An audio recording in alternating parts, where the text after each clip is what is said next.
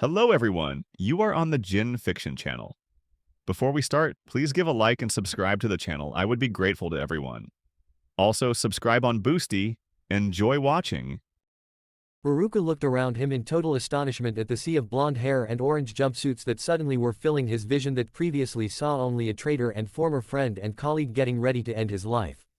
He couldn't believe it. His knucklehead pranked king of a student had truly learned the shadow clone jutsu in one evening to a level the Chunin had never seen before.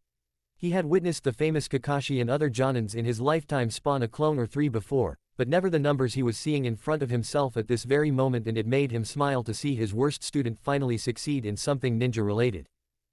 That smile quickly turned into a cough as he was reminded of the injury his former friend had caused him, that led him to be practically lying in the dirt outside of Konoha in the middle of the night as a 12-year-old fought against his former sensei-turned-traitor, Mizuki.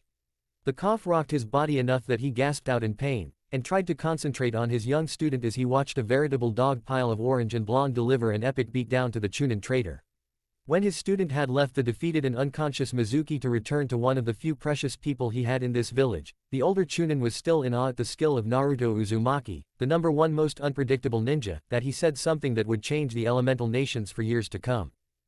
Naruto, I'm so proud of you. The shadow clone jutsu, that is one of the original jutsu of the Nadaime Hokage, Haruka gasped between twinges of pain. It was originally created for espionage. Make sure you don't dismiss them altogether. The memory feedback is supposed to be very difficult with more than one clone. Memory feedback. And just like that, the elemental nations changed as a young genin just starting out is given a gift that will rapidly accelerate his growth to unprecedented levels due to a series of unique circumstances, bloodlines and heritage, techniques and knowledge.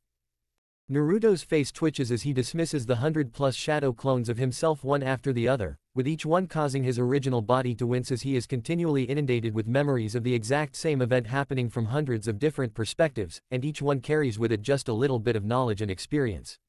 That knowledge and experience are felt 100 times over by Naruto after 10 minutes of methodically dismissing his shadow clones and assimilating the short battle from several perspectives. Wow, what a rush, exclaimed Naruto after the last of the clones poofed out of existence and he once again saw himself jump on the pile and this time bite Mizuki in the left hand as they attacked and beat him down. You'll have to tell me about that jutsu sometime, it's one I always wanted to learn, replied Haruka-sensei fondly as he watched his young student beam in praise of anyone needing to learn something from him, but then quickly remembering where they were. Haruka-sensei, we need to get you to the hospital, yelled Naruto once he realized his teacher was still bleeding with Mizuki's windmill shuriken still embedded in his back. Can you walk, sensei? Not easily, gasps out Haruka, but you could have some clones carry me, was as far as he got before another poof of smoke and a dozen new clones were spreading out to help lift their teacher. Why don't I escort you first to the Hokage? Spoke a silent new arrival with the white Anbu mask of a cat, as 3 Anbu appeared around them, taking in the scene of the battle quickly, and paying extra attention to the large scroll strapped around every copy of Naruto's shoulder. Hee, yeah, Gigi's gonna want his scroll back, answered Naruto sheepishly, just remembering where he last left the 3rd Hokage and wondering about how much trouble he is going to be in. Wait, called out Haruka, who turned to Naruto and told him to first close his eyes. After listening to his teacher, Naruto felt his goggles being removed from his forehead, and a cloth being wrapped in its place. Okay Naruto, you can open your eyes now. When he did, he instantly reached up, and found a Konoha Hitai-8 where his goggles used to be and a smiling Haruka without his own forehead protector looking at him in pride. You did it Naruto, you are now officially a genin of Konohagakure. I'm proud of you.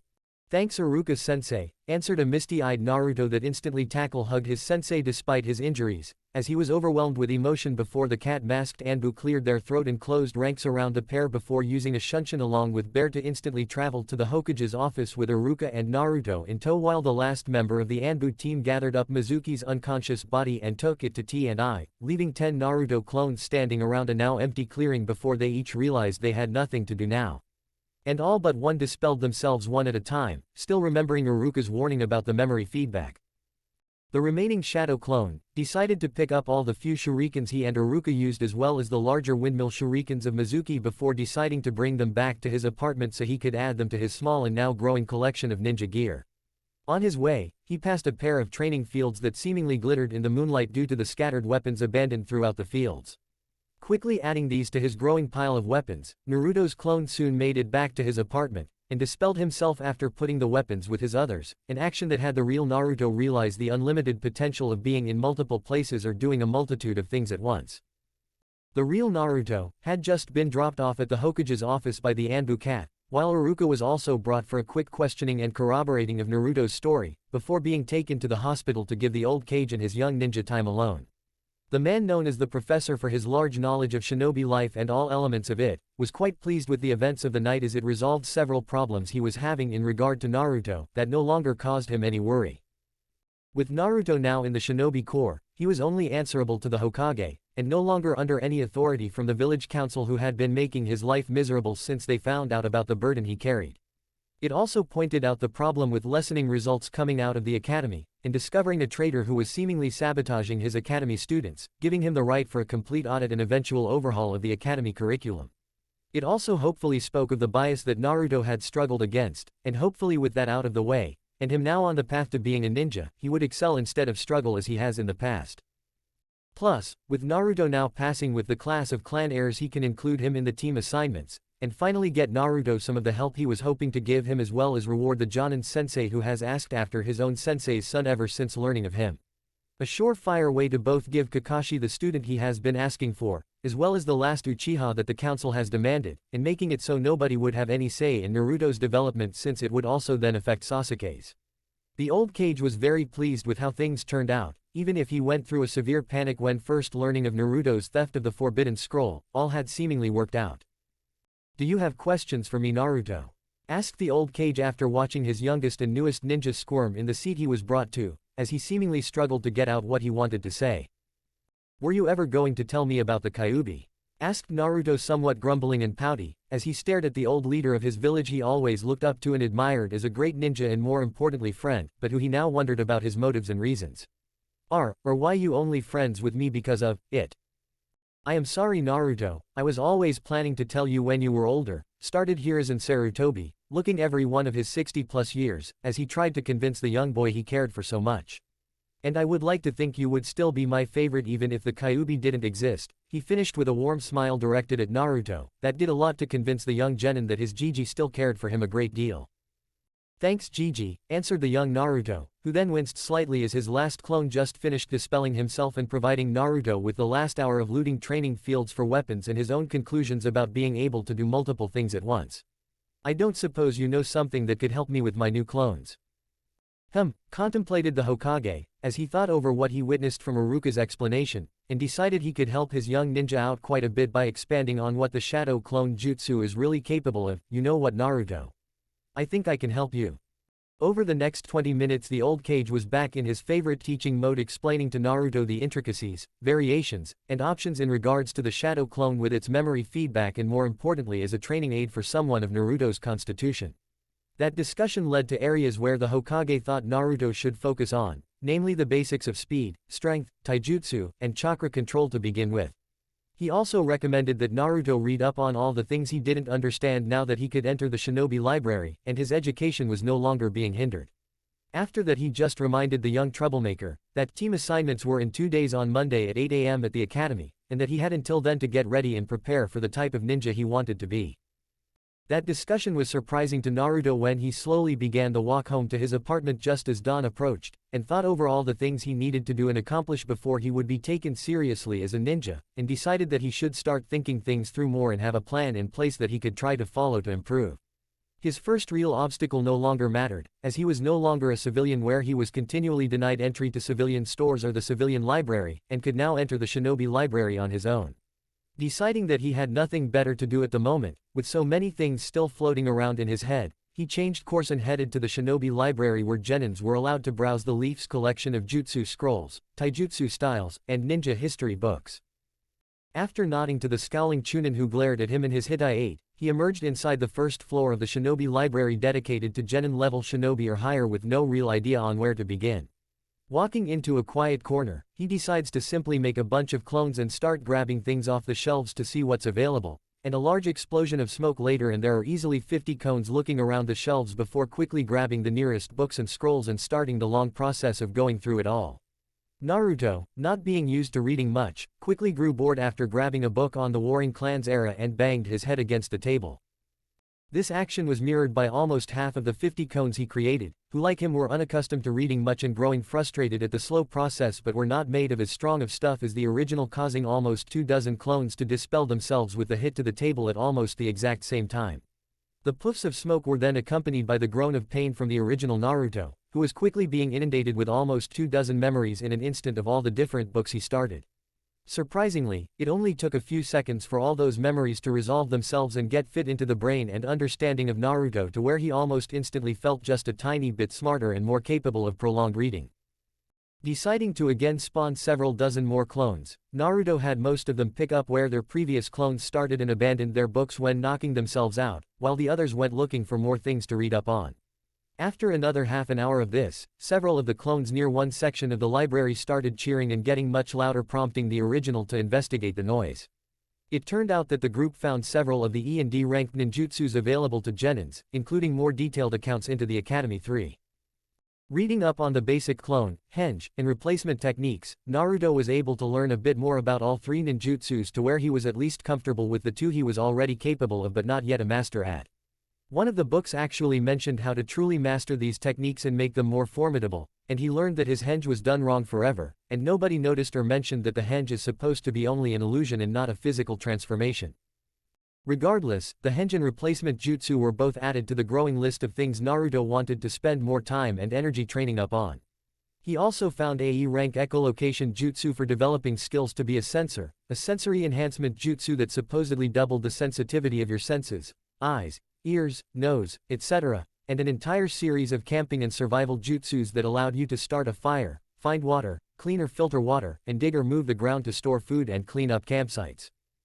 By this time, it was nearing the regular morning time and Naruto had been awake for over 24 hours and was starting to tire mentally, but not yet physically, as he was still somewhat hyped up about all of his discoveries and all the new jutsu he wanted to try.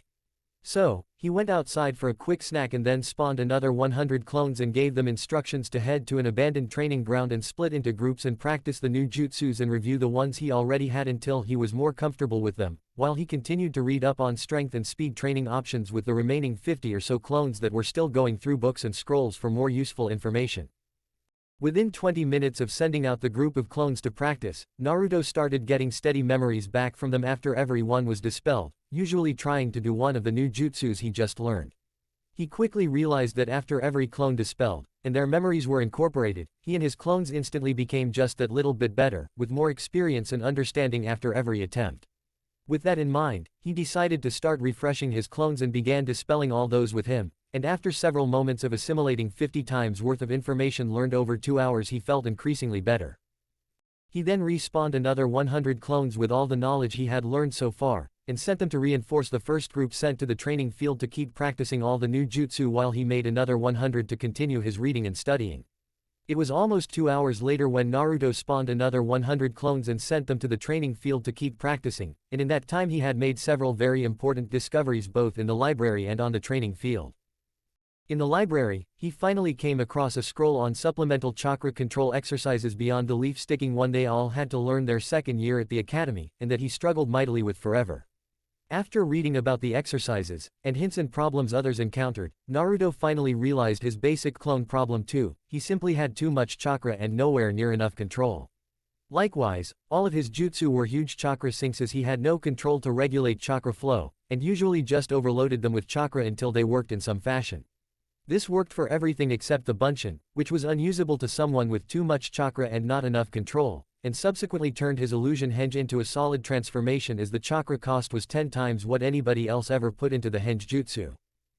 Reading up on chakra control, and the various exercises as well as the benefits and drawbacks had Naruto cursing the academy instructors for sabotaging him with unhelpful hints about putting more chakra into things, probably to try and get him to burn out his chakra coils, a very damaging and potentially deadly affliction that affects a few people every generation. Now knowing how important chakra control is to his health, and his ability to throw ninjutsu around like candy due to his large chakra capacity, Naruto realized why his Jiji told him to work on the basics, as this alone will prove the most beneficial to Naruto's continued development. With those thoughts in mind, he dismisses all of his reading clones and respawns them with new instructions to start practicing chakra control as he finally decides to call it a day and head back to his apartment for some mental rest. His head was definitely feeling very full, more so than at any point in his past, and he knows it's because of how much information he has just learned about so many things related to him, his history, his burden, his chakra, his ninja career, and his new jutsu. As he makes his way home, he also realized that he is in fact very weary and physically exhausted too, as he feels the combined effects of hundreds of hours of training, reading, and learning starting to take its toll. With these thoughts in mind, he gets to his apartment, and spawns a pair of clones to clean the absolute mess he made while he passes out in his bed before his head even touches the pillow. Chapter 2, Remedial Training. 10 glorious hours of sleep later, and Naruto is woken up to a brick being thrown through his living room window that causes him to immediately bolt upright in bed as his mind quickly tries to catch up and remember where he is. Recognizing his bedroom, and the now somewhat familiar sight of a broken window after some idiot throws something, he instantly is more awake and instinctively pops off 10 clones, one to clean up the mess while the others scout and try to find and apprehend the suspect. As he slept through the whole day, and it was now dark again as evening approached, Naruto lost the vandal he was pursuing in the little light, and the slow and groggy start were also contributing factors.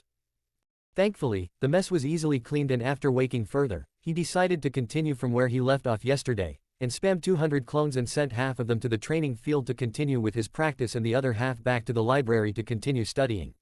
Meanwhile, the original Naruto got dressed and headed to Ichiraku Ramen for some much-needed food of the gods, and some all-you-can-eat celebratory dinner. His mood had never been better. He had finally achieved his dream of becoming a shinobi, and was now on his way to getting stronger one clone at a time, and currently heading to his favorite ramen stand. Life was great. Uchiha-sama, are you sure you don't want more kunai? Free for our favorite new genin, came the loud and sleazy voice of Himaro Buki, the leading weaponsmith in Konoha for several years, and also a royal ass-kisser and member of the civilian council that favored the last loyal Uchiha something fierce. Naruto just scowled as he watched the sleazy weapon merchant try to give away more stock to his hated rival for nothing other than his family name, and it really pissed the young blonde off. He had been thrown out of Buki's store more times than he could count, and he still didn't have all the gear he knew he needed for the start of his ninja career, and wondered how he could go about getting his own ninja supplies filled. Too bad he wasn't an Uchiha.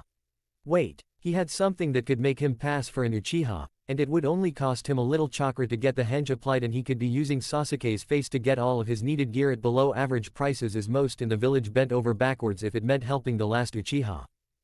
Deciding that he couldn't show up right after the real Sasuke left, he instead started making a mental list of all the supplies and gear that he needed to shop for before being assigned to Junin sensei and team.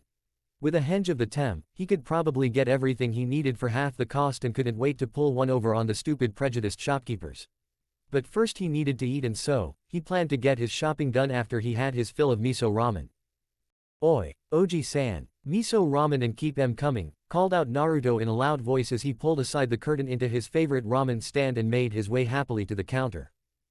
Naruto, calls out Ayame happily as her favorite customer and honorary little brother comes and sits in his spot. A smile larger than she can ever remember seeing on his face makes her own lips curl. "Where have you been for the past few days? Dad, get out here. Naruto's here." Despite all the recent changes in such a short amount of time and everything he has learned in the last few days, Naruto was still very much the same loud obnoxious bragger and couldn't stop himself from grabbing and showing off his Hitai 8 and his megawatt smile. Ayame eyes widened at seeing the symbol of their village on Naruto, and couldn't be happier or prouder of her little brother and smiled back congratulating him when her father finally stuck his head through the kitchen curtain. "I like the new accessory, Naruto, the symbol of the leaf looks good on you," came Tsuki Ichiraku's happily worded praise before ducking back into the kitchen and then emerging again a moment later with a steaming bowl of miso ramen for his favorite customer, who had reason to celebrate it seemed. "Datbeo," exclaimed Naruto with enthusiasm as his eyes followed the approaching bowl of heavenly goodness and his smile never wavered, "and thanks old man." Naruto paused barely enough to say thanks and break apart his chopsticks before attacking the bowl of miso ramen with gusto, as he finished in moments, and over the next half hour put away a dozen bowls of his favorite food with no end in sight. After the first 2 bowls, he was able to slow down enough to talk to Yame and old man Tsuki between kitchen runs for more food, and tell them all about failing the exam and ending up being tricked by the traitor Mizuki to steal the forbidden scroll. He didn't go into too many actual details but was able to give the pair a good picture of basically what happened and what he has been doing since. The Ichiraku family couldn't be prouder or happier for their young friend, whose dream of becoming a ninja and eventually Hokage was very well known. They knew how he was treated by most in the village, and knew all the difficulties he constantly had to overcome and deal with, and had always felt for the spirited boy. Seeing him happy, and seemingly turning his life around for the better, had them both overjoyed and also a little worried for their emotional friend as they knew the dangers of the ninja life despite being civilians. Just make sure you train hard, and always be careful, we wouldn't want anything to happen to our favorite customer, pleaded Ayame as she watched the younger boy demolish his 15th bowl of ramen and finally seemed to slow down. Datbeo, Ayame Ne-chan, responded an excited 12-year-old to his favorite people in the village outside of Jiji and Aruka-sensei. Once he was finally finished eating, he paid a tidy sum to the two Ichirakus for all of his food, and then decided on his plan to get supplies cheap by hanging into Sasuke. He had 3 stops to make to get all the supplies he had slowly been thinking about, and decided to make Buki's weapon shop the last one. With that in mind, he headed towards the heart of the merchant district where his first stop was, Higurashi Outfitters. Higurashi's is where you go to get the very best of custom and overly specialized weapons, and not necessarily the shopping place for fresh out of the academy genin. But, they sold one thing that Naruto had seen mentioned several times in all of his recent reading, and that was storage scrolls and fuinjutsu supplies. The art of sealing instantly caught Naruto's attention while doing all of his research, as his life was defined by the seal for the kyubi, and storage scrolls were just about the coolest and most helpful things to use. So, before ducking into the store, Naruto hanged to look like Sasuke Uchiha and entered the large high-end weapon shop with his head held high and an arrogant sneer on his face that he thought resembled the Tem pretty well. It didn't take him long to find the corner of the store dedicated to fuinjutsu, and he quickly picked up all 3 books they had for sale, as well as 6 storage scrolls, and a small starter fuinjutsu kit that had a small amount of usable paper, ink, and brushes to create your own seals. Taking it to the counter, the middle-aged man there scowled down at Sasuke, which surprised Naruto as he thought everyone loved the last Uchiha, before demanding the full price of 20,000 yen and taking a sizable dent out of Naruto's available funds. Luckily, the owner Itoi Higurashi showed him how to load everything he purchased into one of the storage scrolls and sent him on his way. The next stop was just 2 stalls down, and was one of the better clothing shops for the more standard ninja gear. There, a younger female clerk instantly recognized Sasuke, and was all over him the entire time he was in the store, trying to help in any way she could. Claiming that he was only buying training clothes, and didn't want the Uchiha fan on anything was a little more difficult than he thought it would be, but eventually he just got the civilian girl and former academy dropout to do him this little favor, with anime hearts in her eyes. On the plus side, he got 10 standard black pairs of pants and shirts, as well as 3 pairs of black sandals, 3 sets of arm and leg guards, 5 shuriken and or kunai pouches, and a few other basic necessities that caught his eye, including a beginner set of training weights. Due to his stalker helper, he was also able to get the entire purchase for half off the would-be 20,000 plus yen price tag, and leaving him with still plenty of money to fill up his new weapon pouches. As he planned, the last stop was to Buki's weapons, and he was instantly greeted by the sleazy Himaro Buki, who was quick to tell him he knew Sasuke would be back for more supplies. He instantly started pulling Senbon, kunai, and shuriken by the bucket loads and began piling it all up at the counter. Within 20 minutes, there were more weapons on his counter than Naruto had ever seen in one place before, but he was more than happy to seal them all in a storage scroll and take up Himaro on his generous recommendation to have them for free, or a later returned favor that had Naruto laughing his ass off on the inside, take that Tem. After that, it was a return to his apartment as stores were now closing and all the civilians were starting to turn in for the night as was their usual. Naruto however was just getting started, and after a quick trip to drop off his new things and put on his new weights and training outfit, he hurried to a nearby training ground he sometimes frequented and put his new training plan in motion.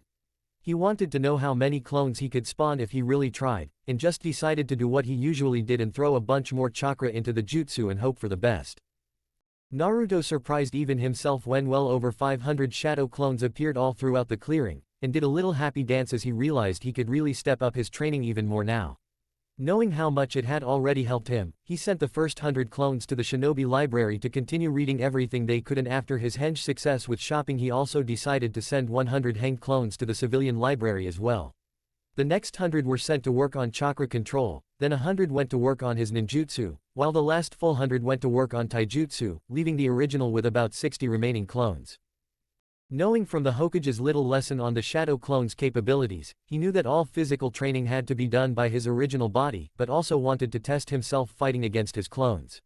So he decided to just have them attack him in waves, starting small as he still didn't really have a very well-defined taijutsu style, even if it had quickly started to improve over the last day. Because they could only really take one good hit, Naruto quickly worked his way through the 60 clones for a pretty good warm-up and was pleased with his quickly growing skill in his basic taijutsu. Naruto spent the next 2 hours running himself into the ground physically, through actual running as well as several other calisthenics exercises he vaguely remembered from the academy. Shortly after he began, he spawned and popped a clone with instructions to research other exercises and was able to incorporate them into his workout, as memories of his researching clones would occasionally pop into his head at random moments throughout his activity. At the end of 2+ hours, as the hour approached midnight, Naruto felt that his chakra had recovered enough to try another mass clone creation, and this time was able to spawn over 650 of the doppelgangers. Knowing that his library clones only needed a few replacements, he sent 24 to each library with focusing instructions for the civilian side to start on learning about the body, and ways to improve it without chakra. He then sent half of the remaining 600 clones to the group working on taijutsu, as they had suffered the most losses due to their activity, and then split the remaining 300 in half and sent each group to one of the 2 remaining groups, chakra control and ninjutsu. These last 2 groups had not lost too many people, as they only expired when they screwed up a jutsu, exhausted their chakra supply, or got too close to a neighboring clone. With all of his clones now occupied again on improving his basics in the areas he had them working on, he stopped by the small stream in the training ground and got a long drink before once again starting up his physical exercises. He ended up doing the exact same thing another 2+ hours later at 2 AM, and spawned as many clones as he could with his recovered chakra, adding them as reinforcements to all his others still out there before getting a long drink and small snack of 3 ration bars and starting up the physical exercises once again. When 4 AM came around, Naruto again had recovered enough chakra to easily spawn another 600 clones to add to his training troops, even if he knew that he was running out of room in the current 2 training grounds his clones were already occupying. Taking a longer break this time to get a drink and snack, Naruto started processing the hundreds of memories and experiences he had gained over the last several hours and couldn't be happier with his overall progress in all fields. The Shinobi Library team reported to being over halfway through the Genin section, and had even managed to slip 3 hanged clones into the Chunin section while the Chunin librarians changed shifts. The civilian library team was still in its beginning stages, but he was pleased with what progress they had made, and he learned they almost completed the fitness section and were moving on to beginning medical texts to learn more about the body. The chakra control team had finally mastered the leaf sticking exercise to an insane degree, keeping 20 leaves on different parts of the body and being able to move them around without dropping them, and had since moved on to the tree climbing exercise, which was going very well. They had almost reached the top of the trees they were practicing on, and were then going to work on their endurance and ability to multitask while stuck to the tree. The book mentioned being able to fight or train while stuck to the tree for over an hour, as the ultimate test of this skill's mastery, and Naruto was planning to master each of these skills before moving on to the next chakra control exercise on the list, water walking. The taijutsu team was moving along relatively well, but without a specific style or proper instruction, he was kind of stuck as an unpredictable brawler just practicing the few limited moves he knew to exhaustion. His moves were getting increasingly better, but they still lacked the cohesiveness of a true style or the fluidity of a master of the art. He was hoping his Junin instructor would be able to help him pick out and practice a taijutsu style that was more tailored to him so he could really improve in that area too. The ninjutsu team was probably the most behind and uncoordinated, as there were now a half-dozen skills and jutsus that they were trying to learn and master simultaneously. The first jutsu he had really tried to master was the kawarimi or replacement technique, and he reasoned that it was probably best to learn to dodge and stay alive first before moving on to others. Likewise, after that first day, his replacement was practically flawless now, and he only needed to keep working on his speed with the technique as he continued to dedicate several clones to continually improving it, as well as his hand signs. With the help and increase in his chakra control, by the end of that second day he was able to get the standard henge illusion, and not just his overpowered true transformation, but still couldn't produce a viable Bunshin clone, although he was getting closer. The survival skill jutsus were all coming along really well, as he was able to start fires, find and filter water, move earth for fire pits, latrines, and the cleanup of campsites and food preservation. He was also now working on some of the tracking and hunting skills he read about in the hopes of surviving out of the village while on missions, and couldn't be happier to find a way to not always have to eat ration bars. The only problem the ninjutsu team was having was related to the 2 sensory jutsus Naruto picked up, the echolocation one and the enhancement one. He didn't understand the concept of echolocation, and it made it really difficult for the young genin to do anything more than expelling chakra into his surroundings with no understanding of any feelings he was picking up. The enhancement one he was capable of pulling off, but it left his head spinning, his eyes stinging, his nose burning, his ears ringing, and in no condition to do anything other than want to curl up in the dark and quiet. Finished with his break, he was just getting up to start another round of physical exercises when he saw just at the border of his training ground a pair of green blurs, and heard the unusual sounds of two men screaming about their flames of youth as they raced past. Amazed at their speed and dedication, as it was just 4 a.m., he shook his head and with a more determined look on his face jumped right back into his physical exercise. He was pleased to discover too, that his speed had almost caught back up to normal even with the first level of weights on and knew he would be turning them up a level soon. At the next 2+ hour interval, it was nearing 7 a.m. and the village was truly starting to wake up and come alive, and Naruto was slowly becoming more weary and tired both mentally and physically. So this time, after spawning another 600+ clones and sending them off to reinforce their brethren, the real Naruto headed towards Ichiraku's ramen to partake in some breakfast of the gods, and a well-earned break. It was somewhat amusing to see Kyuki and Ayame again so soon, since he had just had dinner there several hours and several hundred clones earlier. "Back again, Naruto?" asked Ayame as she saw him approach their stand while cleaning up the counter and finishing the last few tasks before opening. "You bet. I'm starved," responded the young blonde tiredly as he seemingly dragged himself to his usual seat. "Can you get me at least 5 miso ramens to start?" Sure Naruto," replied Ayame as she looked at her young friend with concern, as she rarely saw him that tired or worn out. "Are you alright?" Yeah," responded Naruto with a little chuckle to himself, "just training a lot." "Oh, well, that's good," came Ayame's reply, before calling into the kitchen to her dad for Naruto's order, before continuing around their little restaurant and preparing everything to open, while peppering the young blonde with questions about his training schedule as he obviously wasn't keeping normal hours. Naruto told her a little bit about the shadow clone, and the memory transfer and then what all was going into his training and why the schedule was so wonky until team assignments tomorrow morning on Monday. His plan was to continue training through today until he dropped hopefully this evening, and then sleep it all off and be ready and refreshed Monday morning. He didn't know what to expect from team assignments, but had read enough to learn that every Genin team consisted of 3 Genin and 1 Junin sensei at least until Chunin exams where promotions usually broke up the Genin teams. Naruto was somewhat worried about the makeup of his future team, as there were not a lot of people in his class or any of the others that he liked and got along with. What if he got paired with someone who hated him and wouldn't work with him, or with some losers that are likely to get themselves killed the first time they face any opposition? Not to mention, his Junin sensei might not be a good teacher, or hate him or the Kyuubi and hold it against him or any other scenarios he was dreaming of and possibly dreading. Well, there wasn't much Naruto could do about worrying over something that hasn't happened yet, or plan for all possibilities, so he instead just tried to keep an open mind and promised to work hard. He wouldn't stop training, that was for sure, and as long as he was doing that, he felt that he was improving and working towards his goal of being a kick-ass ninja and Hokage. Finishing up his 7 bowls of ramen, he thanked Ayame and Kyuki before returning to the training ground he had been using and jumping right back into his physical exercise. Needing another bigger food break around lunchtime, after another longer exercise circuit and spawning of 600+ clones, Naruto decided to try somewhere different as his reading on nutrition showed that his diet was severely lacking in a lot of the essentials he needed for growth. Needing to incorporate more protein and vegetables, he ended up going to a nearby barbecue restaurant that Choji and Shikamaru from his class often frequented, and he at least knew of.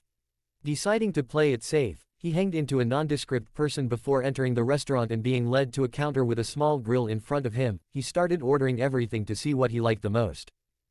After a large meal where he tried several different types of meat and vegetables, and discovered that they weren't all horrible, Naruto was pleased with ordering seconds of his favorites and really enjoying them.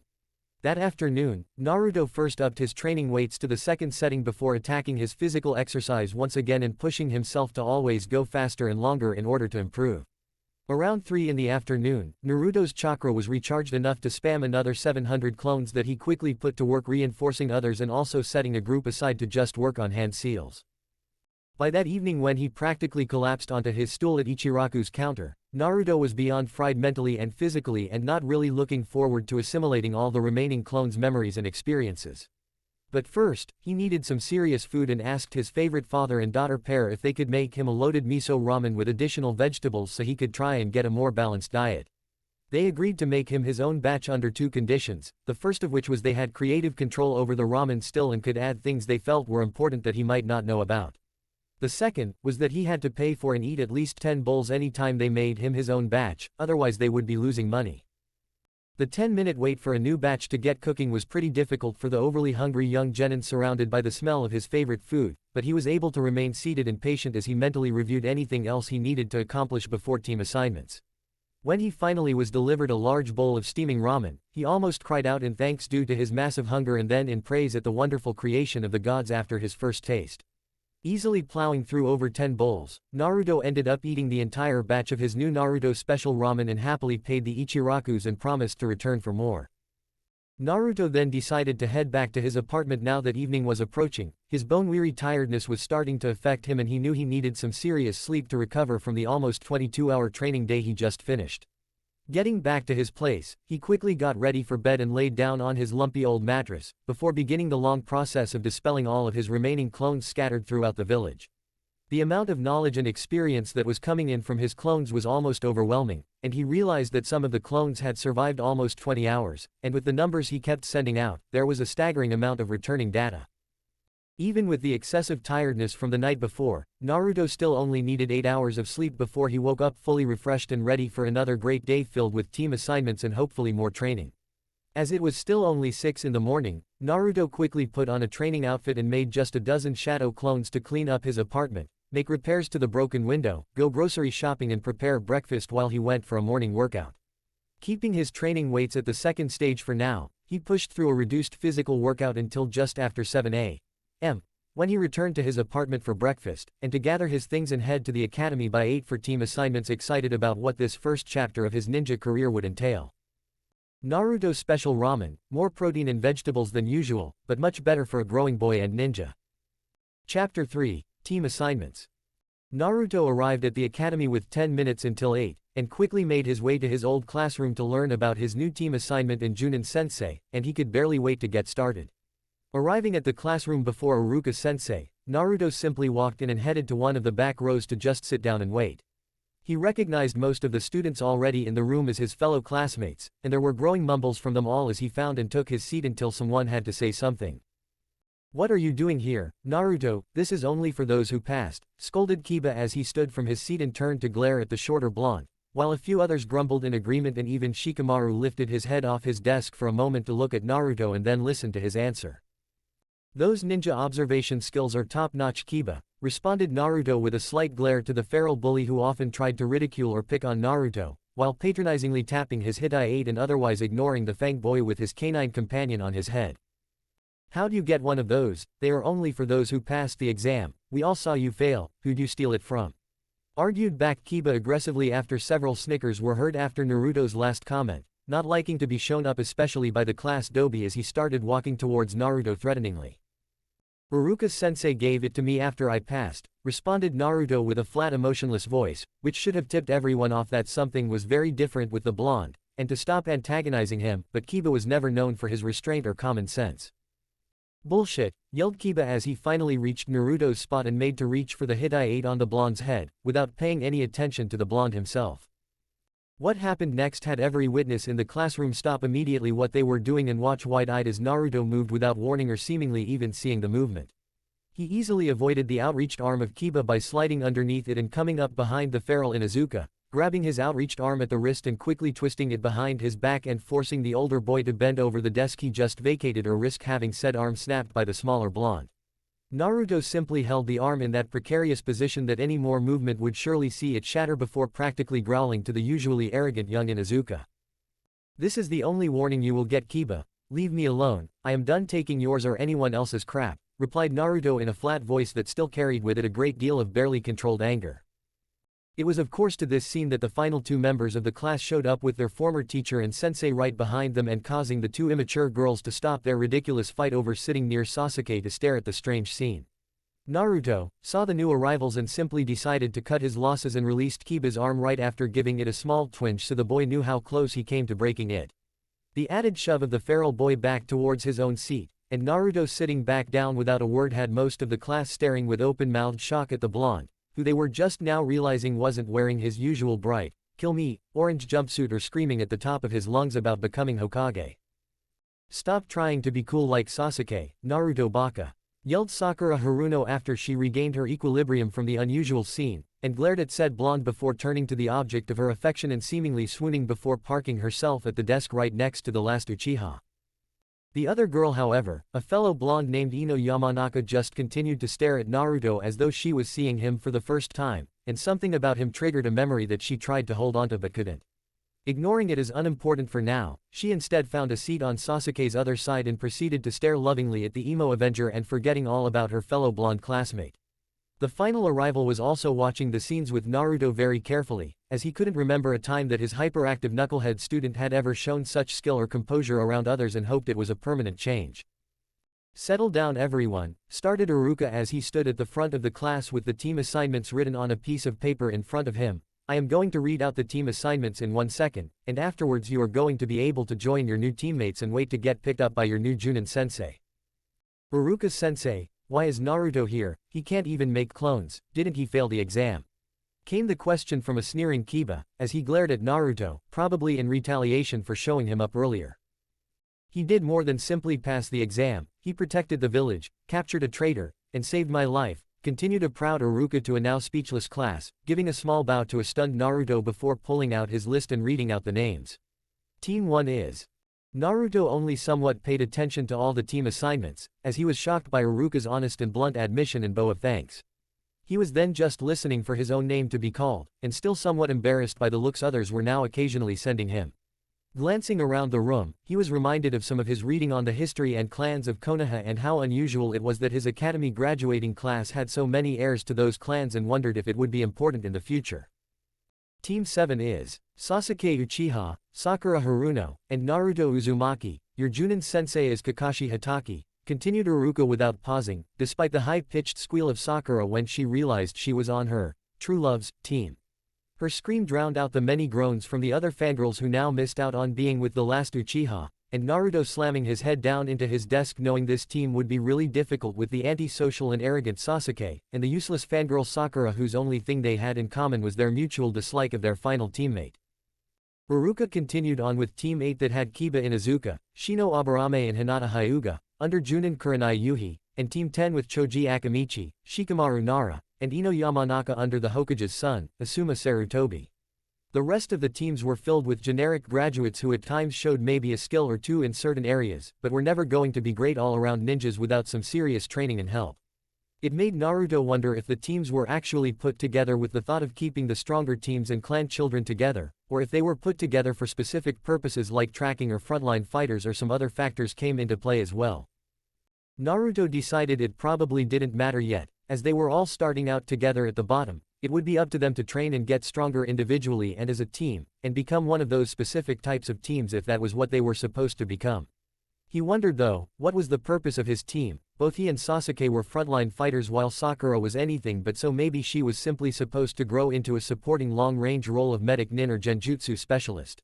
Either way, he knew what his job now was, to constantly work to get better and keep pushing himself until he was recognized as the greatest Hokage in the village's history.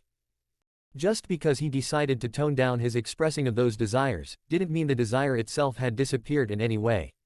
Naruto was going to become the Hokage, he was going to prove to everyone that he is the best, he was going to change people's minds about him, he was going to be a legend, and that started now. He was now a genin, out from under any civilian authority, and free to grow and live his life as he wanted. Ready and able to work hard and train himself into the ground until he earned the respect of his village and the shinobi nation. His inner monologuing however had him miss most of Iruka's pep talk about becoming ninja of the village, and what to expect and how to represent yourself and your village with pride. Naruto did catch the gist of it all, and was pleased when his teacher again affirmed how proud he was of everyone who made it this far. But then, Junin-senseis started arriving and pulling their teams out one after another until only the 3 students of the new Team 7 remained behind with an exasperated Iruka. "Well, I am to report to the mission desk at noon, so I can't wait any longer for Kakashi-san to get here," spoke Iruka after waiting over a half an hour after the last team left with still no sign of the tardy sensei. "I'm sorry you 3. Kakashi has a bit of a reputation, you may want to get comfortable," he finished before waving to the final 3 waiting students, ignoring the glaring Naruto for his laughter at their expense. "Come find me later, Naruto. I think I owe you some dinner at Ichiraku's." "Datbayo." cheered Naruto in excitement, his mind instantly going to dream about his beloved ramen while he happily waved goodbye to Iruka, and settled into wait. Ah, is this guy ever going to show? Exploded Naruto 15 minutes after Iruka left, his patience almost completely out now and just itching to get out there and continue training at least. Shut up Naruto baka, shouted Sakura in her high-pitched wail that physically hurt Naruto's sensitive ears, that still hadn't fully recovered from his experiments with the enhancement jutsu and seemed to be getting even more sensitive as time went on. Grunted Sasuke, though neither Sakura or Naruto understood what he was grunting at, both thinking that the Uchiha was just agreeing with them. Whatever, I have better things to do than just sit here doing nothing, grumbled Naruto to himself as he got up and threw open the classroom window before going through the already very familiar cross-hand seal and spawning 700 clones on the academy grounds, and one clone sitting in the seat he just vacated. Jumping out the window moments later to his lone clone in the classroom's shout of, "Traitor," he quickly led his clones around the building and over to the academy training ground and obstacle course. He then started his physical exercises as he had his clones run through their own chakra control training in the surrounding trees, tired of waiting around doing nothing while he waited for his new sensei to arrive. He got in a good hour of training before he was alerted to the arrival of his sensei by the classroom clone dispelling, and learning of the 5-minute window he gave them to meet him on the roof. Naruto took off like a shot as soon as the memory was processed and using his almost perfected tree climbing technique, ran straight up the outside of the academy building until he reached the roof seconds before either of his teammates came through the door at the other end of the roof. Seeing the gravity-defying silver hair of the man claiming to be his new sensei Kakashi Hatake was impressive, and watching said ninja as he sat on the edge of the roof reading an orange book, Naruto was impressed with the man's physique. He was tall and muscular though not too bulky, and despite carrying himself as a lazy ass, Naruto could see his single eye not covered by his slanted hit taking in everything around him. "So it's true, that was a shadow clone in the classroom," spoke the tall veteran ninja as he looked at the blonde ninja standing in front of him in surprise.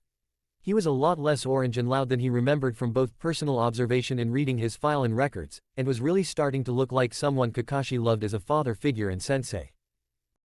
Yeah, mumbled Naruto somewhat self-consciously, not sure if he was already in trouble with his new sensei for the perceived prank. Even if that wasn't his intention, his reputation would demand it. "Sorry, I just didn't know how long we were going to have to wait." "So instead of staying with your teammates to meet your new sensei, you would rather train by yourself?" asked the older ninja with a bit of hardening in his lone visible eye, that let Naruto know that his answer here would be very important to his continued relationship with the silver-haired Junin. "Well, I didn't want to train by myself, but I know Sasuke would never lower himself to listen to me or train with me on his own, and Sakura could care less about training altogether unless Sasuke was involved. You weren't there yet, and I was getting antsy and needed to let off some energy before I did something stupid," responded Naruto, slowly at first as he carefully chose his words but getting quicker as he became more comfortable laying out everything he could think of. "I left a clone that would alert me the moment you arrived, and didn't leave the academy grounds so I would be close by." Well reasoned, began Kakashi slowly, "but I am not sure how I like my cute little genins not wanting to train together or listen to one another. Doesn't sound like a very good team. In the future you should also ask before assuming that your teammates wouldn't want to train with you." Grunted Sasuke, though nobody knew what exactly he was grunting about as the three others on the roof all looked at him waiting for him to elaborate. They waited a while. "Okay," replied Kakashi after a minute of awkward silence, where they waited in vain for the last Uchiha to continue. "Let's try some introductions. You know, likes, dislikes, dreams, and goals for your ninja career. Could you show us how?"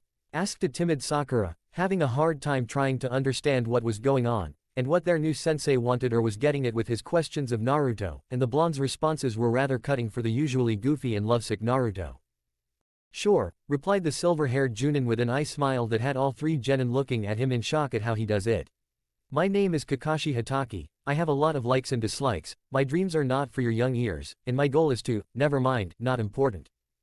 Sakura looked at her sensei in open-mouthed shock. They didn't learn a single thing about him other than his name, which they already knew before this. Turning to her two male teammates, she noticed that Naruto had a slight glare directed at their sensei, while Sasuke was so cool and seemingly ignoring everything around him. Sighing in happiness that she was now on his team, and was afforded the opportunity to watch her crush every day, she couldn't be happier and didn't want anything to ruin this, and that included Naruto baka. "Pinky, why don't you go first?" returned Kakashi with an eye smile at Sakura's frown and scowl at her nickname. I am Sakura Haruno," she started. The starry-eyed stare and drool at the object of her affection left little to the imagination as to who she was referring, and I dislike Ino Pig and Naruto Baka, my dream is too. Again with the drooling stare at the last Uchiha, accompanied by a giggle this time, and my goal is to start a family, another drool-filled stare that had Kakashi raising his eyebrows in shock at the overly obsessed fangirl. You next broody, replied Kakashi with a shake of his head to clear it of the insanity that was his only female genin. Sasuke Uchiha, grunted out the last Uchiha unpleasantly, probably still suffering from internal convulsions from the fangirling he just witnessed. I have no likes, and I dislike most things. My dream, no, my goal is to kill a certain man and restore my clan, and I won't be held back by others. Kakashi couldn't believe that these two were the top shinobi and kunoichi in the graduating class, they both suffered serious delusions and they were going to get someone killed one day. An overly obsessed fangirl with no strength or skills or even the desire to train and become a ninja, and a brooding nutcase, who is most likely an undiagnosed psychopath with both an inferiority and superiority complex according to his academy records. That neither of them value Naruto is a given after learning what he did, and made the blonde kid's earlier declaration about not training together pretty accurate, and also Sasuke was going to have problems with any teammate or fellow ninja of the leaf with an attitude like that. Okay Blondie, you're up, continued Kakashi seemingly uninterested, but in fact very curious about the boy he was most looking forward to working with and getting to know as he reminded him so much of four of his most favorite people, Minato, Kushina, Rin and Obito. My name is Naruto Uzumaki, responded the blonde genin more seriously than what anyone expected from the usual loud-mouthed prankster, but still not without some of his original personality shining through.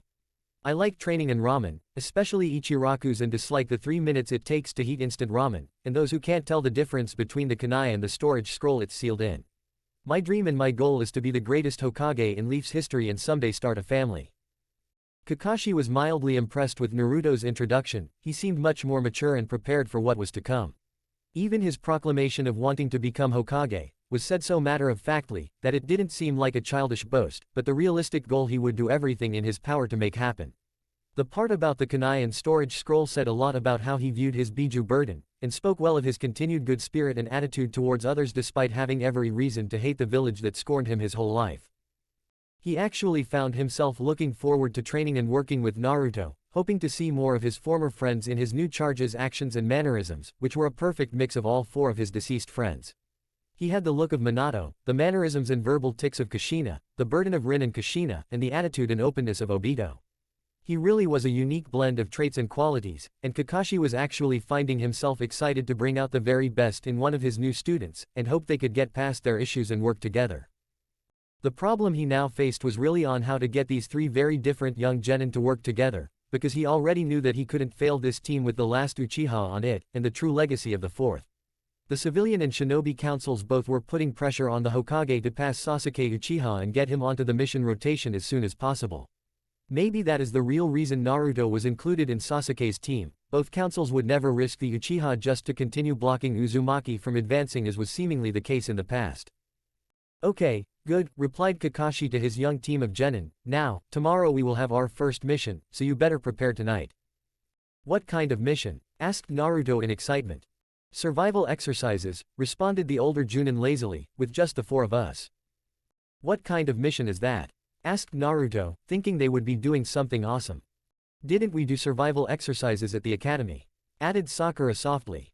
Oh, these aren't like the academy survival exercises at all, answered Kakashi with a bit of an eye smile that did not seem nearly as friendly as any earlier ones he sent to his genin. Only 33% passing rate, and all the failures get sent back to the academy for another term. What? Shouted both Naruto and Sakura almost simultaneously, while Sasuke also looked on in surprise and a little uncertainty. But, we already graduated, continued Sakura. What about the exams we just took to pass the academy? Those were just to weed out the hopeless cases, responded Kakashi with a bit of pleasure leaking through his voice as he crushed the three genin's hopes. The ones that pass that test are just the ones who have the potential to become genin. I'm the one who gets to decide whether the three of you actually pass or fail. Be at training ground 7 by 5 a.m. tomorrow morning with all your gear and weapons, and don't eat breakfast unless you want to throw it up. With that, the Junin Kakashi disappeared with a shunshin in a poof of smoke that left leaves and three angry and or worried potential genin behind. Sakura was terrified of another test, but hoped that her true love would win the day, and that her destiny to be with Sasuke would allow her to pass this test with ease.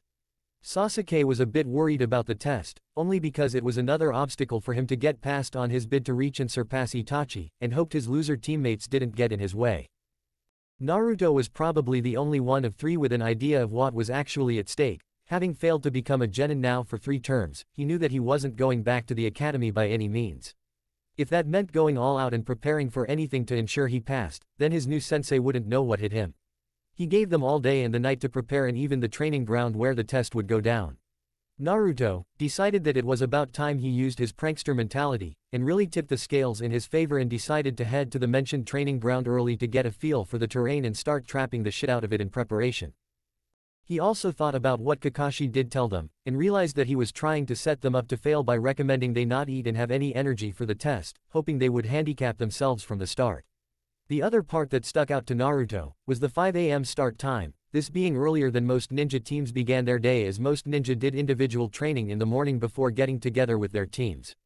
Naruto has been around the village enough at odd times to know that few missions started so early and less time sensitive, and wondered if his sensei was planning to be late as well again tomorrow, as that would fit into the misdirection he seemed to provide for the rest of the instructions.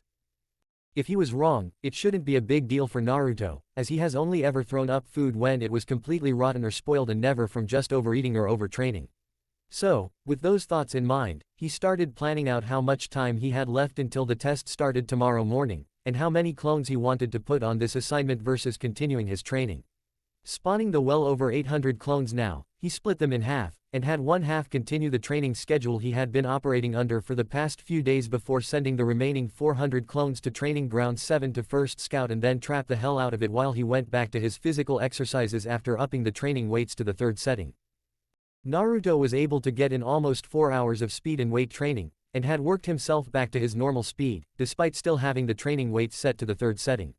He thought about reducing the training weights so he could show off his greater speed, but thought it would probably be better to have that ace up his sleeve in case he needed something to tip the scales later, and wanted it to be a surprise the first time he went against Sasuke. Besides, getting his speed back to where it was in the academy with the training weights on, was quite the feat of only 3 days of hardcore clone training, as most took weeks to get past the 1st setting. Naruto was really starting to see how amazing and powerful his new shadow clone technique really was when he thought back to how far he progressed or grew in just these last 3 days versus the 3 previous terms of academy instruction. He also realized that he was actually helped greatly by the stupid fox sealed in him, as all his sore muscles were constantly being filled with Biju chakra and refreshed and repaired from the overworking. This constant repairing of torn and sore muscles actually made them grow back stronger and denser, and allowed for his body to recover from injuries and ridiculous levels of training much quicker than most, and was a real benefit to the training method he had developed. Realizing that it was nearing dinner time, he decided to spawn another round of 800+ clones to reinforce both the others he already had training on their own and those trapping Training Ground 7 in preparation for tomorrow's genin test.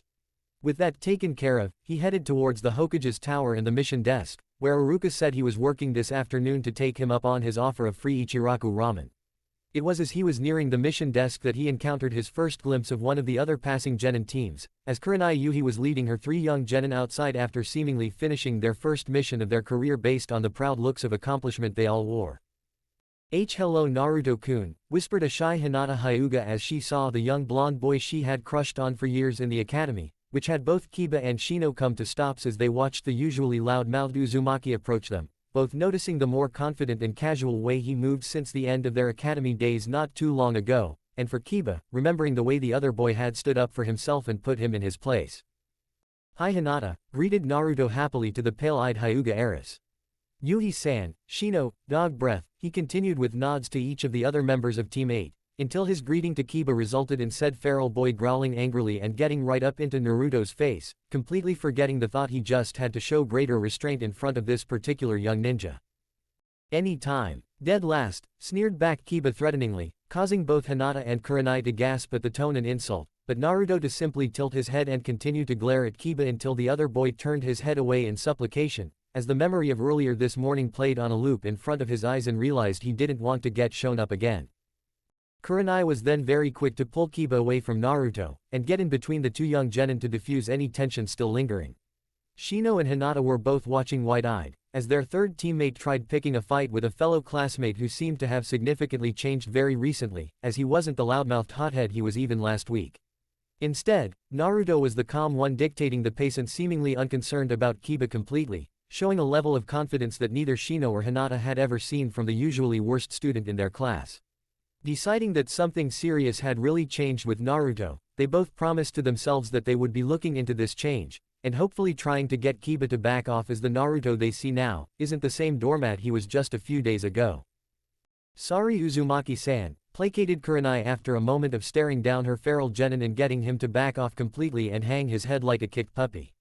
We are going to be working on Kiba's temper and attitude a lot over the next few weeks.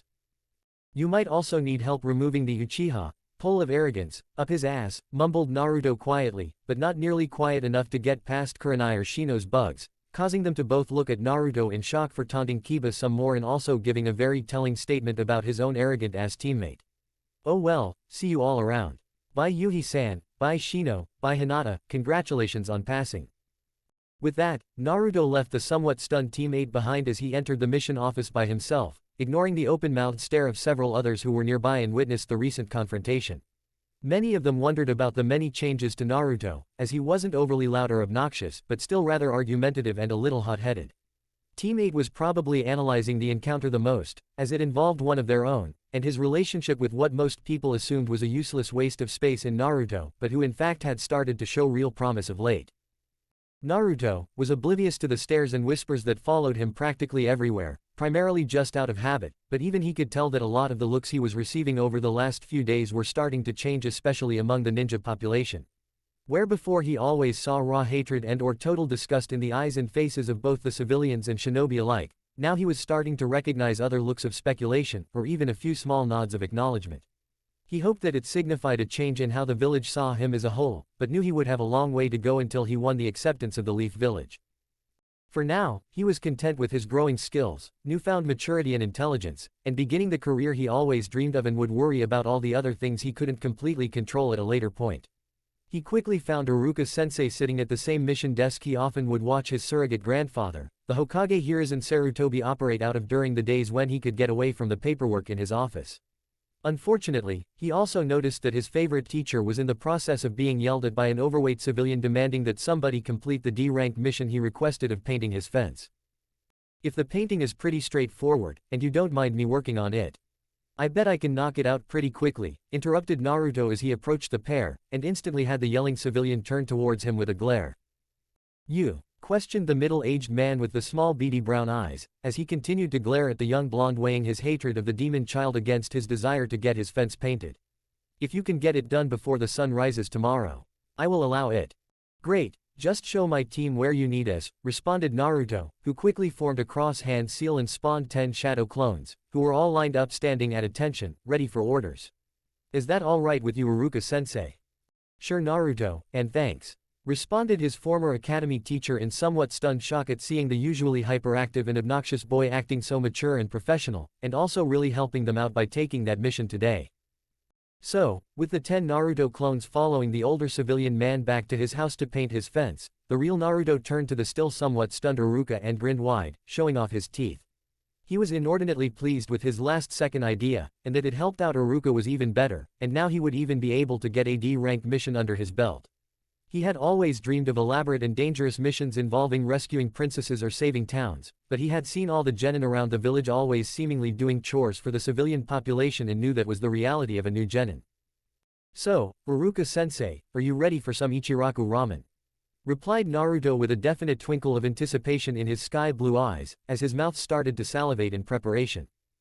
Hee, sure Naruto, just give me a second to fill out this mission log, sign it, and turn it in before I can leave, responded Iruka with an amused grin as he was again shaking his head in shock and exasperation at the antics of his young blonde friend, who really was the #1 most unpredictable ninja, especially when ramen was a possible reward. With the paperwork done, the unusual pair headed to Ichiraku's stand for a well-deserved dinner and chance for the two to catch up and chat about everything that has been happening in the last few days since the Mizuki incident. After sitting down and placing their orders, Naruto quickly launched into everything he had been doing since leaving Iruka-sensei to go to the hospital on the night of Mizuki's defection, including the tons of training he had been getting in. Iruka was beyond impressed when listening to everything his young student had been up to, and couldn't believe how much of a game changer the shadow clone technique would end up being for the young genin. He promised after dinner to give Naruto some help and pointers on the echolocation jutsu, as well as the sensory enhancement one that he couldn't seem to get exactly right. He also promised to review the camping survival suite of jutsu, to make sure Naruto wasn't missing anything regarding that suite of jutsus, and show him a few others he might like to learn and incorporate into his arsenal. Naruto was easily convinced of Iruka-sensei's greatness and couldn't wait to get started learning new jutsu, or perfecting the ones he was struggling with. So after they finished their meals, they headed to the abandoned training ground near his apartment where he had been doing most of his clone training, and Iruka got his first look at a Naruto clone training session. To say he was shocked to see the organization, and just the numbers of Naruto clones running around training was a complete understatement. But, after looking over all the different areas of training clones, he was beyond convinced that Naruto was both ready for his help, but also that his goal of becoming a Hokage was a lot closer than he thought this morning. For the next hour, Iruka went through all the jutsu Naruto was learning to ensure he was doing everything correct, and also to check his work and verify that he really was ready for the next stage in his training. His survival camping skills were rated as top-notch, with him only needing experience now, and his trap skills continued to impress even Junin-level opponents. His henjin replacement were both superb, with his added physical transformation blowing Iruka's mind when Naruto demonstrated it for him, and also told him how he was using that transformation to get his shopping done much easier and cheaper. His shadow clone was at ridiculous levels, and even his basic Bunshin clone was starting to form almost looking as he was supposed to, a real testament to Naruto's continued training in chakra control. That was also a real surprise for the academy teacher, as he watched his 3-day-old genin fight shadow clones among the treetops without a single slip or misstep, really showing how far his chakra control had come.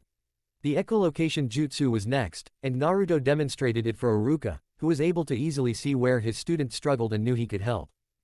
It was a familiar jutsu for the former Anbu Dolphin, who used the echolocation jutsu himself to develop into one of the best non-Inuzuka trackers and sensors in Konoha, and the reason he was recruited into Anbu during his Chunin days.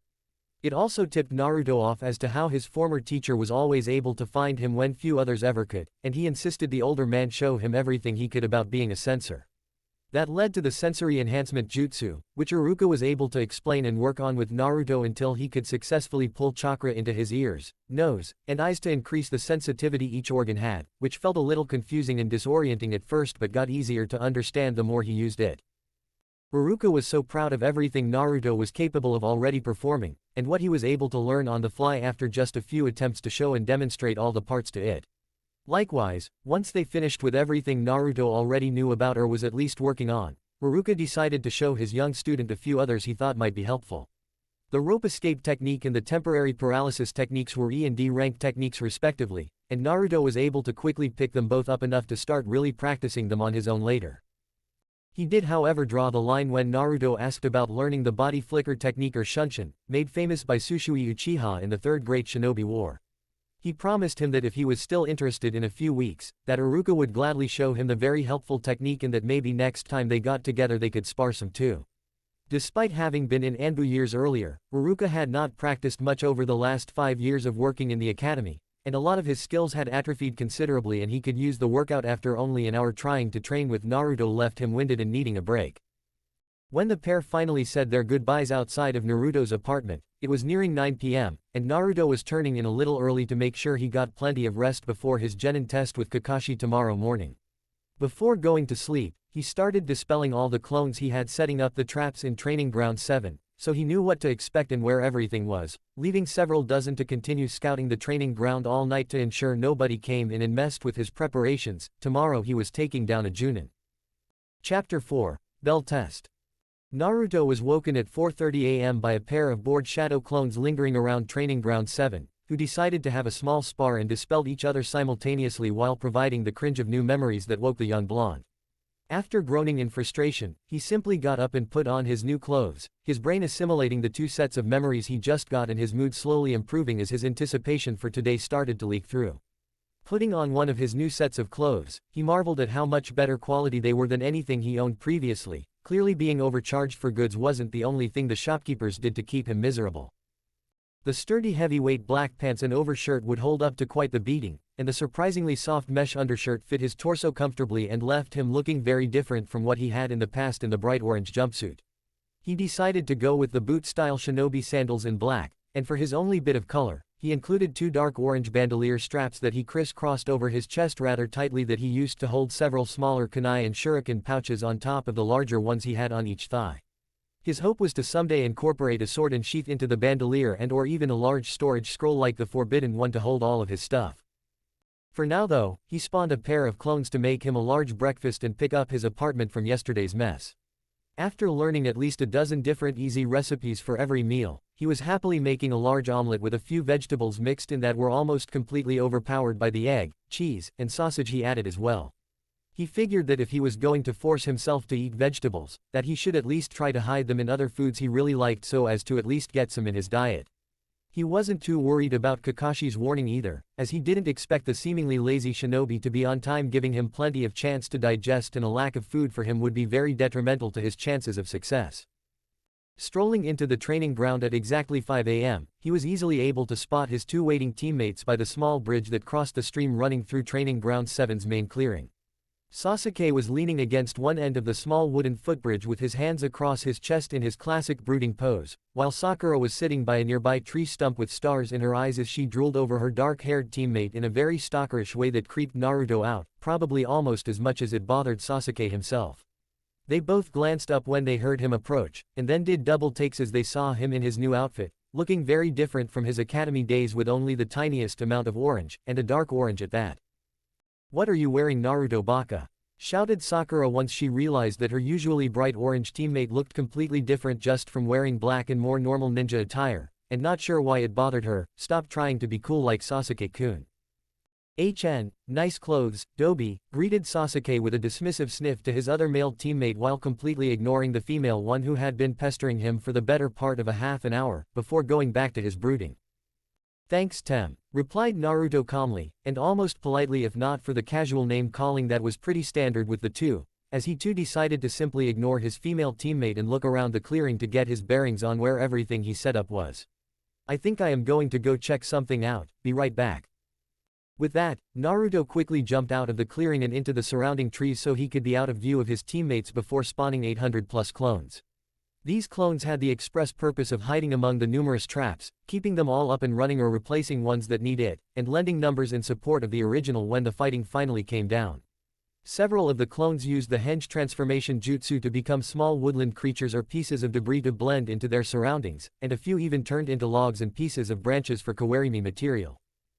The creatures set up a rather large network throughout the training ground, that left almost every square inch of the place in the viewing range of at least 3 clones at all times, a necessity if he wanted to have any chance of pulling this off. Grabbing a protein bar in case Kakashi does arrive close to on time, he quickly eats it to restore some of the energy he used for his mass clones and then returns to the clearing with his teammates thinking of anything else that might help. Realizing that Kakashi's words from yesterday were in fact true, and that he didn't in any way plan to incorporate or include his teammates in his plan, he thought about how he could change that.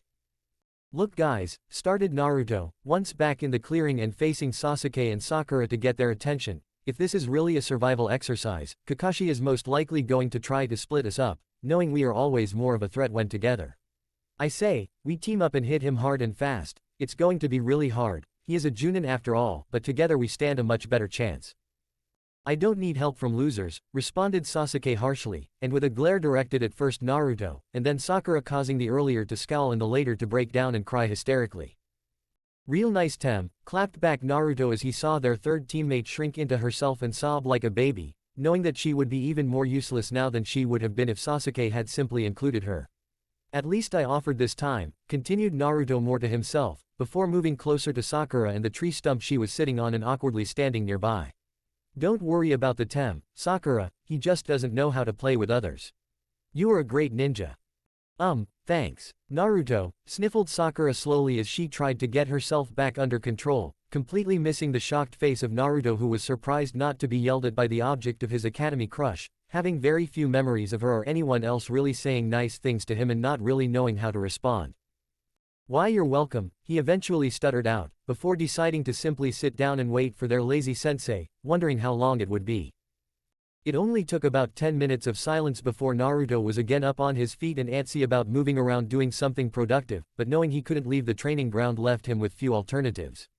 Deciding that he had nothing else he could think of to do while sitting around that didn't require too much chakra, as he was trying to get his reserves back up after the massive shadow clone spawning, he remembered a scroll on meditating as both a chakra control exercise and a calming recentering.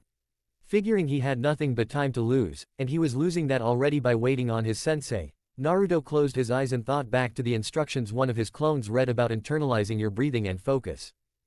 Yo! Came the lazy greeting from Kakashi after he appeared in a swirl of leaves near the tree stump that Sakura was sitting upon, causing the three genin to react each in different ways. "You're late," shouted Sakura predictably, although to be fair, he was over 3 hours late. "HN," responded Sasuke, though nobody understood what that meant and continued ignoring him or drooling over how cool he is. "I'm awake," came Naruto's exclamation after being abruptly wrenched out of a deep meditative state that he managed to maintain for a very respectable 2 hours before being interrupted. "Sorry, I got lost on the road of life," answered Kakashi easily, and almost disinterestedly, before looking around the clearing and getting a slight feeling of something he couldn't quite put his finger on, causing his glances around to increase and the feeling of anticipation almost to build. "What kind of lame excuse is that?" shouted Sakura in near hysterics, at the same time as Naruto also responded. "Was it a fun road at least?" he asked, seemingly serious, and neither Kakashi or his two teammates could guess if he was joking for a long moment before he continued, "And are you on that road every day?" Yes," responded the one-eyed Junin slowly, wondering if Naruto was his new favorite for indulging his excuses or if Naruto was just discovering if he was always going to be late. "Cool," came the flat reply that left everybody somewhat confused and answered nothing for Kakashi, and for some reason didn't lessen the somewhat lingering feeling of anticipation that seemed to be growing. "So," started Kakashi after several awkward moments of silence, as he looked back and forth at his three genin, "today's test is pretty simple. You have until noon to get one of the bells I have tied to my waist." "But there are only 2 bells," screeched Sakura loudly. "Yes," replied Kakashi with an eye smile, while cringing on the inside at the girl's volume level and seeming to need to have everything spelled out for her. "Only 2 of you will pass, the other will be sent back to the academy for another term, and be tied to a tree over here while the rest of us eat lunch," he finished as he pulled out 3 bento boxes and placed them on the tree stump next to a small clock that had both Sakura and Sasuke's stomachs growling in hunger. Kakashi looked over all 3 potential genin, and was pleased to see the desire and hear the stomach pains of Sakura and Sasuke as they looked at the food with longing, while somewhat disappointed that Naruto wasn't displaying those same needs. In fact, Naruto didn't look upset, tired, hungry, or stressed at all. He seemingly was just waiting for him to start with a quiet confidence that Kakashi found cute for a genin that was going up against a Junin that outclassed him in every way. "Oh well, the kid would learn the hard way once the bell test began," chuckled Kakashi to himself quietly as he gave one more look around the clearing as the feeling of many others watching was still very strong, but he easily dismissed it. What did he need to worry about with a trio of fresh out of the academy genin? "So," began Kakashi slowly with a one-eyed glare directed at Naruto, who met his look with an intense and ready look of his own, "you ignored the rules again and ate breakfast, didn't you?" "You just said not to eat if we didn't want to throw it up," answered Naruto evenly, and maybe with a bit of sarcasm near the end. "I have no intention of throwing up the breakfast I ate over 3 hours ago, sensei." Kakashi's glare intensified at the young blonde's remarks, because he both saw through his suggestion. He tried to word it as an order, and called him out on the order not having any effect when he was 3 hours late, and was well fed to boot. There was just something about the quiet confidence of Naruto that was unsettling to the veteran Junin. His expectations of the village Jinchuriki had been ridiculously shattered after just a day with the outdated and biased information he had been operating under. Now he was faced with what appeared to be a ready shinobi, with none of the arrogant bravado most new genin displayed, and that smile hinted at something he wasn't entirely sure he wanted to discover. "Just remember," started Kakashi, getting the 3 gains' attention, and deciding to ignore the uneasy feeling he got every time he looked at Naruto, "you better come at me with intent to kill if you want any chance at getting a bell." "What?" screeched Sakura again, "what if we hurt you?" "Haha," laughed the silver-haired Junin sensei patronizingly, "You are genin, you're 100 years too late to be able to even touch me," he continued in a goading fashion, "let alone hurt me." At the completely dismissive comment, Naruto's eyes narrowed dangerously, hating to be underestimated and not seen as a threat, and with now something serious to prove, all bets were off. He instead decided to start gathering and building his chakra for another overcharged mass shadow clone once they were given the go-ahead. Kakashi, for his part, seemed to notice his blonde student bearing down on his temper, and mistakenly thought the loud mouth was preparing for an ineffectual verbal blow-up, and likewise wasn't prepared when said blonde lifted his eyes and he saw the normally sky blue eyes bleeding almost reddish purple as a slight smell of ozone seemed to be growing. "Wanna bet, Kakashi-sensei," growled a Naruto whose whole body was practically buzzing with anticipation and the excess buildup of chakra as he brought his hands together in his now favorite cross-hand seal and held it there waiting on the silver-haired Junin to start the test as his chakra just continued to build. Stuttered Kakashi for a moment as he looked at his youngest and supposed to be the worst student in the recent graduating class gathering cage-level amounts of chakra, and wondered if maybe his students could in fact hurt him very much. Begin. The moment the word left his lips, the entire training ground exploded in a chakra-fueled cloud of smoke that could be felt throughout Konoha by even the most basic sensor, and to those sensitive to such things, it was like a blinding supernova. Kakashi himself cringing violently, remembering that day 12 years ago when the Kyuubi descended upon his beloved village, and the wave of killing intent laced with chakra was even more overwhelming than this expression of just pure chakra buildup was. Thankfully, the chakra was pure Naruto's and none of the Kyuubi's chakra had bled through, which was good in that the nine-tailed demon wasn't influencing or in control of Naruto, but also shocking that Naruto could produce this much chakra on his own. When the smoke finally cleared, Kakashi's eyes felt like they were playing tricks on him as well over 1,000 shadow clones of Naruto filled every bare space in and around the clearing of Training Ground 7, further than his eye could see, and everyone had a look of determined anticipation. Before he could really even register them all, he was being leapt upon by dozens of the nearest Naruto clones, who instead of just charging blindly, tried working in smaller groups to cover each other's weaknesses and overwhelm the much more experienced Junin, who was given no time to mount any kind of defensive plan. Naruto knew his clones had to keep the pressure on Kakashi and not let him get space to maneuver, and turn this battle back to his favor. Likewise, he had several of the newest clones incorporating his many prank items in order to tangle up and bog the older ninja down with paint, honey, and ninja wire traps in a relentless stream that probably frustrated Kakashi more than hurt him. But the constant pressure was doing several things, the most important being that the real Naruto was learning quickly as his sensei quickly began tearing through his clones with minimalist moves that slowly Naruto was learning and incorporating into his haphazard taijutsu. It also provided the decoy for Naruto to again try and get his teammates to join him in attacking Kakashi together, though after Sasuke took a jealous look at all the Narutos currently fighting their sensei, he scoffed and left the clearing saying he would do it on his own with Sakura following after him like a lost puppy. The final advantage of so many attackers was that Kakashi wasn't in control of the flow of the fight, as he was constantly tearing through the ranks of Naruto's clones. He was unaware that he was also being slightly directed and led to the edge of the clearing where the majority of Naruto's traps and reserve forces were stationed and waiting in ambush. Then Kakashi seemed to have understood what was happening just before he reached the tree-line traps, and tried to make a stand in the clearing, and prevent the fight from moving into the trees where he could sense several traps and other things waiting for him. His next few moments were spent spewing out fireballs that did significant damage to Naruto's nearest clone forces, and made the original realize he would need more help to keep up the assault on his sensei. With almost half of the most recent spawning of clones already taken out of the fight in the first 5 minutes, Naruto was down to about 500 clones still engaging Kakashi at the other end of the clearing from where the original was trying to plan out the continued strategy. He ended up making another 2 pairs of clones, this time hanging one into Sakura and the other into Sasuke, where he sent them with another clone of himself to try again and convince them to help. Hoping that seeing the other teammate already helping it would sway the other, and then not telling them that he tricked them once they were working together. With that part done, he quickly ate down a pair of nutrient bars to regain some strength, which along with the returning chakra of his continually being destroyed clones, left him with enough energy for another large round of clones, this time only numbering around 600 to reinforce the others. It was at that point, however, that Kakashi changed up his strategy, and instead of standing still and mowing down all comers as he had been doing, he instead started using the Shunshin to escape the attacking waves and trying to get behind them or lose them completely. This didn't work as well as he would have liked, however, because the moment he arrived anywhere he was attacked by the nearest clone disguised as animals, branches, and debris, and once they were dispelled the rest of the horde now had a beat on their location to converge and start the process all over again. This game of cat and mouse was better for Naruto's clones as it slowed down their destruction considerably, as the attacks were now smaller at first, and over before too many got involved as Kakashi moved on to other locations. It seemed he was both avoiding Naruto's clones, and scouting for the real Naruto and the other two, to test them individually. Him trying to avoid clones to not alert them to where he was, had the added benefit of giving Naruto and his clones more time to learn about their sensei's skills and convince Sasuke to join them.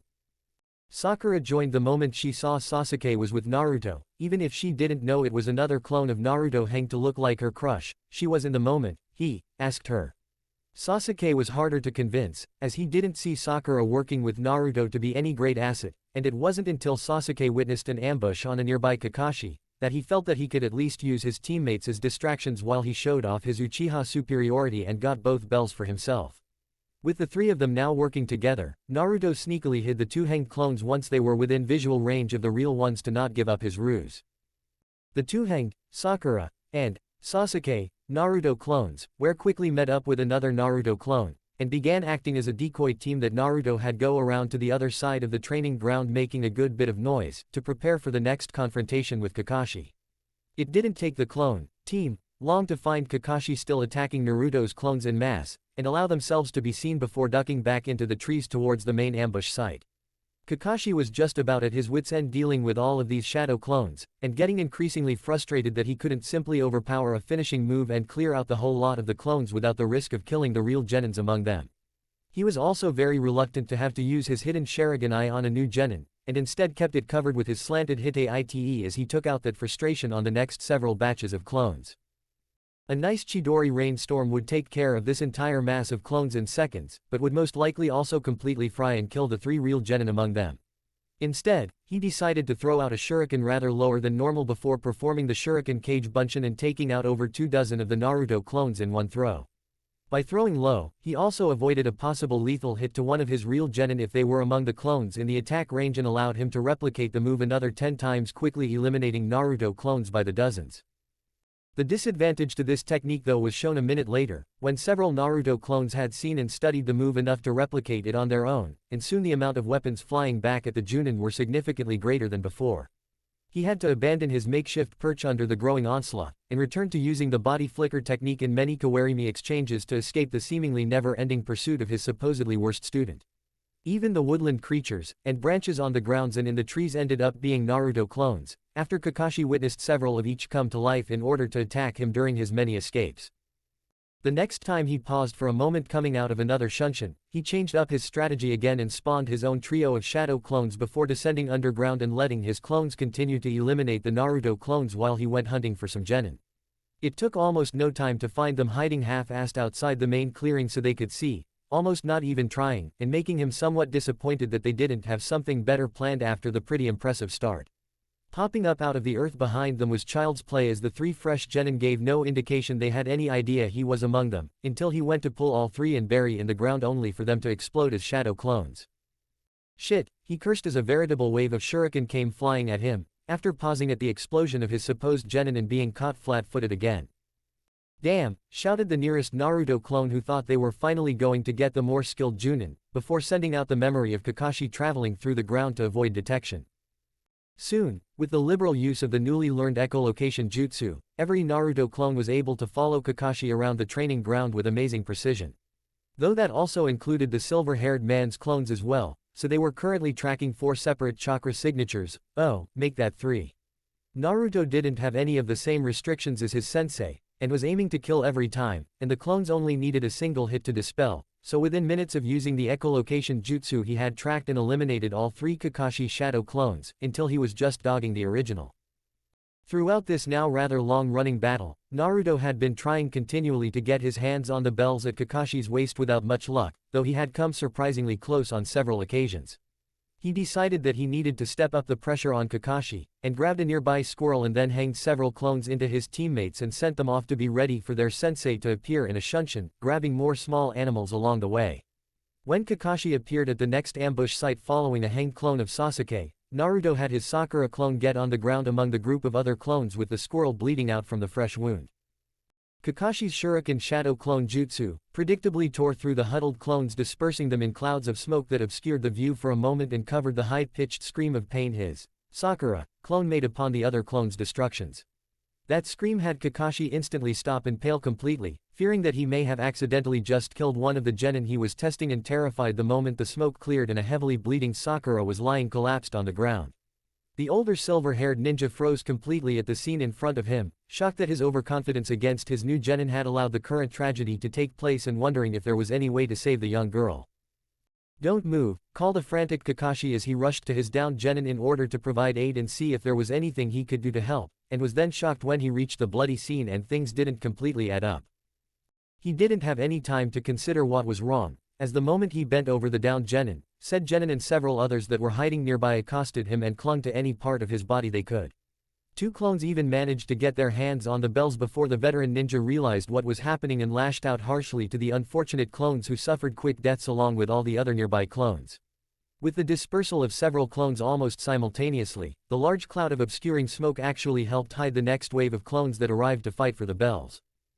That fight was quick and brutal though, as Kakashi was no longer underestimating his genin and dealing truly brutal attacks that had the original Naruto wincing in memory of the many very painful deaths he was experiencing one on top of the other. He was not making any real headway against his sensei, but kept getting close to the bells and forcing Kakashi to continually try and defend against his many theft attempts. It was at this point though that the real genin arrived, with Sasuke throwing out a great fireball that destroyed the dozens of clones that had been engaging Kakashi and keeping him busy. "No tem!" shouted Naruto as he saw the fireball heading into a largely concentrated area of Naruto clones and traps that he knew couldn't react quick enough to avoid, unlike their now freed sensei. With his own teammate clearing all of his numbers near and around Kakashi, the three original genin were left too exposed in the now empty clearing to do anything other than succumb to the small hits by their sensei that knocked them all out in seconds and bringing the bell test to an abrupt end. Kakashi though wasn't able to get to Naruto though, as his hidden clones all throughout the training ground instantly came to life the moment he was knocked out and engaged the older ninja in mass, while other clones pulled him to safety and woke him up. That wake-up didn't last long though, as Kakashi created another pair of his own clones. He had literally tear through Naruto's remaining ones until there were none remaining and he knocked out the young blonde genin again. "Well, your teamwork is absolute shit," came the clear voice of Kakashi, cutting through the groggy head fog as Naruto slowly seemed to be coming to, and finding himself tied uncomfortably to a tree while his sensei and teammates sat around nearby. "Though, I will say, you really surprised me." "Really?" asked a hopeful Sakura from her spot near the tree stump she was at when this test began. "Not you, Pinky," continued Kakashi with an eye smile directed at Sakura, before sweeping his gaze across Sasuke to rest on Naruto. "You and Emo King here were as pathetic as I expected you to be," he trailed off while searching Naruto's face intently. "Naruto on the other hand, well, he just showed me something pretty impressive." "What? Naruto baka?" shouted Sakura in disbelief. "The dobi," growled a glaring Sasuke, trying to kill both his sensei and teammate with just his stare, as he curled and flexed his hands into fists repeatedly, seemingly unable to accept that anybody else might deserve praise or have some skill. "Yes," answered Kakashi plainly and definitively. He had several very good and unique plans and strategies that he wasn't afraid to try and adapt around. Trapped and scouted the hell out of this training ground, came prepared, and held his own against a severely greater opponent. "I'd say he was hands down the best of you all." With those words, Sasuke practically growled into a scream of rage and disbelief that he would ever look up at the dobi as a greater ninja, and couldn't fathom how the dead last had already surpassed him in seemingly no time at all. Sakura too was in disbelief, but where her dark-haired teammate struggled with his own comparison to Naruto, she knew her strengths lie elsewhere and didn't really think anything Naruto did was any better than everything that Sasuke did. Naruto though was a different story. Never had another ninja complimented him in such a positive way about his own growing ninja skills, and he was almost bursting with pride and determination to keep improving. "Take that, Tem." "So, did we pass?" asked Naruto after a moment of reveling in his excitement for the received praise, and realizing he hadn't heard about that yet. "No, Team 7 did not pass," answered Kakashi slowly, seeing if anybody would pick up on it. "Only Team 7? asked Naruto with a tilted head as he thought over the words of his silver-haired sensei, and found that phrasing unusual. "See," continued Kakashi seemingly talking to Sasuke and Sakura, before turning and smiling at Naruto, he noticed it immediately. "Naruto passed," screamed an outraged Sakura, finally registering what was being said and inferred by Kakashi's words. "He demonstrated enough to show me what he is capable of, and I was very pleased with everything I saw from him. He thought and acted as a true shinobi and teammate, and if it's what he wants, I will sign off on him entering the reserve genin pool until a spot somewhere else opens up," answered Kakashi plainly to the three young ninja who all reacted very differently. "What?" screamed Sakura in outrage, complaining about fairness and repeating how much better Sasuke was over Naruto at everything, while said dark-haired boy just seethed quietly on the verge of a blow-up at any moment. "If it's what I want?" asked a curious Naruto, cutting off Sakura's incessant chatter and the emo's brooding, and getting a large and somewhat creepy-looking eye smile from Kakashi. Yes, that is an option for you, Kakashi continued, seemingly happily that the young blonde figured out to look underneath the underneath, and not just accept straight away. Or, you could try the bell test again as Team 7 with Pinky and Emo King over here after lunch, but if you fail to get a bell, the deal's off and you are back to the academy too. It didn't take Naruto too long to think his options through. Having known and heard about the reserve genin, he knew it probably wasn't a great fit for him. He wasn't well liked, and chances of being selected by other genin or chunin and junin instructors for anything would constantly be a battle even if his skills were adequate. That was the real problem though. Reserve genin didn't have instructors, everything they learned had to be done by themselves, and likewise few if any ever make it past the genin program and into the higher ranks of ninja, hence the somewhat mocking term of career genin.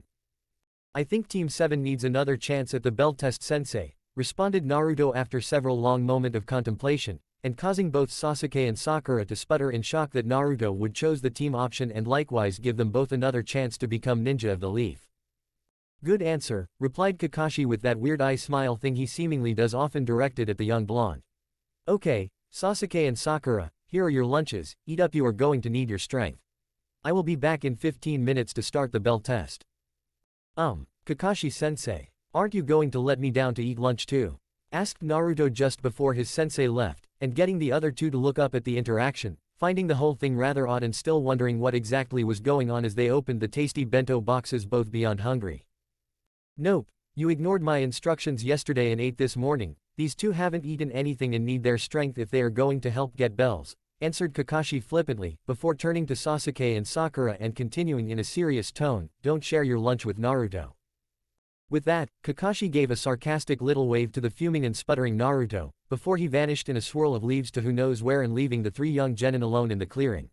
Naruto was beyond pissed and pretty damn hungry after everything he put himself through this morning, and couldn't believe that after all that, he was still right back in the same position as he was this morning without a team or sensei.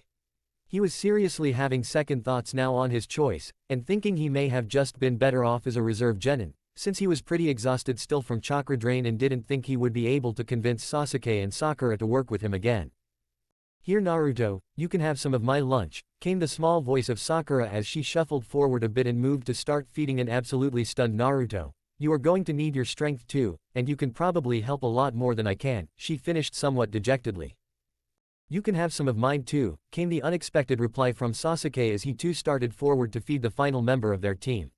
You too, Sakura, we are all going to need to be at our best, this guy is no joke. What is this? Came the loud shout of Kakashi as he appeared in another swirl of leaves just as all three students started eating from the two bento boxes, and causing them all to stiffen in fear at getting caught breaking the rules. Stuttered Sakura in shock and fear, as the three young ninjas all cringed at the anger they saw on their sensei's face, all three expecting to be exploded at any moment. You all pass, announced Kakashi to the now stunned in shock faces of the three newest genin of Konoha, who all had no idea just what the hell was happening. Huh? Questioned Naruto confusedly, trying to follow along with his new sensei's way of thinking. Team 7 has passed, you proved you can work together, the individual skills will come with practice and hard work, but I am pleased with what I've seen, explained Kakashi calmly as he smiled at his new genin team, and enjoyed their looks of confusion turned to happiness. We will meet here every morning at 8 a.m. for some training and teamwork drills, and then do a mission or two in the afternoon.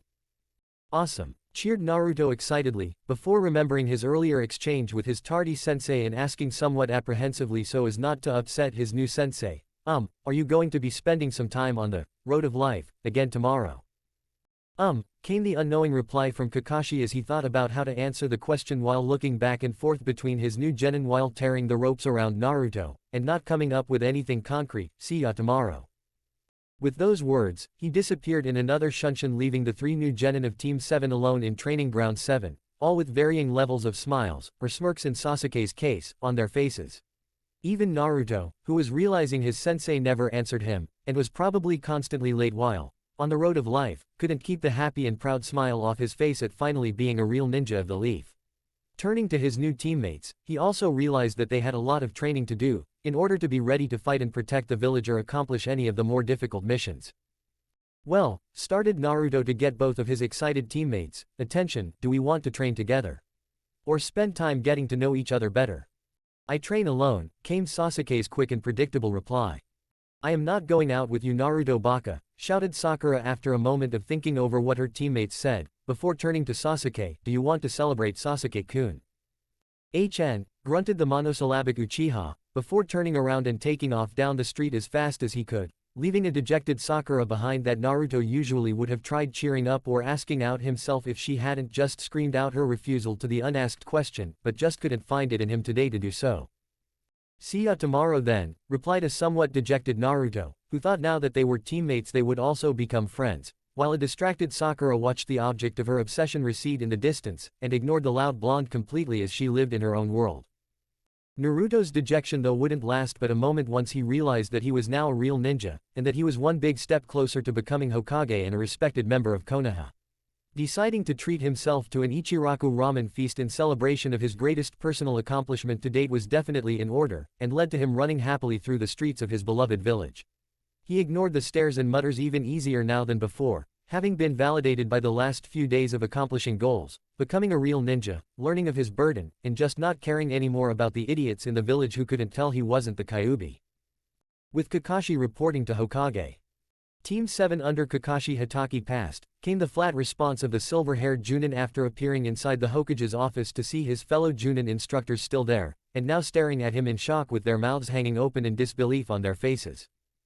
"What, you passed a team?" came the shocked voice of Kurenai Yuhi, Junin leader of Team 8, and relatively new Junin and Genjutsu mistress, who knew and hung out in the same circles as Kakashi, and could hardly believe what she heard. "What can I say, they worked well as a team, and Naruto almost got me several times, and probably would have if it had continued much longer," came the very matter-of-fact response, that had the stunned crowd gapping even more at the revelation that the demon child was that good when his academy results spoke of an abject failure in every sense. But he was the dead last.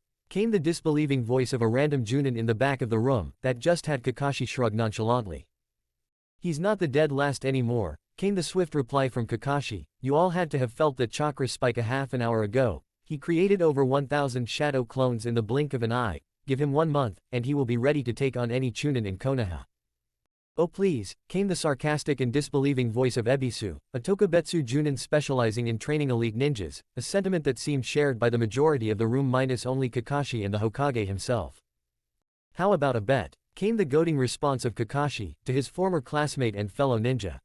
"Naruto fights Katetsu Hagane or Izumo Kamizuki in 1 month from today. If he wins, I'll have a teaching assistant for the Chunin exams." "Oh please," came the sarcastic reply from Ebisu, "he has no chance against a real Chunin, even if you gave him a year."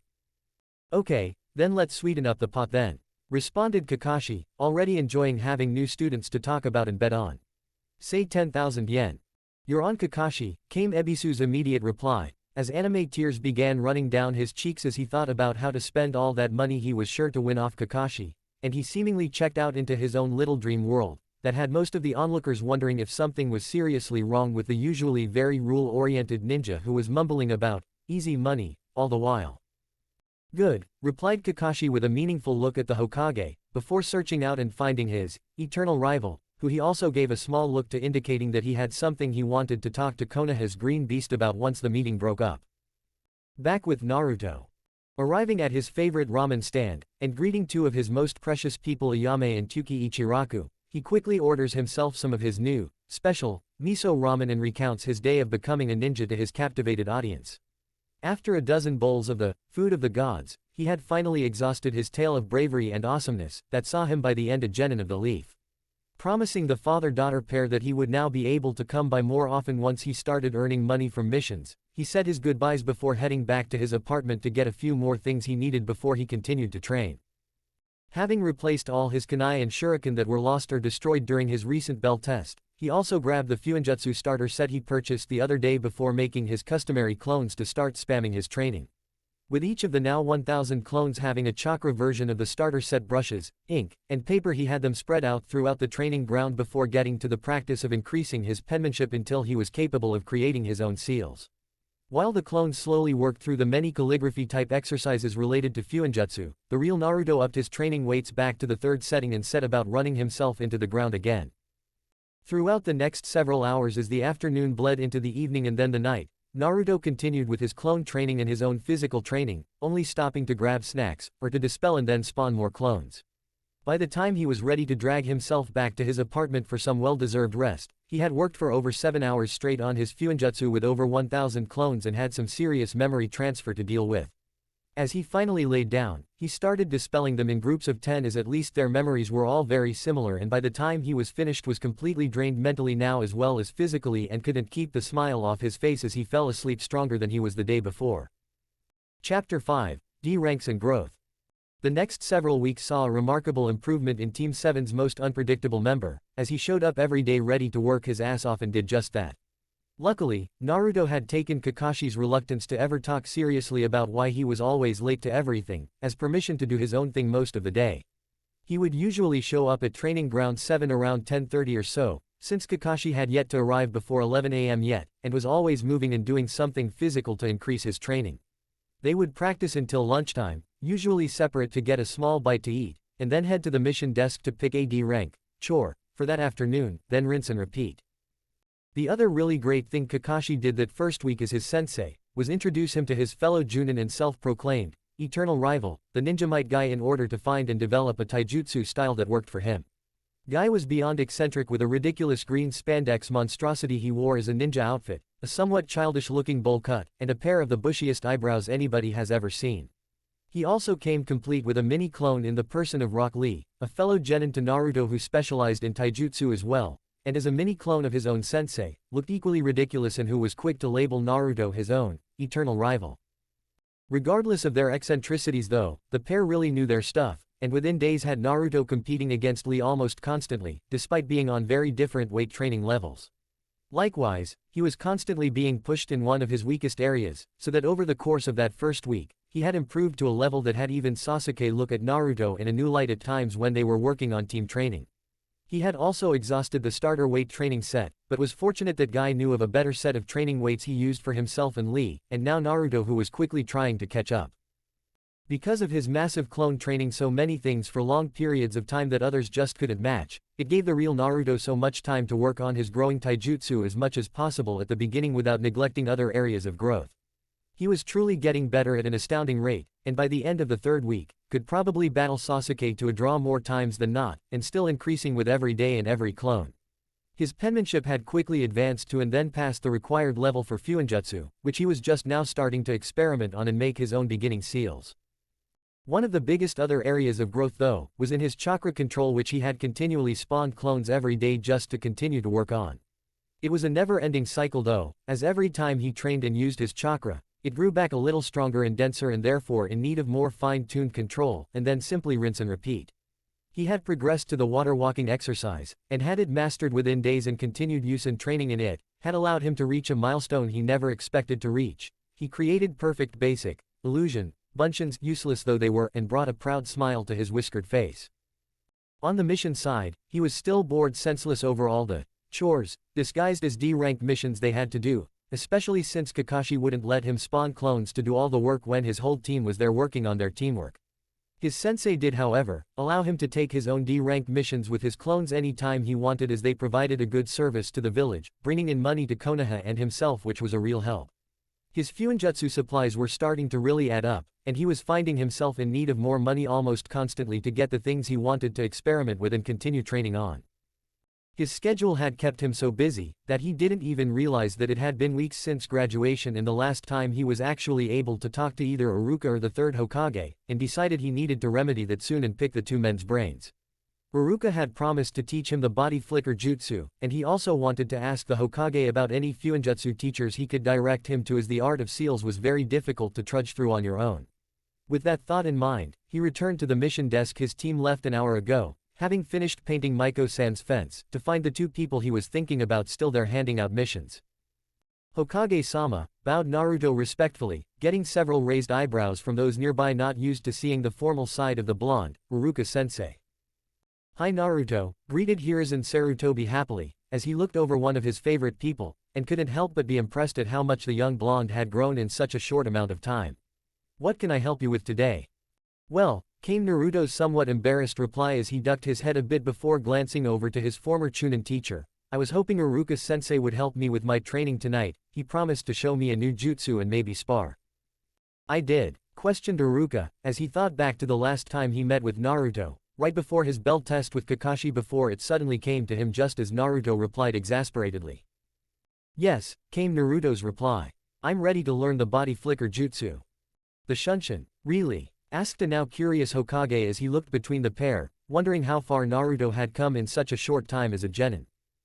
Datbeo Hokage Jiji, came Naruto's exuberant exclamation, and had the old Hokage smile warmly at the personal moniker only Naruto would ever use to speak with him, and which always made him happy. One step closer to taking that hat from Yujiji. Is that so? Asked an amused Hokage, who could always count on Naruto to lift his spirits, and who also saw some truth to the young genin's claim after having watched him train to levels that would kill most men and barely slowed him down at all. Datbeo, responded a determined Naruto as he locked eyes with the old leader of the village, trying to show him how serious he was about that goal and not wavering a bit. Fair enough, replied Hiruzen seriously, knowing that while usually a prankster of the highest order, this was one thing Naruto didn't joke about anymore, now knowing what it took to be a ninja of Konoha, and eventually to become the Hokage. Iruka, thanks for your help today, but it looks like you have a prior engagement I wouldn't dream of keeping you from. Thanks Jiji, came the honest and heartfelt reply of Naruto, who then turned to the scarred Chunin with a large grin on his face, ready Iruka-sensei. I guess, came the lazy drawl of the older academy instructor, as he got up and made his way out of the mission office trailing behind a bouncing and excited Naruto, who was already talking about everything else he had been working on since the two last met up. Iruka knew Naruto was not a fan of theory, so only touched on the basics of the Shunshin, how you had to flood your body with chakra and then aim it at your desired target. It was really just chakra-enhanced speed in a very fast and short application that had been refined into a technique over the years, instead of simply building up one's speed naturally.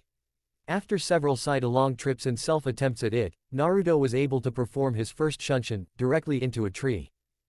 OWW! Exclaimed a bruised Naruto, in both body and ego as he fell to his backside after crashing face first into the large and unmoving tree. Haha, laughed Iruka a little, that's usually what happens to first-timers Naruto, the same thing happened to me too. Really? Asked a curious Naruto, who despite getting to know the older Chunin better in the last year of academy classes and even more since the Mizuki incident, didn't really know much about one of his few friends and wondered what that said about him as a friend to others. Could you tell me about your first genin team? He continued curiously, figuring he may as well start learning about his precious people sooner, so he could better get to know them, and knowing he owed them his attention as most of their past interactions were always about him and his problems. Sure Naruto, but let's save that discussion for Ichiraku's afterwards, answered the older Chunin, ignoring the happily cheering Naruto as he learned about their next stop and couldn't wait already.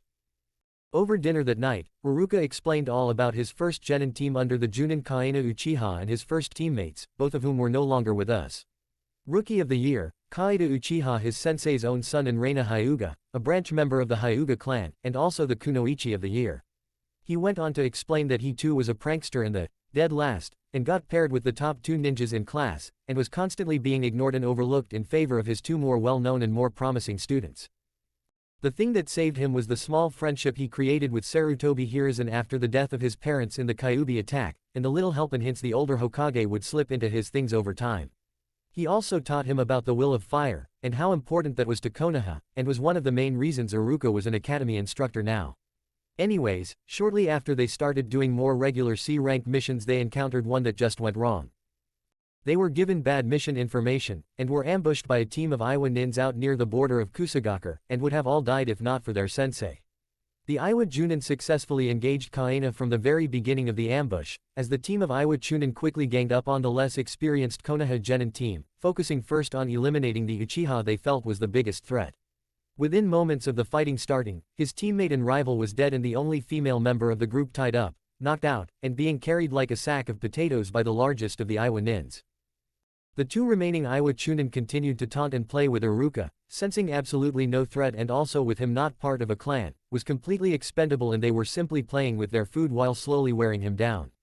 But then, Kaina saw his son's severed head and simply lost it, exploding with chakra before his eyes changed into something Iruka would never forget. The Tomo of the Sharingan evolved into a pinwheel pattern, then everything changed. A large chakra construct grew out of his sensei, the size of a boss summons, that tore through everything in its path including the Iwa nins and their Hyuga hostage. Kaina was never the same after they came back to Konoha with the dead bodies of both of Iruka's more powerful teammates, and it definitely changed things for him as well. Kaina committed seppuku shortly after returning to the village, not able to handle the loss of his only son and the destruction of his first and only genin team. After that, Haruka became a reserve genin and had to wait a while until a team lost a member to promotion until he was brought on so they could enter the chunin exams, but broke up afterwards when all three passed and became chunin of the leaf, each going into different fields from there. Naruto was a little shocked that his teacher had so much trauma to deal with from such a young age, and also how similar their team assignments were, and even how they were seen within their teams as the dead last. He was also fascinated by the tales of the Sharingan dojutsu of the Uchiha clan, having heard Sasuke mention it enough times to know it was a very big deal, and wanted to know more about it from what Haruka experienced and its history in Konoha. Haruka told him most of that information he sought would not be available to the main population, and the only true history of the Uchiha would be in their clan library, with the Chunin section of the Shinobi library with just a basic primer that told of the known stories related to the founding of Konoha with Hashirama Senju and Madara Uchiha. By this point it was starting to get relatively late, and Naruto asked Haruka if he had time for the spar he promised him weeks ago, wanting to test himself against a superior opponent, and still much too energized to sleep this early in the evening. The pair ended up heading to the academy training grounds, as they were the nearest and most familiar to them both to get in some training. Once there, they set up quick ground rules as this was a friendly spar, and both went through a quick stretch to loosen up before they were both ready to go. "Are you ready, Haruka-sensei?" asked an excited Naruto, who Haruka was surprised to see enter an unfamiliar taijutsu stance and looked pretty comfortable as he bounced on the balls of his feet as he waited to begin. "Hajime," answered Haruka, as he exploded into motion charging at the younger blonde hoping to throw him off and end the fight relatively quickly, but was surprised when Naruto's grin just grew as he neared him ready to deliver a basic academy knife strike. "Ha, you'll have to do better than that, sensei," laughed Naruto as he redirected the knife strike lazily, and landed a quick two-punch combo just under the extended arm of his former teacher that had him cringe and realize that this wasn't the same Naruto Dobi he was used to dealing with, and made him re-evaluate the young blonde even closer. For the next 20 minutes, the two friends traded blows back and forth, both taking turns seemingly leading the fight as they attacked while the other defended until a counter switched up their roles. Haruka couldn't believe it, as he was pushed to his admittedly rusty limits by a genin who had only graduated less than a month ago, and was showing real skill in the area of taijutsu. At the next small pause, the academy instructor created some actual space before he started making hand seals and was soon throwing around a few low-level earth jutsus to hopefully break the taijutsu stalemate and take control of this spar.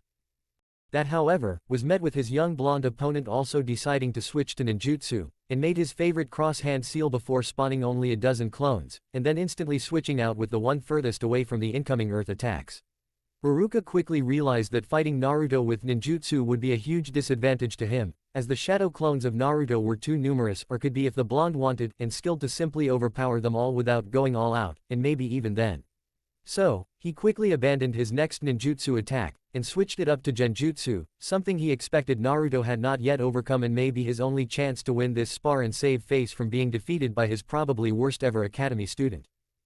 "Demonic illusion, hell viewing technique," spoke Haruka, after a quick set of hand seals, that had his young opponent in front of him come to an instant and complete stop along with all of his nearby clones. Only a single pair of clones managed to avoid the genjutsu initially, but with the remaining clones almost immediately freaking out from the genjutsu they were now under, it wasn't long before clones started dispelling. With them dispelling, their memory of the genjutsu was then transmitted to all the others, so very quickly Naruto felt as if he was hit with 24 horrifying ways to die, all created by his own subconscious viewing of the genjutsu, which only seemed to add merit to the illusion. It definitely made for two confused clones, who after watching the many imaginative ways they could die, both simply dispelled themselves by tackling the original Naruto to the ground in an effort to also see if they could shake the blonde awake in the process. Luckily, the dual tackle dispelling did in fact shock Naruto out of the genjutsu he had still been stuck under, but unfortunately it did nothing as Haruka had the match well won by this point, as a grumbling Naruto complained about stupid genjutsu. Haruka ran him through the normal ways people dispel genjutsu, and Naruto had no problem upsetting his internal chakra system to dispel the illusion, but still struggled with having the illusion placed. If he was aware of the genjutsu, he could disrupt his chakra easily enough to dispel the illusion, but he most struggled with simply knowing when he was under a genjutsu.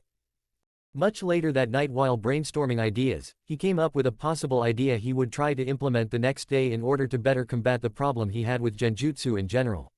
He would create a shadow clone genjutsu dispelling team, 3 very hardy clones continually cycling through the process of dispelling and respawning clones away from any action.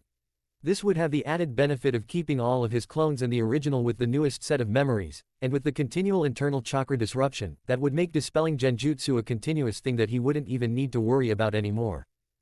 For now though, he thanked Haruka for all his help and for the spar to give him an idea of how far he had come and still has to go, and headed back towards his apartment before his training continued. Despite the time getting to when he usually turns in for the night, Naruto this evening has a bit more energy still to burn when he returns to his apartment and decides he can always send out more clones. With the thought to research other clones and ways to make them stronger or more durable, Naruto spawns close to the now customary 1000 clones and tells them to get to work finding the solution. Over the next few days, Naruto's clone research and later experimentation really started to pay off as he discovered the many different elemental clones available even if they were currently beyond him, and found ways to increase both the chakra capacity and the density of his favorite shadow clones. He also seemingly stumbled upon a shadow clone explosion technique that allowed him to use his shadow clones as kamikaze bombers, which really increased his offensive output and made his opponents standing still and taking on his clones a suicidal prospect. The real gem of the research though, was a blood clone which was very durable and could act as an independent clone spawning station if Naruto took the time required to set them up. The process was relatively difficult, but not impossible by any means, and required a beginner's knowledge of Fuinjutsu, which Naruto had slowly been acquiring over the last 3 weeks since becoming a genin and almost a Kage's worth of chakra. He started with his ultra-dense shadow clone, pouring copious amounts of chakra into the clone before moving on to the next step. Using his own blood, he wrote Fuinjutsu seals all over the clone's body in the pattern discovered from the old scroll he found behind the rack of old scrolls in the Chunin section of the Shinobi Library, and watched after activating it, as the seals lit up as the blood was absorbed into the glowing body of his clone until he looked exactly like the original. The whole process took over an hour, and left Naruto on the verge of exhaustion, but after a large meal and a little rest, he was ready to try again for blood clone number 2 knowing how valuable they would become for him. That night, the original Naruto went to bed immediately after creating blood clone number 2 from his exhaustion, but left his 2 new blood clones with instructions to continue spawning more clones until they were out of chakra, then wait a while and do it again. Naruto was awoken several hours later to more noise than he was accustomed to in the morning, as he could see over 24 Naruto clones all throughout his apartment fixing things, cleaning, studying, preparing breakfast, you name it, and there was probably a Naruto clone currently working on it somewhere in the cramped space of his apartment. Taking a moment to process several hundred new memories from the night, which all came from newly spawned clones while he slept, he realized that he was running out of room and really needed to expand his operations to keep up with his clones' demands. With that thought, he sent out word to start developing clones for civilian jobs to start bringing in more money, sent teams of clones to clean out the training grounds of scrap metal and weapons for resale, teams for hunting and foraging in the forests around Konoha, and even sent out a search party to scout and look for a large enough space to occupy. He marveled a bit at how much he had grown in just a short month of real clone training, how much further he still had to go as a ninja, and how his clones were going to lead the way to his continued growth and development. He then went to his early morning workout training with the green beasts for several exhausting hours until the sun was actually up, and he could take a break for a late breakfast until he had to meet his own team. Realizing that he better head towards training ground 7 for his team meeting before he too was considered late, he left his blood clones in charge of his apartment and the expansion project. He contemplated other ways of increasing his funds, and promised to remind Kakashi about his deal to let him perform D ranks with his clones separately from the team as long as he was still working with said team as well. He also wondered if his growing Fuinjutsu skills had reached a level where he could start making money selling his sealing scrolls and explosive tags, which would be a huge boost to his financial resources. "Hey guys," came Naruto's greeting after arriving at Training Ground 7 to find both Sasuke and Sakura already waiting in their now customary spots by the little bridge. "HN," grunted Sasuke in his standard non-verbal reply, before going back to brooding as he leaned against the bridge. "Hi Naruto," came Sakura's pleasant response, having considerably warmed up to Naruto now that she knows how strong he is as a ninja, and since he stopped pestering her for dates almost completely and was even trying to help her train, she found him a rather easygoing teammate. "What's our plan today?" "I was going to keep working on chakra control while I wait," answered Naruto easily to the pink-haired girl who he had been trying to help some for the past week. "Want to join in again?" "Sure," came her immediate reply. "Can you show me the tree climbing exercise one more time? I think I've almost got it." "No problem," said Naruto as he led the way towards the tree line, and before even arriving made the familiar seal and brought forth over 1,000 shadow clones that he then sent out to practice before turning to his female teammate and walking her through the steps of the basic chakra control exercise. Sakura had no problems picking up the tree climbing exercise very easily due to her immaculate chakra control, and Naruto then simply had her continue to go up and down the tree as much as she could to continue pushing herself and increasing her chakra reserves. The real Naruto switched out with a clone early into the practice so he too could continue training his body physically as he killed time until Kakashi decided to show up and get the day's team training started. Sakura was pretty exhausted once Kakashi did finally arrive a little after a half an hour, but was still able to go through the team building exercises and formations practice relatively easily before being dismissed for lunch. That afternoon's D-rank mission was the fourth Tora retrieval mission completed by Team 7 in the last 2 weeks, and again left every member with claw and scratch marks and a strong desire to see that cat suffer. Naruto was able to corner his sensei for a brief bit to confirm he had permission to run unfinished D-rank missions with his clones, and quickly picked up all remaining D-rank missions not assigned and sent a batch of clones off to complete them all before the end of the day. He also learned from his sensei that there was a small exhibition match in 2 days that Kakashi arranged for Naruto to show off his skills against a real opponent who would really test his improved growth, and didn't mention anything about the side bet he had on it. Naruto didn't think much of it either, other than showing excitement at getting to fight against another strong opponent to test himself and see how far he was coming along. He didn't really care about who it was, probably another genin team to practice, and dismissed it as unimportant compared to his continued training. That night after creating another blood clone, and when he was finally getting ready for bed, the work of his clones brought a large grin to his whiskered face, as he reviewed all the money they made him from missions, the promise of money from his many new civilian jobs, and from all the metal they found and sold. That night, with 3 blood clones continually spawning clones, Naruto again woke up with many hundreds of sets of memories to go through over the night, and couldn't believe how quickly things were starting to happen. His horde of clones had already secured enough funds to make a legitimate offer on the current apartment complex he lived at, which would provide a great starting point to his expanding empire. They also discovered some underground tunnel systems that had a point of entry very nearby his apartment, that he made plans to explore and expand into as a way of moving around the village undetected. Doing a massive clone spawning of his own, he added almost 1,200 clones to those created by the blood clones through the night, and had them push forward with his plans as he headed off to start his training with the green beasts of taijutsu for a few hours until he was supposed to meet his own teammates for their team training. "Hi guys," greeted Naruto as he arrived at Training Ground 7 to again find his teammates in their customary spots. "Chan," came the Uchiha's usual grunt. "Hey Naruto," responded Sakura, who got up without even being asked this time, and headed towards the tree line to continue where they left off yesterday in her training. When Kakashi arrived and witnessed Sakura working on building her chakra reserves by working on her tree climbing with Naruto, he was pleasantly surprised that they had already learned that skill, and wondered if they had started on water walking, and why Sasuke wasn't joining them. He soon learned that Naruto offered to show them both the tree climbing exercise a few days ago, but only Sakura took up the offer since Sasuke didn't think Naruto knew anything worth learning. Liking the initiative it showed, Kakashi rewarded Naruto with one new jutsu he would teach him after learning he already was capable of water walking, and felt he deserved something extra. Kakashi then had Sakura and Naruto move towards the small pond in the training ground to practice water walking, while he went and got Sasuke set up on the tree climbing exercise. After a half an hour, Kakashi was watching Sakura struggle to maintain her footing on the water for more than a few seconds at a time and encouraged her to keep it, as her chakra reserves were growing exponentially. After watching Naruto run through a taijutsu spar against 24 clones on the surface of the water without a single misstep, Kakashi smiled at the younger blonde who looked so much like his own sensei, Minato Namikaze. He really was impressed with how quickly Naruto was progressing, showing an initiative and drive that reminded him of his parents and his own upbringing, and hoped the young blonde didn't burn himself out working so hard. Thinking about what else to show the hyperactive young Jinkirichi, he decided it was probably time to give him the start to elemental chakra, as his clones just gave him such an edge on learning that he could literally take years of training and condense it into one day with the amount of clones he could get working on something. Unless Naruto had something specific he was looking for, he made up his mind to get his hands on some chakra paper for tomorrow, but first was going to run a little experiment with his favorite little blonde genin. "Hey Naruto," called Kakashi once he saw the young man about to start another taijutsu clone battle on top of the water, "come with me over here. I promised you a technique. Is it a super cool one?" Asked a Naruto that appeared before his sensei in a flash, that almost had Kakashi wonder if he inherited more than just his dad's looks, and had his customary eye smile twinkle happily as he gazed at the excited young Uzumaki. "I'll make you a deal," started Kakashi, getting Naruto's attention instantly with his serious and somewhat uncharacteristic tone.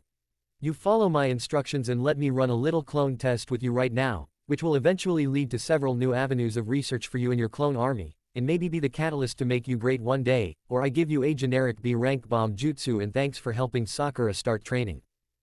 I think with how you phrased that choice, I am going to pick the first option and let you run your clone test," replied Naruto after a few moments of careful thought, and realizing that with his newly discovered shadow clone kamikaze bombs, that generic B rank bomb jutsu wouldn't be too helpful anyway, and was also very curious about what his sensei thought could be that significant to his growth. "Good choice, Naruto. See, I knew you weren't Adobe," came the eye-smiling reply from Kakashi, even as he insulted his student and tried to get a rise out of him to see what he would do. "I'm not Adobe," came the grumbled retort from Naruto, who simply glared at his sensei in challenge as he waited for what the silver-haired Jonin had in mind for this experiment, but didn't react any other way. "Good," answered Kakashi with a small nod of approval. "Now tomorrow I am going to bring some chakra paper to help determine your elemental chakra affinity, but before that I was hoping to run a clone experiment to see if we can't determine your elemental affinity through hard work." "I'm not sure I understand, sensei," came the questioning voice of the younger ninja as he tried to recall everything he knew about elemental chakra, which wasn't much. Each of the 5 main elements has an elemental exercise for beginners to start getting a feel for the elemental chakra within them. They usually start with their primary affinity. Mine is lightning. We can determine yours with the chakra paper I will bring tomorrow, but we may also be able to determine your affinity through trial and error, continued the silver-haired Jonin to the now wide-eyed younger ninja who was starting to understand what his sensei was aiming at. "Because of your clones and massive chakra reserves, you can practice these 5 beginner exercises simultaneously and separately, and we can use your progress and growth in any of the elements to get an idea for what may be your affinity, as it will always be easier to work with an element you're in tune with or have an affinity for, and likewise harder to work with its opposing element. So if I had a fire affinity, I would get those exercises quickest and the water ones slowest," asked Naruto, trying to ensure he understood completely and starting to realize how helpful this could be if he learned about all 5 elemental affinities. "You got it," replied Kakashi with his customary eye smile. "Now let's start with 50 clones, 10 for each element, and we'll go through the exercises." For the next half an hour, Kakashi shows Naruto and his clones all 5 of the beginning elemental leaf exercises several times. Trying to burn the leaf for fire, cut the leaf for wind, crumble the leaf for earth, electrocute the leaf for lightning, and soak the leaf for water. Kakashi demonstrated each one, though he struggled with water, as he was a primary lightning with a fire secondary. Naruto was able to see the results and learn the little tricks that each element seemed to have. Air needed to be grinded down almost like the sharp side of a blade, water needed to be saturated from surrounding water molecules, lightning needed that static charge, fire needed to be rubbed together and fed oxygen, earth needed to be broken down into dirt. When Kakashi left him to his own training to check on the other 2, Naruto couldn't stop the grin that was forming on his face as he realized how helpful these exercises were towards the next big building block of any ninja's arsenal, elemental attacks. Deciding to speed this step along a bit, he created another 500 clones and split them into 5 even teams to keep everything fair, and had them join their fellows in practicing until they dropped. Naruto himself took a turn trying each of the beginning leaf exercises to see how little progress had been made with each of the elements and realized that this might take some serious time and work. After today's mission, tilling a farmer's field on the east side of the village, the 3 genin separated for their own homes and lives, or more training for the 2 boys of the team. While Sasuke predictably returned to his compound's own private training grounds, Naruto didn't immediately head to dinner or another training ground but looked around to make sure he was alone before disappearing down into the nearest sewer manhole. Once down there, he used his own memories of countless clone explorers to navigate his way throughout the village's sewer system, until he came upon a different set of tunnels that also crisscrossed the entire village and led to many very interesting and strategic points throughout Konoha. Knowing that most of these tunnels were completely abandoned from the lack of any signs of use, Naruto was happily planning out where and how to grow his small but growing empire and utilize these to avoid the general population. Finding a large open cavernous underground room not too far from his apartment complex, he decides to start building it out into a hidden training ground for him to practice away from any prying eyes. Spawning almost 1,400 plus clones now, he set them all to work on cleaning out and organizing the tunnel system and building the new underground training center and the protections he wanted put in place because of where it was. Heading back towards Ichiraku's ramen stand, Naruto was happy to discover another entrance into his secret tunnel system only a couple hundred yards from his favorite place to eat, and knew that route was going to become very popular very quickly. That night, Naruto set about making a fourth blood clone, knowing that they were simply too valuable not to exploit as a resource for gathering more information, money, and skills, and realized that he probably needed to start increasing his organizational efficiency as well. With that in mind, he decided to give each blood clone a specific function within his growing organization, to make sure everything was getting covered and accomplished that he wanted. Blood clone number 1 BC1 was going to be the overseer and run his underground training facility, and be responsible for organizing training areas and keeping up on learning new skills and strengthening those he already knew. Inside this department would also be research and development for new jutsu, and pretty much everything related to training in the ninja life. BC2 was in charge of the civilian side of things, and was responsible for keeping up with the many civilian working clones they had throughout Konoha in order to increase the money coming in, and looking for ways to grow that even further, as he had ideas to maybe start a civilian business, and would also be responsible for all the accounting and business ventures his clones got involved in.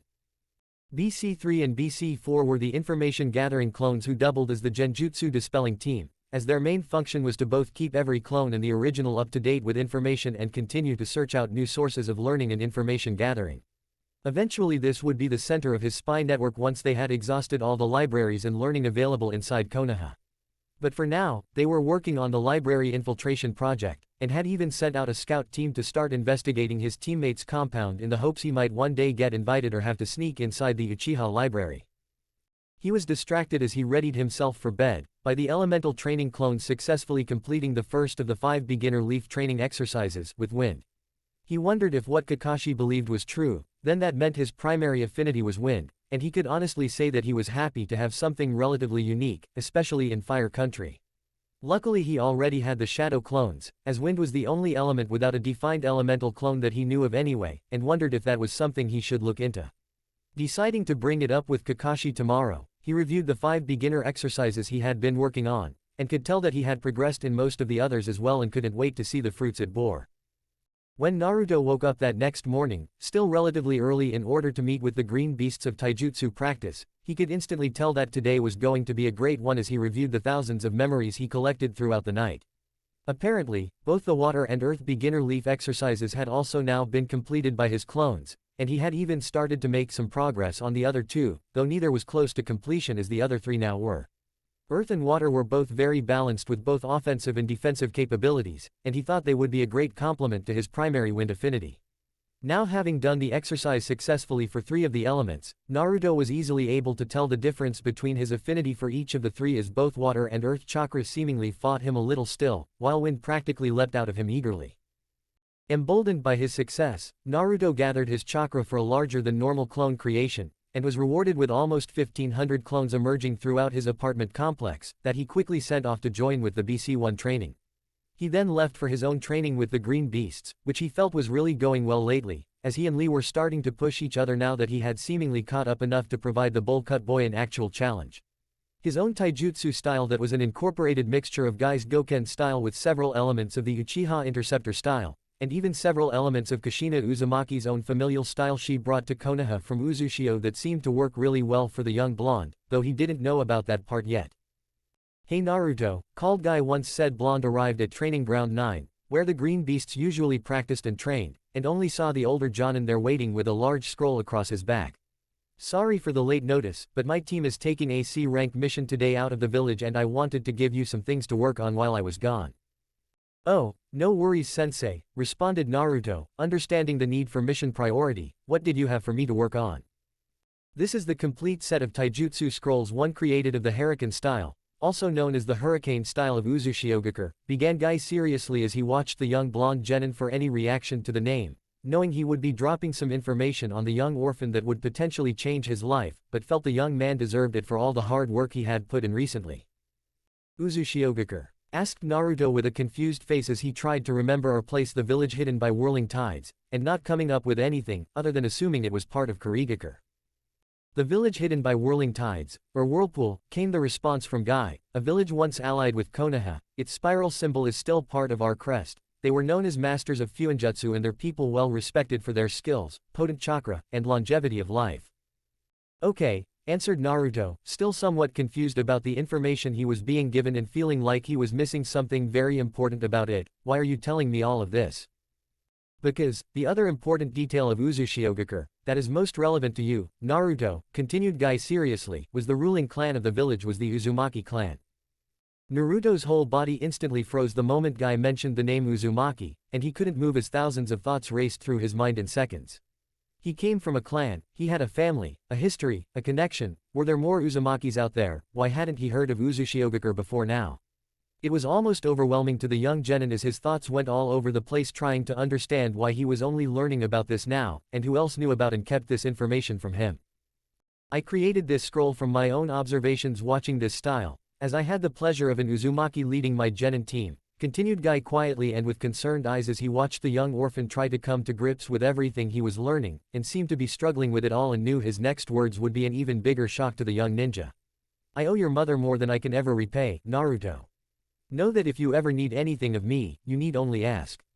And when I get back, if you can show me you are serious about learning the Harakan style, I'll tell you everything I know about Kushina Uzumaki, the red-hot habanero and the previous Jinkyuchi of the Kyuubi.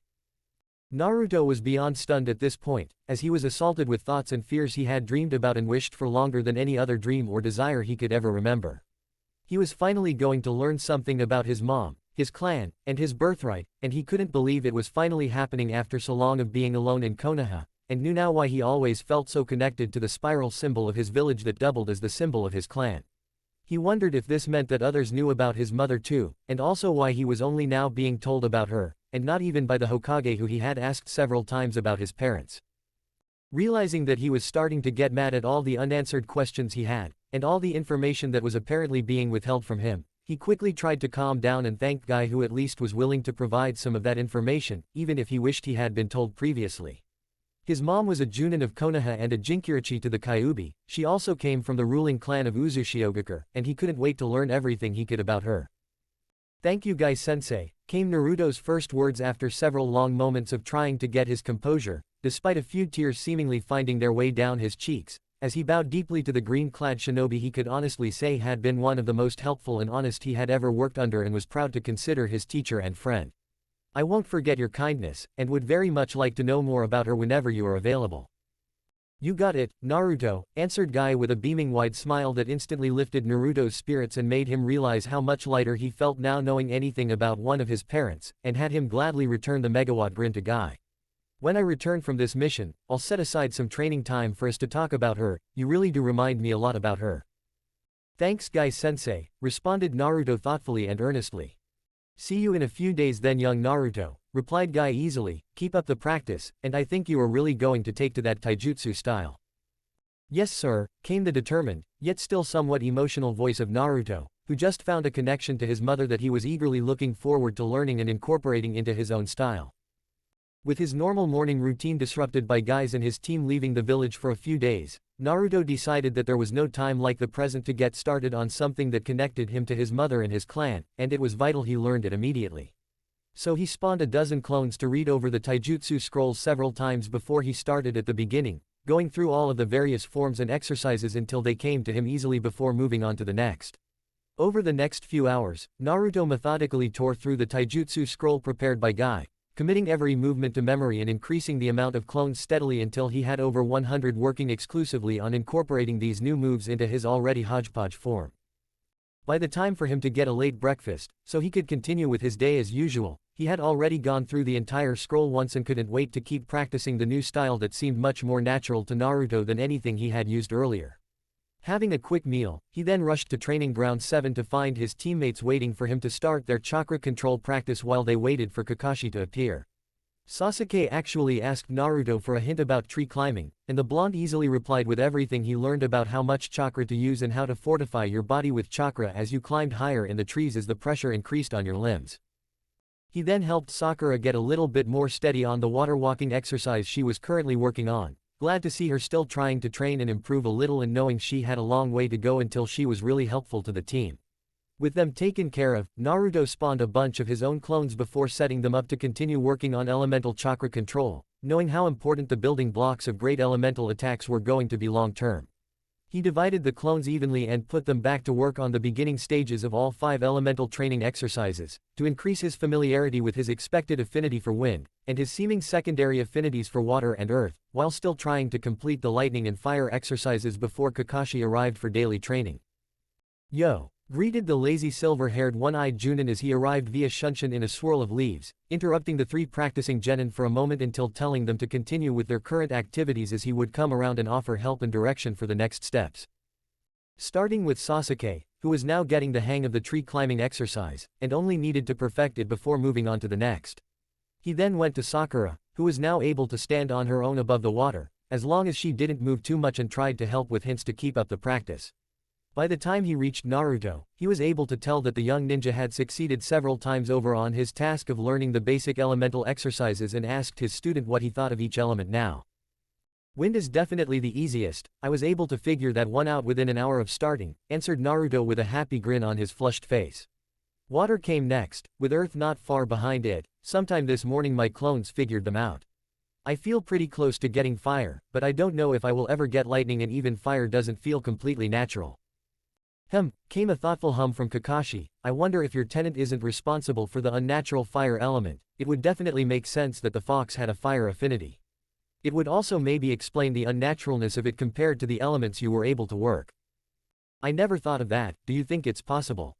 asked Naruto curiously, not knowing what went into the elemental affinities, and figuring he should probably try to find out, as it may be family related and something he shared with his unknown father or the recently learned of Kushina Uzumaki, and therefore very important to him on a personal level. "It's definitely possible," answered Kakashi honestly. "Jinkyurichi have always carried over a bit of their demon, or more accurately, their Yukite demonic chakra bleeds through any host to sometimes very specific effects.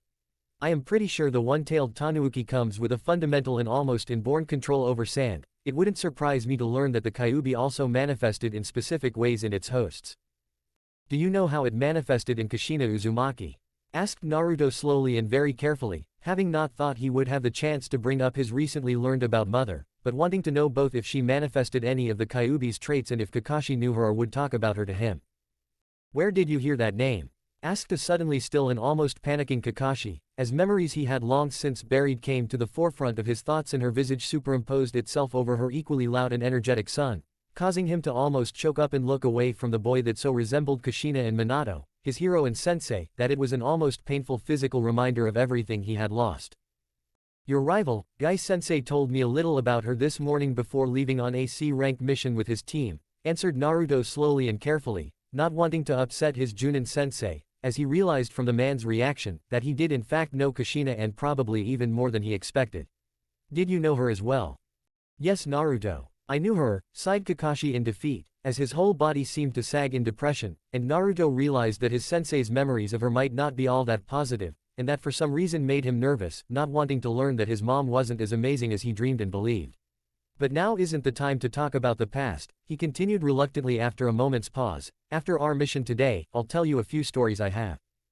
Naruto was beyond excited to potentially learn even more about his recently discovered mother, but even he could plainly see the topic was not a happy one for his Junin sensei, and wondered what about his mother that saddened and upset the usually lazy and unflappable Kakashi Hatake. Hopefully, some answers would come this afternoon, and at least he now knew something about his mother, and it filled him with a previously unfelt feeling of pride, and a need to prove himself as a good successor in both his clan family and in hosting the Kyuubi.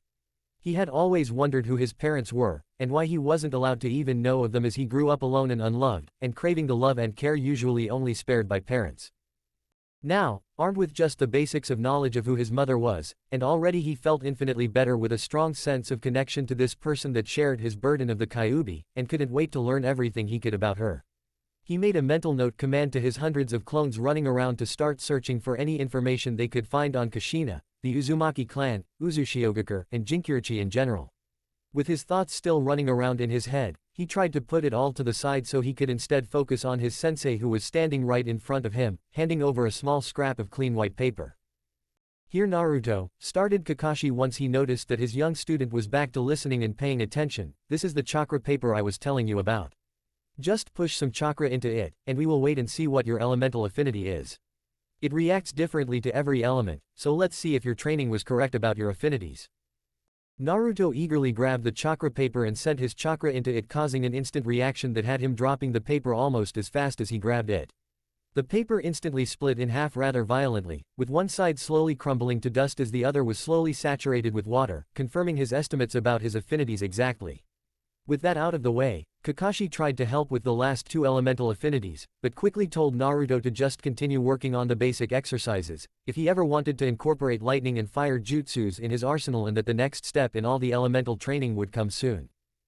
He then instructed Naruto about the exhibition match he was to have the following day in Training Ground 7, against a Chunin opponent he expected Naruto to beat if he came at him like he did that first day for the bell test.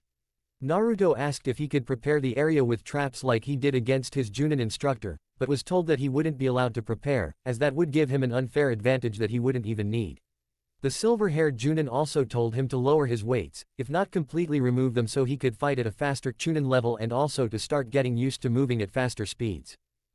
If you show me you are ready, I'll take your training up a notch after this exhibition fight, added Kakashi to the excitedly happy Naruto, who couldn't wait until his training was taken up a notch by his Junin instructor. Just remember to try your best, and make Guy and I proud. Yes, sensei, mumbled a slightly embarrassed Naruto, who was unaccustomed to people rooting for him, and not used to others' support or offering him help in the past, and wanted to prove his teacher's faith in him wasn't misplaced. I'll be ready. I know you will, Naruto, added Kakashi with his usual eye smile, as he nodded at his younger blonde student with a growing smirk on his hidden face at the thought of the dead last crushing a career Chunin in just over a month of real training, and what he was going to do with all the money he won off of Ebisu, dreaming already of the newest Ichi Paradise Gold Edition he was saving up for. Now, go get some lunch and meet back at the mission office in 1 hour for our afternoon chores. Chapter 6, Fights and Explanations. Naruto woke up the morning of his planned fight against a Chunin of Konohagakure with a spring in his step, and a lightness on his heart that wasn't there yesterday.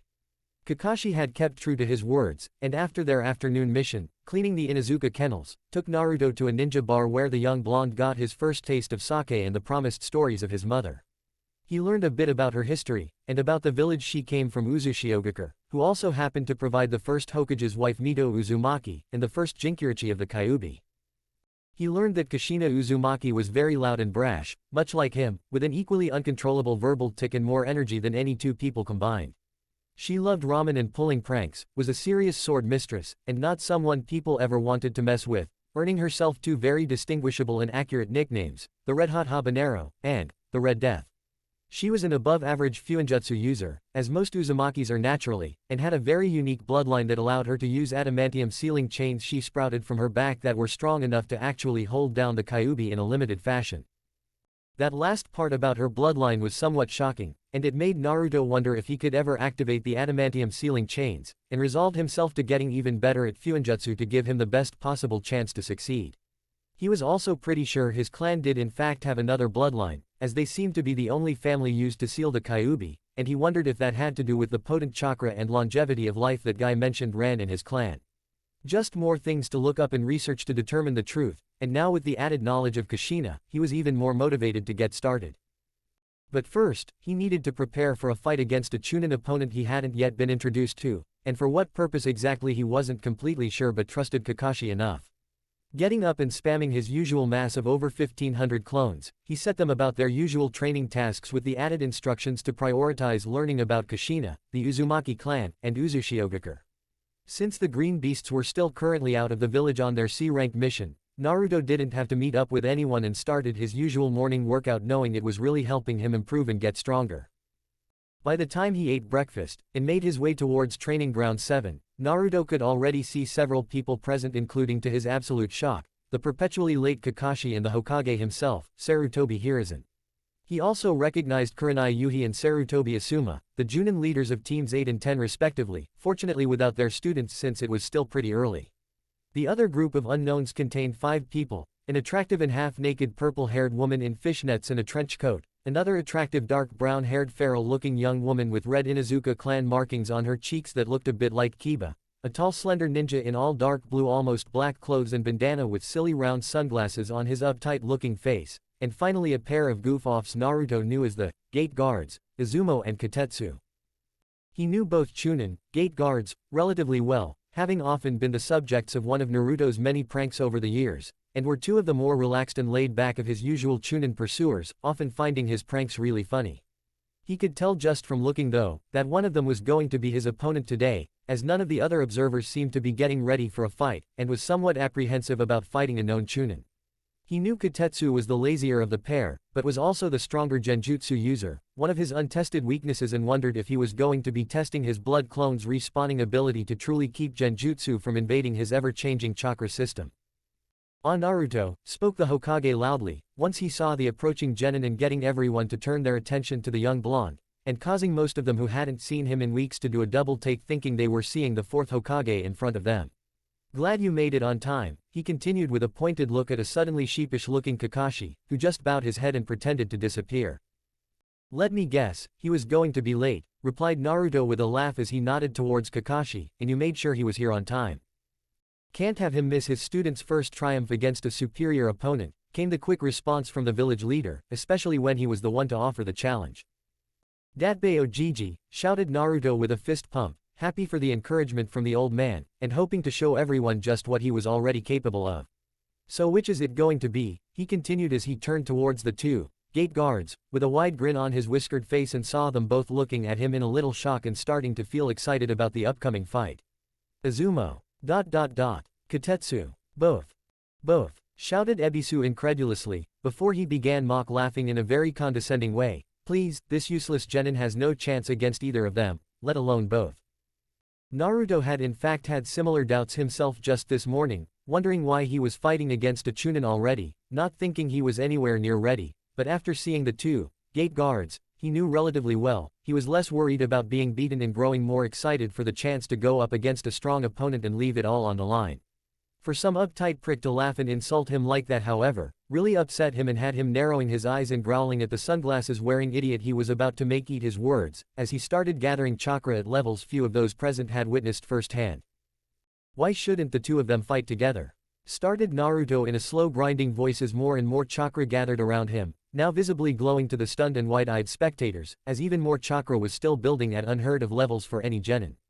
"I'll be fighting with my friends," continued Naruto as he brought his hands together in the cross seal in preparation for a mass shadow clone summon and just held them there as he continued to pump even more chakra, now reaching beyond cage levels and still growing. "Holy shit," came the fearful voice of the purple-haired observer, as she and the female Inuzuka both retreated several hundred yards further away from Izumo and Kotetsu, not wanting to be anywhere near whatever was about to go down, but also not even blinking, in fear that they would miss this epic moment. "Number one unpredictable ninja, indeed," came the softly spoken words of the Hokage, as he and Kakashi both retreated as well to a safer distance from the center of Naruto's mass shadow clone explosion to come, both grinning in excitement at their young friend's growing skill and power. "Ah," came the mumbled and shocked monosyllabic response to the largest amount of chakra Ebisu had ever witnessed being gathered, as he stood wide-eyed staring at the small blonde kid that better resembled the yellow flash at this moment than anything he had ever seen. Ebisu only had time to cringe, and the next moment as an explosion of chakra that would probably be felt in the Fire Country capital saturated everything in a 2-mile radius and filled everyone's vision with the thickest smoke imaginable. Time seemed to freeze as the chakra saturated and settled over everything within the blast radius, and for several moments nobody moved or knew what exactly had happened, all except for one young blonde ninja who could only smirk at what he had managed to accomplish. It took almost 10 seconds for the wind to completely clear away the dense smoke that filled every inch of the training ground, and in its place left no square inch uncovered in the clones of one Naruto Uzumaki, all of whom had their eyes focused on the two shivering Chunin practically hugging one another in support. Without being able to actually count, Naruto guessed that he had almost doubled his largest ever spamming of clones, as he had to be close to having 3,000 clones filling up every square inch of training ground 7.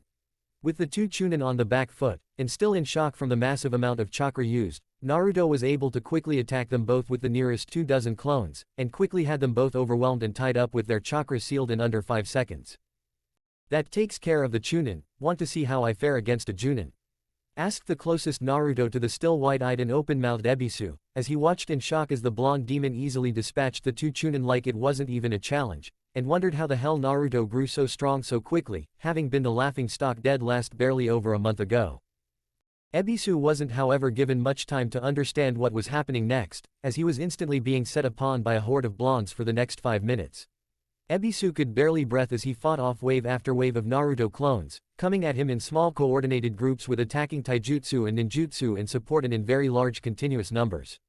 The older sunglasses-wearing ninja then tried similar tactics that Kakashi had used during the bell test, first using Shunshin, which didn't escape the notice of so many Naruto clones filling the entirety of the training ground they were using, and then trying to combat shadow clones with elemental and a single shadow clones of his own while the original Ebisu went underground to recover. He was therefore not at all prepared for the echolocation jutsu Naruto used to continually harass and hound him every time he stopped to take a breath and gave him no rest anywhere in the training ground. Ebisu was then forced to keep fighting as continuous waves of Naruto attackers kept coming, and knew he was quickly running out of energy and wouldn't be able to last much longer. He knew he needed to come up with something to combat the young stamina freak, or he would never live down the humiliation of this defeat, and therefore decided to try his favorite larger-scale jutsu. Hoping the fire dragon bullets he was most comfortable using would cut down the overwhelming numbers Naruto still had to his advantage, but wasn't sure if he would have the chakra to outlast every one of the demon's infernal clones. For the next 10 minutes, Ebisu was able to slowly start taking out small groups of clones with his fire technique, but Naruto was smart enough to keep his clones farther apart and in smaller, more manageable groups so he never lost too many too quickly, all the while continuously hounding Ebisu and keeping him on the back foot. At the half-hour mark from the start, Naruto's clones had been reduced down to almost 1,000 remaining, but Ebisu was at that point on his last leg chakra and endurance-wise and was really struggling to keep the latest waves of Naruto clones from overwhelming him. In a last-ditch effort to protect himself, he created a 10-foot dome of solid earth, and tried to hunker down to outlast the continuous waves of clone fighters. The older Tokubetsu Junin couldn't actually believe it, that the dead last demon container had grown so strong so quickly, but the proof was in front of him and his spamming of shadow clones was obviously the reason for the accelerated growth and just hoped his earth dome would hold out for a few minutes to catch his breath and come up with something else to turn this fight to his advantage. Naruto, however, was not going to waste any time or give the older ninja any chance to rest, and started sending explosive clones armed with homemade explosive notes, completely covering the dome before detonating. Destroying the earth chakra construct protecting his opponent in a concussive explosion that instantly knocked out Ebisu, caused all those watching to realize that Naruto just beat a Tokubetsu Junin, who while not known as Super Elite himself, was no pushover.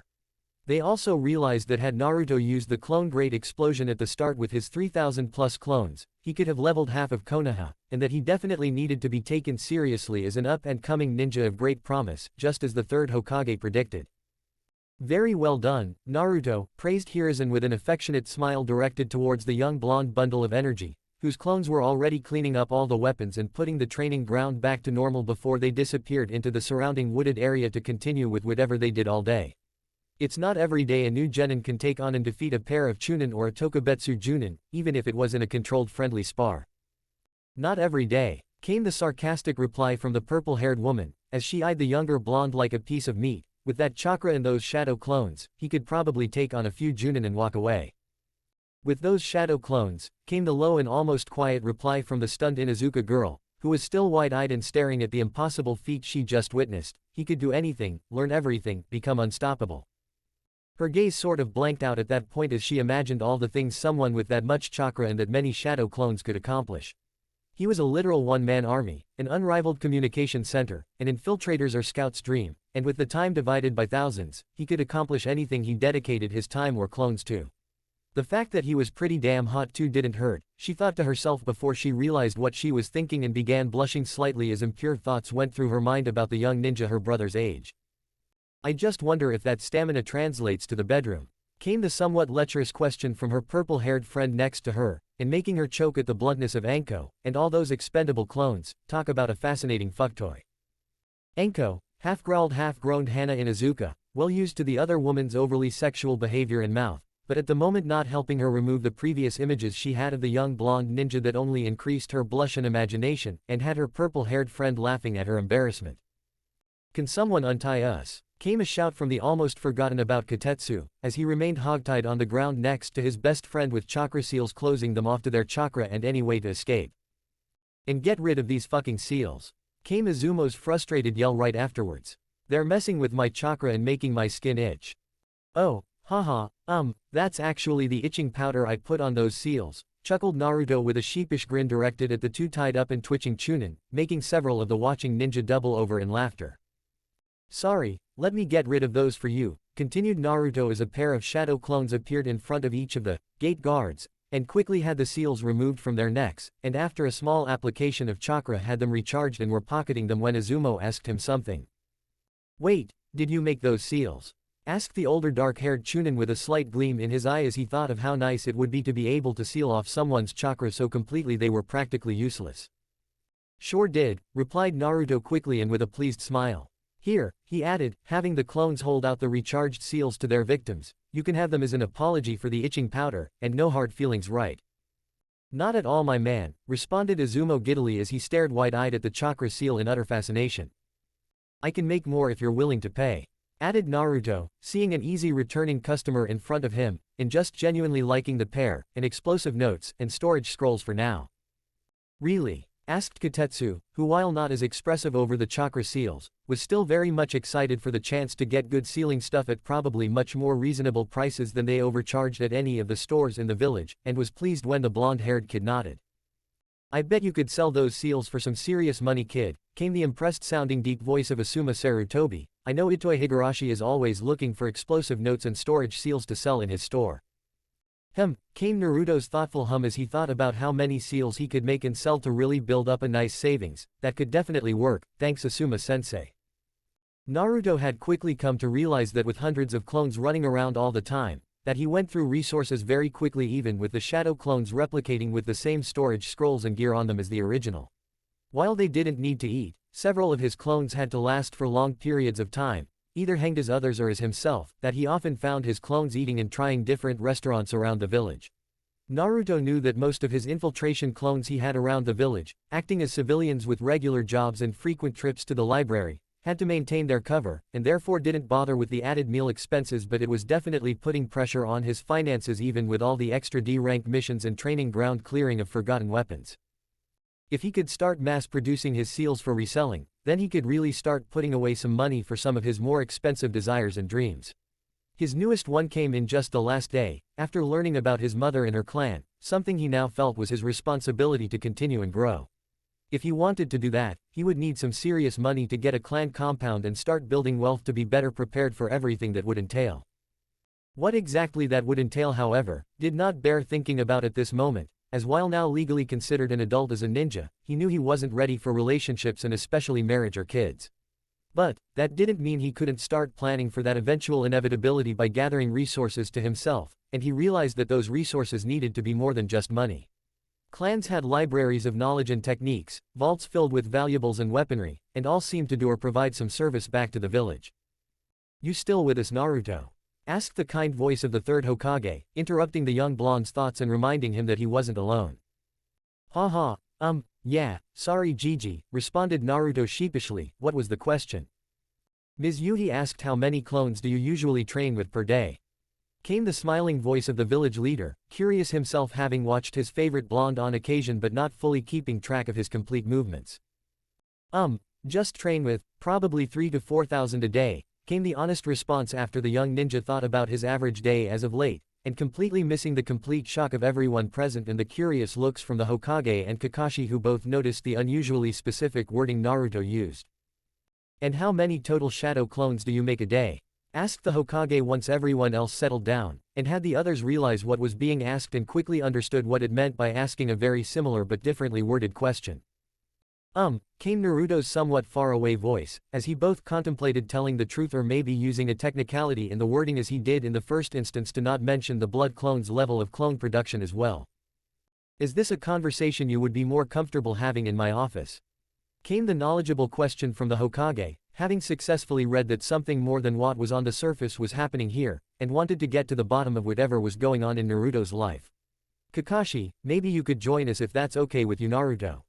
And after a look shared between the two mentioned got a nod in reply. "Good. Then, the rest of you are responsible for getting Ebisu checked out at the hospital before returning to your scheduled duties." "Yes sir, yes Hokage," came the numerous replies of everyone present, before they were left in training ground 7 with an unconscious and most likely inconsolable Tokubetsu Junin to take to hospital, and an incredibly talented blonde genin to gossip about. Naruto appeared in a shunshin right in front of the Hokage's desk, before collapsing in the chair he usually occupied when visiting with his favorite person in Konoha, and watched as his Junin-sensei arrived right behind him and stood at attention in front of the village leader's desk. Hiruzen Sarutobi, the elderly third Hokage, appeared behind his desk, and like Naruto was quick to sit in his chair, but obviously with a lot more dignity than the young ninja used. He motioned Kakashi to sit and relax. As with most things related to Naruto, there was no formality and Kakashi wasn't surprised in the least.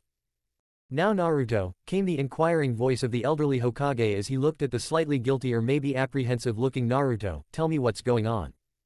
"Well," he started uneasily with glances towards the old man and his silver-haired sensei, "I am using a lot more clones, but I wasn't lying about me only training myself with about 3 to 4,000. "Okay," answered the Hokage slowly, trying to piece together that statement. "So then, how many clones are you creating every day and what are you having the non-training ones doing?" I spam about 1,500 clones every 2 to 3 hours all day every day, minus the 5 hours of sleep I need, so between 9,000 to 14,000 a day then. But, I also created 4 Fuinjutsu reinforced blood clones from a scroll I found hidden in the Chunin library a while ago, and they have been maintaining a slightly slower pace but still anywhere between 5,000 to 10,000 a day," replied Naruto, who stopped at that point as both the Hokage and Kakashi were looking at him in absolute wide-eyed shock. "You are the new civilian labor force that has shown up in the village over the last 2 weeks?" asked the elderly Hokage after a moment of silence where he realized what exactly Naruto was telling him, and was blown away, that the civilian labor force that recently showed up in town and his civilian council had been loudly complaining about their undercutting the established prices and businesses, was in fact his favorite unpredictable ninja doing something thought impossible. "Well, I needed to start making money, and have excuses and backgrounds so I could visit the civilian library and learn the things I wanted," replied Naruto. "I originally was trying to use the blood clones as a way to maintain a constant flux of my chakras so that I would always be able to disrupt any genjutsu, as that was definitely my biggest weakness after having that painfully pointed out by Iruka. But once they were created and performing that function, I didn't want them just sitting around constantly respawning clones to keep my chakra in constant flux, so I gave them all different roles to perform. Blood Clone 1 BC1 is responsible for my underground training facility, basic training and research and development, while BC2 runs the civilian side of things and our finances. BC3 and BC4 are running my library infiltration projects, and will eventually grow into my information gathering network, and those two are the ones responsible for maintaining my chakra in flux."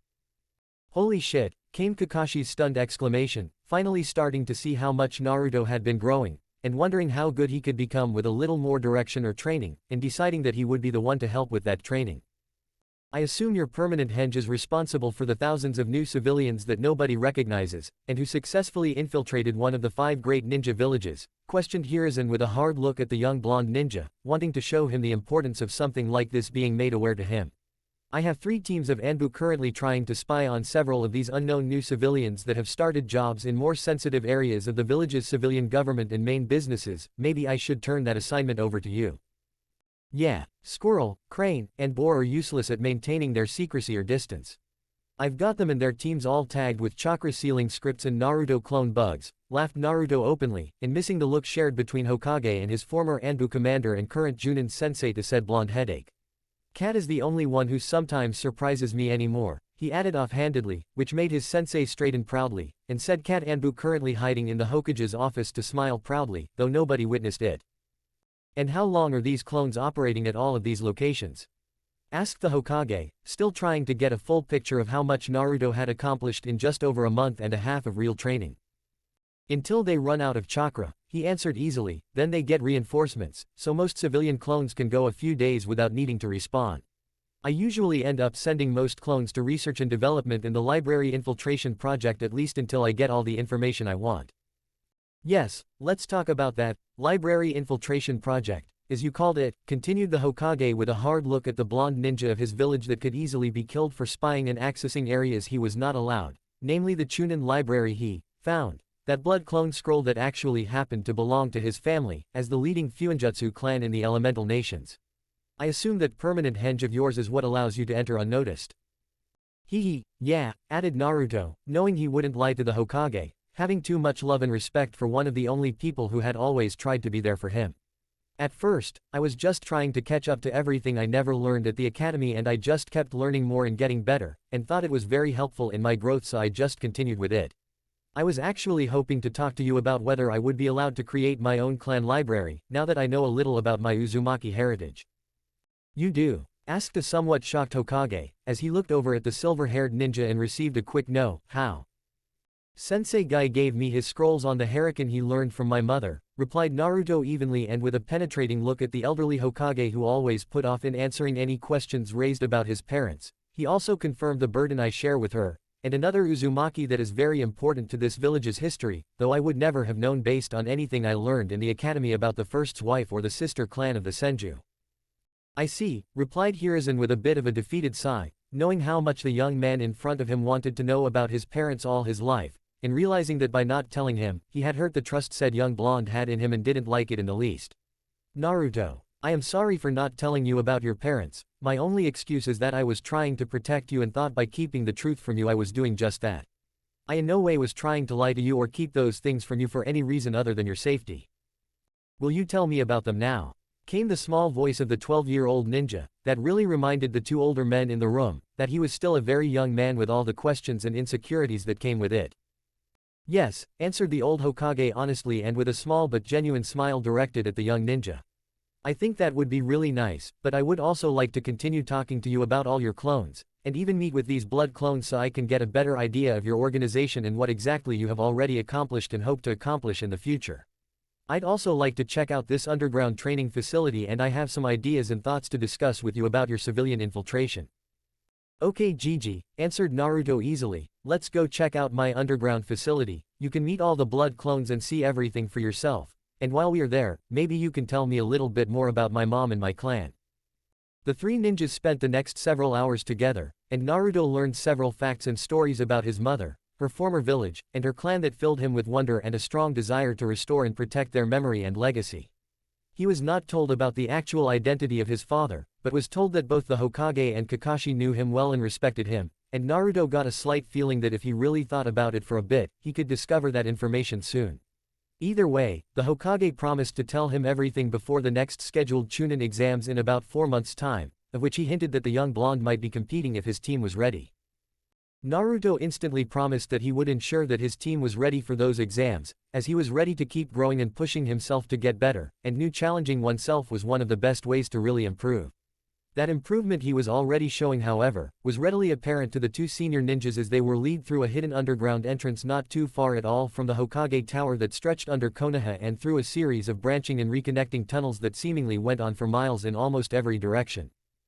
My clones have mapped out almost 85% of these tunnels. There is one area in the northwest corner of Konoha that I haven't tried to penetrate due to all the protection seals, but I know the tunnels continue through there, spoke Naruto at the time, and I think the majority of these tunnels were part of Orochimaru's labs, as I've encountered several cleaned out and gutted old labs of questionable means. I left them alone and just cleaned out other areas for my own training areas. That led to a quick detour through those old labs for Hiruzen to confirm they did in fact belong to his former student, and after getting that confirmation decided to have Naruto's clones tag and clean everything out. He would then have them write up a detailed report of all their findings, as he couldn't afford to bring in too many people to these tunnels, and it would act as a great test of Naruto's growing skills in other areas of espionage and information gathering needed to be a Chunin. They then made it to the main underground training facility BC-1 controlled, and even after hearing about the amount of Naruto clones created in a day, it wasn't anywhere as impactful as seeing nothing but Naruto in every direction for as far as they could see, working on every aspect of ninja life and all trying to improve with Naruto's boundless energy and determination to succeed in every single one of them.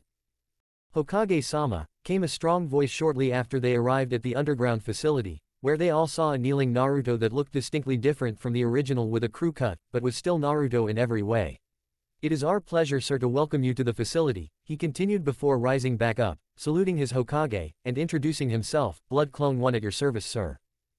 Hehe, the blood clones have all sort of adapted their personalities a bit to better take control of their respective duties, came the original Naruto's reply to the questioning looks from both Hiruzen, Sarutobi and Kakashi, after looking at the overly militaristic version of Naruto before them. We call him the general. That introduction was followed with a quick tour of the many different areas of Naruto clones working on different skills, or perfecting those he already knew, and researching new things to incorporate into his fighting style. They saw the taijutsu teams, the ninjutsu teams, those working on hand seals, those dealing with all 5 elemental exercises, even a large group just getting started on sword training and handling. As they went further into the facility, the groups of Naruto clones were working on less and less physical things, and were soon checking out the clones working on genjutsu, then fuinjutsu, which had its own little wing of the facility dedicated to learning, practicing, and even researching and testing areas. After the fuinjutsu wing, as it was referred to by Naruto, they reached the civilian center as it was called, where there was much less movement overall, but still a large room with several workstations set up around the outside edges like booths at the market, to replicate different functions and jobs he had seen throughout the village. There were stations set up for tailors, shoe cobblers, fabric weavers, embroidery, pottery, cashiers, bakers, cooks, waiters, and laborers of almost every kind. It was its own miniature version of the Konoha market, manned completely by Naruto clones learning their trades and jobs in a real-life training simulation. When they met BC2, they were reminded again of the very different personalities the blood clones exhibited that spoke to some aspect of Naruto's own personality. Welcome Hokage-sama and Hitaki-san to the Civilian Learning Center, where we prepare clones for the jobs they will experience and also provide extra goods for our stores or to resell, came the flat voice of a smartly dressed Naruto blood clone, looking every bit the responsible civilian. Hello, started the Hokage, before realizing he didn't know this clone's name, and just trailed off until it was filled in. This is CC, replied the original Naruto, short for civilian commander. Very good, tell me CC, responded the Hokage with a focused gaze on both the original Naruto and this blood clone too, better known as CC, how many of the clones are currently working civilian jobs inside Konoha? We currently have 438 feet civilian clones employed to various civilian businesses throughout Konoha, he answered after checking a thick book he had on the desk next to him. Another 355 exclusively working at the facility here just making additional products for later resale. 250 more are currently in the training program to learn the skills needed to apply for more positions we've been scouting. 312 clones work for our new company Konoha Cleaners, 187 clones work for our relatively new Konoha Delivery Company, and 14 clones now work for members of the Civilian Council in some fashion, 4 of which you are currently spying on with your Anbu. That's about 1,500 civilian clones. Came the gobsmacked reply from Kakashi as he was adding up all the numbers during CC's explanation. I know your henge is an actual transformation, and civilian jobs are much less physically demanding than ninja ones, but how do you prevent some of those clones from dispelling when they bump into something? Came a pretty insightful question from the Hokage, wondering how Naruto would get around that particular problem. We have pin clone on every civilian clone in case of dispelling, there is a replacement ready to take over immediately, and we just explain any dispersed smoke away as a smoke pellet we carry for emergencies going off by accident, came the calm reply from CC. Pin clones. Came the question from Sarutobi in confusion, though he understood that every civilian clone had a replacement at hand, and found himself really impressed with that level of thought and planning. This pin, replied CC showing a small bronze-looking pin with the spiral of the leaf and Uzumaki clan symbol stamped on it, which he had attached to the collar of his shirt, is actually another Naruto clone under henge. Holy shit, exclaimed Kakashi in disbelief, as he quickly pulled up his Hitai-8 to look at the pin clones under his Sharingan, and could only detect the smallest prick of chakra on a seemingly normal pin, not unlike what he saw when looking at ninja weapons and their chakra residue from being handled by ninja. Even knowing it's a clone, I can't tell at all, it just looks like a pin that was maybe handled by a ninja at some point, but not even enough to notice unless focusing directly on it. Yeah, it's kind of a weird experience, answered the original Naruto who has had to assimilate the memory of the pin clones a few times.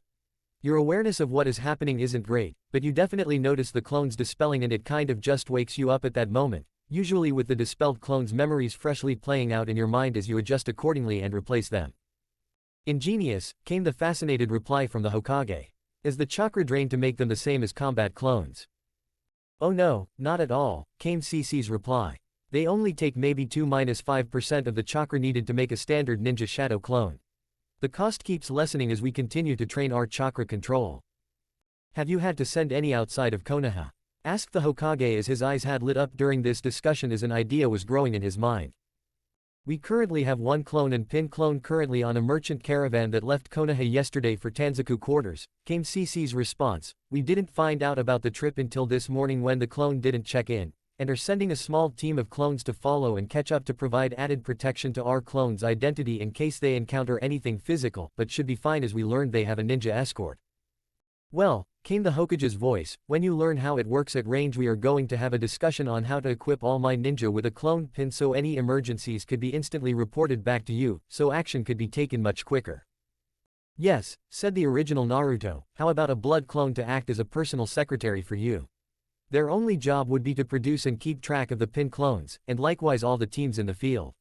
That way if anything came up, you would have instant knowledge of it, and eventually we could relay any new orders directly into the field if we told at least the Junin about them. Do we know how well the pin clones hold up to basic ninja maneuvers? They are a lot rougher than any civilians. Asked Kakashi, hoping to clarify just how durable these pin clones could be. We'll run some more tests on that and get back to you, answered CC while making a small note about it in the book he carried, knowing that in seconds this memory would be shared by every Naruto and had no real need to write anything down, but liked the process of it to help him come up with ideas. We had thought about trying insects, but didn't want to run into any problems with the Aburame clan, though it would probably be a better way to have more aware clones, but we haven't had much luck on sustaining the bugs over longer periods of time and rough treatment. I really like the idea of all my ninjas having a cloned pin in case they have an emergency and need to contact me instantly out in the field, but we would need to run some durability tests, contemplated the Hokage out loud as he thought through the implications. I think we should schedule a meeting in the next few days to discuss how to strengthen and implement the pin clone idea, Naruto. Sounds good, Gigi, answered Naruto. I'll create your blood clone secretary tonight and put them in charge of the pin clone project, so they will always be nearby for emergencies and can always get in touch with me for a meeting or any issues that arise. The conversation after that quickly went back to the original purpose of this visit, which was the amount of civilian clones running around Konoha and all of what they were doing. CC explained their new Konoha cleaning company, which wasn't much different from some of the D-ranked genin missions, but were all exclusively for civilian clients and smaller jobs that probably wouldn't be made missions anyway. It was mostly cleaning small apartments, kitchens, and bathrooms and was pretty new with only a handful of jobs completed at this point, but looked to be relatively profitable due to their free labor force. The Konoha Delivery Company was really just a food delivery service they started after working for the civilian council member, Seidu Miseribo, for one day and realizing the man was blatantly overcharging for his services and then ripping off his delivery employees. They still had 6 clone employees working in his operation, all trying to find dirt and gather evidence against the arrogant and pretty nasty man, while subtly dropping off business cards of his own company at every delivery. It was also through Miseribo that Naruto encountered the other 3 council members he now had clones working for. Sarutobi Hiruzen was very excited to finally be able to do something about the clandestine meetings behind closed doors between the aforementioned council members, as he was now being put in a position to finally get some dirt on each of them. He tasked Naruto with trying to get a clone in on any of those meetings and to continue looking into each of the council members and gathering evidence of their deeds. And in a somewhat shocking move, he also gave Naruto carte blanche to continue infiltrating the civilian sectors of Konoha as long as he thoroughly investigated all the places he worked and wrote up reports on all the businesses and people he encountered to finally do a full accounting of their village.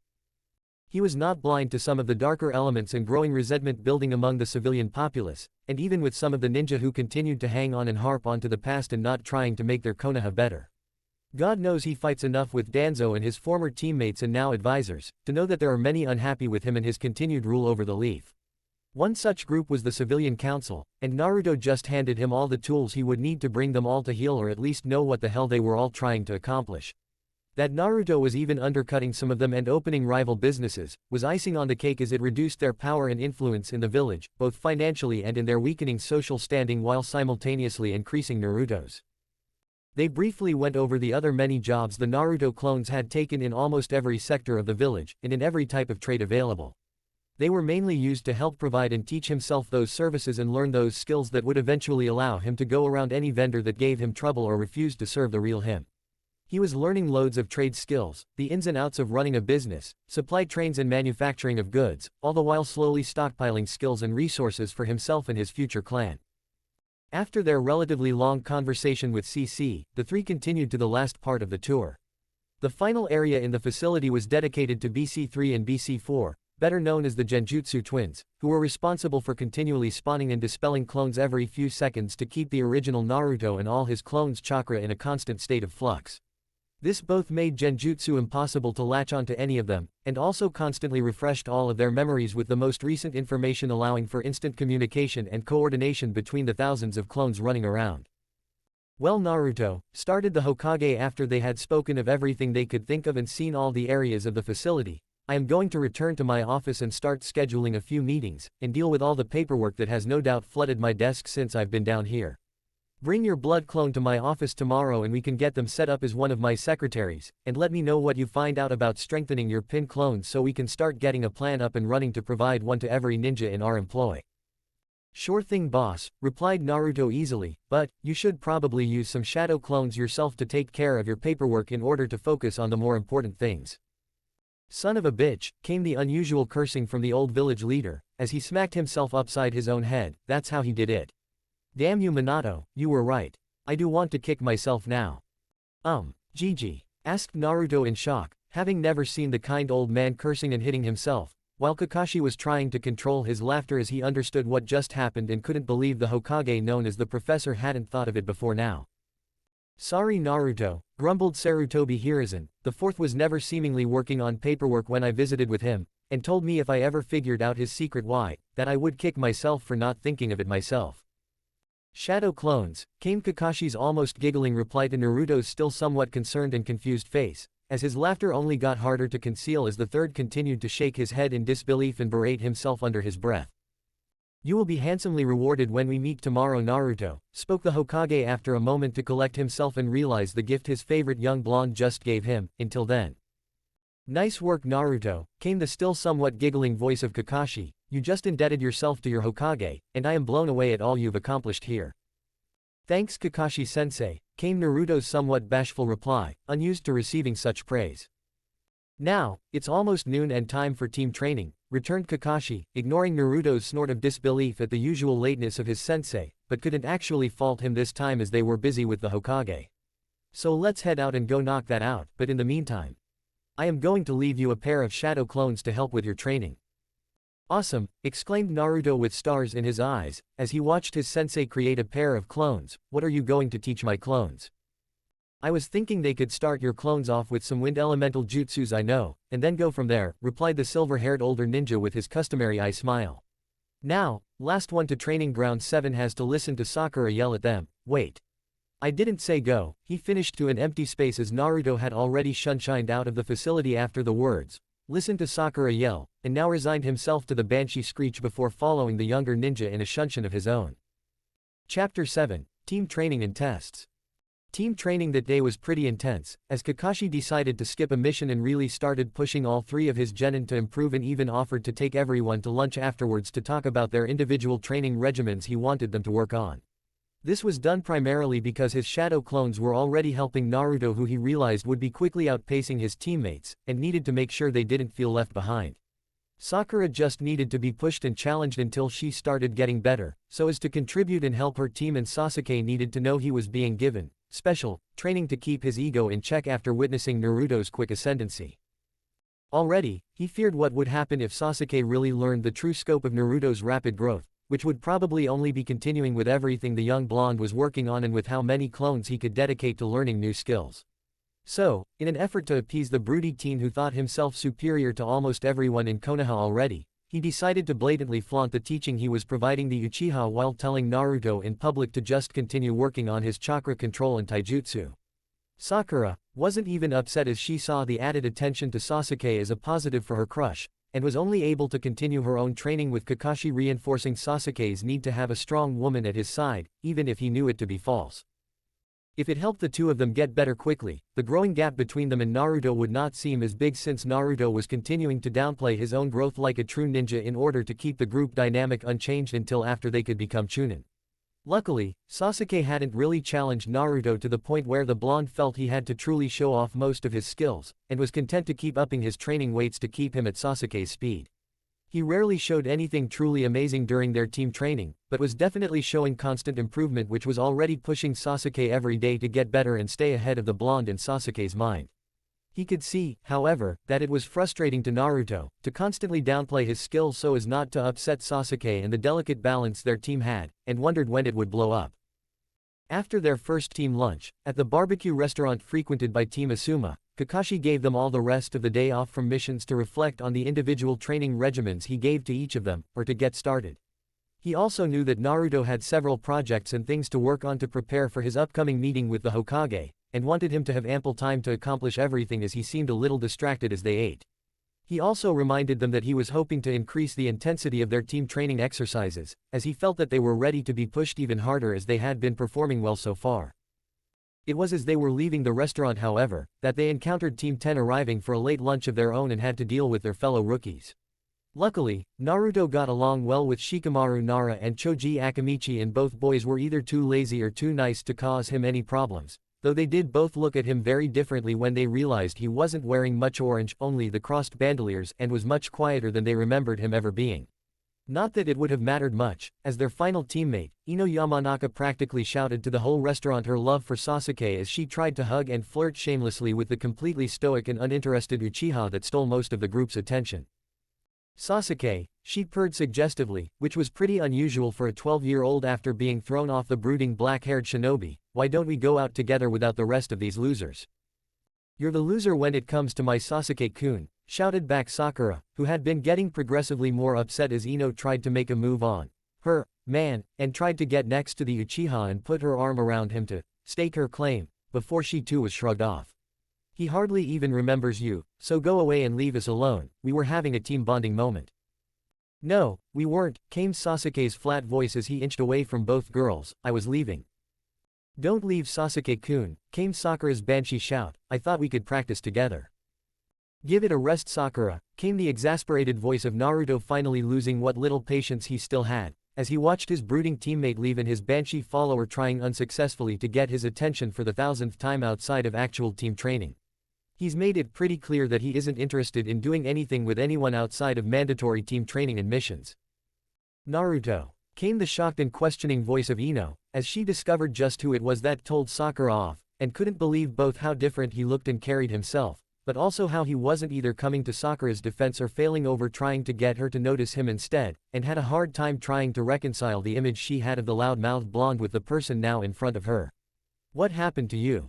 I grew up, came the flat reply, not wanting to get into everything that had changed in his life recently with the biggest gossip in the village, and in no mood to waste what little time he did have. You should both try it, and let Sasuke be. What? Ino asked, shocked as if struck, while Sakura was a little more heated in her reply. Screw you, Naruto, Sasuke and I are in love, came her banshee screech. Yeah, in your dreams maybe, came the biting reply from the blonde, before turning away from Sakura and seeing his sensei watching the interaction from the corner of his lone eye as he spoke with Asuma Sarutobi, Team 10 sensei, and knew he needed to get away from them all before really losing his cool. Kakashi sensei, can I go? Yeah, see you tomorrow at the usual spot, answered the silver-haired Junin, knowing he was going to have his work cut out for him if he wanted these three to become a true team, and not knowing if it would ever happen. Before the stunned members of Team 10 could say anything in response to what they witnessed, they saw Naruto shunshin away casually, causing each of them to sputter in shock as that was not the same Naruto they had known for the last several years. Shikamaru had always been curious of the loud blonde, but too lazy to actually do anything about it other than observe him, and was pretty surprised at the changes he saw. Choji had always thought Naruto funny and somewhat lonely, and had no problems with the kid, though he had few problems with anybody as long as they didn't call him fat. What happened to Naruto? Asked a still shocked Ino, who had always just assumed he was a lovesick idiot that would chase Sakura forever, and never really gave him the time of day, not even expecting him to become a ninja or much of anything. He's got a lot on his plate right now, answered Kakashi quickly, before Sakura was able to launch into another loud rant of her own, as she appeared pretty pissed off at the blonde and hoped it didn't set them back in their very slowly growing camaraderie. Speaking of which, Asuma, can you set some time aside in the next few days to work with Naruto? You're the only sane wind user in the village. I'd owe you one if you could spare him an hour. I'm sure that's all the time he'll need. Sure, answered Asuma slowly as he watched the perpetually lazy Kakashi, and knew something had happened to light a bit of a fire under the usually unflappable Junin, and wondered if it had to do with his seemingly fractured team or the one member who was already performing the shunshin and learning his elemental affinity and wanted to check said blonde out himself. Have him come by training ground 10 any day after lunch, we usually do our team building exercises then.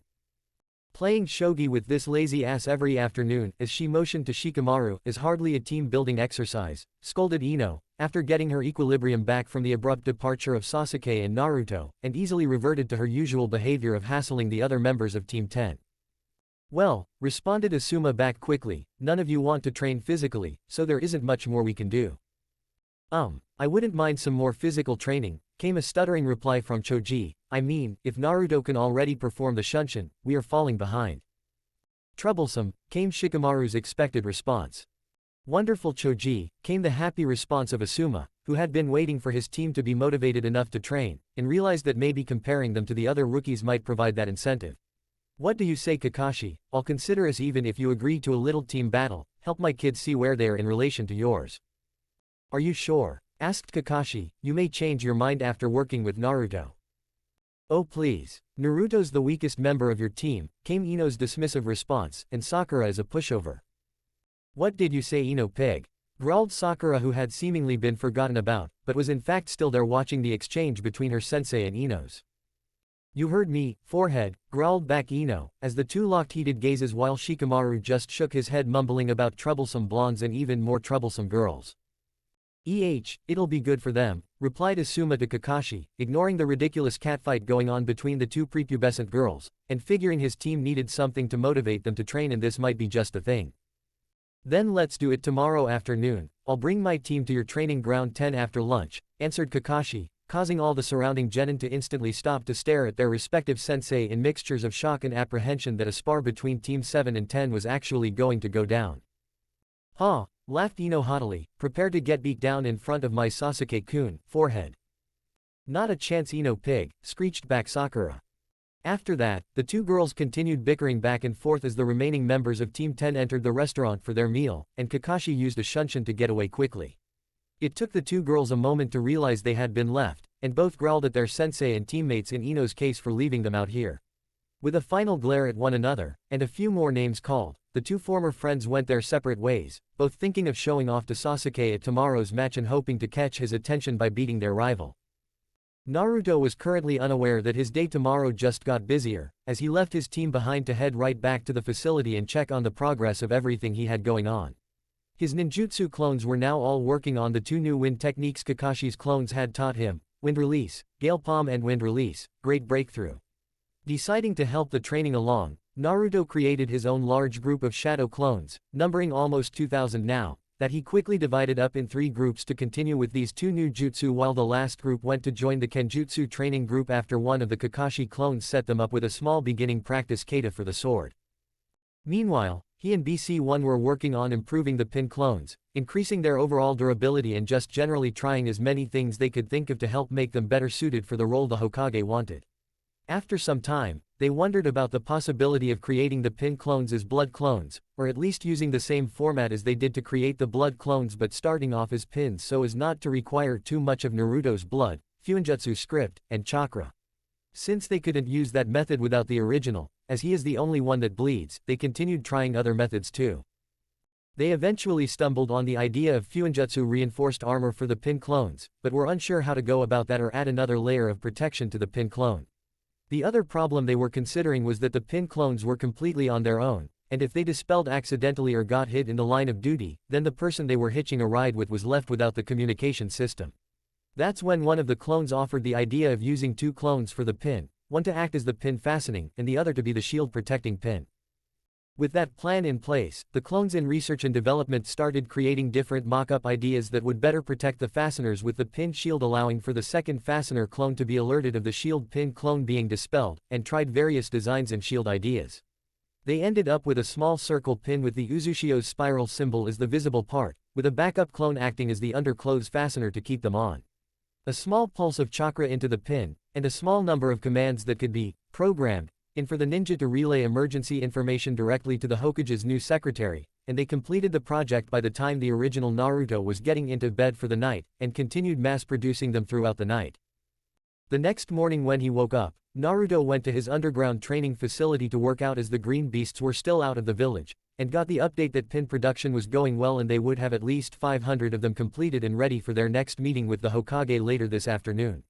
After an amended underground workout in the facility, and turning up his resistance weight seals another notch, he spammed 2,000 clones to continue his beginning sword and the Harakan Taijutsu training, and then left for the usual mid-morning team meeting in Training Ground 7. Where he again had to deal with his annoying teammates, and hoped it was eventually going to get better between them all. The monosyllabic grunt from Sasuke and the banshee scream of complaint from Sakura were both pretty consistent, and he too felt like they had regressed over the last few days back to how they saw him in the academy and wasn't too pleased. Luckily he didn't have to wait too long for Kakashi to arrive close to 11 a.m., and with him came the knowledge of the little team battle with Team 10 he set up for the afternoon. Because of this upcoming battle, he wanted to run them through a few team drills for analyzing team formations and playing to their strengths against a variety of different styles in preparation. Although he never explicitly said anything, his genin definitely got the idea that he wanted to win, and win convincingly. Naruto gave it his all in team training, realizing that any time Kakashi actually taught them something it was really important to pay his full attention, and let the hundreds of other things going on in his head be deferred to his clones as he listened to his sensei. By the time they broke for lunch, all three genin of Team 7 had a pretty good idea on the basic formations that Kakashi favored and how they would deal with other teams of differing strengths and styles. When they walked into training ground 10 to see Team 10 in various stages of preparedness, they all got excited about the upcoming team battle, though none of them more than Sakura, who had a real smug look as she met Ino's eyes, thinking of her Sasuke-kun single-handedly beating the other team to prove their superiority over her biggest rival.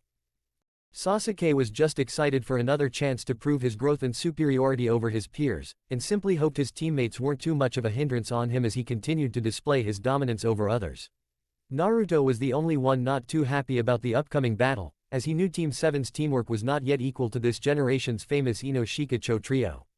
Also, he genuinely liked Shikamaru and Choji and didn't really think either of them were too much of a threat to his current level and wouldn't push him too much, but tried to remember not to underestimate anybody lest he become complacent, as a single mistake could be the difference between winning and losing, and he didn't want to develop any bad habits that might carry over into the real world. Asuma welcomed Kakashi and Team 7, and laid down the basic rules of the team battle, which basically just amounted to not kill or seriously injure one another and to stay inside the barrier of the training ground. When everyone nodded or acknowledged the rules, he and Kakashi yelled to begin, and used the Shunshin to move to the side and observe. Naruto instantly put some distance between him and Shikamaru, knowing the Nara genius to be lazy but incredibly smart, and used his clan's shadow techniques he wanted to make sure he stayed away from. In getting some space, he also threw out a few shurikens and performed the multi-shadow clone version to multiply their numbers and cause the three members of Team 10 to instantly scatter. Unfortunately for Team 10, Ino scattered in the opposite direction of her two teammates and was completely isolated for Sasuke's reckless but effective charge towards the opposing team from the moment they began, and was hit with a quick taijutsu combo that had her knocked out in seconds after beginning. Choji's shout came too late to alert their female member, and before the battle really even began, they were down a member. Sasuke wasted no time sending his customary fireball at Shikamaru and Choji, and Naruto helped it along with a futon great breakthrough that engulfed and enlarged the fire attack threefold and had the two genin of Team 10 wide-eyed and instantly on the defensive. They had to scatter again, luckily avoiding Sasuke's shuriken that were included with the flames, but were quickly set upon by Sasuke again using his much better speed to get close while Naruto was busy making several dozens shadow clones to start engaging the genin pair. Choji just managed to increase his size and arms a bit to meet a rushing Sasuke, but wasn't near fast enough to keep up with his relentless taijutsu barrage and couldn't even get help from his best friend, as Shikamaru was too busy fighting off a never-ending stream of Naruto clones that were unlike any clone he had faced previously. That they had shadows was surprising, as they weren't illusionary clones and would normally have helped the shadow user, but their speed, numbers, and evasive tactics were top-notch and quickly had him on the defensive. That his clan's famous shadow possession could stop an individual clone was easily doable, but he couldn't stop the dozens that were engaging him or the original and was quickly overwhelmed and tied up at around the same time Sasuke finally brought down the much larger Choji. The whole battle lasted maybe 30 seconds from start to finish, and Asuma could only watch wide-eyed as his genin were dismantled easily and couldn't believe that Kakashi's team was already that good, or at least the two male members. Sakura didn't really do anything. By the time she got ready to engage in the fight, Ino had already been taken down, and both boys were battling their counterparts and dealing with them easily enough that she didn't even have to participate. Well, that was disappointing, came Asuma's dry response, which only got an eye smile from his fellow Junin, as Team 7 woke up Choji and Ino, and released Shikamaru from his binds to join their Junin senseis. "Take that, Ino pig," shouted Sakura to her just-revived rival, as she gloated further, "my Sasuke-kun was no match for you." "He'll never be your Sasuke-kun, forehead," shouted Ino right back, while in a decidedly grumpier mood from a minute ago after the quick and humiliating defeat at the hands of Sasuke and Naruto.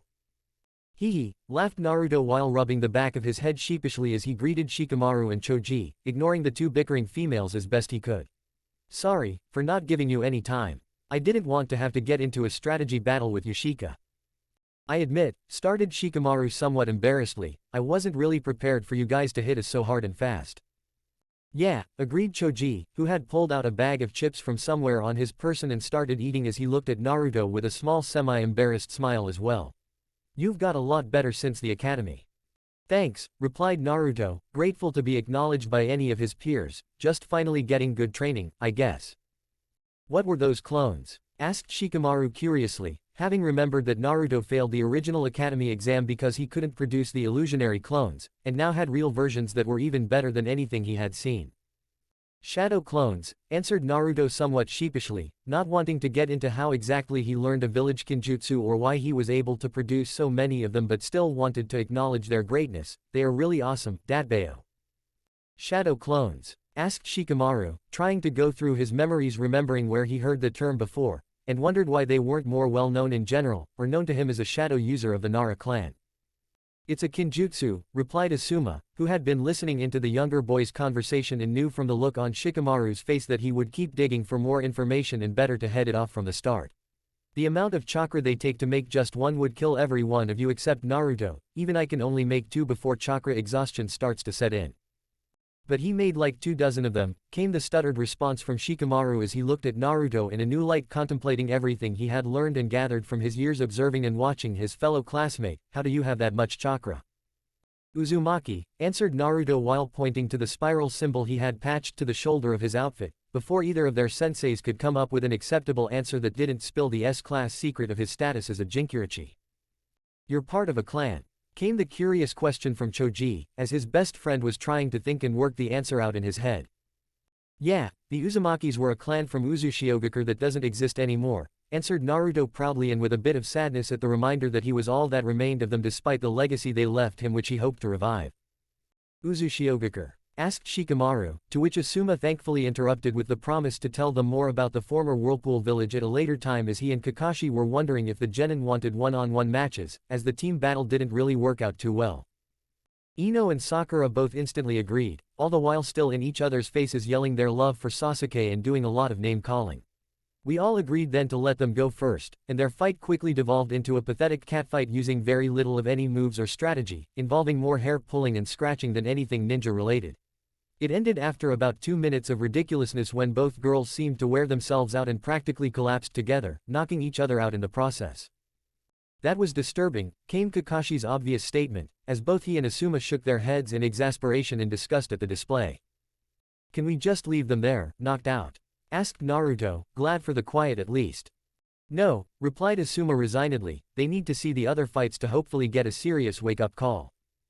Fine, breathed out Naruto, who then got a small smile and made a quick sign before spawning 2 clones, one of which quickly transformed into a bucket that the other brought to the nearby stream to fill with water and made his way to the 2 girls in order to wake them up in a more appropriate manner. Their spluttering and angry yells were painful on everyone's ears, but the amusement they all got from watching the scene easily balanced it out for all of them, and the Junin sensei's pointed looks at both girls instantly cowed them to be quiet and observe the rest of the matches. Naruto asked to fight Choji, as he and Shikamaru had already tangled a bit in the team battle and he wanted to work on his newly emerging Harakan Taijutsu style, and went next. He gave Choji a nod and told him he was planning to stick to Taijutsu, as he was working on a new style and didn't just want to overwhelm the other boy with numbers. Due to the resistance seals he still had on, his speed was just about at Sasuke's level, and a bit faster than Choji, who countered that speed with more power and mass. The fight lasted a good 10 minutes as Naruto was still learning the new Harakan Taijutsu style, and was fighting single-handedly without clones to get a better feel of using the style. Despite all of that, it was quickly apparent that Naruto was controlling the fight, as the only thing holding him back from completely dominating the larger boy was his inexperience and unfamiliarity with the new Harakan style and the heavy amount of resistance seals his body was operating under. When he finally had Choji so exhausted and worn down that he could no longer block properly, they called the fight as Naruto wasn't going to go for a knockout move just to prove he could, and shook hands with the larger genin and thanked him for the match and workout. Choji could hardly catch his breath enough at that point to reply, but nodding along and smiled at Naruto once it was all over, showing he had no hard feelings about it. Then they got to watch as Sasuke and Shikamaru faced off, with Sasuke doing a fair bit of taunting and dismissed Shikamaru as much of a threat if even Naruto could take him down during the team battle. Shikamaru actually ended up giving Sasuke a pretty good fight, as he kept some distance from the faster Uchiha and tried to get him to exhaust himself performing his fireballs and using his shadow to launch small retaliatory attacks when he tried to shorten the distance between them. He couldn't however hold up for long, and after a solid 10 minutes of dodging and trying to lead Sasuke around the training ground and entrap him, Shikamaru had to give up as he was too winded to continue. All three members of Team 10 were pretty disappointed in their subpar showing against another rookie team of genin, but only Choji was still in positive spirits, as while his battle really showed him his weakness against speed, he wasn't taunted or made fun of by his opponent unlike the other two. Naruto tried to give Shikamaru an encouraging smile, and a few encouraging words out of Sasuke's range, causing the Nara heir to at least acknowledge the former dead last and thank him for not making it personal or embarrassing for any of them. The three members of Team 10 then left the training grounds after being dismissed by Asuma for the rest of the day to recover and heal, while Kakashi dismissed Sakura and told Sasuke to return back to their training ground for some more one-on-one training time with him. Sasuke was so busy smirking at Naruto for getting private training from their sensei, that he missed Kakashi's nod to Asuma and Naruto telling them to hang around when he left. So, started Asuma once Kakashi and Sasuke left for their own training grounds. Kakashi tells me he tested your elemental affinity and that you are a wind user. Yes sir, replied Naruto in some curiosity, wondering where the older Junin was going with this, and why he was told to stick around after their team and individual battles were done. Me too, smirked Asuma good-naturedly. Kakashi and I made a deal: if he helped me motivate my team to start training, then I would help you with your wind element. Really? Asked a wide-eyed Naruto, now very excited. Can you show me some cool wind ninjutsu? Slow down, laughed Asuma with an easy smile. Have you been working on the leaf-splitting exercise? Datbeo, responded an enthusiastic blonde genin, who reached down to pick up a leaf and instantly split it in half without much thought at all. I've also been training the futon, wind gale and the futon. Great breakthrough after Kakashi showed me those too. Really? Questioned Asuma, who then motioned towards the open clearing of training ground 10, let's see them. To say that Asuma was impressed with Naruto's two wind techniques was a bit of an understatement, especially after learning that the young blonde only just was taught them the day before. It wasn't until he was getting ready to teach Naruto the futon, wind bullet and the futon cyclone that he realized how the young genin was learning and training these techniques as he watched Naruto make almost 2,000 clones of himself to continue practicing the two new moves he was just shown. Within 15 minutes there were Naruto clones all over the training ground slowly practicing and getting more and more efficient in both techniques, something that would have taken most genin weeks to work through. He had a pretty good idea now why Naruto was so quickly learning and advancing beyond his peers. When he could bring that level of numbers to his training, and continue to put out that insane amount of chakra, it was no wonder really. He understood now why Kakashi said he would only really need about an hour of instruction to get started, and was almost disappointed that he wasn't his own student, but was nevertheless happy to pass on anything he could to the next generation. He therefore spent the second half of the hour showing Naruto how to use his wind element to augment, sharpen, and lengthen any cuts, whether through trench knives like he used, or a sword as Naruto mentioned having started to learn. By the end of the hour, he was convinced that Naruto was going to be the next legendary ninja of the leaf as he watched his thousands of clones train relentlessly past the point of learning a technique, and really trying to master them as well. He also thanked the young blonde for his performance in the team and individual battles today, for his positive and encouraging attitude to his team and not simply bulldozing over them as he apparently could have. Naruto for his part was very grateful for any training, and even more so to be acknowledged so favorably by another ninja and not treated like a monster. He was beyond excited about the prospect of wind being so very valuable of an element for a sword user, and knew it would play a big role in his continued development in the challenging discipline. When he left Asuma after several grateful thanks for all his help and teaching, he hightailed it over to Ichiraku's for some food of the gods before he continued his training. After eating his fill he stopped by the facility to spawn another 2,000 clones and split them up into the various large groups practicing his new futon techniques, Harakan Taijutsu, and beginning sword katas before picking up the now completed 700 clone pins and his blood clone number 5 hanged into a relatively pretty but normal-looking secretary to visit the Hokage. Chapter 8. Revolutionary Growth. Sarutobi Hiruzen had just left another civilian council meeting where many called for the removal of his honorary grandson Naruto to be removed from the rank of ninja, all in an effort to get the last loyal Uchiha the personal and undivided attention of Kakashi Hatake as his personal sensei. He couldn't believe the gall of those people, to demand anything regarding his ninja to his face, and realized that he had in fact been going soft in his older age as many had accused him, namely Danzo. He simply just didn't have the energy to constantly fight them all, and had been simply holding the Hokage seat in flux without doing much to promote or strengthen Konoha but rather try and maintain the status quo, and that needed to change. This meeting though also highlighted that despite everything Naruto had already accomplished in his short month as a genin, that the people of this village would probably never fully accept him as anything other than a demon container, which was a true shame.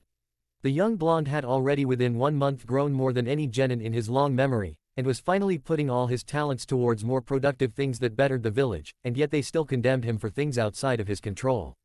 If he didn't think half of his ninja and the entirety of the civilian population would mutiny, he would probably name the young Jinkyuchi his successor today and be completely happy with the decision. Naruto was growing so fast and so strong, thinking outside the box and bringing fresh perspectives to long-held beliefs. His ability with the shadow clones had already outstripped his predecessor, the inventor of the technique, and he would only continue to grow better and stronger as the time went on. He was actually looking forward to his next meeting with the young genin, to learn what he came up with in regards to his pin clone idea and how well it would work in increasing communication between him and his ninja out in the world. That he would also be getting a new secretary with instant access to that communication system, and who had helped him discover the secret to getting through all his cage paperwork. He decided he should prepare a gift in return and knew just the thing after learning from Kakashi that Guy told him about his mother and clan. Making a stop in his personal archives, he then returned to his office to see the blonde genin dominating his thoughts of late, and another darker-haired kunoichi seemingly a few years older that he didn't recognize, sitting outside his office being watched carefully by his current secretary as they were seemingly waiting on him. After a quick greeting to Naruto, and who he introduced as Naru, the two youngsters were led into the office where the privacy seals were put in place before their discussion began. Naru was introduced as Blood Clone Number 5, and his new secretary, which really impressed the older Hokage, who saw very little visible resemblance between the pair, and knew very few if any would ever make the connection. Their discussion then continued on to the creation of already 700 pin clones, and how they were composed of 2 hang clones for an added layer of safety in their capabilities. He had a pin clone currently being tested by another nondescript shadow clone running top speed as far as he could since last night, and they were hoping to reveal the result of that test now. In order to do that, he had Naru send out a pulse of chakra that resonated through every clone he had, including every pin clone, as the first test to send out an emergency alert to see if the pin clones picked it up and knew now to check in. Within moments, Naru and Naruto both got quiet and were seemingly listening to something only they could hear before smiles bloomed out on their faces that showed the first real resemblance between the pair. The test was a success. The pin clone was near the wind and fire border, had received the emergency beacon call to report in, and sent a small memory of their current location and health status of their runner from a good distance away to prove it worked outside of Konoha too. They would need to run more tests with other teams that didn't include a Naruto clone to truly test if the pin clones did everything they were hoping, but for an initial test run it was definitely a success. The third Hokage was blown away at the simplicity and success of that first test, as this could revolutionize their ability to contact teams in the field and relay important information between each other, and couldn't be prouder of what his surrogate grandson had come up with. Obviously durability and more distance and long-term tests needed to be done, but already it was looking to be a very valuable tool to add to their ninja's arsenal and ability to alter orders and share information. When he saw the storage seal with 700 completed pin clones ready for distribution, he could only smile at the amazing feat and amount of chakra it took to put something together on this scale, and once again wondered just how long it would take Naruto to rise up through the ranks at this rate. They talked about how to distribute these to his ninja as they picked up missions at the mission desk, and to start out small until they could be better field tested, and the need for a few simple codes that could be sent out in order to specify certain orders or commands. Right now they simply had the emergency beacon call to report in, but they could test others over the next few days and start a whole new field of communication that would be legendary. The elderly Hokage wondered for a moment about making Naruto a Tokubetsu Junin on the spot for his total mastery of the shadow clone and how valuable of a resource he now was going to be to the entirety of their ninja forces, but wanted his young grandson to be given the same chances and experiences as his other ninja were and let him make his own way in the world. Soon, their discussion got off from the pin clones and moved into Naruto's continued shadow clone training in the facility and what else he was learning and working on. He was glad to see his own son had just today given the young blonde a valuable lesson in the wind element and was curious to see how well Naruto took to those ideas and implemented them into his repertoire. Learning of his beginning sword practice because of Guy's mentioning of Kushina and her taijutsu style he was also learning from the taijutsu specialist, brought their discussion around to Naruto's parents, something he had been both hoping and dreading. "No Naruto," began the elderly Hokage with a happy smile at the young blonde, "I am not mad at Guy in the least for telling you about your mom or giving you the basics to begin learning her taijutsu style as it is your birthright. I know you have asked me many times in the past about your parents, and I always put you off. I just want you to know I was only doing it to protect you. Now that you are a genin and away from any civilian control, I am glad to give you some details, but please be patient as there are still many things I can't tell you about until you are stronger and better able to protect yourself from enemies." "Can you tell me who my dad was?" asked Naruto instantly, with an excited gleam in his eyes that was a painful reminder to the old Hokage of his successor, and his inability to answer the first question he asked. "That unfortunately is one of the things that will have to wait," continued Hiruzen with a sad smile directed at the now disappointed young blonde. "Your father had many very powerful enemies both inside and outside this village and I will not risk that information getting out until you are at least a chunin. I can, however, give you more information on Kushina, the Uzumaki clan, and the legacy they left for you." "Really?" asked a now wide-eyed and excited Naruto, eager and glad to receive any information about his mother and clan. "Did they have a really cool bloodline?" "Yes and no," laughed Hiruzen at the excitement and then confusion on Naruto's face at his answer, before settling in for a long discussion about an almost extinct clan of remarkable power. The next half an hour was spent telling Naruto everything he could about the Uzumaki clan, their relation to the Senju clan, their dense chakra sometimes manifesting in certain members as chakra chains capable of holding down Biju like in the case of his mother, their legendary Fuinjutsu, and their status as leaders of Uzushiogakure. With every explanation of powers and skills known among them, he also provided examples, and in the case of Fuinjutsu even gave the young blonde several very valuable volumes of Uzumaki Fuinjutsu written by the first Hokage's wife, and first container of the Kyubi, Mito Uzumaki. He also gave Naruto a book written by his mother on her chakra chains and experience as the second Jinkirichi of the Kyubi, including lessons taught to her from Mito herself in preparing her for her role and the effect of the Biju's Yukite demonic chakra on a Jinkirichi. Naruto was blown away at the amount of information he learned about the Uzumaki clan, and past members known to Hiruzen, even more amazed at the gifts he was given and the connection it provided him to his mother and their clan. He promised to take incredible care of all the materials and not lend them out to anyone, and even promised to learn everything else he could from them and make his clan and his mother proud. The elderly Hokage could only look on in wonder and amazement at the dedication and likeness to Kushina he saw in her son, and was again reminded of his earlier pledge to start doing better for his village than simply maintaining the status quo. "Naruto, before you go, I have one more thing I wanted to bring up with you," replied Hiruzen to the happy blonde who seemed in much better spirits than almost any time he could remember. "Now that you are a recognized adult in the village as one of my genin, I was wondering if you wanted to purchase your apartment building. As you know, there is only one other resident living in your building, and currently I am the owner of record since I couldn't let anyone else have the ability to kick you out, and was hoping you might take it over and use it for your clones. Kade Mursenki is a retired and disabled shinobi who has lived on the ground floor for years, and doesn't pay rent so he will have no say in anything you decide to do to the building, and then you can expand your clones above ground as well."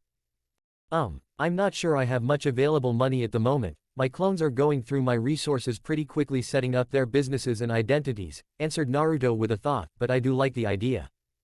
"Good," answered the Hokage, "I'll draft up this bill of sale. The payment has already been made in the form of your help with the paperwork shadow clone recommendation. Take this to the records department downstairs and they will provide you with the property's deed." "Thanks Gigi," replied an excited and somewhat overwhelmed young genin after such a productive and amazing meeting where he learned so much about his mother, his clan, and several avenues of research and study to advance his shinobi career. "I'll leave the pin clones with Naru here to help you distribute, and get out of your way." Naruto quickly left the Hokage's office and went to the records department to get the deed to his apartment complex, and then hightailed it back to the facility to check on his clones' progress and went through with spawning another large batch of 2,000 clones who he split up into two groups. The first smaller group was going to go through the apartment building cleaning up the trash and making a list of repairs and materials needed to get the place in better shape, while the larger group was tasked with starting to read through and practice whatever came up from the Mito Uzumaki journals on Fuinjutsu. He was going to retreat and read his mother's journal himself as he didn't want to pawn that task off to anyone else, as he was eager to learn everything he could about the woman who birthed him and shared his burden as a Jinkirichi. With so much activity going on in both the facility and his apartment complex, he retreated to one of the few spots in the village that he could enjoy the peace and quiet while having a wonderful view, on top of the fourth Hokage's spiky-haired head. He spent hours poring over the journal of Kushina Uzumaki as the afternoon shifted to evening, and stayed until the light from the moon was the only thing illuminating his little hidden spot. He could honestly say that he had never felt better in any point in his life than he did at that moment, learning about and reading his own mother's words, having achieved his first dream to becoming a ninja, and in his own mind at least, well on the way to becoming the next Hokage of the Leaf. His mother was wicked smart and funny, and her passion for Fuinjutsu and the Leaf easily shone through in her writings, and Naruto absorbed every single bit of it he could and had never felt closer to her than he did at that moment. Unfortunately, the lack of light forced him to move on with his day, go and get some ramen, and then return to his underground facility to check on his clones' progress and add another large batch of clones to all the various jobs and tasks. His apartment complex was completely cleaned and new materials had already been purchased to make all the necessary repairs and construction changes he wanted, but held off until the daytime so as not to bring too much attention to it. Instead, he went through all 4 of his awesome wind element techniques, having got them each down quite well at this point, and decided to redistribute those working on each of the skills to combine into one futon group that would continue working on them all. This left him with a large number of clones looking for more things to do, and he was quick to set them up to the continued task of learning Uzumaki Fuinjutsu, or in this case, putting more clones to work on Mito's and Kushina's journals. Since he had a relatively lazy day of training himself, he decided to up his resistance seals again and start an evening physical workout that would have crippled him a month ago, but was now simply building him up stronger. By the time he was ready to drop into bed almost 3 hours later, he gladly spawned another 2,000 clones to continue to add to the numbers already working on things throughout the night while he recovered and slept. When he woke up, he again went to the facility and spawned another large batch of clones, this time with the express purpose of doing construction and repair work on his apartment building, with the leftovers filling in the gaps from those who dispersed throughout the night while priming Fuinjutsu tags.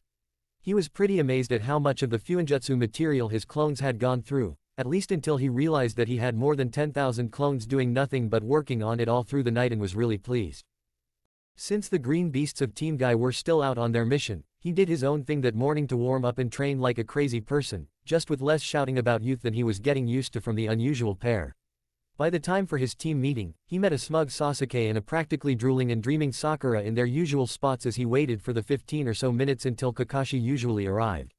He was curious what his Junin leader would have for them today after yesterday's team and individual battles against Team 10, but wasn't too worried either way as he still had plenty to work on.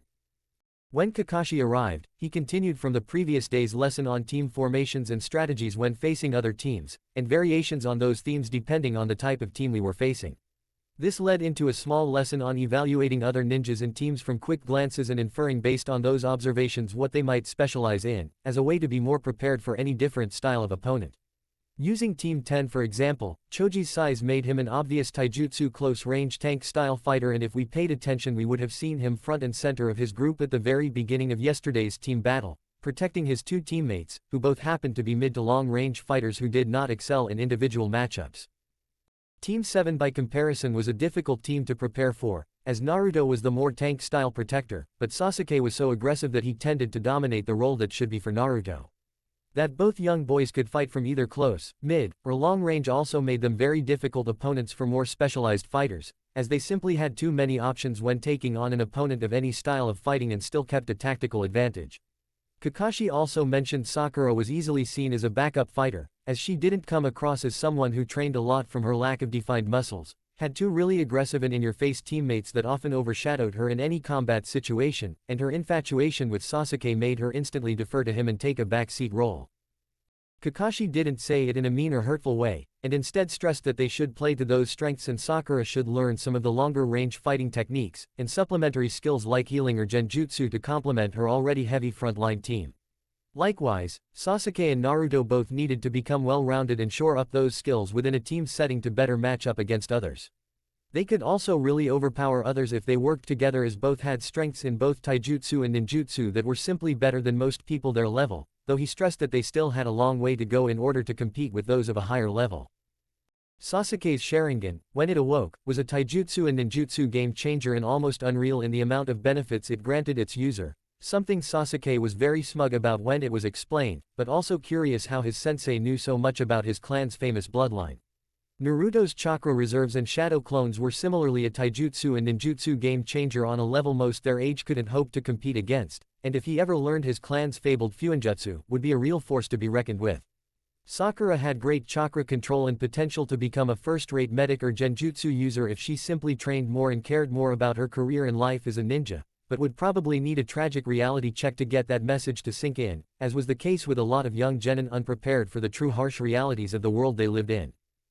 By the time lunch came around, all three members of Team 7 were looking at their sensei in various states of shock and amazement at his ability to break down their styles and show their strengths, weaknesses, and areas to work on in order to really improve. It was almost comical how much they had underestimated their Junin sensei to be that accurate in his assessments of their skills, while both complimenting, teaching, and humbling them in order to motivate them to improve. When Naruto asked how he knew so much, they were again surprised to learn he had become a genin at 5, a chunin at 6, and a junin at 12 as he was raised during the Third Shinobi War when the academy in Konoha was trying to bolster their numbers. He was a true prodigy, like few before or after him, and despite his lazy exterior, was one of the strongest junin of the village currently and definitely one of the most famous and recognizable. It was kind of a stunning moment for the three young genin to realize just how good their sensei truly was, after having thought him a lazy pervert of little skill. To learn he was the student of the fourth Hokage simply floored them all, and they all started to look at the one-eyed shinobi in a completely new light. That discussion that late morning day was actually one of the first instances of Team 7 truly starting to understand one another and actually grow closer as a team. It was solidified as a turning point in their ninja careers as well when they arrived that afternoon at the mission desk, and Kakashi asked if there were any C-rank missions as he felt his team was finally ready for the next step in their careers. Whether they were truly ready or not was not important as the boys earned it and Sakura needed the wake-up call. That both Sasuke and Naruto had been complaining just the other day about getting the chance to do better missions as they were somewhat fed up with the customary D-rank chores, and had handily defeated Team 10 in their team and individual battles was also a point for them. C-rank? Asked the third Hokage who was sitting with Iruka at the mission desk as he occasionally would, and getting the mentioned academy instructor to instantly look to him for the verdict. You think they are ready? Are they ever? Asked Kakashi back to his village's leader with his customary one-eyed smile. Nevertheless, they earned this chance. Very well, I'll get Iruka here to go get your client, replied the third Hokage as he reached into a box next to him. As you will be leaving the village, we have a newly developed communication device we are currently testing. Please put this pin somewhere on your clothes, and send it a bit of chakra and a brief message if you ever have an emergency. It's supposed to send me an alert, and I would like all our ninja to have one as we test them in the field. The Hokage then handed Kakashi 4 of the Uzushiogakure spiral clone pins for every member of his team along with a mission scroll that had all of Team 7 nervous or excited for various reasons. Naruto made no mention of the cloned pin at all when handed one, and ignored the brief glances from Sasuke, who obviously recognized the spiral symbol that his blonde teammate wore on everything for as long as he could remember, as he carefully put it on one of his dark orange bandoliers. Sakura was oblivious to the byplay, as her nerves were too much for her, and her shaking hand took some time to put the pin on her outfit, as her thoughts were consumed with leaving the protection and safety of the village for the first time in her life, and wondering if she was really ready for something like this. These little brats are the ninja I hired, came the slurred voice of a drunk man being led in the room by Iruka. Pink hair, duck butt, and blondie. Are you sure these kids are really ninjas? I assure you Tazuna-san, these are some of our finest genin, and they are led by my best junin, Kakashi Hatake, answered Hiruzen Sarutobi easily, as the three nicknamed genin all glared at the new arrival, but thankfully managed to hold their tongues from saying anything. A junin huh? Grumbled the partly drunk older-looking man, wearing a well-worn traveler's cloak and holding a large half-empty bottle of sake as he looked over Kakashi and eventually seemed satisfied, as long as you protect me and my bridge. Okay Team 7, started Kakashi as he turned to his team with his customary one-eyed smile, we are protecting Tazuna-san here as he finishes building a bridge near Wave Country. This will most likely take a month, so go home and pack accordingly. We will depart from the main gate at 0800 tomorrow morning. 0800? Asked a grinning Naruto to his sensei, aren't you usually on the road of life at that time in the morning? Brat, hissed Kakashi back, but without any heat in it as the Hokage and Iruka both poorly attempted to cover sudden laughter at their favorite blonde's handling of Kakashi's famous perpetual tardiness, and the glare he sent them. I'll take a different road tomorrow morning. Then I'll see you at the gate, answered Naruto with a smile, before turning to Iruka and asking if he was free for a trip to Ichiraku's tonight in celebration of his first mission out of Konoha. Boruto was quick to accept the invitation, hoping for the chance to hang out with the young blonde before he left for a month and give him a few pointers and tips to ensure he remained safe. He then went back to work as Kakashi reminded Tazuna and his genin to meet tomorrow morning at the gate before vanishing in a shunshin. The genin then left for their homes to prepare their travel packs for the long mission, with Naruto heading first to his underground facility to make sure his clones had all their assignments in place while he was gone. He was a little nervous about how his clones would survive long-term without him present to replace those lost, but hoped that with the inclusion of his blood clones that everything he had begun in Konoha would remain without him to keep it running. He spawned another large batch of clones, and had them fill in the gaps in his organization while limiting the amount that went to research and development until he returned. He tasked his blood clones with prioritizing keeping his growing civilian businesses going, as those would be the first noticed if he started losing his clones, but to ensure they kept the continual spawning of clones to keep his chakra in constant flux. Naruto left the facility after another hour of picking up some of the things his clones had finished with, including several dozen storage scrolls and chakra-draining seals and over 100 explosive tags. He then returned to his apartment and packed and loaded some of those storage scrolls with anything he thought he might need, including an armory of weapons just in case. He then left to meet with Iruka for dinner at Ichiraku's, excited to get the chance to catch up with the older Chunin, eat at his favorite ramen stand, and finally go on a real mission outside of Konoha. Chapter 9. Making Waves I. The slow civilian-paced walk towards Wave from Konoha was tedious and so ridiculously slow for the young ninjas, that they were quickly losing their patience and discipline within their formation. They had started all excited for their first mission outside of Konoha at 0800 at the gate, surprised when Kakashi arrived only a few minutes late, and led them through the usual checkout protocols. He then had them in a diamond pattern surrounding and protecting their client with Sasuke up front, Naruto and Sakura on either side of Tazuna, with Kakashi bringing up the rear with his head buried in his favorite orange book. It really only took about 2 hours at that slow pace for Naruto to start bouncing around with too much energy, and Sasuke scowling even more about slow civilians while Sakura happily chatted with the old gray-haired bridge builder. She asked constant questions about Wave, his family, his bridge, and anything else she could think of while her teammates continued to grumble about their slow pace.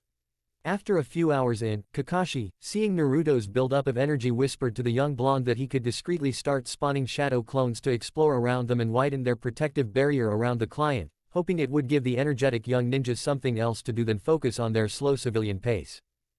It worked really well for the next few hours, as Naruto used a quick bathroom break to spawn at least 1,000 clones and sent them off in various directions around but mostly in front of them to scout out the path and provide that additional layer of protection around them all. It also gave Naruto something else to focus on instead of their slow pace, and he used the clones to happily explore all around them as he had never been this far from the village before. With Sakura's never-ending questions to Tazuna, and with added instructions from Kakashi along the way, they soon started passing time and distance. It was late that first afternoon, having been walking now for over 7 hours, when Naruto saw something that was completely out of place in Fire Country, a puddle of water calmly sitting on the dried path they had been on. It wouldn't have been as out of place if it had rained at all in the last several days, and therefore stuck out like a beacon and had him turn to Kakashi for instructions. But his leader only gave him a shake of his head and motioned him to continue past the puddle, as he obviously had it under control, or at least was waiting to see what it was before disrupting it. Seeing neither of his teammates reacting to the puddle, he could only assume Kakashi gave them the same instructions or they didn't notice it, and continued his pace while paying close attention to the spot on their path. That level of attention was pretty much the only thing that prevented him from jumping in fright when, after their entire group passed next to the puddle, it seemingly exploded and two relatively similar-looking ninja leapt out of it. Before he or his teammates could react, the ninja pair with the unique chain they each held onto had seemingly wrapped up and destroyed Kakashi in a shower of blood. "One down," spoke the taller of the two on the left. "Three to go," spoke the other shorter ninja as they both prepared to leap at them, but never got the chance. Sasuke had instantly leapt towards the pair, throwing a kunai at the chain they carried and pinning it to a nearby tree, forcing the pair to abandon their weapon and separate, leaving Sasuke charging the larger of the pair. The shorter of the pair instantly took off directly at Tazuna, and Naruto watched as Sakura flinched in fear, and knew it was up to him to protect his teammate and their client, instantly forming his favorite seal and causing several dozen shadow clones to appear all around him, Tazuna, and Sakura. Several of his first few clones were torn through by the unusual clawed metal gauntlet on the foreign ninja's arm, but within moments were able to tangle up with the attacking shinobi and quickly overwhelmed him and had him soon after knocked out and bound in a chakra suppression tag with only seconds passed. When he looked up at Sasuke, he saw him whipping off his kunai on a dead ninja's clothes, just as Kakashi emerged from out of the nearby bushes looking completely unruffled, but his gaze fixed on Tazuna. He praised both Sasuke and Naruto for successfully defending their client and teammates from an ambush against Chunin-level missing ninja. Then he told everyone to stay put as he interrogated their lone prisoner for more information and leapt back into the surrounding woods with the bound shorter shinobi over his shoulder as the three genin stared around wide-eyed at the quick action they just faced. "Tazuna, we need to talk," came Kakashi's more demanding tone of voice, that had the elderly bridge builder virtually sweating bullets as the powerful ninja stared at him until he broke down and spilled everything. "We learned about a powerful and corrupt businessman named Gato who controlled Wave with an iron fist, killing all opposition, and practically enslaving the town, and squeezing the resources from their small island.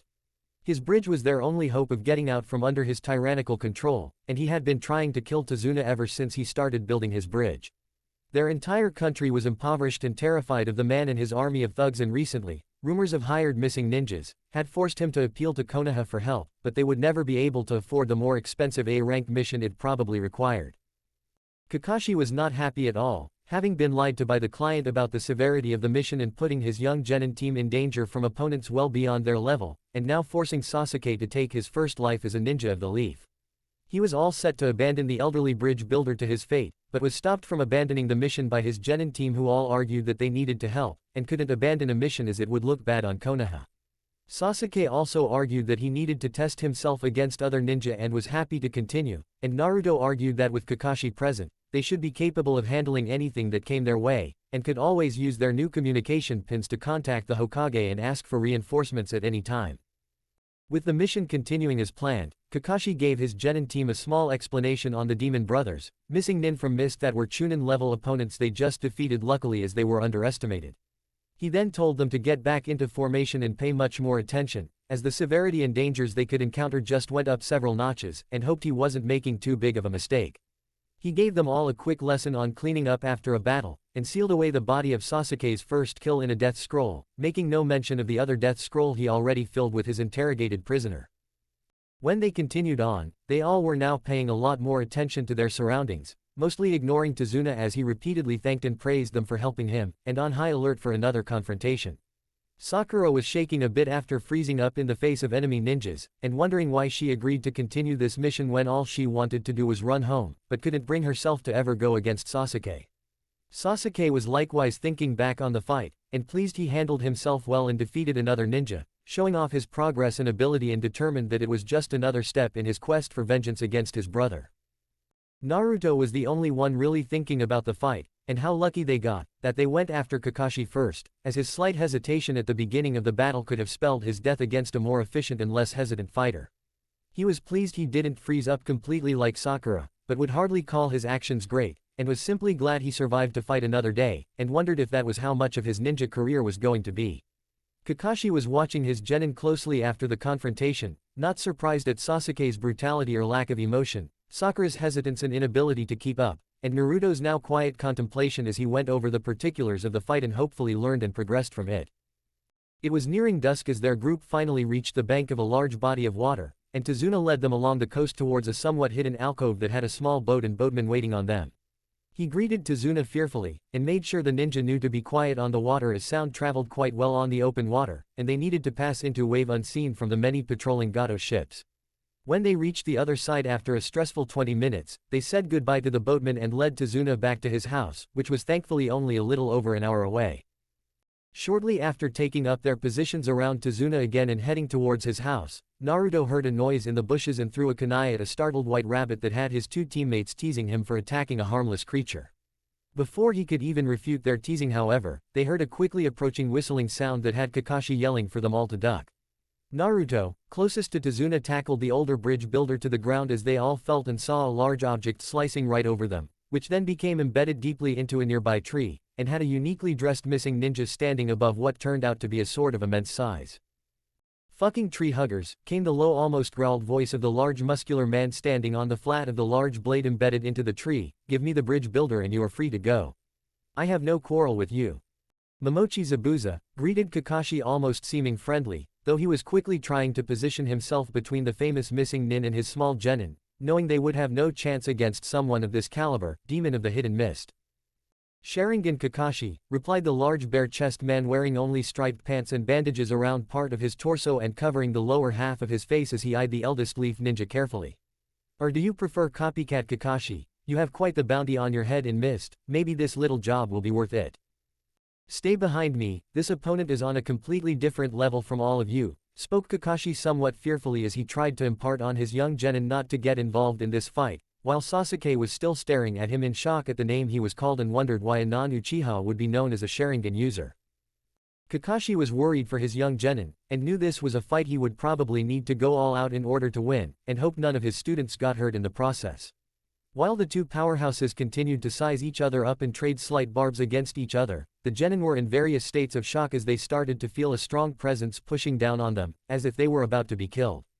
Luckily, shortly after it began, Kakashi seemed to push out his own presence that washed the oppressive feeling away, and replaced it with a small sense of security that Naruto used to slowly start gathering his own chakra in case he or his clones were needed to help. Sasuke was trembling in excitement at seeing two strong opponents fight, and also very curious when our Cyclops leader pulled up his slanted headband and uncovered a unique red eye with an unusual black tomo pattern that he was intimately familiar with. He knew now wasn't the time to ask, but he promised he would find out how his clan's famous Sharingan eye was in his Junin sensei's head when this fight was done. They all listened to the pre-battle banter of the two strong ninja, and were all shocked to learn of Zabuza's nickname and the meaning behind how he got it, and wondered briefly if maybe this was a fight their sensei might lose. The moment the two powerful ninja leapt towards each other and broke the growing silence, Naruto created several dozen clones that further surrounded the three genin and their civilian client inside a wall of bodies as another layer of protection. Sasuke, not one to ever hide, instantly pushed his way to the front of the circling group of clones to better watch the ensuing battle himself, and eager to prove himself worthwhile as his teammates hid. Naruto continued spawning small groups of clones away from anyone's notice, and had them quickly henge into small animals and disperse even further around them, some even transforming into inanimate objects along the nearby shoreline as the fighting was moving over the water. The three genin watched as Kakashi seemed to be matching Zabuza move for move, as neither side seemed to be gaining too much of an advantage, until the fight started moving closer to them over the water. After an insanely impressive pair of matching water dragons cancelled each other out, they watched wide-eyed as Zabuza seemed to finally catch Kakashi inside a large bubble of water that imprisoned him as he frantically tried to escape. Zabuza though, created several water clones and told them to take out the brats, and the genin could tell that whatever that water prison was, it needed to be maintained by the original as he didn't move after capturing their sensei, instead sending his clones to do it. Naruto had read up significantly on clones of each element in his quest to perfect and eventually find the Fuinjutsu blood clones he made, and knew water clones were typically only 10% as strong as the user, and hoped that was enough for them to handle. He looked over at Tazuna and Sakura, both of whom were huddled and terrified at the scene in front of them, and then at Sasuke who looked ready to try and take on the half-dozen Zabuza clones single-handedly. He remembered their recent team battle with Team 10 and quickly called out to his teammate. He had a plan to take care of the clones and help their sensei, but would need the Uchiha's help to pull it off. Sasuke, started Naruto seriously, send as many fireballs as you can at the clones, I'll boost them with wind, maybe we can get Zabuza to move and free Kakashi. Got it, replied Sasuke with a grin, and quickly started spitting out decent-sized fireballs at a relatively quick clip towards the approaching water clones. Futon. Great breakthrough, called Naruto and sent a strong wind attack right behind Sasuke's fireballs that instantly empowered them to 3 times their size and speed, taking out all but one of Zabuza's water clones in the first volley. Another volley of wind-enhanced fireballs took care of the last charging water clone who had made it incredibly close based on the heat they felt before he too was reduced to a harmless puddle, and a third volley had the real Zabuza with wide disbelieving eyes have to abandon his hold on the water prison to dodge the incoming fireball that no genin team should be capable of. Luckily, before Zabuza's full attention went towards the genin, Kakashi exploded out of the water prison, completely pissed off and out for blood. Within a minute he had Zabuza on the ropes and ready to deliver a killing blow, as the sound of 1,000 tiny birds started humming as a seeming sword of pure electricity bloomed out of Kakashi's hand with the intent on ending the missing nin when they were interrupted. A pair of Senbon came from a nearby tree well away from the genin team, and lodged themselves in Zabuza's neck, instantly dropping him to the ground like a sack of potatoes, and a young thin ninja in an unusual hunter mask emerged from the forest and approached the large missing nin. Thank you for your assistance, the unidentifiable hunter ninja spoke slowly as they approached a weary Kakashi, who let his technique go when he recognized the Kiri hunter mask. I have been tracking Zabuza here for months, and could not have killed him without your aid. Kakashi glanced down at Zabuza, and quickly checked his pulse, finding none and stepping away from the dead body as the hunter continued his deliberate approach. When he reached Zabuza, he easily hefted the impossibly large man over his thin shoulder and disappeared in a shunshin before another word was said. The genin of Team 7 looked on in shock as the little hunter ninja took away the large missing nin, before watching Kakashi return his hitai over his Sharingan and promptly collapse in exhaustion where he stood. "Sensei," gasped Sakura, the first thing she had said in minutes, having completely locked up and froze since the beginning, and now terrified even more that their lone protector might be hurt and unable to keep them safe while so far away from Konoha. "Let's all check on Kakashi, and stay together," spoke Naruto quickly, not wanting Sakura to run off without support, and also needing to keep Tazuna protected until they knew more about Kakashi and if their opposition was now over. Sasuke gave Naruto a long look but didn't say anything as the group made their way towards where Kakashi collapsed, being herded by several dozen clones still keeping an eye out for anything else as they reached their collapsed leader. After a quick check from Sakura, who at least knew the signs of certain medical conditions, they identified him as simply having chakra exhaustion. Naruto had a clone transform into a cotton-loaded Kakashi on as two more stepped up to carry their Junin sensei as they continued on towards Tazuna's house with the remaining clones surrounding and protecting them. It took them some time to make their way to Tazuna's house traveling at civilian speeds and carrying Kakashi, but they arrived safely and without incident. They were happily greeted by an attractive older woman, who introduced herself as Tazuna's daughter Tsunami, and was beyond grateful and accommodating for the people protecting her father. She led them all inside and into a pair of spare rooms on the second floor, one much smaller that Sakura took, leaving the larger room for the boys, who set Kakashi down on the only bed. "We should probably set up a perimeter," spoke up Naruto, causing Sasuke to pause again and stare at the blonde with an unknown look on his face. "I can get my clones to do that part and keep watch, but we should probably all have an idea of trap locations." They grabbed Sakura on their way back outside, and Naruto created several dozen clones and had them start to trap and create a defensive perimeter around the large property, while pointing out everything to his teammates in case they ventured outside. He mostly ignored the somewhat gobsmacked looks from his two teammates, and simply laughed it off as traps being a specialty of his due to all his pranks, which they both instantly believed. Tsunami then called them all to dinner, and they went back inside, with Naruto in the rear where he paused and spawned a much larger batch of clones to add to the others, out of view from his teammates. It wasn't that he didn't trust them, but didn't really want to answer their obvious questions that would be asked. How did he have so much chakra to make that many clones? How much was he learning with that many clones? What else did he know that Sasuke would be jealous of? This way he could have even more clones for their perimeter defenses, and even use the others to start scouting out the surrounding area, the bridge, the town, and anything else he could think of. The dinner was wonderful, though there wasn't too much for his usual appetite. He was happy his sensei was at least awake and eating.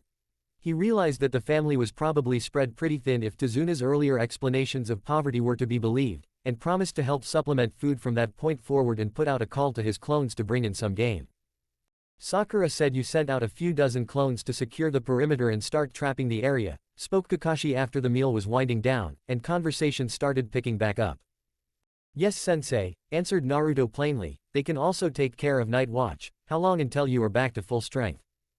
"Good," replied Kakashi with his customary one-eyed smile, "probably a few days, a week at most." All three genin seemed to sag in relief at that news, as none of them fancied doing this entire mission without Kakashi's help, but then tensed after he went on to explain that they would most likely be seeing Zabuza again, as the hunter nin was most likely an accomplice since he didn't immediately dispose of the body, and Senbon were very tricky instruments to kill someone, but definitely able to induce a death-like state. He reckoned we had a good week until Zabuza too was back at full strength, and then would most likely be facing him and his hunter nin partner and would need to continue training in the meantime. To that end, he gave Sakura a pair of books on basic healing, both field medic stuff and the more involved chakra-based healing techniques, and told her to study up as best she could as it could mean saving one of our lives in the future. Sasuke was told to work on water walking and get to the point he could fight on the surface for extended periods of time, as water was the most common and abundant element in wave. He simply told Naruto to continue on his chakra control, earning a somewhat disparaging scoff from Sasuke at the seemingly easy and useless training he provided the dobi. Naruto on the other hand knew that it meant he was free to train however he wanted, as Kakashi knew how much time and training he already put in geared towards that exactly, and was their sort of running joke on everyone who underestimated the blonde genin. Therefore, Naruto started thinking about what he would work on and set up while here in Wave, and decided to simply continue as he was flooding the area with his clones to learn as much as he could about what was happening, and send large groups off to train predominantly his taijutsu and sword training. When dinner was over, Naruto helped Tsunami with the dishes, earning him a beaming smile and thanks from the nice woman. "So, can I ask how there seem to be so many people outside that look just like you?" she asked after looking out the window at one moment and seeing 4 replicas of the boy next to her discussing something in her yard and looking around.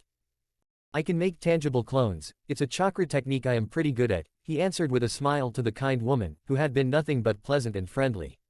"Definitely helps with chores."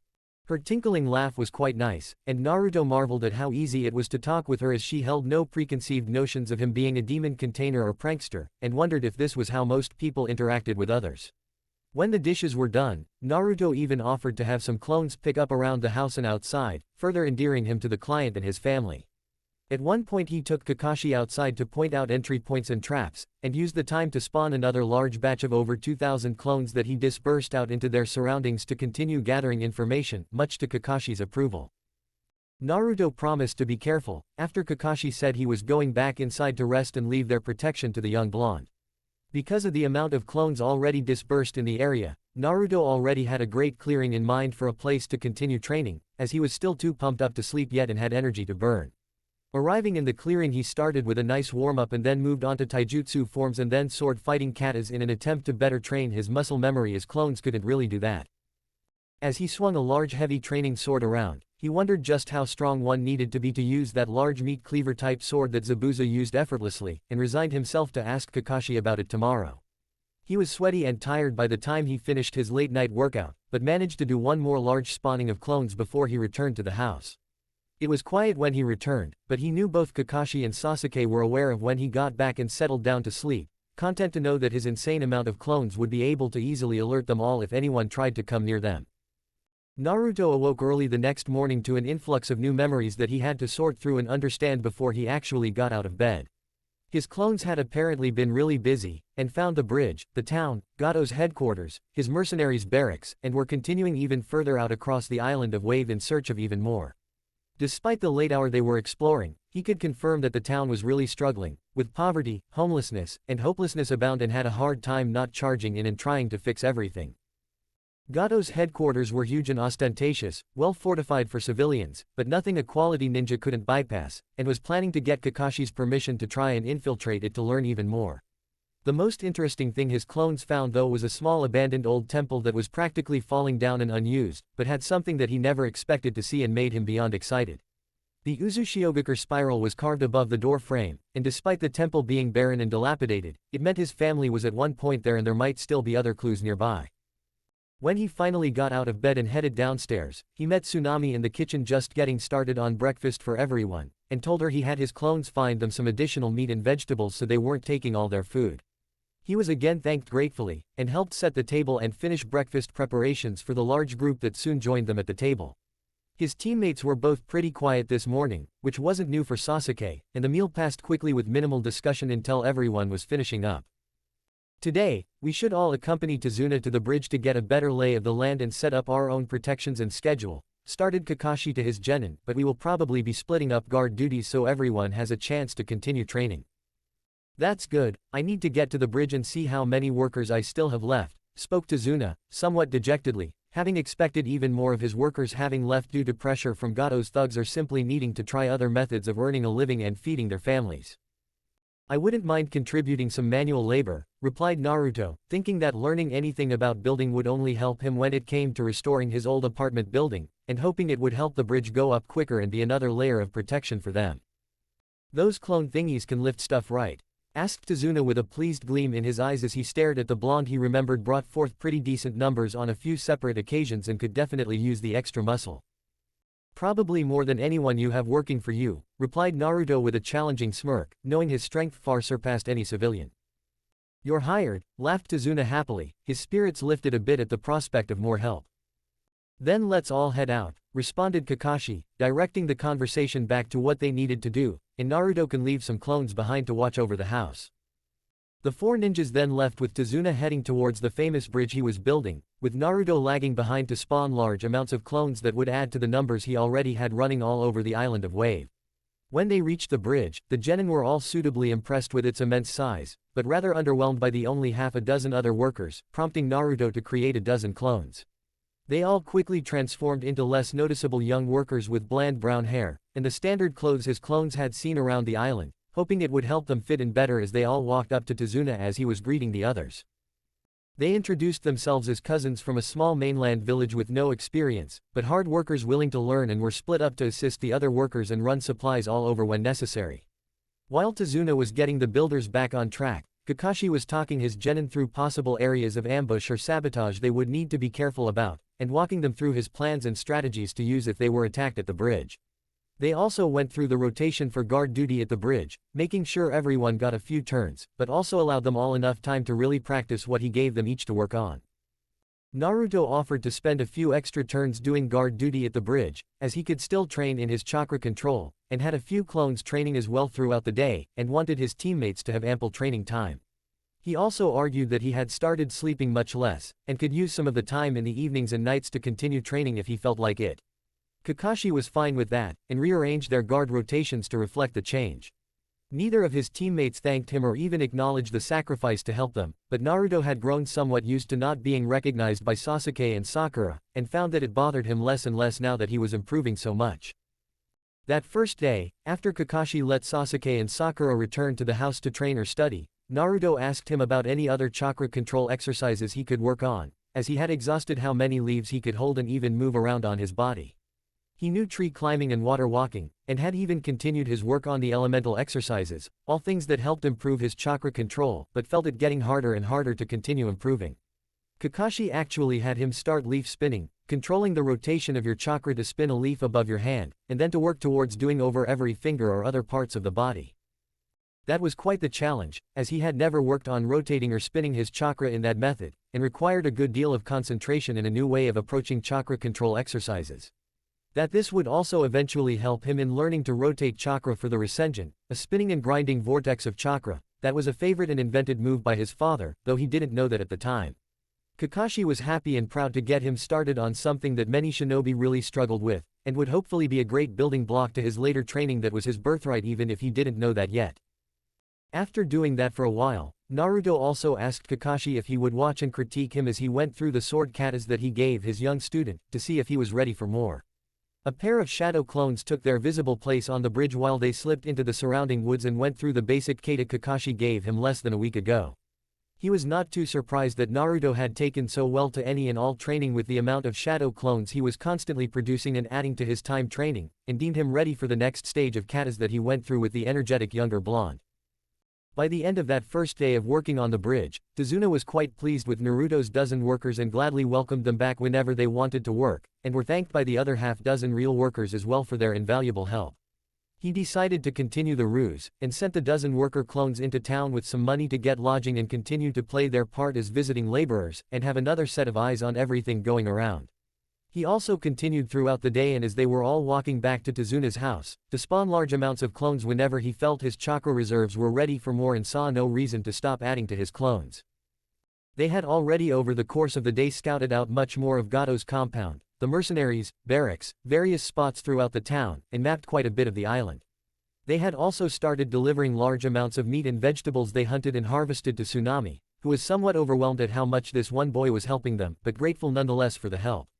He had also managed to find an old port on the far other side of the island that seemed to have fallen in disrepair and was left unused.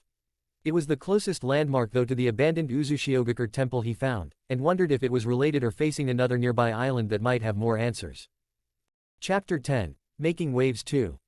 During dinner the night after arriving, where the ninjas were finally introduced to the whining and ungrateful Inari, Tsunami's son, Naruto asked about Uzushiogakure, and where in relation to Wave it was. Kakashi knew it was relatively nearby, but not too much having never gone there before or after it was destroyed, but Tazuna surprisingly knew quite a bit. It was actually made up of several islands to the north-northeast on the far other side of the island, and long ago controlled and protected Wave is one of the islands that were under its control.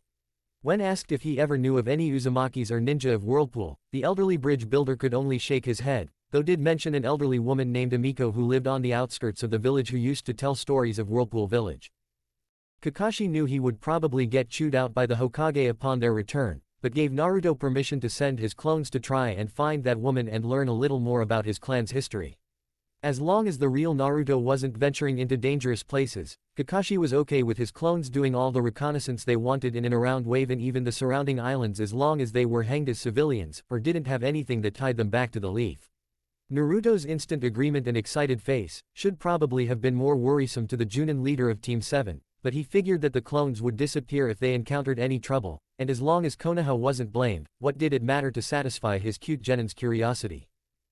After dinner then, Naruto went outside to the clearing he found and trained in the other night, and spawned a large batch of 2,000 more clones, all looking completely nondescript that he sent out with orders to find the ruins or whatever remained of Whirlpool, while he sent a very small group towards the village to ask around and locate this Amiko.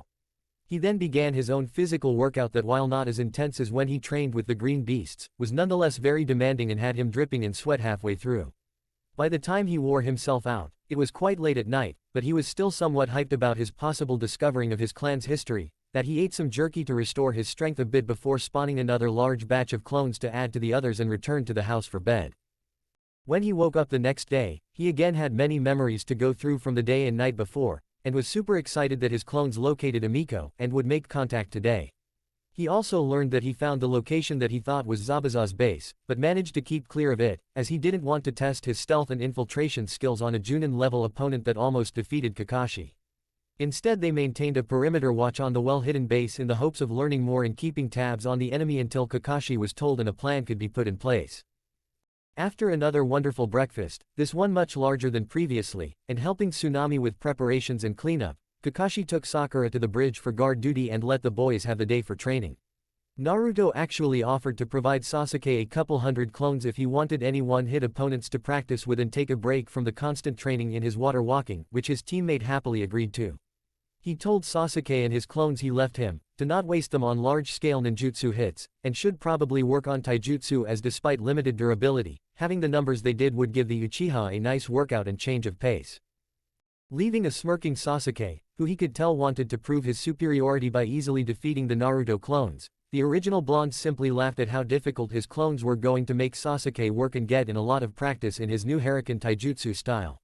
That his clones would also be able to study and learn Sasuke's own clan taijutsu style in the process, was simply a bonus that would only help the original improve on his taijutsu and overall experience. While his clones were keeping Sasuke busy, Naruto instantly followed the knowledge his clones provided to first check out that Uzushiogakure temple and then head to Amiko's house to try and ask her about his clan's history or anything she could remember of the Uzumaki clan. The dilapidated temple was not much to look at, and had been overtaken by the surrounding forests and elements to where it was almost impossible to tell what it originally was, but the Uzushiogakure spiral carved into the stone plinth above the interior mantle of the only door was clearly visible. Forming some clones to help elevate him up to the carving, Naruto ran his hands over the carved spiral and felt a weird feeling of his chakra seemingly being pulled into the spiral and decided to push some chakra into the carved symbol. Instantly Fuinjutsu script started to appear around the spiral as it kept taking more and more chakra, and Naruto had a brief moment of panic when it didn't instantly stop and he could no longer remove his hand or stop the pull of chakra. Luckily, he wasn't too low on chakra at the moment, and within moments the chakra pull slowed to a stop and he could pull his hand away from a now slowly opening spiral, surprised that the Fuinjutsu took so much chakra so quickly and glad he had chakra in spades. Once the spiral had opened completely, there was an elaborate storage scroll inside the spiral that was also marked with the familiar spiral, and he couldn't believe his luck at finding something from Uzushiogakure. Pulling the storage scroll out, the carved spiral instantly closed back up, and Naruto could only look on in shock at the amazing find and couldn't wait to explore what it contained. Feeding another large chunk of chakra to the Fuinjutsu script on the storage scroll, he was glad his chakra was so abundant as he didn't think many of his contemporaries would have had enough for even one of the seals, let alone two. When the scroll opened, he was met with a large puff of smoke that cleared to reveal two smaller scrolls, one that contained written notes on Fuinjutsu and the other a technique labeled Uzumaki adamantine chakra chains. Knowing how valuable these were and how precious to him specifically, Naruto quickly resealed the two scrolls and looked around the temple for anything else before moving on to his next stop, the Elder Amiko. Following his clone's instructions, he soon found himself outside a small somewhat run-down house on the edge of the central village that he was hopeful would lead to some more information about his clan's history and the history of Whirlpool. After knocking on the door and waiting for some time, an elderly and seemingly blind woman with long gray hair and a stooped appearance answered the door with the lined and weathered face set in a scowl. "Hello Amiko-san," greeted Naruto respectfully, not wanting to upset the seemingly already glaring older woman. "Tazuna-san, the bridge builder said that you might be able to tell me some stories of Uzushiogakure and the Uzumaki clan." "Why would I do that?" she snapped rather harshly, giving Naruto a slow glance over where he couldn't actually tell if she was seeing him at all. "I recently learned that my mother was Kushina Uzumaki of Uzushiogakure," started Naruto quietly. "She settled in Konoha to study under her aunt Mito Uzumaki, the wife of our first Hokage." Naruto didn't know why he explained as much as he did so freely, but something about the older woman made him be completely honest and forthcoming, and her almost inaudible gasp and the increase in her attention on him as he spoke made him think he did right. All of a sudden a strong pulse of chakra swept out from Amiko and blanketed the area around them for some seconds before the feeling went away, and a seemingly younger-looking older woman was in the elderly lady's place.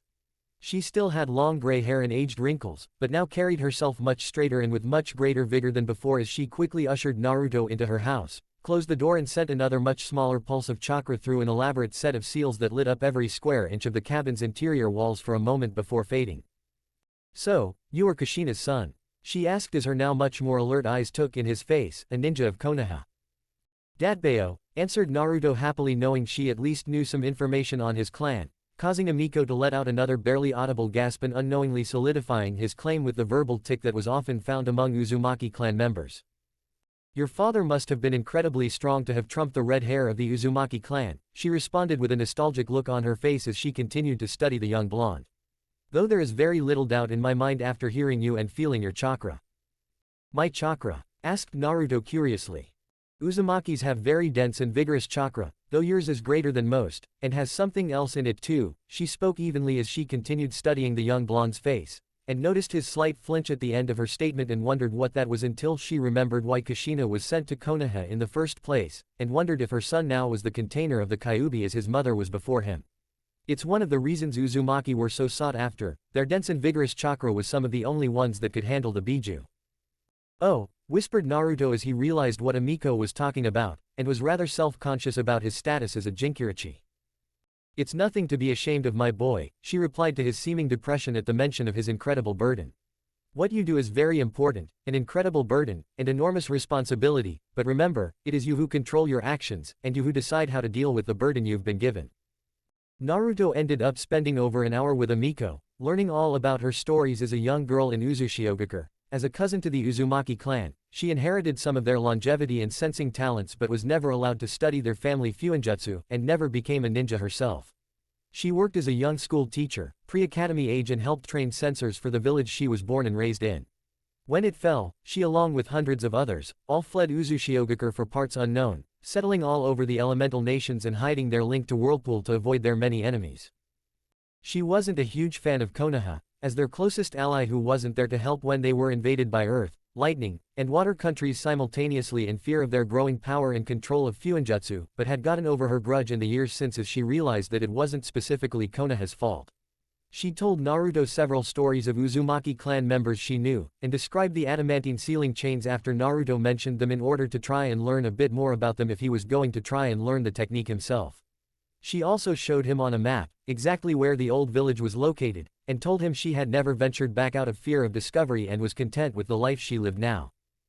Naruto was understandably pretty emotional and worked up after the storytelling, wondering why she wouldn't want to reconnect with her past, but realized as a non-combatant, she probably didn't see much point in returning as there wasn't much she could do about it. He thanked her gratefully for her time and stories, pleased to have at least met and talked with her about Uzushiogakure, and promised to keep her secret past from everyone. In return, she thanked him for seeking her out, and was glad to get to know and talk with him, encouraged that the Uzumaki clan wasn't completely gone from the world, and gave him a small scroll describing her sensing abilities and how she developed and taught them to others, hoping he would have some use for it in the future.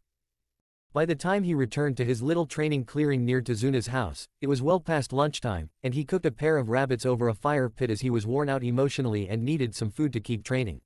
He then spawned another large batch of 2,000 clones and had them all start working on the new leaf spinning exercise Kakashi gave them, using the next few hours until the workday was done to get in as much training as he could.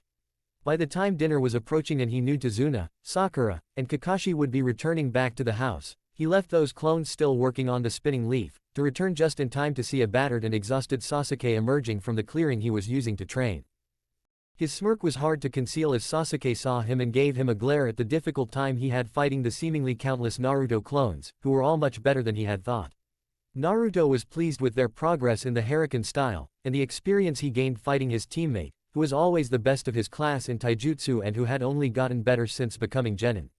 That 250 of his clones could hold their own against him in a taijutsu-only battle was a pretty impressive feat, one he was glad to exploit in order to train in his new taijutsu style and continue to get better, and prove to Sasuke that he wasn't the dead weight he often thought the dark-haired boy felt.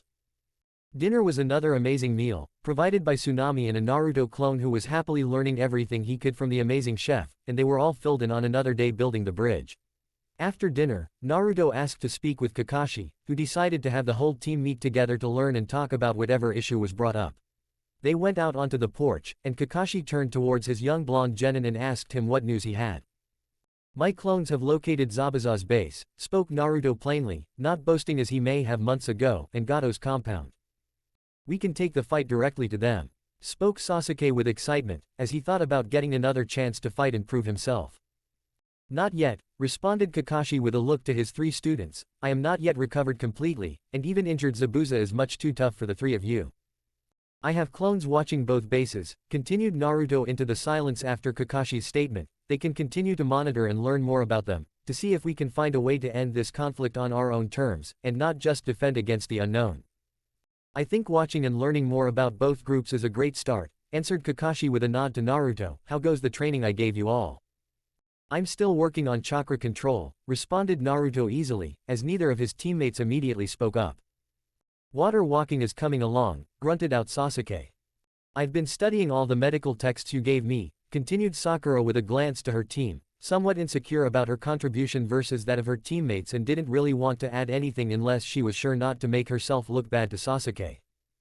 Good, answered Kakashi after giving all three genin a lingering look. I want each of you to make some progress before we take any offensive action, and I'll need to scout out the bases myself before we do anything.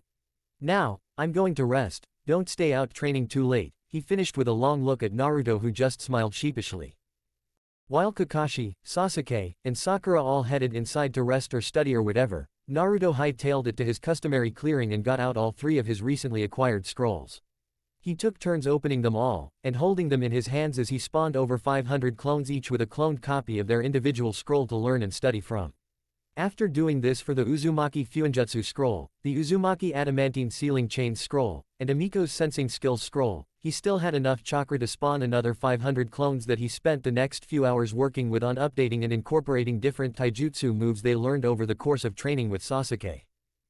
There were many areas of improvement for some of the existing Harakan moves he knew, and Sasuke also indirectly pointed out some of the deficiencies in his forms and certain move combinations while tearing through his clones. He went back over everything he could from the original Harakan scroll guy had put together for him, and made a few corrections that worked better with his style of fighting. He incorporated more devastating offensive moves that sacrificed some defenses he usually fought among teams of clones who he could easily sacrifice in order to get in a better quality attack, and leaving his opponent more vulnerable to follow-up attacks from other clones. He was basically evolving a single-person fighting style into a style that worked better in group fighting, as he had clones to spare for defense and disrupting an opponent and could do things that most single people couldn't unless insanely fast. He was also adding and adapting some of the moves he saw from Sasuke that he thought would fit his own style as well, expanding on his basic style and hoping to make it uniquely his own. It was a few hours later when Naruto was about ready to turn in, when a particularly violent memory flashback from one of his clones hit him like a punch to the gut. A pair of his clones had witnessed a waitress at one of the few open bars in the town that was often frequented by Gato's thugs, being raped in an alley and instantly charged in to attack the pair of men performing such a horrible act. The knife of one of the attackers that they had used to frighten and intimidate the poor girl got a lucky hit on one of the clones in the struggle, causing him to vanish in a puff of smoke. Luckily, there were other clones nearby that quickly came and overwhelmed the two monsters and freed the terrified girl. Naruto knew he couldn't leave the two now unconscious rapists in the alley, and didn't know exactly how to cover up their disappearance, so he sent out the order for his clones to assume their identity. He then had them hide the two now tied up scumbags and bring them to an abandoned building where he had clones work on interrogating and learning a bit more about them both, to better assume their identities. It wasn't an ideal situation, but there was no way he was letting the two escape justice, and this might also help get him some clones on the inside of Gato's organization. The original Naruto decided to send out another batch of clones before returning to Tezuna's house to sleep, thinking about whether or not he wanted to try and create a blood clone that could stay in the area to help the people of Wave even after they were gone. He would think on that while also reviewing the progress made by his clones into the 3 new scrolls he acquired, happy with everything he was achieving and learning that better connected him to his clan and mother. He returned to his room at Tezuna's, trying not to disturb Kakashi and Sasuke too much, though he knew they both noticed his arrival, and laid down to sleep still thinking about everything he and his clones were working on. When he woke up the next morning, again Naruto spent some time going through the memories he acquired from the thousands of clones he still had out and around Wave, including those interrogating Gato's thug rapists. He also had several hundred memories of his clones trying and failing to get across and through the violent whirlpools that surrounded the location of the former Uzushiogakure, and realized how the area got its name. Luckily, not all the clones perished in the attempt and several dozen made it across the treacherous sea to reach the mainland near where Amiko said the original village once stood. Other memories included several hundred attempts at learning Amiko's sensing skill so far unsuccessfully, reading and practicing the beginnings of the Uzumaki Fuinjutsu journal not too unlike the one he had from Mito Uzumaki, and countless attempts to recreate the Uzumaki adamantine sealing chains. He felt like he was closest to getting the chains, since he didn't appear to have the prerequisite skill set to become a sensor in Amiko's style, and Uzumaki Fuinjutsu was on a whole other level of difficulty from the basics which he was still working on. The chains had an element of Fuinjutsu to them as well, but were a much more internal and intrinsic application to each user as per the notes he had, and felt it would be the most likely to understand and accomplish if he dedicated more time and clones to it. Getting up and getting started on his day included helping Tsunami set the table and prepare breakfast for everyone, which included ignoring the whiny Inari who constantly tried to tell them to give up as Gato was unbeatable. Naruto had heard it enough times that he was past trying to convince the kid that ninja operated on a level that far exceeded any civilian, but was tired of wasting his breath in dealing with the spoiled kid that had so much more than Naruto himself ever did, or that most of the people of Wave had currently. Instead he talked with everyone else, and made plans to continue his training, and today was going to have his clones direct a Kakashi shadow clone to both Gato's compound and Zabuza's base to scout them out himself. As it was Sasuke's day to guard the bridge with Kakashi, they left shortly after breakfast with Tezuna, after the silver-haired Junin created a shadow clone that Naruto would take to scout out the 2 bases. The young blonde also used that time to fill Kakashi's clone in on his little adventure the night before regarding his clones that stopped a woman being raped, and subsequently infiltrated Gato's thugs. Kakashi wasn't too pleased that Naruto went ahead with the plan without consulting him first, but recognized that there weren't too many other options and offered to go visit the prisoners after their scouting to take care of them for the younger ninja. Gato's headquarters were fairly straightforward, and Kakashi was able to within minutes find out everything he needed to infiltrate the area, and probably could have done just that as a clone and walked away without a scratch. It was that pathetically guarded. Zabuza's base, however, was a different story, and Kakashi's clones spent an hour testing several possible points of entry and decided that they would continue to play the waiting game to see if an opportunity presented itself for them to make a move. Then Kakashi's clone went to the abandoned house Naruto kept the 2 rapists tied up in, and delivered shinobi justice after a brief interrogation, making sure Naruto's infiltrating clones had all the relevant information to succeed before killing the pair and cleaning up any presents they left behind. Kakashi's clone then returned to the original Naruto's clearing, where he watched unnoticed for several minutes as his young blonde student had several groups of clones all training at once on a pretty diverse number of skills. He was mostly interested though, in the large group that was seemingly refining and practicing taijutsu, as he recognized both the Harakan style of Kushina, as well as elements of Sasuke's Uchiha interceptor style incorporated together. It took a minute for him to see what Naruto was doing, incorporating more variety into the Harakan style, and finding unique ways to utilize the massive amounts of clones he employed to set up attacks and supplement his lack of speed with more clones working in tandem and coordinating their tactics. He was honestly really impressed with what he was watching, and wondered if maybe having him go to Guy for some remedial taijutsu help was the best decision he ever made in Naruto's development. Knowing the Uchiha interceptor style, even better than the lone Uchiha on their team, Kakashi soon interrupted the practice to show Naruto a few other variations and moves of the style he thought would fit well with what he was trying to accomplish before telling him to continue the good work in dispelling. Naruto gladly took his sensei's suggestions, and was soon adding even more to his newly developing style with a large grin on his face at how well it was coming together. For the rest of the morning, through lunch, and into the late afternoon, Naruto constantly kept spawning more clones and having them work with him on taijutsu, and when he wore himself out physically, he would join the group continuing to work on the adamantine ceiling chains. Just before dinner time, after feeling like he was getting close, but having trouble getting the technique to work, he had a breakthrough born out of his frustration and exhaustion. He threw his hands out and yelled at not seeming to get past the last step, and was completely unprepared when a thick golden-colored chain appearing to be completely made of chakra seemingly erupted out of his chest. The glowing golden chain only traveled about 6 feet from his chest and within seconds had broken down into little modes of light and disappeared, but he had done it, and quickly tried to replicate the feat. It took him a few more minutes until he was able to replicate that first success, and watched as a chain about the thickness of his wrist seemingly grew out of the center of his chest for about 6 feet before it started losing cohesiveness and began slowly disappearing into light. For the next 10 minutes he replicated the chain several times, each time getting it to reach out and last a little longer than the previous attempt, and couldn't stop the happy smile that came to his face. With his beginning success, he charged all the remaining clones to continue practicing bringing out the chains and trying to figure out how to make them last longer and grow. He then returned to Tezuna's house just as the bridge builder, Kakashi, and Sasuke were arriving after the long work day and joined them all at the table. During dinner, Kakashi brought up the question on how they wanted to proceed, as after scouting Gato's headquarters, was fairly confident that his genin could single-handedly bring down his operation and eliminate the businessman as it wasn't much different than a relatively skilled group of bandits. Tezuna instantly put in a request for them to take out Gato, and save the people of Wave, but Kakashi also raised the point of the missing nin he had employed and how they would need to be accounted for. Naruto put forth the suggestion that they try to pay off Zabuza and his crew with money recovered from Gato, thinking the businessman had plenty for that and still leave the people of Wave better off than they were currently with the rest. Sakura actually agreed with his suggestion, until Sasuke complained that they should be taking out Zabuza as well, and shifted her approval to her crush's idea even if it terrified her.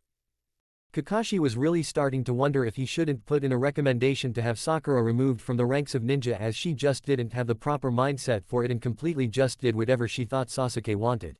He could then send Sasuke to T&I for therapy and reconditioning as he was a psychopathic loose cannon and flight risk that only thought about his own revenge and never worked well within the team. He would gladly take Naruto as his apprentice. The blonde had shown he was willing to put in the hard work and learn to get better without any of the ridiculous hang-ups he had to deal with in regards to the other two, and would make him into a first-rate shinobi of the leaf. He genuinely liked Naruto's suggestion too, as eliminating Gato would solve their current mission to protect Tezuna. Using the businessman's own money to pay off Zabuza and any other missing nin in Gato's employ, would eliminate any threat facing him or his genin, and any extra money could pay the higher rank mission, and leave plenty for Wave to get back on its own feet. The more he contemplated it, the better that plan seemed, and decided that they would start the planning of it tomorrow as he still had some kinks to work out, and wanted to be a little more rested and ready to step in if he needed to help or save his young genin. Chapter 11, The Final Wave. That same night, while Kakashi was busy planning and working out everything for their assault on Gato's headquarters, Naruto was back in his clearing training his ass off and trying to grow his control over the adamantine ceiling chains technique. All around him were clones in various stages of progress, some trying to strengthen and lengthen the single chain they were now capable of performing, while others were working on trying to split the chain into many, and others were seeing if they could sprout the chains from other parts of the body. He had been going at it hard for several hours, and was really working himself to the bone, as he felt this technique was something precious to him and very personal. Not only was it an Uzumaki clan technique, but was one his mother was well known for according to Gigi and Kakashi, and therefore beyond important for him to master and use in order to be connected even more to her and his clan. He had been getting a pretty steady stream of memories throughout the day of his clones exploring the ruins of Uzushiogakure, and often falling prey to leftover traps and seals as they explored every square inch of his clan's home and legacy. He was determined to get this technique down, and help preserve and carry on the legacy of the Uzumaki clan, and wanted these chains so badly to prove he belonged. The ruins of Uzushiogakure were beautiful in a desolate and sad kind of way, as it was easy to see from the remains how the city looked and functioned, and yet the obvious signs of destruction constantly brought back the emptiness of it being gone. There were a few spots among the ruins that his clones felt there might be something else there, but were waiting until all their exploring was done before checking those places in case it triggered more defenses. They did however find something that Naruto though was really cool and couldn't wait to get his real hands on, and that was an old Uzushiogakure Hitai-8 pretty banged up, but definitely a memento he wanted. It was nearing the time he usually turned in for the night, but something was keeping him outside in the clearing, almost a feeling that he needed to be there for something really important. So, he stayed and continued to train and push himself past the point of exhaustion, continually trying to improve on the chains with his steadily diminishing clones. Over the next hour, more and more of his clones popped as they too exhausted their chakra trying to pour their all into the ceiling chains, until the original finally succumbed to his own tiredness and fatigue, and fell asleep right on the forest floor. Naruto woke up in the early dawn to the feel and sound of another person in his clearing approaching his position on the forest floor just next to a large tree. He looked up as the figure approached and had a moment of total confusion, thinking he may still be dreaming at the beautiful-looking girl around his age that was wearing a very pretty pink kimono and carrying a small basket tucked under her arm. She shyly lowered her head as Naruto continued to stare at her with an open-mouthed look of wonder, which finally made him realize he was probably making her uncomfortable, and quickly scrambled to his feet and shyly smiled back, while nervously running his hand behind his head. Are you an angel?" Naruto asked almost in a whisper, still not entirely convinced he wasn't dreaming, as he had never seen someone so beautiful or prettily dressed before, and it made higher thought difficult. "Hee hee," came her wonderful tinkling laugh at his completely blunt and honest question. "No, ninja-san. I am Haku. I was just collecting herbs for a sick friend." "Haku," whispered Naruto with a dopey sort of grin, as he continued unashamedly staring at the slightly taller girl with very pretty dark brown hair, not knowing what to say. "Do you need help?" "No, thank you," she responded kindly, giving the blonde a smile that made the dopey grin on his face grow even more. "I must get back soon." "Do you live around here?" asked Naruto, finally finding his voice after learning the beautiful girl might be soon leaving. "I am visiting a friend," she replied calmly, not in the least seemingly bothered by the attention. "Can I ask you a question?" I'm Naruto," he responded in the trailed-off silence, "and, of course, you can ask me anything." "Why did you become a ninja?" came her soft voice, seemingly curious about the boy in front of her. "To protect my precious people," answered Naruto honestly, after a short moment of thought. "Then, that is why you are so strong," she continued quietly, but Naruto easily heard her and blushed to the roots of his hair at the genuine compliment from such a pretty girl. "Precious people are worth protecting with everything you have." Yeah," grinned Naruto sheepishly, again running his hand in the back of his hair in nervousness, not used to receiving compliments. "Goodbye Naruto," waved the pretty Haku, "I hope to see you again." "Me too," replied Naruto instantly as he watched the most beautiful girl he could ever remember seeing walk out of the clearing, by Haku. It took a few minutes after Haku left, for Naruto's brain to reboot and remember where he was, and that he fell asleep outside all night, and really needed to check in with Kakashi and review the jumble of memories from the night. Rushing back to Tazuna's house, he was lucky it was just past dawn, and everyone was probably still asleep or just getting up and getting their day started. He waved at Tsunami as he passed through the house and headed upstairs to the room he shared with Sasuke and Kakashi, eager to check in and make sure he wasn't in too much trouble. Luckily, Kakashi wasn't worried in the least, and simply reminded him that he could always use his clones to send messages to his team to let them know where he was, even if it was just to continue training or that you would be late. Naruto thought it somewhat ridiculous for Kakashi of all people to lecture someone on being late to anything, and thought of using one of his sensei's usual excuses but didn't want to press his luck. He promised to do better, before asking what the plan for today was, excited that maybe they were going to enact his plan to get rid of Gato and pay off Zabuza. Kakashi then told Naruto and Sasuke, who was just getting up, that they were going to scout out Gatos later this afternoon after Tazuna's work day, and hopefully end the largest threat to their mission tonight. He then left to get Sakura up, and make sure she was also aware of their day's plan while the boys finished getting ready for breakfast. During breakfast, Kakashi told his team they would not be practicing too hard today, as they would need to be on top of their game this evening when they went forward with their plan. Since they were planning to go after Gato later that day, Kakashi had the whole team on bridge guarding duty after making sure that Naruto's clones had the house and surrounding areas covered until they were ready to go. Naruto was relatively quiet most of the morning as he went through the countless memories of his thousands of clones that had expired over the night, most having just exhausted themselves continuing ceiling chain training. There were also several memories of his clones that were still exploring the ruins of Uzushiogakure, having actually found a small repository of scrolls deep underground beneath a crumpled old structure. They were only able to reach the underground labyrinth after several transformations into small animals that were able to navigate the small gaps in the destroyed structure until they reached a small half-collapsed cavern deep underground. Inside they found an underground room which had been over half destroyed by the debris collapsing over it, but were able to rescue 14 separate scrolls from the seemingly old library. They hadn't found much of anything else that wasn't ravaged from weather or time, and were planning to move on and explore the surrounding areas as long as they had the chakra to continue on. Of the almost 24 clones that were still going, a group of 6 split off from the rest, with the recovered scrolls, to begin the trip back to the original to bring their amazing find. After having lost so many hundreds of clones just getting past the whirlpools that gave this region their name, the Naruto clones were pretty confident that they could navigate their way back and forth relatively safely now. They knew how important anything they could recover from Uzushiogakure would be considered priceless to the original, and therefore were extra vigilant to keep the scroll safe and watch each other's backs the whole way. Naruto also learned from his clones infiltrating Gato's thugs, that the businessman was visiting Zabuza's base today and had requested his 2 favorite mercenaries, Shion and Desden, to accompany him.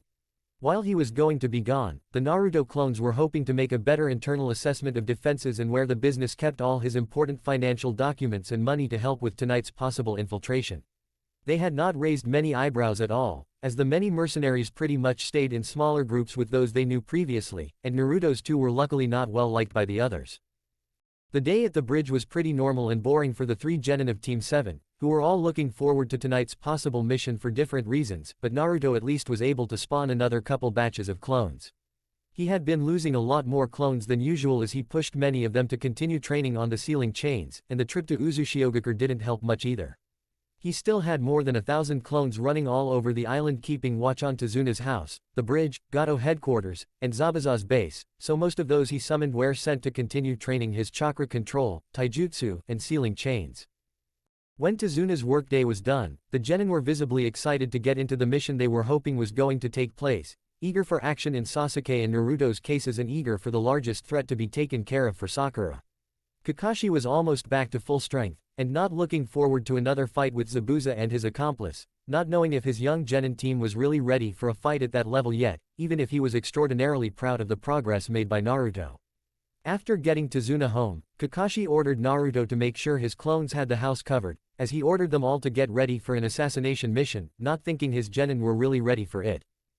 Within minutes, they were all gathered and ready to head out, going to use the approaching evening dusk to cover them getting into position and doing a final scout out of the area to make sure they had everything covered. For the next hour, they all got in place, met up with Naruto's clones, who had been watching Gato, and got all the information they could on defenses and numbers of mercenaries inside the large compound. Kakashi asked his genin if they would rather take on Gato or the mercenary barracks, as they would need to eliminate the entire group to ensure word didn't get out about their involvement, and so nobody stepped in after they left to take over Gato's company. Naruto, who through his mercenary clones had heard too many horror stories of the atrocities most of these men committed and had no problem committing again, offered to take them, as they would at least be fighting against him. Gato was a complete non-combatant, and would be harder to convince himself to just outright kill him, as he was practically defenseless against real shinobi. He knew what some of the things he was going to be asked to do as a ninja of the leaf, and knew it wasn't all about saving princesses, but he still wasn't really comfortable or ready to kill someone in cold blood. Attacking the mercenaries would be different, they would be armed and most likely fighting back, and he could at least justify killing them in battle somewhat. With the nod from Kakashi, who had been looking at his genin, judging their readiness, the 3 genin all gave a deep breath, knowing what was coming. Kakashi laid out the plan, of them all sneaking in, with a shadow clone of his own going after Gato, as it was more important he stayed near enough to protect his genin for what was sure to be a difficult mental task for them. Naruto's mercenary clones had given them all the information they needed, and were also in on the plan to go after the other mercenaries, and were waiting for the arrival of Team 7 to begin. When Team 7 bypassed the outer gates and meager defenses of Gato's compound by eliminating the very few guards, they made quick work sneaking in uncontested to reach the mercenary barracks without any incidents. Once they arrived, Sasuke barely waited for Naruto and Sakura to get in position before storming in the main entrance, in what was supposed to be a 3-pronged coordinated attack. Instead, Sasuke going a bit early caused most of the mercenaries to instantly turn and focus on him, allowing both Naruto and Sakura to enter the rear entrance without many people paying much attention as they had all turned towards their teammate. Sasuke thankfully didn't open with a fireball as was his normal inclination, as inside of the barracks, it would have caused major confusion, and instead charged in with shuriken throwing in every direction. Naruto and Sakura started picking off those in the back of the room easily, as many had yet to turn and even see their entry, still focused mostly on Sasuke. Shuriken were flying as it was an easier way for younger ninja to get acclimated to killing without having to be very up close and personal, or get blood on themselves or into the middle of chaos where they were less protected. Kakashi recommended this, as it had the least chance of having either of his rookie genin freeze up when they were too close to their first kills, and was working well, as within the first 2 minutes at least 20 of the 50 mercenaries were lying on the floor bleeding out or dead. After that initial charge where they caught several of the mercenaries off guard, the large barracks had devolved into utter chaos as several of the remaining mercenaries now knew they were surrounded and backed into a corner and fighting for their very lives. On the positive for the genin, Naruto's 2 clones sowed even more chaos and discord as they pulled out swords in the middle of the still large group of mercenaries and began hacking away at the nearest thugs. Their switching of sides was just the distraction they needed, as another round of shuriken eliminated another 10, leaving just about 2 dozen more still fighting for their lives. Sasuke had pulled out a small tanto and had engaged those few directly in front of him, while Naruto had done the same, having run out of shuriken and not wanting to get too destructive and risk hurting a teammate. Sakura was keeping back near the door, occasionally throwing out shuriken, and luckily taking out a few of the mercenaries as Naruto and Sasuke did the same from up close and personal. Kakashi was pleased with their planning and execution of the mission, knowing this was always a hard step for rookie genin, and pleased his kids didn't completely freeze up on him. It was a close call for Naruto. After a particularly quick block, he retaliated as his katas told him, and wasn't really prepared for removing the head of the nearby mercenary and getting partially soaked in the spray of the man's blood, causing him to only momentarily freeze. A warning from Sakura, who was primarily staying back, reminded him that now wasn't the time for a breakdown, and he quickly stamped down on any discomfort he had and continued with the task at hand. He knew that he couldn't let his teammates down, as they needed him to pull his weight, and so continued with his sword swings, trying not to look too closely at those he knew he killed. Within another 2 minutes, they were dispatching the last of the mercenaries, and Kakashi was going through the fallen and making sure they were all dead before moving on to the next one. Not wanting to leave any evidence of their involvement, he had Naruto make some clones and try to find and remove all the shurikens they used, as they would be burning the barracks to the ground when they were done and didn't want to leave any evidence behind that might survive the fire. While clones were doing that task, Kakashi was talking to all 3 genin and confirming how proud he was that they stuck with the plan and continued even in the face of discomfort. He promised them that they were doing a good thing, even if it was hard to stomach, protecting the people of Wave and Tazuna, who was their mission priority.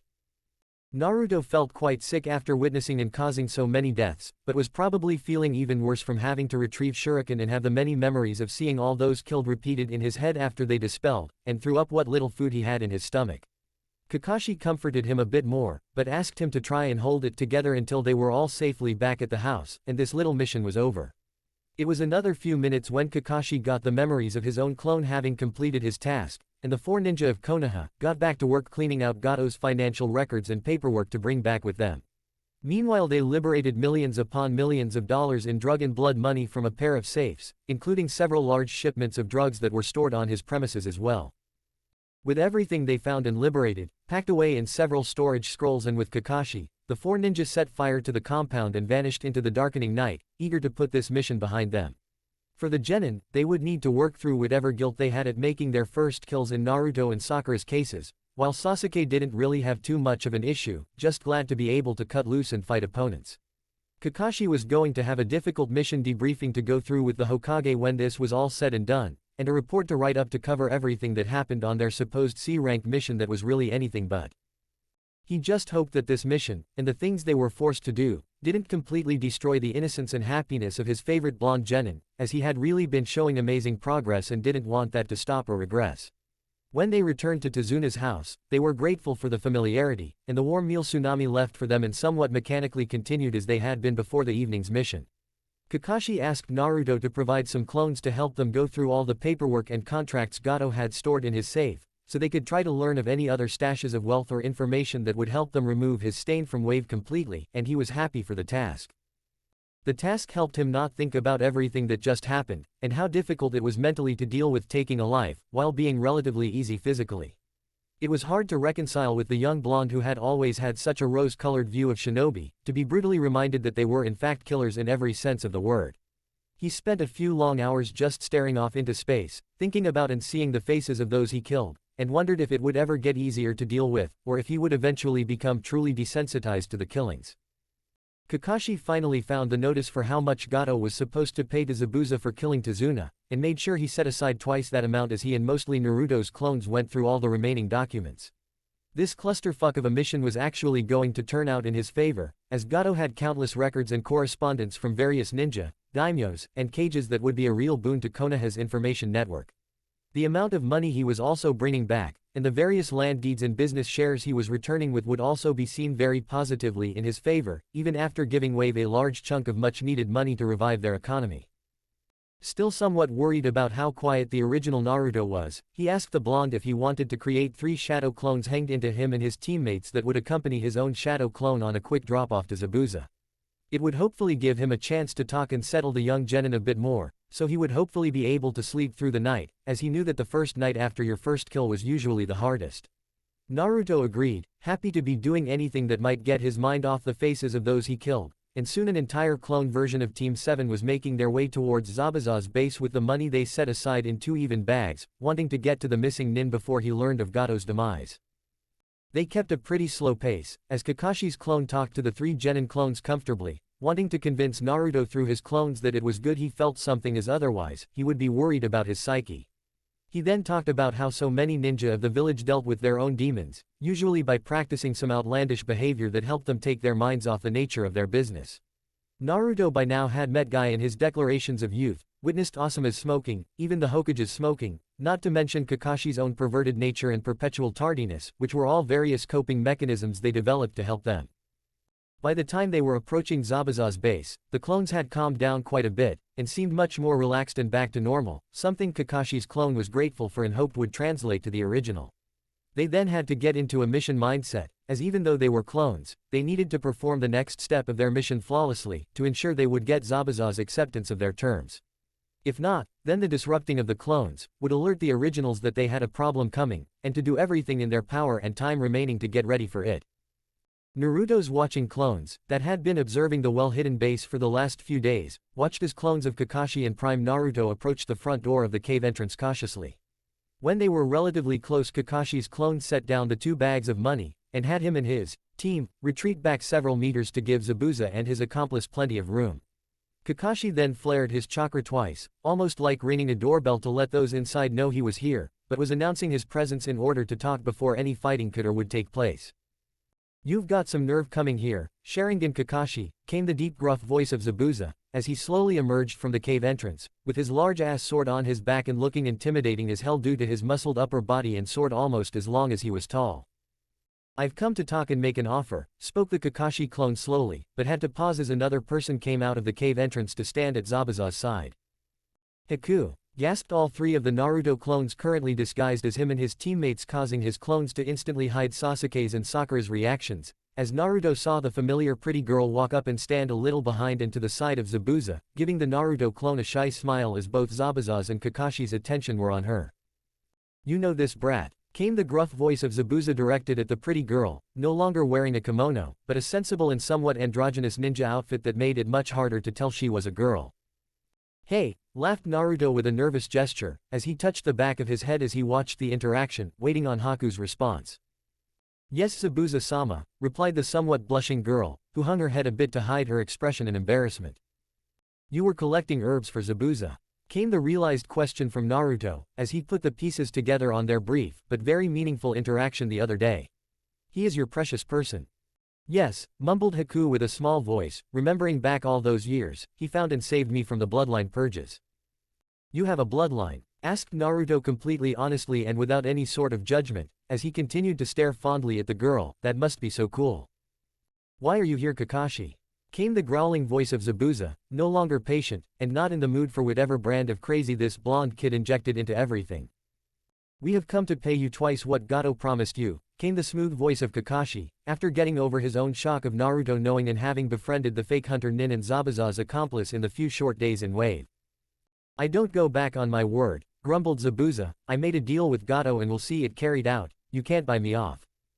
"We killed Gato 3 hours ago," replied Kakashi, who instantly tensed as Zabuza's killing intent suddenly spiked very high and he was preparing to have to fight and delay one of the former 7 swordsmen of the mist. "Instead of fighting you, Naruto here," he continued, pointing out the young blonde that was so familiar with Haku, "came up with the plan to eliminate the bigger threat to Wave, and so we came to settle our debt to you, as you were hired for a job that can no longer be completed or paid for. We found all of Gato's financial records, the amount promised to you, and have left twice the amount right here." Zabuza's killing intent didn't lessen a bit through Kakashi's explanation, and the silver-haired Junin was preparing what distraction technique he might be able to pull off and slow down a pissed-off Zabuza in case he attacked them. Luckily as clones, he wasn't too worried, but didn't really want the angry former Miss Junin to be coming after him and his genin team, and hoped they could resolve the problem without dragging his team into a difficult fight. He didn't however account for his favorite blonde genin to take the tense silence as an invitation to try and talk to the other side. I had shadow clones infiltrating his stupid mercenaries. They were told today after your meeting this morning to start planning for your removal, spoke Naruto without any fear in his voice, even if he was shaking a bit from the heavy dose of killing intent and the glare being sent his way by a large Zabuza. He was planning to use the mercenaries to finish you off. After you took care of Tazuna and S, they would catch you tired and kill you instead of paying you. It's a tactic he employed several times against missing Nin according to his financial records. We have no quarrel with you, interjected Kakashi, trying to get Zabuza's attention and focus off Naruto, and try to get him to see reason, and as an apology for terminating your mission, we offer you financial compensation, simple as that. And what if we want to increase our financial compensation with your head as a bounty? Asked a still tense and almost growling Zabuza as he looked over the 4 Konoha ninjas in front of him but focused mainly on Kakashi, and elevated his killing intent even more, causing the genin to all take a staggering step back. Then our clones will engage you and try to slow you down, answered Kakashi back calmly, and Naruto used that moment to have his 100+ clones watching the surrounding area to all step out from their cover and slowly approach the group. That caused Zabuza's head to quickly look all around him at the insane numbers of blonde clones emerging from the woods, and wondering how this little runt had that much chakra or skill to create what he assumed were elemental clones. Haku was no less surprised as she glanced all around at the countless numbers of Naruto clones all dressed differently, some with different hair, some even appearing to be different sizes and ages, and wondered what was going on. Kakashi was pleased with Naruto's move, as it definitely demonstrated that they held superior numbers, and even if they were all clones, he knew how crafty Naruto could be, and welcomed their arrival as it increased the chances of being able to wound or slow down Zabuza and this Haku so the realdom could engage. You think a few elemental clones of a fresh-faced genin scare me? Mocked Zabuza, as he slowly raised his hand to the handle of his sword sitting above his shoulder, but thankfully didn't remove it or engage them and just kept his hand gripping the handle. As the Konoha clones tensed in anticipation, I am the demon of the mist. They will provide the necessary numbers and distraction for me to take you out, spoke the Kakashi clone convincingly, flaring his own killing intent and lifting his hand to hold his Hitai-8 and keeping it there, just as Zabuza was keeping his hand on his sword's handle. The tense stare down lasted for several long moments as the 2 Junin-leveled opponents continued to match stares and killing intent, both waiting for the other to make a move, and thankfully neither of them taking the chance. Naruto gave Haku a sad smile as the pretty girl was tense and ready to come to her precious person's defense at a moment's notice, and he had no intention of harming her permanently. He was trying to figure out the best way to neutralize Haku and maybe Zabuza after Kakashi's clone eventually was dispelled, as his numbers would mean he could last much longer and continue attacking and harassing them if they decided to come after the originals. Just take the money already, yelled Naruto, fed up with the silent stare down, and trying to de-escalate the tensions from both sides.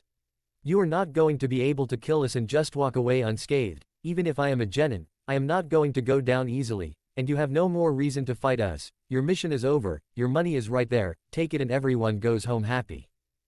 Your parents need to teach you better manners, shrimp, growled Zabuza, as he glared at Naruto, but had to quickly turn back to Kakashi as an even larger amount of killing intent started pouring out of the furious copycat Kakashi, making Zabuza widen his eyes in slight fear. You just signed your own death, growled Kakashi in a growing rage that had Zabuza even take a step back in fear at the growing amount of chakra in the area, wondering what just happened. Naruto, asked a now fearful Haku, as she too felt the change in the atmosphere, and wondered what just happened. I never knew my parents, he answered solemnly into the quiet night, not sure how to react to someone blaming his parents for anything. They died fighting the Kyuubi the day I was born. Kyuubi? Asked a curious and still scared Haku, as she realized they may be getting a fight for their own lives if Kakashi's growing anger was anything to go by, and not understanding exactly what they were talking about. The nine-tailed Biju, answered Naruto with a deprecating smile directed at the pretty girl, as even he realized that something had changed in the atmosphere of the group, after Zabuza insulted his parents in front of Kakashi, and wondered again how well his sensei knew his parents if that was his reaction. The demon I contain. What? Shouted Zabuza, finally taking his intense eyes off Kakashi for a moment to look at the kid that just claimed to be the Jinkyuchi of the largest and baddest of all the Biju. Shit. I'm sorry, brat. With those words, Kakashi's killing intent almost completely vanished and his clone staggered a fraction, though luckily everyone else was looking at Naruto at the time and didn't realize how close the shadow clone came to dissipating itself from overuse of chakra. Zabuza looked back over to a still tense Kakashi, and bowed his head slightly, and apologized for the unknown offense and for the silver-haired Junin not completely ending him exactly where he stood. Haku's still confused expression had Zabuza sigh in defeat and release the hold he still had on his famous sword and give her a sincere look. He is the Jinkyurichi of the nine-tailed fox, spoke Zabuza slowly to his pupil, as he still carefully kept an eye on both Kakashi and the now identified blonde.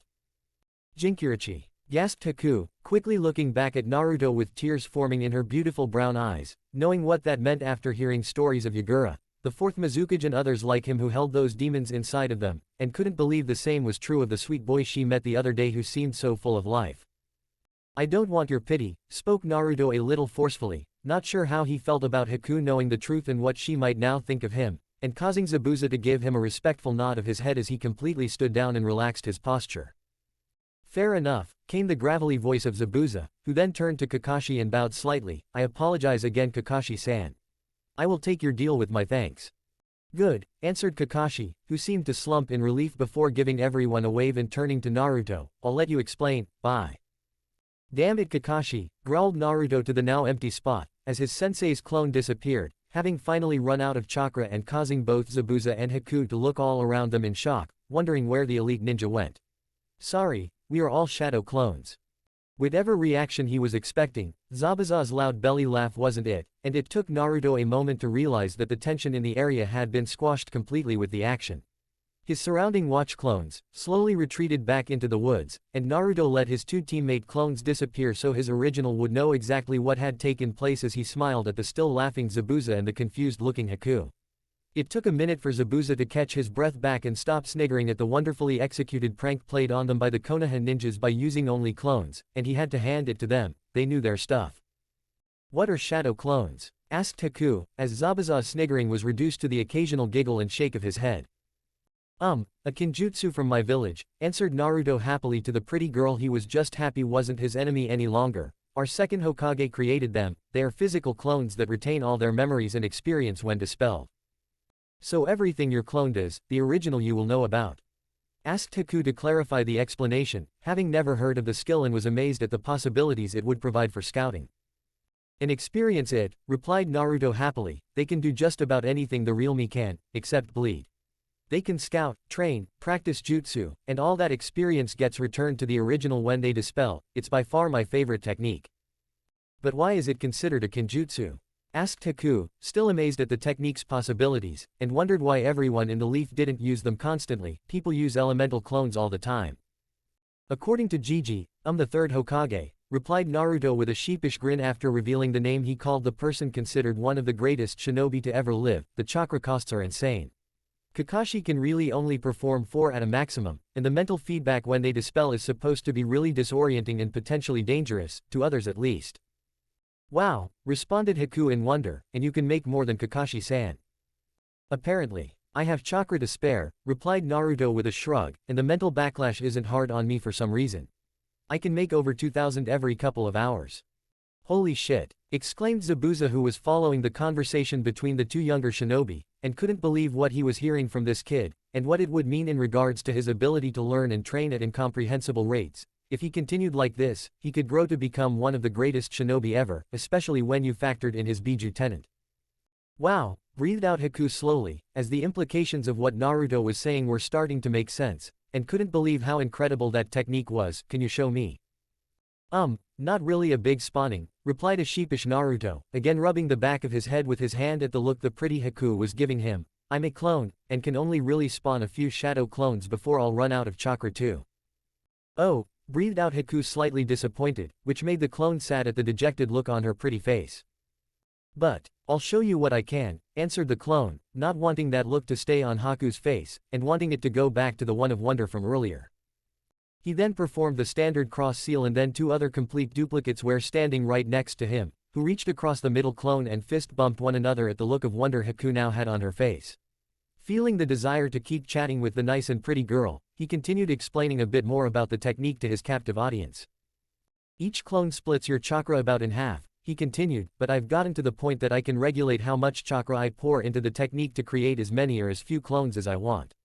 They are great to spar against too, as they can do everything I can, except they can only really take one good hit before dispelling, but with the quantity I usually use them, it's not really a problem for me, and they multiply the experience I get from every fight.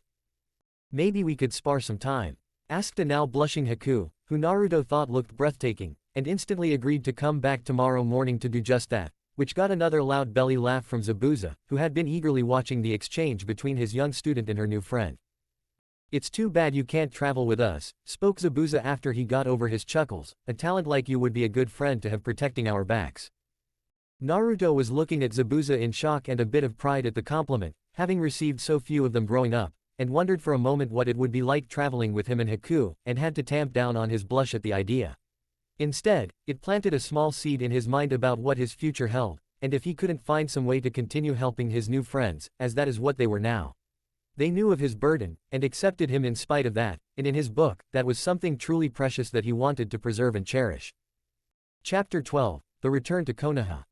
The next day when he woke up in the room at Tezuna's house that he shared with Kakashi and Sasuke, Naruto stayed in bed for some time going over the memories of his clones from the long night before. Glad for the talk he had with Kakashi that helped settle his worrying mind over the lives he had taken the day before, and filled with a different type of purpose he never had before. He wanted to help and be with Haku, something about her beauty and kindness that drew him in, and he continued to think of the plan his clone implanted in his mind after leaving Zabuza's base and dispelling. Knowing that he could and would never go missing Nin, as he loved Konoha, Kakashi, Jiji, his teammates, his classmates, Ruruka, and the Ichirakus too much to ever abandon them, he instead thought about other possible ways to help and get more time with Haku. His clone's plan to create a blood clone to send with the missing Nin pair was seemingly a good one, but he was unsure how truly versatile the blood clone could be. Could it behave just like him in every sense? Could it train and grow stronger, age, survive long-term away from him, have genuine feelings, and was it fair to Haku to only get a cloned version of him? As he thought about all these things and wrestled with what he wanted to do, he was called by Kakashi to come and join everyone for breakfast, as he had let the blonde sleep in long enough after the late night. Breakfast that morning was a lively affair, as Kakashi had already filled in Tezuna, Tsunami, and a stunned Inari that they had successfully killed Gato last night, and bought off the missing Nin that was contracted to kill the bridge builder. With the threat to him gone, they would stay on through the completion of the bridge, and would be helping them out even further by redistributing some of the wealth they confiscated from the short businessman that had been crippling the economy of Wave for too long. Tezuna was practically in tears as he was told everything, and realized truly how much this small team of ninja had done not only for him and his family, but for all the people of Wave, and was beyond grateful. Tsunami too was beyond relieved that the threat to her father and village was over and done with, just like that, and couldn't be happier or prouder of the group of ninjas that arrived from Konoha.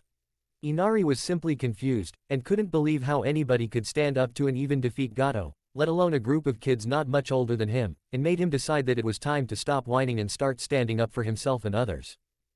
Sakura was also very relieved to have finished with the mission, and also still terrified to close her eyes, as she spent most of the long and uncomfortable night tossing and turning over her role in the death of several of Gato's mercenaries.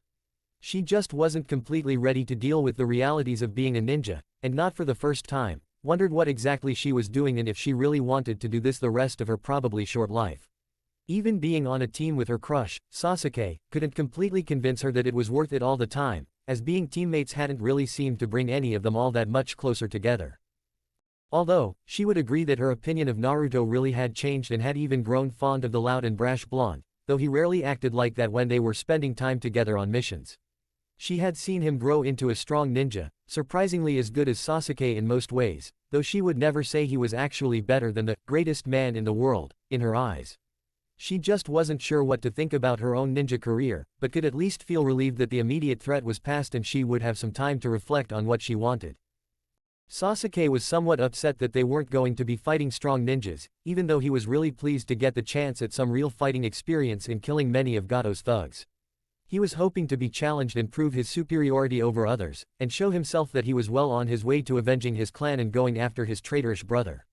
He was also thinking about the other day, and fighting the large amount of Naruto clones, and how helpful that was to be able to completely cut loose with no worries of injuring his opponent, and wondered if he would be able to convince the blonde to do it again. Naruto finally decided during breakfast that he was at least going to try and create a blood clone that he would send off with Zabuza and Haku, after trying to meet with them later this morning for that promised spar with Haku. He was hoping to run his idea by Kakashi, but was concerned the Junin would order him not to do it, and he thought it might be better to ask for forgiveness than permission in this case. He did realize though, that if he sent a clone with the missing nin, he would have to completely separate that clone from anything that attached it to Konoha himself, and would therefore need a new identity. His pranks over the years had at least taught him quite a bit about ways to color your hair on a more lasting scale, and he decided that would be the first step. If he was traveling with Zabuza, he could always ask if he could dress like him. The bandages on the lower half of the face would easily cover his well-known whisker marks and better conceal his identity, though he would probably feel weird not wearing a shirt. Otherwise, he was pretty happy with his plan, as it would give him a way to spend more time with Haku, and possibly even learn more and spread out his clone's influences on the wider shinobi world.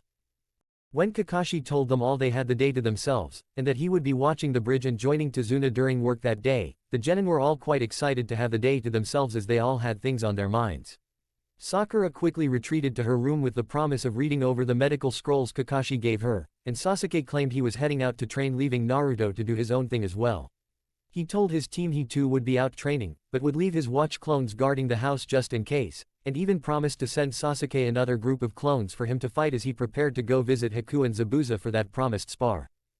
Naruto quickly made his way to Zabuza's and Haku's cave, where he was soon showing off his clone-making capabilities, and causing the two missing nin's jaws to drop at the large amount of clones and the staggering amount of chakra it took.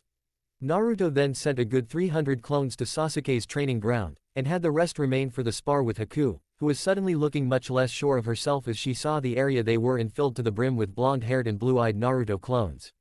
The spar started with taijutsu, and while Haku definitely had the speed and skill advantage, the simply staggering amounts of clones made up for and protected the blonde from any damaging hits, and was wearing down Haku much faster than the blonde. Within a few minutes, Haku realized she wouldn't be able to stand toe-to-toe with Naruto clones forever simply using taijutsu, and quickly decided to switch to her ice Senbon to help clear out some of the nearest clones, and then used her one-handed seals to call forth her ice mirrors. She was then able to jump from mirror to mirror even faster than her usual speed, which was quickly overwhelming Naruto, and the maybe 24 clones that got trapped inside the dome of mirrors with him. Those outside tried testing attacks on the mirrors unsuccessfully, but didn't want to resort to any of the more destructive techniques in case they injured either Haku or the original Naruto inside. Inside the dome mirrors, Naruto quickly found himself without any of his clones, as Haku's ability to throw a seemingly unlimited supply of Senbon at speeds he and his clones couldn't keep up with was beyond anything he had faced yet. He had several Senbon in his arms and legs before more than a minute inside the dome, and even sending several waves of shuriken multiplied by the shadow clone variant didn't penetrate the mirrors or stop Haku's assault. On the next wave of Senbon, Naruto used a futon, great breakthrough, to scatter the Senbon away from him and into the mirrors, though they did not stop Haku, who only sent out another wave. A futon, Cyclone finally managed to prevent the ice Senbon from penetrating Naruto's defenses through more than one wave, and he was able to keep a hold of the technique now for a little over a minute usually. He used the slight break from the wind cyclone protecting him, to spawn a dozen kamikaze clones, who all leapt at the mirrors just as the cyclone was dying down. He followed that up with several shurikens that he multiplied and charged a futon, great breakthrough behind them to increase their speed and power and feed the flames of the exploding clones. Finally managing to break 3 of the mirrors, the dome was quickly flooded with the outside waiting clones, and Haku was forced to end her technique and yield to Naruto as she was almost out of chakra. Naruto was really proud of his accomplishment, but also very encouraging to Haku, who he regaled with the details of the fight again, often complimenting and congratulating her. Zabuza was pretty impressed with both of them, having seen Haku's ice mirrors before and knew how difficult they were to destroy or damage. The blonde kid thought well on his feet and had a good mix of techniques that would serve him well in any fight.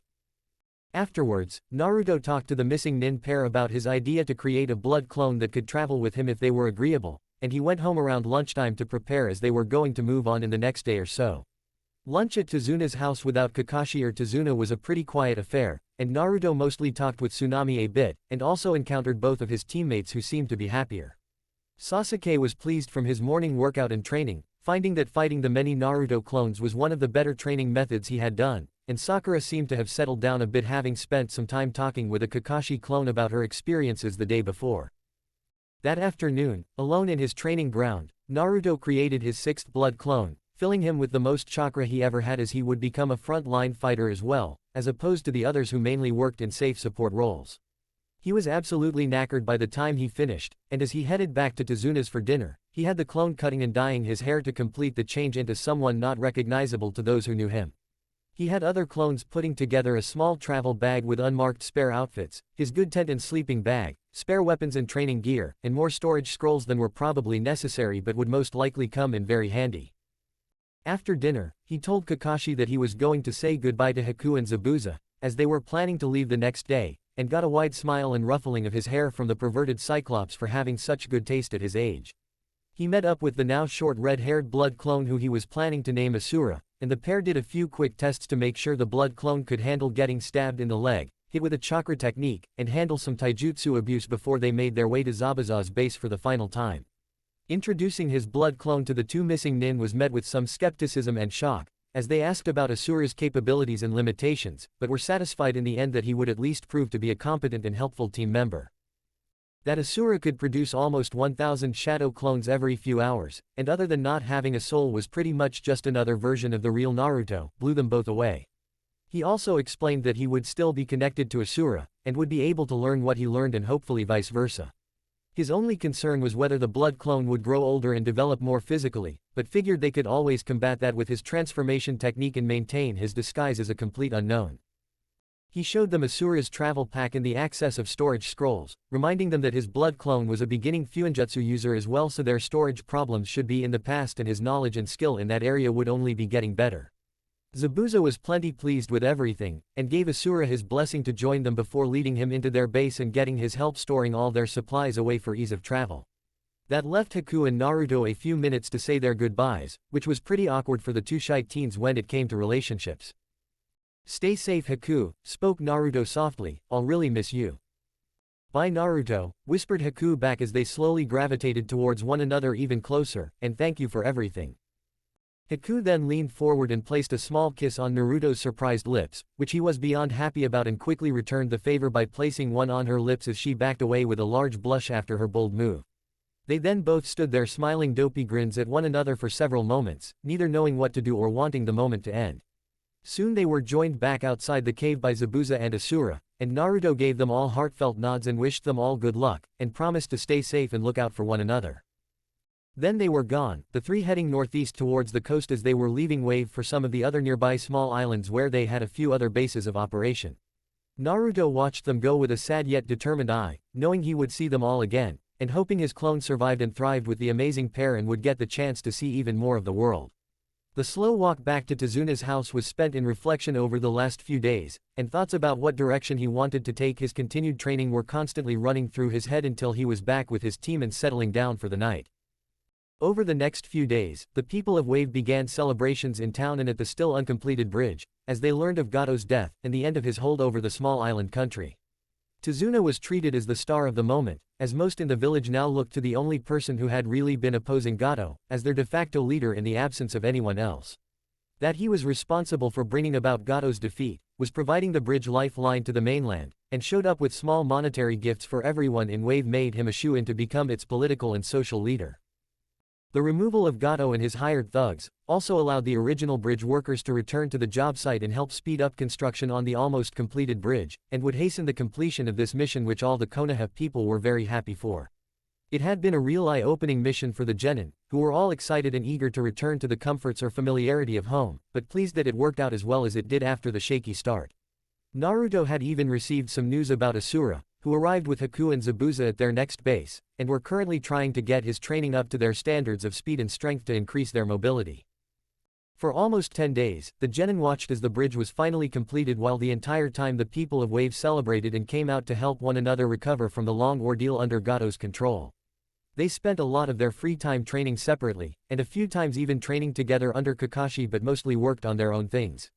Sasuke was very pleased, as every time he went out to train, Naruto would send along several hundred clones for him to tear through and fight until his heart was content, and returned back to Tezuna's every night pleased that he was making progress. Naruto was actually starting to enjoy that extra training, as he had picked up several fire techniques from his Uchiha teammate, and even though he would never be able to perform them to Sasuke's level, with his wind boosts, he could really cause some serious damage. The biggest benefit though was in his taijutsu training, as the hundreds of clones that he kept sending to Sasuke usually always had a heavy taijutsu fighting component, and his blended Hurricane style was coming along really well.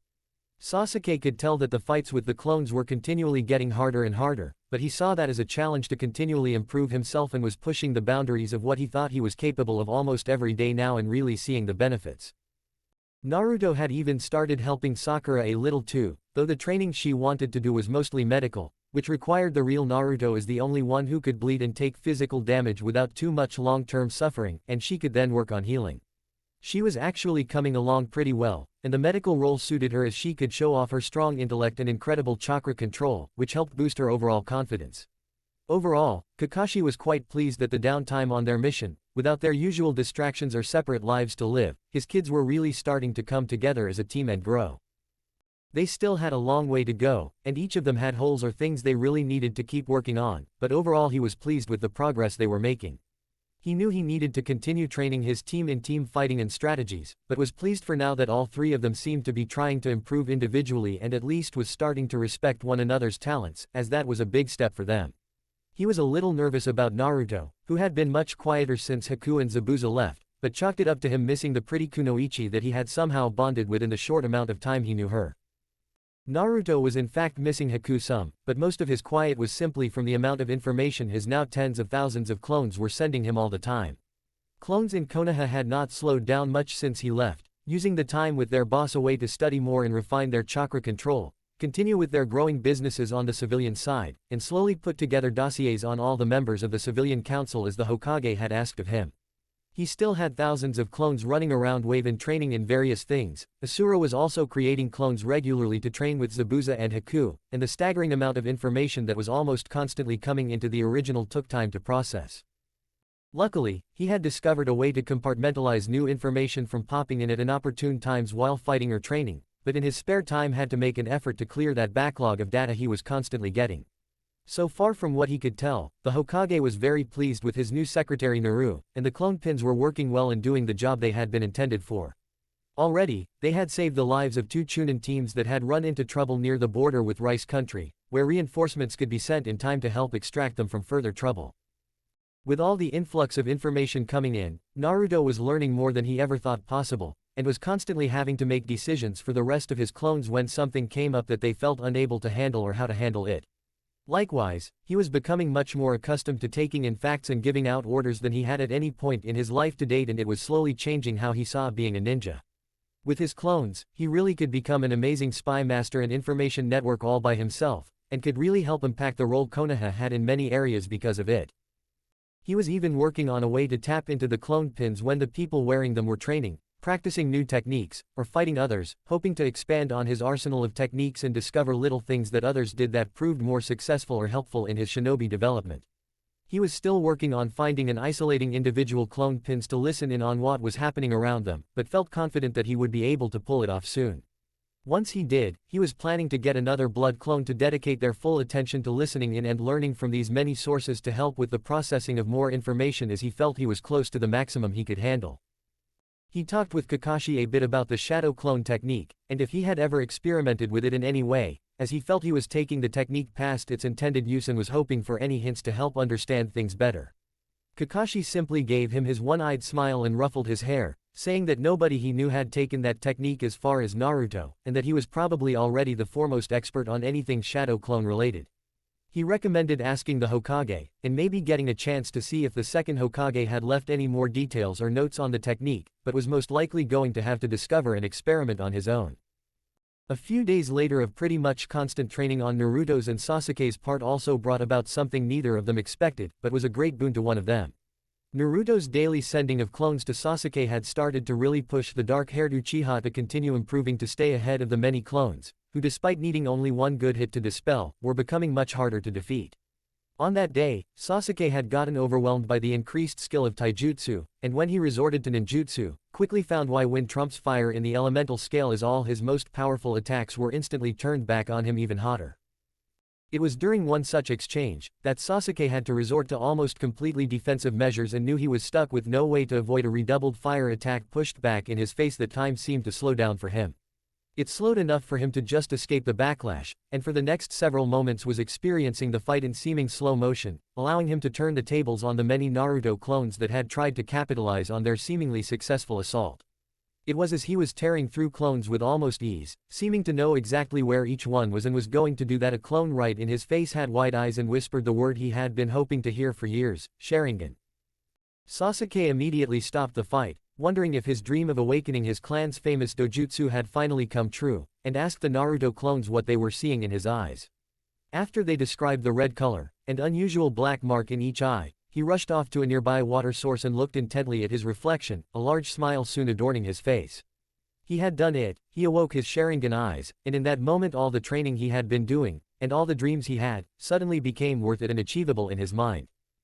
Naruto of course teased him about the eyes, saying that he was pretty enough now that his fan club would stop at nothing to get at him, but even the loud blonder mentioning his fan club couldn't upset him at that moment.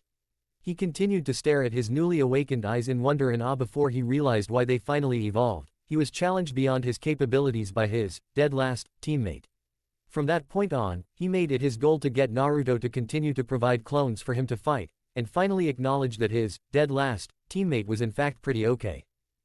By the day the bridge was completed, and Tazuna and Wave were throwing a large celebratory party commemorating the event, Naruto was ready to return home and work on a slight restructuring of his clone's chain of command. He was glad for Tazuna and the people of Wave, and graciously accepted their praise when given, but was also eager to get back to Konoha and have some ramen and return to more normality. During the bridge's dedication, he and his team were again thanked publicly, and somewhat shocked and pleased when the new bridge was named the Great Konoha Wave Bridge. At the dedication ceremony, Tazuna was also unanimously named the new mayor of Wave, and gave Kakashi a long letter for the Hokage to open up trade with their home village with very beneficial rates for those that saved his island. Kakashi thanked Tazuna, who signed their mission scroll happily, as the people of Wave cheered while the Konoha ninja walked the bridge and left back to their village, their first C rank complete. Once clear from the bridge, the ninja took to the trees and set a comfortably fast pace back towards their home, all eager to return except for Kakashi, who wasn't looking forward to having to explain everything that happened. Chapter 13. Wait, you did what? Seeing the gates of Konoha after being gone for over 3 weeks, had all three genin smiling somewhat in relief, and had their Junin leader grumbling about what he knew was going to be an unpleasant interrogation from their village leader. That they were all now home was the important thing to remember, and the genin at least were happy with the outcome of their first C-rank mission and the first time either of them really left the village of their birth. Kakashi had them stop at the gate and check in, and then told them they would need to deliver a report of their mission directly to the Hokage, as so many important things happened that he would need to know about before they could be sent home to rest. Luckily, they were ushered directly in to see the third Hokage, not having to wait at all when they reached the central tower, Naruto waving to a smiling Naru as the secretary opened the door for them to enter Sarutobi Hiruzen's office. Sasuke and Sakura were both visibly nervous after being led into the somewhat intimidating office of their village leader, not having many or any experiences being there previously, while Naruto smiled wide at seeing his surrogate grandfather but remained respectful as they were in a group setting. Kakashi was ramrod straight as he came to a stop next to and just a bit in front of his genin team, and the raising of the cage's eyebrows was the only indication that something was up with the usually very relaxed and borderline disrespectful Junin. Team 7 reporting a successfully completed C-rank mission, spoke Kakashi plainly to the elderly leader of Konoha. And, were there any complications that needed to be reported directly to me? Asked a curious Sarutobi, as he watched the unusual behavior of one of his best Junin, and wondered why they came to debrief him directly on the mission. Several, drawled Kakashi, knowing there was no easy way to sugarcoat everything that happened, and figured he should just say it all quickly. We encountered 4 missing nin, 2 of whom we eliminated on the way to Wave, the other 2 we engaged and forced to flee. Kakashi had to quickly trail off what he was going to continue saying, as the gathered shinobi all felt the increase in killing intent that quickly filled the office, forcing them all to try and get impossibly straighter as the elderly Kage glared at them all, but mostly the silver-haired Junin. It was an intense, but thankfully short stare down as Kakashi instantly deferred to his leader and the Hokage could clearly see his intent was affecting the younger genin. While he pulled back the killing intent, his stare did not lessen at all, causing all 4 ninja present to squirm a bit under it. Explain slowly, began the elderly Hokage, who you encountered, when, and how those outcomes came about, what decisions you made, and why you didn't use the newly created contact pins to alert us of the change in mission status. Yes sir, replied Kakashi, deciding to just state the facts and hope he was still alive when his Hokage was done with him, we encountered the Demon Brothers, former Chunin of the Mist, laying an ambush for our client on the way to Wave. We engaged and killed one in action, and the other after an interrogation of their purpose for attacking us. On continuing to Wave, we encountered and fought Zabuza Momochi, former member of the Seven Swordsmen of the Mist. Wait, spoke the Hokage in a low register of voice, you did what? I engaged Zabuza Momochi, spoke Kakashi slowly and deliberately, and was assisted by my genin team in defeating him, but he had a hidden accomplice dressed as a Kiri hunter nin who came and rescued him out from under us. I expect your written report will have more of the details to that fight, and any help your genin provided in fighting an A- rank missing nin. Came the low and somehow more powerful voice of the Hokage, who seemed to barely be keeping the lid on his emotions at what he was hearing. It will, sir, spoke Kakashi nervously, before the Hokage nodded for him to continue. We continued to the bridge builder's house, set up a perimeter and watch rotation, and protected him as he returned to work.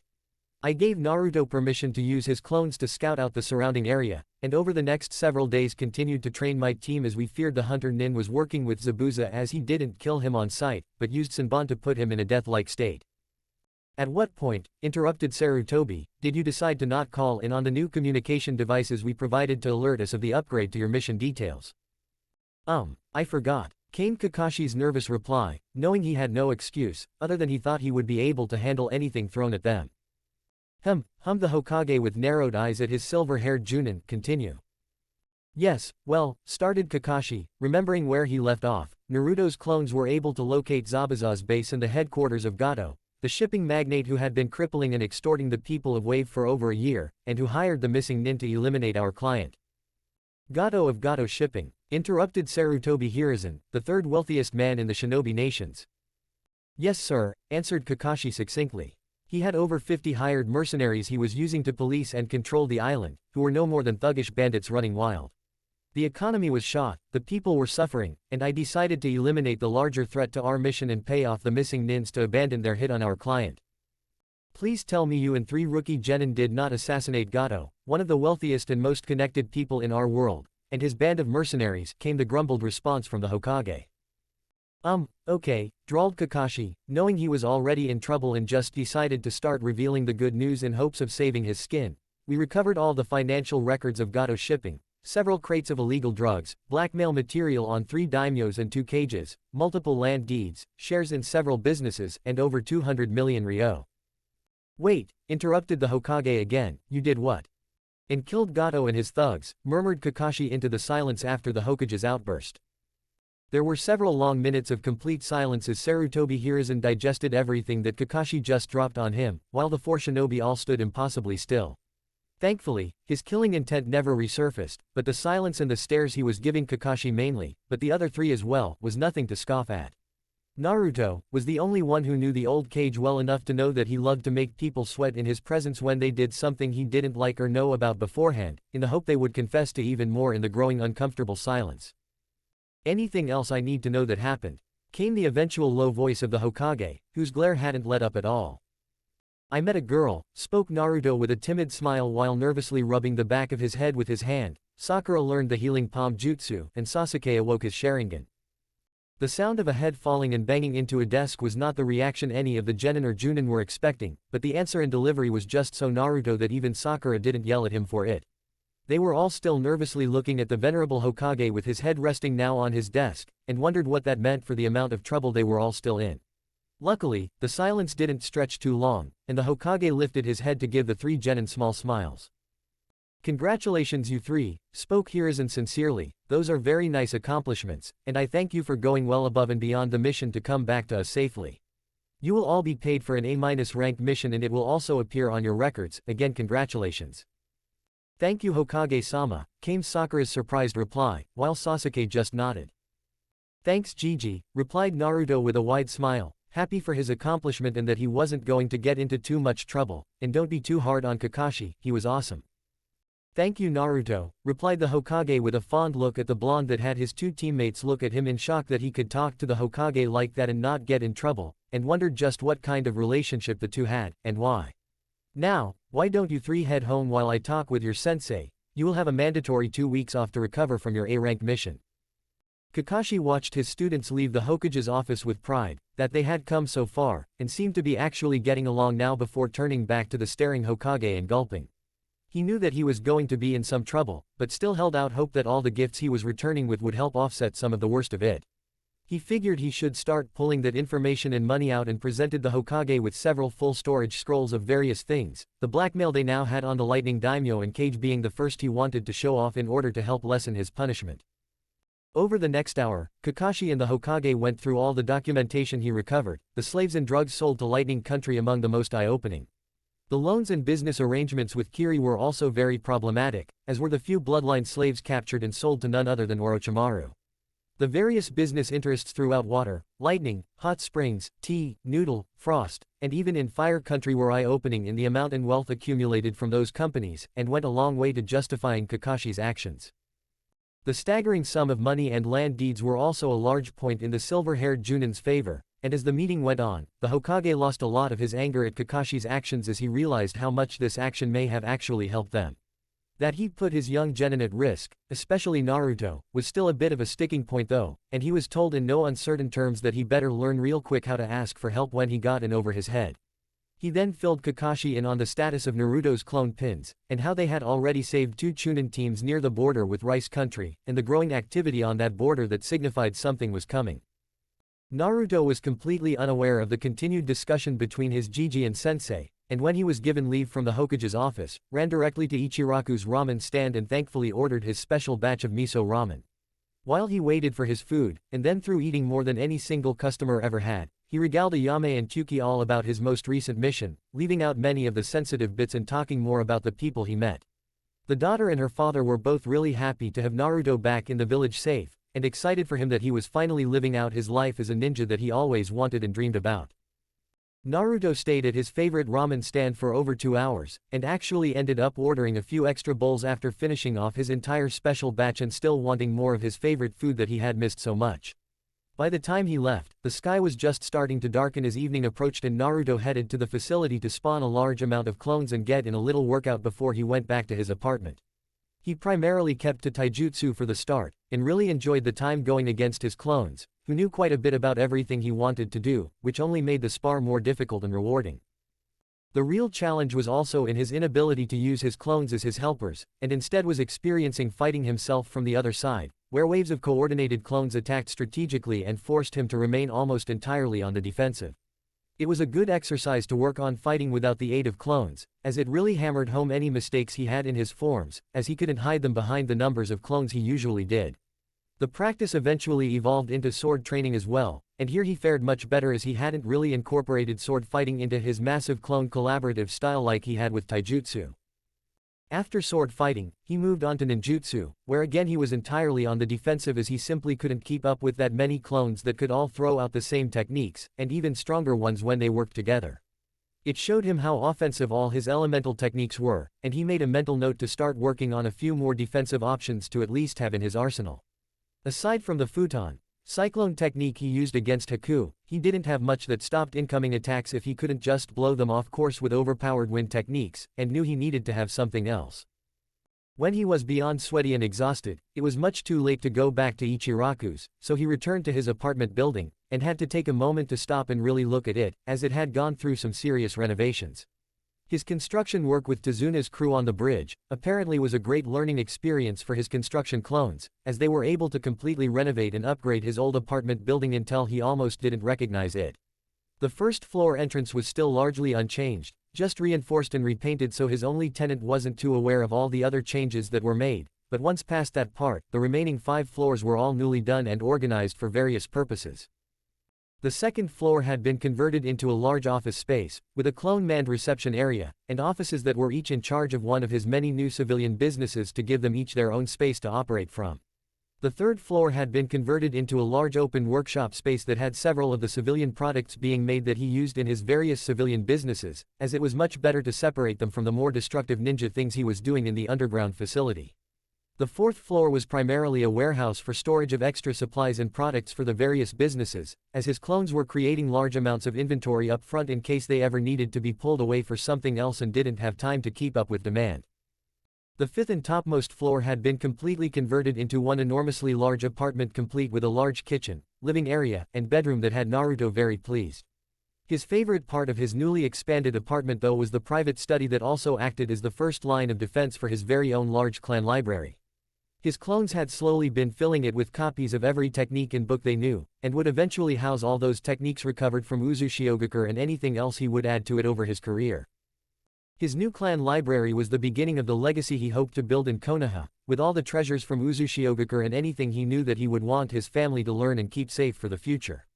After handing off the original scrolls he found in Uzushiogakure and waved to his library clones to make copies and store, and putting his now prized Uzushiogakure Hitai 8 in a place of honor on his desk, he went to the kitchen for a late-night snack. After his snack, he spawned another large batch of clones to send to the facility and fill in the gaps he created from his earlier spars and practice, and went to sleep. Early the following morning after going over countless clone memories, Naruto was awake and making his way to Training Ground 9, to see if Might Guy and Rock Lee were back from their mission and doing their usual morning training regiment. He arrived a few minutes early, as with those two, you never knew if they were going to just get started without you, and found a look-alike pair in green spandex doing their warm-up stretches in preparation for a workout that would kill most people. Naruto greeted them both happily, having missed their unusual brand of weird since he was gone, and was looking to really continue pushing himself, which was a guarantee with these two. "Yosh, Naruto," greeted Guy loudly, the first to see him approach, "welcome back. How was your first C-rank mission?" "It was pretty awesome," replied the younger blonde happily. "We got to meet and fight one of the 7 swordsmen of the mist, well Kakashi-sensei did." "I heard from my rival last night," responded the ever-positive Junin with a large smile on his face. "He was most complimentary of your growing skills." "Thanks Guy-sensei," came the grinning reply. "I really missed working out with you and Lee while I was gone." "Yosh, Naruto," yelled Lee excitedly, "your youth is so refreshing, let's double our workout in celebration of your return." "Wonderful idea Lee," responded Guy. "Are you ready Naruto?" "You bet," came the excited answer, as 3 blurs raced out of the clearing to begin their workout, with now 20 laps racing around Konoha before they got to the actual training.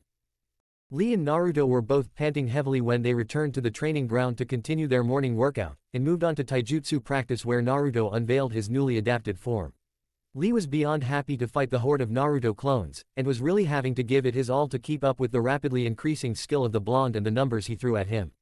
His form had changed into something much more offensive, with all defenses being covered by clones, and had incorporated several new moves that took him a while to work out counters for, smiling all the while. After their initial bout, which lasted much longer than Naruto ever had against the taijutsu specialist, Guy called them to a halt as he asked Naruto about his evolving form. He recognized the heavy and much more advanced usage of the Hurricane style, supplanted with countless clones covering his defensive deficiencies wonderfully, and infused with a fair mixture of the Uchiha Interceptor style thrown in that he would recognize anywhere. When Naruto explained how he fought with clones so much, he had decided to evolve the Hurricane style to account for it, and started using clones to cover the holes he created by pushing towards the more offensive style as he had clones to spare. His use of the Uchiha Interceptor style though, he mentioned came about from the countless spars he had started having with his teammate Sasuke, who used that form exclusively, and he had decided to adopt and adapt some of those moves into his new growing and expanding style. He also mentioned that Kakashi had supplied some of the Interceptor style moves, as he was familiar with the Uchiha style as well and had helped him some while they were in wave. Guy was remarkably impressed, both with Naruto's growth in the Hurricane style, and his ability to tweak it to better work for his own personal fighting style, and promised they would continue to work on and refine it as it would serve him really well. Lee too remarked on how much better the new style was, and how much harder it was to overcome Naruto's clones when they were all working together like that, and promised that he too would work twice as hard to continue to push himself against one of his rivals. Naruto promised that he could send Lee a batch of clones to fight with if he ever just needed a good workout, and didn't want to worry about actually hurting someone, as that is how he convinced Sasuke to train with him and it had really helped him too. Guy was very pleased with the idea, and agreed that it would be a great learning and training tool for the both of them, and said they should try and incorporate it into their morning workouts more often. From there, Naruto said goodbye to his 2 green-clad friends, and left for breakfast before heading to his own team's training ground to see if either of his teammates or sensei were going to show up. He was a little surprised to see both of his teammates in their usual spots waiting on Kakashi, and greeted them both with a smile and nod as he wondered how things were going to be with them going forward, especially now that they were back in Konoha. They didn't have to wait long, when Kakashi arrived in a swirl of leaves asking his genin why they were here on their day off. "The Hokage just told us we had a mandatory 2 weeks off, you never said that meant we didn't have team practice, came the frustrated voice of Sakura, who had probably been waiting the longest based on the palpable relief she got at his arrival. Oh, good point, replied Kakashi with a half shrug. Well, since you're all here we should at least do something productive, and work on filling out mission reports. Mission reports? Came the question from Naruto, wondering if this was Kakashi's way of pawning off his work on us, as it wouldn't be the first time. Yes, unfortunately, drawled Kakashi lazily, for B-rank missions and above, all team members need to fill out a separate mission report. I figured I should show you how those are supposed to look, but I haven't done mine yet either. What? Came the confused question from Sakura, as we all looked at Kakashi with disbelief at his completely casual acceptance of his laziness, and couldn't really believe that this was one of the best junin in the village sometimes. Yeah, drawled Kakashi with a lazy wave, you technically have up to 3 days to complete the mission reports, but if anything of note happens, they encourage us to get them done sooner. Okay, replied Sakura, the team's usual spokesperson, so how do we do them? Go to the library and look it up, answered Kakashi easily, and despite the bottom half of his face being covered, all 3 genin got the idea that he was smirking underneath that face mask, and only gave him 3 deadpan stares in return. You are all smart enough to figure it out, and in appreciation, I am giving you the next 3 days off from any team meetings or training. We'll meet back here on Thursday at the usual 8 AM. Ha, laughed Naruto sarcastically, so, more like 11-ish. Grunted Kakashi in a fairly good impersonation of Sasuke, before disappearing in another swirl of leaves, leaving 3 genin behind who could only look at one another and commiserate on the weirdness of their sensei. Well, started Naruto resignedly, I am going to head to the library and knock this out now, do either of you want to come? It would be nice to get this done, started Sakura, with a look to Sasuke, probably wondering if he was going to go along too, and then we'll have a mini vacation for 3 days. Grunted Sasuke, seemingly in acceptance this time as he stood up from his position of leaning against the tree stump, and waited for someone to lead the way. Come on, replied Naruto to his 2 teammates, I know a shortcut. He then led his teammates out of the training ground and into the merchant area, cutting down 2 separate back alleys and arriving in front of the library in just a few minutes, getting looks of appreciation from his 2 teammates who quickly followed him inside. They asked the Chunin librarian, who Naruto's clones had become very familiar with over the last 2 months, where the old mission reports were filled for reference, and were told they would be brought out of storage for them in a few minutes. They arrived in a large box, several disorganized old scrolls in no particular order, and were told to return them to the front desk when they were finished, and left to their own devices. They each read through one for a few short minutes, spent 2 minutes comparing and talking about the basic structure they needed to use, before Naruto pulled out 3 blank scrolls from one of many storage scrolls he kept on his person. The 3 sat for 10 minutes writing out everything they could remember from their point of view on their first mission outside of the village before Sasuke stood up finished, with Sakura just a few seconds behind him. Naruto mentioned he still had a few more minutes to finish up, and waved goodbye to his teammates, who at least returned the box of old mission reports so he could finish in peace. Naruto had a lot more information than most, especially when you counted all the clones he had dispatched that went all throughout Wave and even into the neighboring small islands in Uzushiogekure's ruins. He was also present for the payoff of Zabuza and the meeting of Amiko, and simply had more to write and get down to complete the picture of his first C-A rank mission. When he was finished, he decided to go see if Team 10 and Asuma were at their normal training grounds, as he had a few questions and requests for the only other wind user in the village he knew. Naruto had to give Team 10 an abridged version of the events that occurred during his first C-rank mission, and tried to skim over most of it, but apparently Asuma had heard some of the details from Kakashi, as he asked some specific questions. The biggest was what he thought of Zabuza Momochi and his famous sword Kubikiribocho, to which Naruto could only speculate on how one learns to wield a sword that large with such ease. He ended up asking Asuma about applying wind blades to a sword, as though he knew he used trench knives. The technique was similar. Wait, interrupted Ino after Naruto glossed over his team's confrontation with one of the 7 swordsmen of the mist. You did what? We briefly fought against him, replied Naruto with his hands raised defensively in front of him, as Ino looked ready to attack him for details on her crush and former best friend, and only really helped Kakashi escape a water prison so he could continue the fight. You encountered a missing nin on your first C-rank mission. Pointed out Shikamaru, to which Choji and Ino both turned to Naruto as well, waiting for his answer. A couple actually, shrugged Naruto, not really wanting to brag even if a couple months ago, that would have been one of the first things on his mind. Two former Chunin from Mist, called the Demon Brothers, and Zabuza's accomplice, a Hyoden user and orphan from the bloodline purges in Mist. Wait, spoke Choji with a chip paused right in front of his mouth, you did what? It's not nearly as glamorous as you think, chuckled Naruto, before turning back to Asuma, so, that wind blade technique. What followed was an hour-long personal lesson from the Hokage's son, as clones of Naruto wore out the three genin of Team 10, by attacking them in coordinated waves that constantly kept them on the defensive. When he got the hang of the technique, he thanked Asuma and asked if he wanted him to stop attacking his genin with his clones, but just got a smug smile and shake of his head. He wanted to test their stamina, and push them a little as their last team battle had initially gotten them all training harder, but they had recently fallen back into some of their lazier habits and needed the incentive and workout. The real Naruto called goodbye to his former classmates, and laughed at their strangled yells to stop sending more clones, and went off in search of a good meal at Ichiraku Ramen in high spirits. The rest of his day was spent down in the facility, constantly spawning more clones, and trying to push them into working more on his sealing chains. The chains were slowly coming along, as they were very chakra intensive for his clones, and also physically sometimes popped the clones coming out of the body or as they tried to manipulate them around. By the end of the day, they had finally reached one of the biggest milestones for Naruto, in managing 2 chains and proving that he could advance the technique and continued to push his training. He only paused late in the evening for a trip to Ichiraku to refill his stomach before continuing on his personal training somewhat late into the night. When he went to sleep that night, he was beyond exhausted and also incredibly pleased with his progress and looking forward to another few days of nothing but training.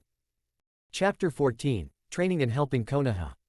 Throughout the next 2 days, Naruto continued pushing himself to improve in all areas, but spent the most time working on the sealing chains and sword fighting when he wasn't with the green beasts in the morning. On his last day off before returning to team exercises and practice, he encountered something he wasn't expecting on the way home after his Ichiraku lunch. He saw 3 younger kids that he knew were supposed to be in the academy, having met Konohamaru several times over the last few years, and his 2 common followers, Udon and Moegi. Hey boss, spoke the younger Sarutobi to the older boy he had slowly started to admire ever since meeting him inside his grandfather's office several months previously, when he was treated like a normal person, and not just the honorable grandson of the Hokage. Konohamaru asked Naruto, why aren't you at the academy? Came the slightly hesitant and nervous-looking younger boy, as he glanced around him, we had the day off. I doubt that, replied Naruto with a stern look at the 3 young academy students, causing all of them to fidget guiltily. Oh come on boss, the academy is just so boring, complained Konohamaru, the first to break under Naruto's glare. Naruto just shook his head at the younger wannabe ninjas, knowing he was the same way after being in the academy for so long and not thinking what he was learning was anything important compared to learning jutsu. So he told the 3 that they needed to return to class as everything in the academy served as important towards their ninja career, and just because they didn't think a lot of it mattered, it really did. Konohamaru though was a stubborn one, and refused to listen or believe Naruto, so he quickly created a pair of shadow clones and each of the 3 blondes grabbed one of the 3 academy students and shunshined them directly to the front of Iruka's classroom where they all collapsed to their knees trying to catch their breath after the disorienting movement. Iruka's sensei greeted Naruto as the 2 clones vanished. I found these 3 outside of class, and tried to remind them of the importance of not missing academy lessons so they didn't fall behind their peers. They took exception, so I brought them here myself. Thank you Naruto, replied an exasperated Iruka as he looked at the 3 students with a firm glare of his own. I was just about to go out looking for them, we have a geography lesson starting. Geography, complained Konohamaru, that's useless. Oh is it? Answered back Naruto before Iruka could start yelling at one of his most misbehaving students. So when your mission is to a place called Wave, how do you get there? What areas do you cross? What should you pack for your outfit and camping gear? Are you going to need cold weather or wet weather gear? Are you passing through any hostile territories? What borders do you get close to? Are you willing to risk your life or your teammates because you weren't prepared? The entire class was looking at this young blonde ninja in shock at his rapid fire of questions, while Iruka had a slowly growing smile on his face at Naruto's ability to break something down so simply and perfectly for others to understand its importance. Konohamaru was looking at Naruto in disbelief that geography would be that important or applicable to missions they all romanticized about, having not thought about any of the questions Naruto just asked. He slowly realized that he didn't know any of those answers, and when he looked at his friends who he already knew would be his future teammates, he knew they didn't have an answer either and didn't want to risk their lives by not knowing something that would be that vital to their survival and the mission's success. Thank you Naruto, responded Iruka gratefully, as his entire class was now looking at their upcoming geography lesson with a new perspective, and couldn't be prouder of how far his young blonde friend had come. Meet tonight for dinner. You bet Iruka-sensei, answered Naruto with a grin, before he used a shunshin to return to his training, leaving a pleased Chunin instructor with an eager class ready to learn about geography and its application related to their ninja careers. The dinner at Ichiraku's shared by Naruto and Iruka was quite nice, as the two orphans shared a wonderful meal with one of the few people they really considered family, and was a truly enjoyable experience for both of them. Naruto filled Iruka in on the particulars of his recent mission to Wave, that had the Chunin instructor terrified at times for the danger Team 7 found themselves in, but was proud of them all.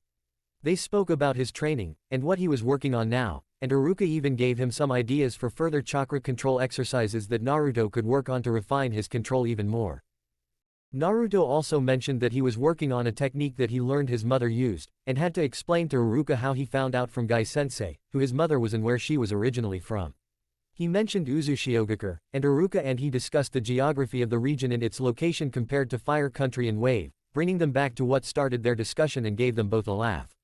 It was somewhat late when they parted ways after a nice dinner, and Naruto returned to his facility to continue training, as it was the last of his vacation days, and wanted to make the most of it. Over the following 2 weeks, his schedule remained pretty much the same, as he would get up early to do a morning workout with the Green Beasts, get a late breakfast and go meet up with his team for team and individual training with them and Kakashi. Then lunch, followed by a D-rank mission or two before being left to his own devices to continue his personal training. This was usually filled with sending a mass of clones home with Sasuke to work with him, while the real Naruto went to his facility and continued with his personal projects, finding them all coming along very well. A late dinner usually rounded out the day, followed by more training which usually always included a large match against several hundred clones, having really seen improvement in both Lee and Sasuke after the successive days of fighting off his clones. He would then prepare for bed, and rinse and repeat, causing many of the days to blend together into each other.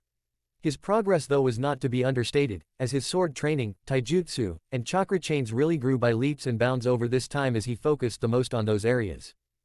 He had a meeting one afternoon with the Hokage about the status of his clone pins, and how happy the old man was with his new secretary Naru, and the ability to receive instant communication from teams out in the field. Their meeting also touched on Naruto's progress infiltrating the various civilian council members, and how his businesses were growing so well that several of them had been mentioned during the last meeting between the many civilian council members, who found their own businesses suffering and being undercut. Luckily, they hadn't yet planned anything to try and hurt any of his businesses, but the council was going to start looking into these upstart businesses, and see if they couldn't apply a bit of pressure to ensure they fell under their control. Naruto's various clones had slowly been building cases against every single member of the civilian council now, having dirt on many of them including 2 that he had proof of illegal dealings but was hoping to find even more. He provided the Hokage with copies of all his notes and files on all of the members, and was given the green light to continue his pursuit of the many well-placed civilians, who had been members of the council for quite some time. They believed that several of them had by now overstepped in some fashion, and were hoping to have all the evidence they would need to get many of them in prison for all the damage they had done over the years. The third Hokage was quite pleased as he glanced quickly through the files Naruto provided, quite amazed at the depth of research and details that were included, and he realized the importance of this task he set that would definitely shake up some of the civilian power brokers. Giving his young surrogate grandson a large smile and nod of his head in appreciation, Naruto smiled in return, glad to have been able to help his Gigi. They even got to spend an evening eating dinner together at Ichiraku's, talking about lighter topics, and Naruto even hearing some stories about his mother and Uzushiogakure, which he ate up completely. After that meeting with the Hokage, Naruto stepped up his infiltration and spying on the civilian council members, finding more dirt and even crimes committed by several of them that went into their briefs.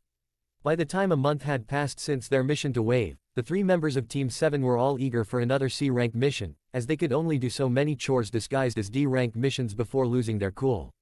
Unfortunately, Kakashi decided to drop some other news on his genin team that had them beyond excited and a little nervous, and would prevent them from going out on another mission so soon. Konoha is hosting the next Chunin exams, spoke Kakashi after all 3 of his students ganged up on him to request a C-rank mission, and he had to find out which they wanted more. If we go on a C-rank mission now, we will miss these exams and have to wait at least another 6 months before you can take them again.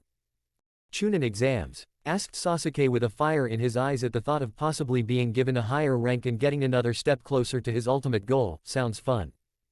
Definitely, responded Naruto in excitement. Do you think we are ready, Kakashi-sensei? Asked a timid Sakura, the only member of the group not to immediately jump at the chance, as she had only recently started taking her training more seriously, and didn't know if she was really ready for the next step. Normally, I'd probably say no, began Kakashi, serious for once, causing all three genin to listen to him closely and not interrupt despite the two boys wanting to argue that they were in fact ready. But, as the exams are in Konoha, we will want a show of force, so we will probably send quite a few teams into this exam. And the chance of the next one in 6 months being somewhere it's safe to send genin is pretty low, as I think Iwagakure or Kumogakure would be the next locations. So, if we don't take this exam, it will probably be another year until we can take another. Asked Naruto, having realized what Kakashi was saying, and knew the bad blood they had with both Earth and Lightning countries. Yes, responded Kakashi with a nod. Then let's crush this exam, and show everyone how Team 7 rules, exclaimed Naruto excitedly, getting a nod from Sasuke, and eventually a timid nod from a still nervous-looking Sakura. Don't worry Sakura, we'll help you prepare and keep you safe.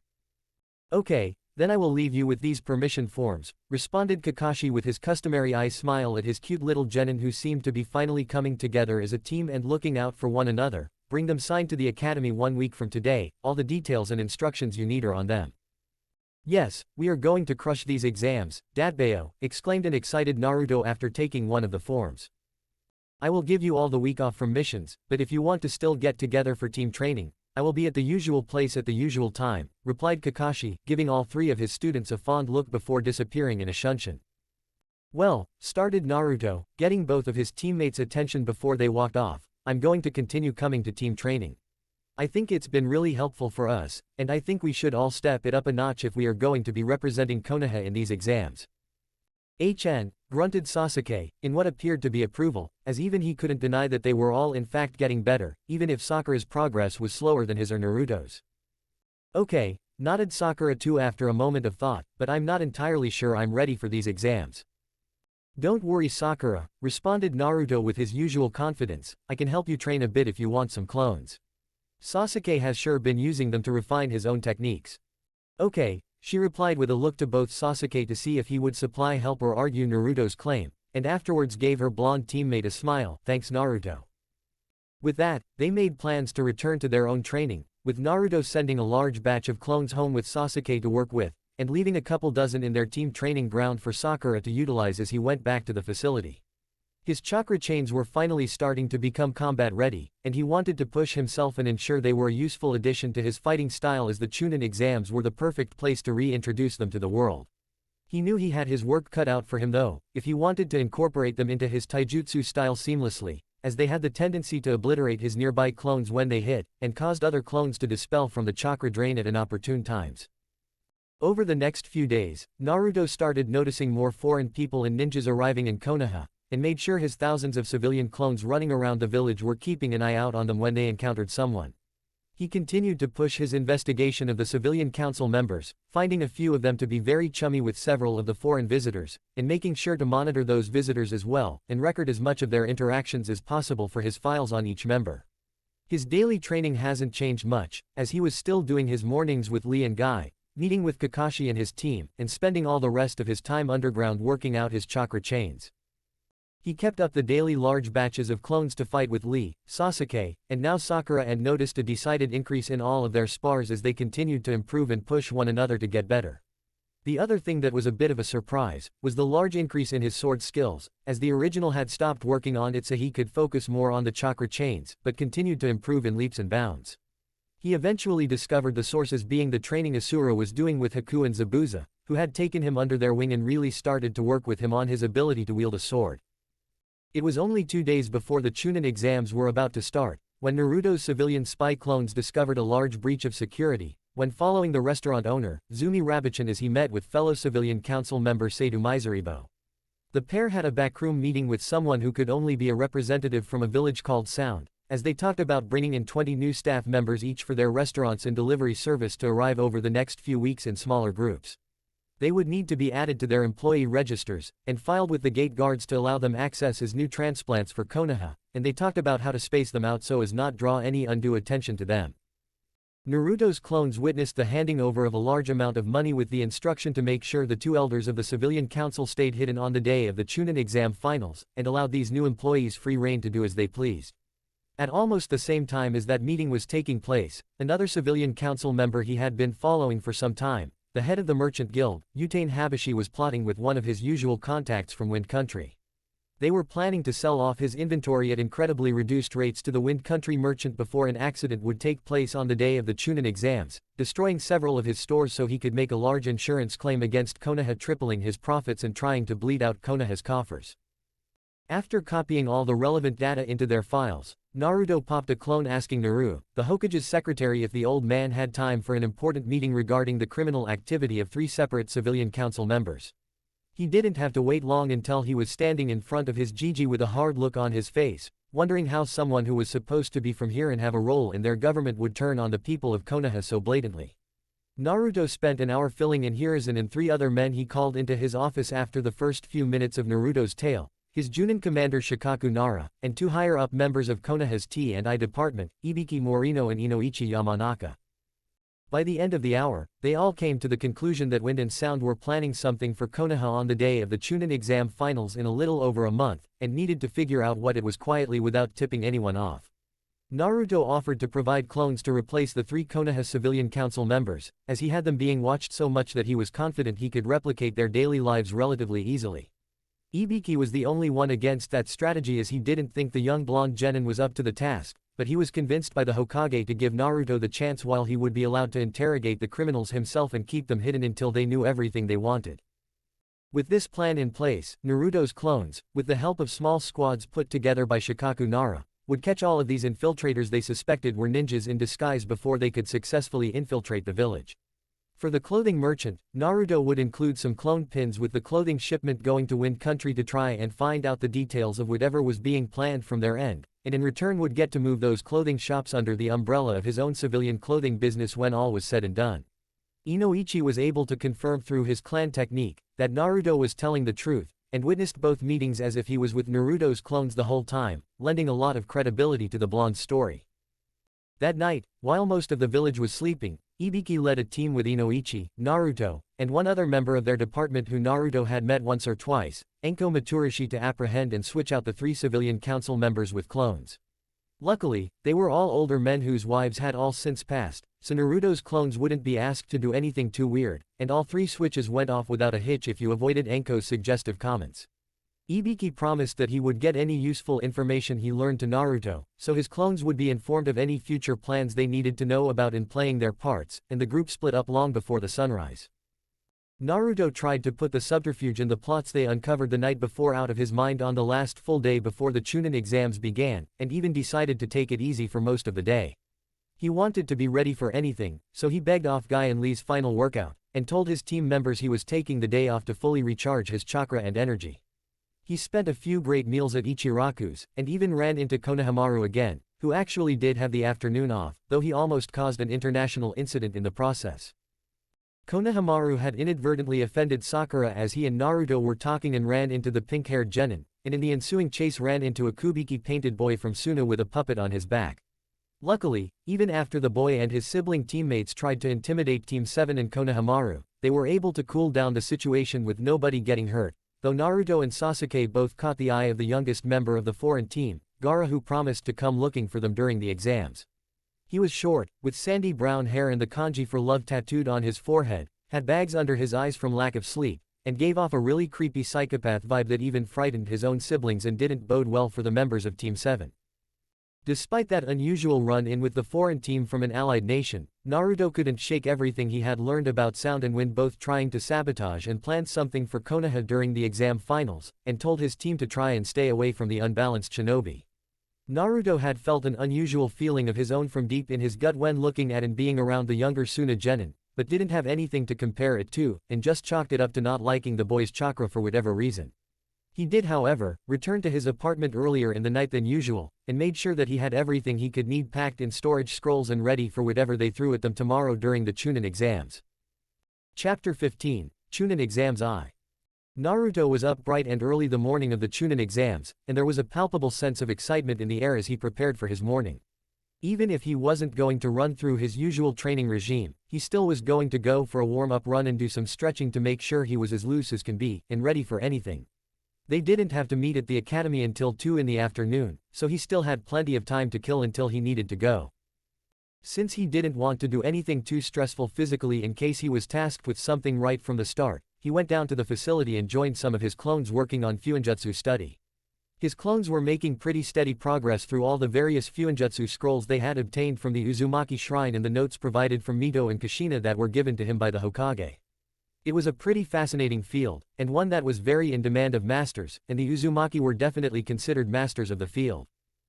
At around lunchtime, he left his clones working in the facility and went to Ichiraku's for a wonderful meal in celebration of the approaching Chunin exams, and ate his usual special batch of ramen while casually chatting with both Ayame and Tyuki. He reached the academy 10 minutes before 2 p.m., and found both Sasuke and Sakura waiting out front for him somewhat impatiently. He nodded to them both, and apologized for keeping them waiting as the threesome made their way into the building, finding a large crowd gathering around room 202 and preventing their entry. Naruto recognized Lee near the front of the group, seemingly trying to force his way into the room despite it being blocked by an older pair of shinobi who were trying to prevent anyone from entering. He knew Lee wasn't stupid, but was seemingly playing up his stupidity, maybe to get others to underestimate him and his team as he unnoticed Tenten and Neji nearby. The other problem though, was the classroom itself as they were supposed to meet at room 302 another floor up, but there was something going on that was confusing others that took the blonde a moment to notice. That genjutsu is pathetic, scowled Sasuke loud enough for all the gathered genin to turn towards him, some in shock and others with scowls on their faces at him ruining their plan to eliminate more of the weaker teams. Let us through to the stairs. Nice going Tem, spoke Naruto quietly, you just helped all those weak teams get past the obvious ploy. HN, grunted Sasuke, seemingly not caring as he pushed his way through the blocked hallway to the staircase at the end, until they were interrupted by Lee appearing in a flash in front of Sasuke as his teammates rushed to catch up, and glared at the green-clad boy. You are Sasuke Uchiha, came Lee's question that had Sasuke step back and look at the newcomer, this year's Rookie of the Year. I want to fight you. Lee, came the exasperated voice of Tenten who was seemingly ignored by Lee as he continued to stare at Sasuke, we were supposed to be trying to downplay our skills. If you know who I am, started Sasuke with his customary smirk in place, dismissing Lee because of his appearance as many do, then it is foolish of you to challenge me. No, interrupted Naruto with a glare at both boys, what is foolish, is to fight right before we enter these exams, we only have a few minutes to get to the proper classroom, and I've trained enough with you both to know this won't be that quick. You've trained with this, started Sasuke with an unusual look at Naruto and then the green-clad boy with the thick eyebrows in disbelief before being interrupted again by his blonde teammate. Careful Sasuke, interrupted Naruto, glancing between the two, Lee is not someone you take lightly, and I'm sure you will both get the chance to prove yourselves if you don't get us all disqualified before the exams even start. Thank you Naruto, sighed Tenten in appreciation, as she grabbed the back of Lee's neck and started steering him towards the stairs, as Lee spluttered at being manhandled, and their final teammate gave Naruto a fierce glare of hatred from his milky white pupil-less eyes, come on Neji. Neji scowled at Tenten's words, but never let his glare move from Naruto, as the two had only interacted a few times and there was definitely no love lost between the two. Neji eventually scoffed at Naruto, ignored Sasuke and Sakura, and turned to follow his teammates up the stairs without a word, causing Sasuke especially to scowl at being dismissed. Sasuke then turned his glare on Naruto as well, but the blonde simply smiled at him, and told him to watch out for Lee, his speed and strength in taijutsu was well above the both of them. Come on, we don't want to be too much like Kakashi-sensei, said Naruto as he then led his disbelieving teammates to climb up the stairs to the third floor, where Kakashi was standing there waiting on them with an eye smile in place probably having heard everything that just happened. My cute little genin, greeted Kakashi warmly, with Might Guy standing nearby, having just greeted his students who were passing through the doors, I am glad you all came, as you can only compete as a full team. What? Asked Sakura, why didn't you mention that part? I didn't want your teammates to pressure you into competing, replied Kakashi easily, it had to be your decision. The three genin each had different expressions on their faces as they stared at their Junin sensei, wondering why he left that part out, but not too surprised that he didn't give them all the information they needed as was his usual. Naruto also gave a nod to a smiling guy sensei, who gave him an enthusiastic thumbs up, probably for what he said earlier about Lee and interrupting the fight he wanted with Sasuke. Kakashi told them how proud he was of them, and encouraged them to do their best and look out for one another and he would be seeing them when they were done. The 3 genin of Team 7 then entered the doors to the large room, where they found an impossibly large amount of genin all staring at them, some in just curiosity but a great many of them with glares. Naruto and Sasuke, who were both used to being glared at or stared at for most of their lives, completely ignored the staring, while Sakura kind of shrunk behind her teammates to avoid the attention. There were a great many Konoha headbands among the bunch, but also a lot of other hitai atesh from various villages, most notably among them was the symbol for sand. Sasuke, came the excited shout of Ino, as she seemingly appeared hanging on the back of Sasuke from nowhere, causing her rival to scratch in anger. "Get off my Sasuke-kun, Ino pig," came the loud yell, as Sakura physically shoved the blonde girl off their mutual crush, as they were approached by several well-known teams and bringing a lot of attention on their group from others. Well, looks like the whole gang's here," came the loud arrogant voice of Kiba Inuzuka, as he approached the growing group of recent academy graduates along with his teammates Shino Aburame and Hinata Hyuga, as Ino's teammates Choji Akamichi and Shikamaru Nara had followed her at a much slower pace. Several of the most recent graduates from Konoha's Ninja Academy greeted one another happily, having not had too many chances to catch up with one another since becoming genin, but only a few noticed the looks they were getting from the rest of the crowded room of Chunin hopefuls. Sasuke, who was never very social, was trying to put distance between him and the others, and noticed along with his teammate Naruto the amount of attention they were receiving. The only other two to visibly react to the many stares they were receiving was Shino and Shikamaru, who were the usual observers of the group. "You should quiet down," came the older voice of a gray-haired Konoha genin who looked much older than the rookies, and had an unusual habit of continually pushing up the round reflective glasses he wore. As he approached them all, "You are drawing a lot of attention to yourselves." "And why shouldn't they be paying us attention?" came the arrogant boast from Kiba, as he turned to look at the newcomer, dismissing him easily in his arrogance. "We are the best."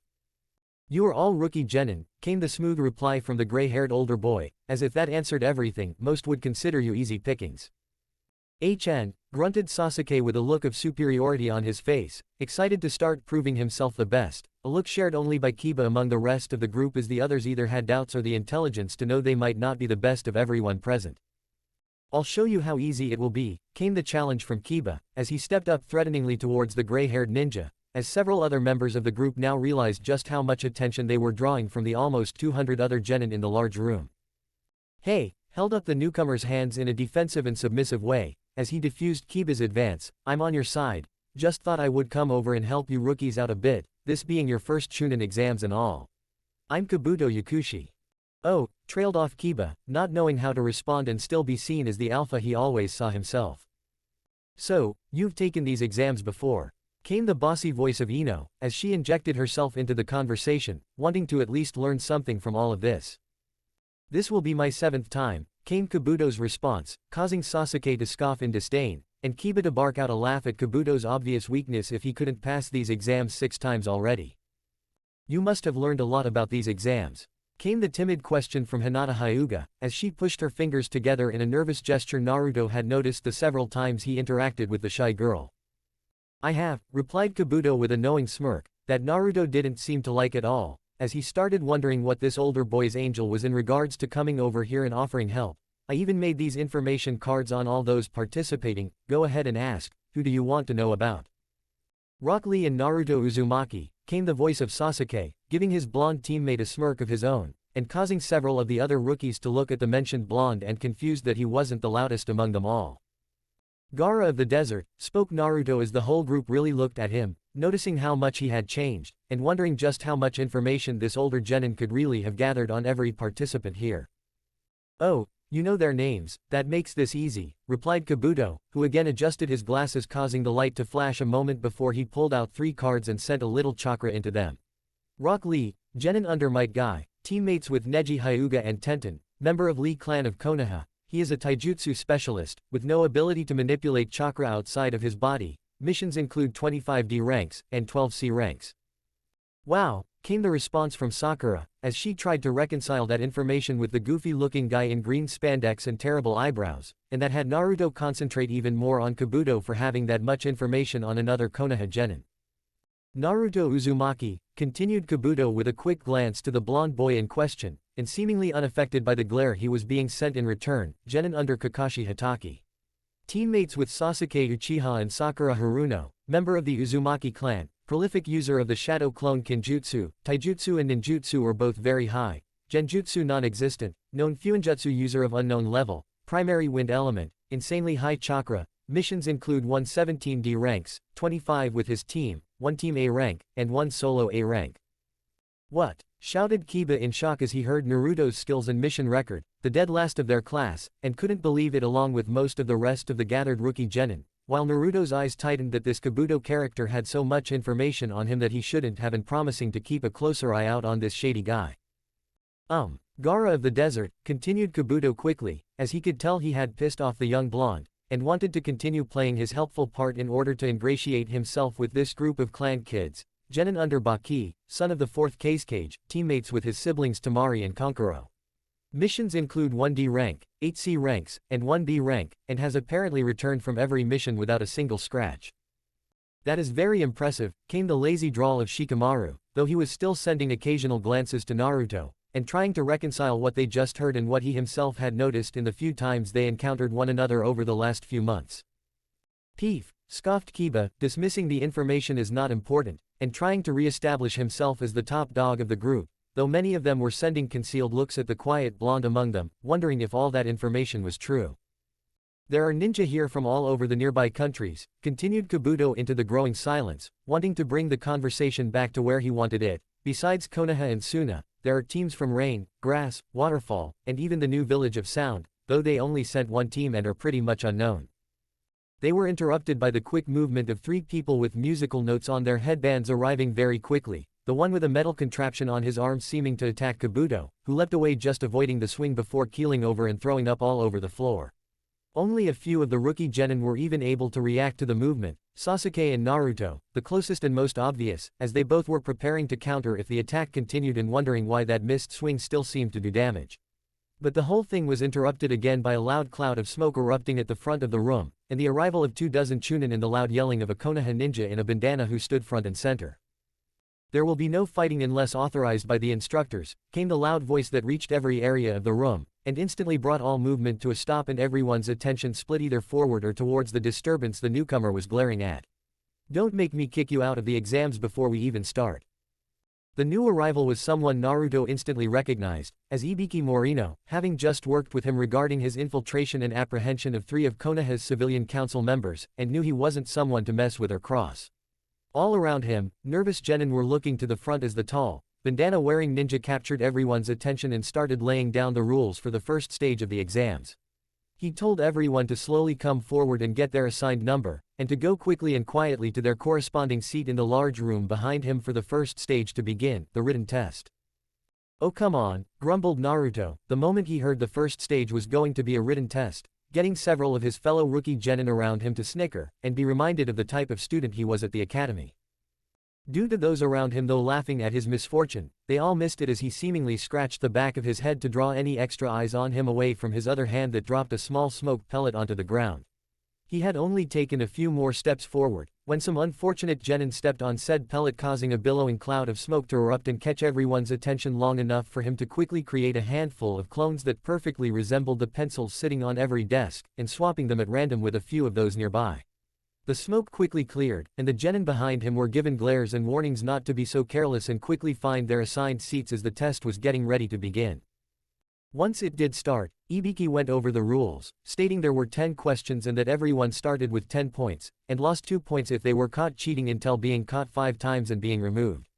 It was also described as a team test, and every member of a team needed to pass to move forward, and incorrect answers cost 1 point each as well.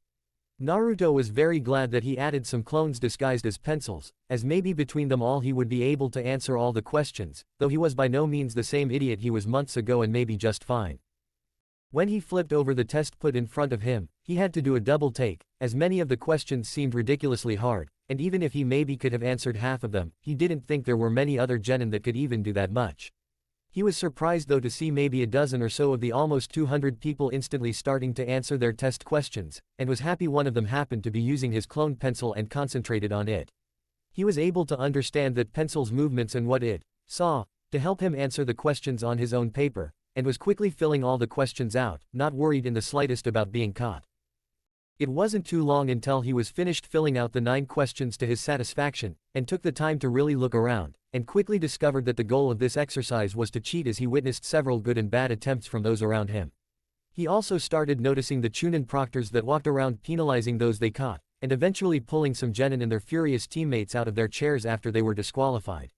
Neither Sasuke nor Sakura looked in any way troubled, so he broadened his search to the other rookie teams, Team Guy, the Sand siblings, Kabuto, and a few others who caught his eye getting a front row seat on their information gathering tactics as he waited for the end of this section of the test. Alright, time's up, called out Ibiki after about 50 minutes, and Naruto realized that there were still just over half the original 200 genin still in the room, including all his friends and those he had been expectantly watching. Now for the 10th question. For this question, continued Ibiki, easily holding the attention of every genin present, there are a few special rules. First, you must choose whether you are going to take it. What do you mean choose? Asked Tamari from the Sand team. What happens if we choose not to? If you choose not to take it, your points will be reduced to 0 and you fail, answered Ibiki with a growing smile that looked anything but friendly. Of course we'll take it then, came the shout from an unknown genin in the back of the room. If you choose to take the 10th question and answer incorrectly, responded Ibiki, pausing for dramatic effect, then you will be banned from ever taking the chunin exams again. You can't do that, came several shouts, as the noise level increased significantly in the large room. People here have taken this exam many times, complained another, that sounded suspiciously like Kiba. My test, my rules, came the almost growling voice of Ibiki that instantly quieted the test takers. If you want other chances to retake the test, quit now and try during the next village's chunin exam, but this is my exam. If you want to quit, raise your hands and you will be removed before the 10th question. The room was practically buzzing in anticipation after Ibiki's threat, and several genin were nervously looking around at their teammates and others to see what was going to happen. Then, the person who had used Naruto's cloned pencil and answered every question perfectly, became the first to raise his hand and was quickly escorted out of the room with his 2 complaining teammates starting a rush of others to do the same. Another almost 20 teams ended up leaving, bringing the remaining total to just under 70 people remaining when Naruto noticed a nearby Hinata practically shaking and about to raise her hand, and knew he needed to intervene. That's bullshit, he stood up and shouted, bringing much of the remaining people to look at him in shock. It doesn't matter if I fail and never become a chunin. I'll still become Hokage one day, nothing will stop me, Datbeo. While his remarks were completely in character to what most knew or remembered about him from the academy, Naruto's purpose was successful when he saw Hinata stiffen and straighten in her chair, and several other previously nervous-looking genin were now all strengthening their own resolve as well. The chunin proctors and Ibiki in particular all gave him a harsh glare intending to scare him, but in fact was completely ignored, having dealt with similar looks most of his life, and knew now how much he didn't care about others' opinions of him. He smirked right back at all of them, daring them to intimidate him anymore, and watched as the remaining 66 genin all seemed to settle down considerably after his declaration. No more are going to quit? Asked Ibiki once more with a glare at the remaining ninja, but knew with the blonde's words that he was not going to be able to turn any more away and sighed. Very well, you all pass. What? Erupted from all over the room. What do you mean we pass? What about the 10th question? Came the shout from Sakura, a thought many of them wanted to voice. You could say that your choice to continue was the 10th question, responded Ibiki with a smirk. Then what was the point of the 9 questions? Asked a visibly irritated Tamari of the Sand. To test your information gathering skills, to put pressure on your entire team, and test your resolve in the face of overwhelming odds and entering unknown situations, responded Ibiki, all traits we look for in a chunin leader, because sometimes information is more important than our lives. He finished and took off the bandana that covered his horrifically scarred head, making many in the room blanch at what must have been an insanely difficult thing to live through, and Naruto's respect for the head of their torture and interrogation department to rise considerably. As the other genin were still passing the first part of the exams, or stealing glances at the horrific scars that littered Ibiki's bald head, fast movement at the side of the room broke through a window as a large purple banner was pinned to the back wall with a pair of kunai. Before anyone could really react, another familiar face for Naruto was standing seemingly half-naked in front of the room, and the purple banner that read, "The single and sexy, Enko Maturishi," causing Ibiki to groan in exasperation, as several male genin were obviously drooling. Enko wore her customary open trench coat with a fishnet see-through shirt and a strip of fabric that could barely be called a skirt, hiding very little of her impressive body. 66 genin left, she asked as she looked at Ibiki's frowning face with a careless shrug. You're getting soft, Ibiki, but don't worry. I'll easily cut that number in half by the time I'm done with them.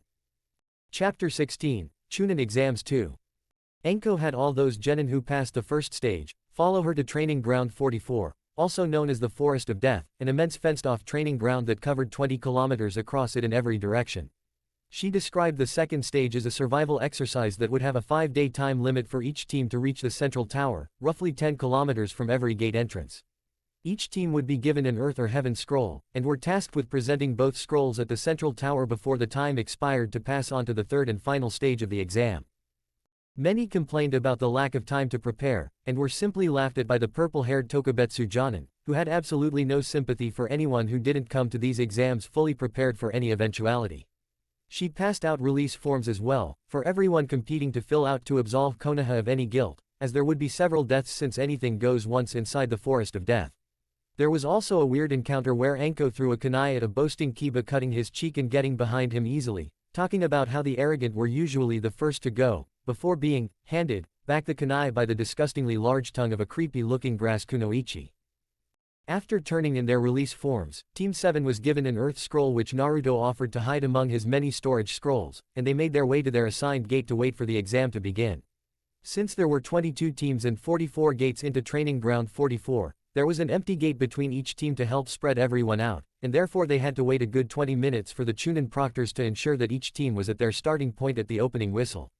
Once the whistle sounded and the gates sprung open, Team 7 rushed into the Forest of Death to be met with an eerie silence that muffled any outside noise as they entered a thick forest well known for containing some of the deadliest creatures known.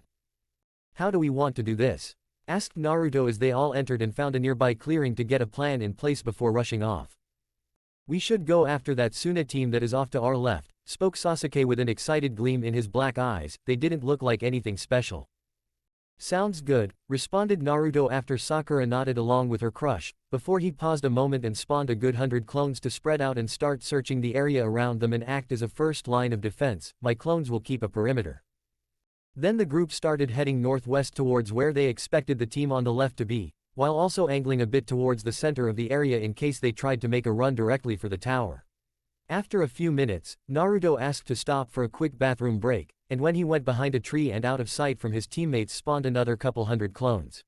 He added them to the mix in hopes of getting a better idea of what and who was around them in case they needed to go after another team to find the Heaven Scroll, and wanted to make sure he had plenty of clones acting as their perimeter. It took an hour until they picked up the trail of the team from Suna they were after, as the forest was just that large and the Suna team were heading in the opposite direction from them and moving cautiously. Sasuke didn't want to waste any time planning an assault, and when he realized how close they were, went charging in like an idiot, leaving his two teammates to scramble in order to catch up to him. Naruto entered moments after Sasuke arrived, and already the area was scorched by the aftereffects of one of his many fire jutsus, and Sasuke was trying to single-handedly fight a pair of larger boys in taijutsu while their female teammate was sending occasional kunai to help protect them. Naruto quickly told Sakura to lay some cover for Sasuke from range, as he snuck around and took out the Suna female by getting the drop on her literally from the branches above her position. With her tied up to the tree, he then engaged the closer of the struggling pair of Suna boys, that Sasuke was pretty effectively wearing down with a relentless physical assault. In seconds, they had the two boys knocked out and quickly found their Earth Scroll, before Naruto convinced Sasuke to let him tie all three Suna team members together in a tree and leave a clone to stand watch as killing them wasn't necessary.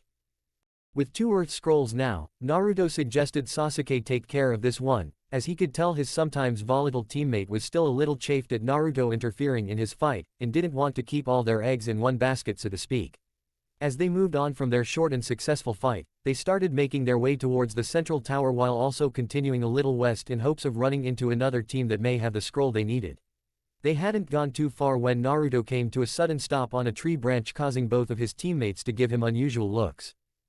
"We've got a problem," he spoke quickly after a moment's pause as he reviewed the recent memories he just received from several popped clones. "That creepy grass kunoichi with the tongue just killed 3 of my clones and is quickly making her way towards us." "So," argued Sasuke, who Naruto could tell was still gearing for a fight, "we make some defenses and turn the tables on her. There's a clearing right over there that would be a good ambush spot."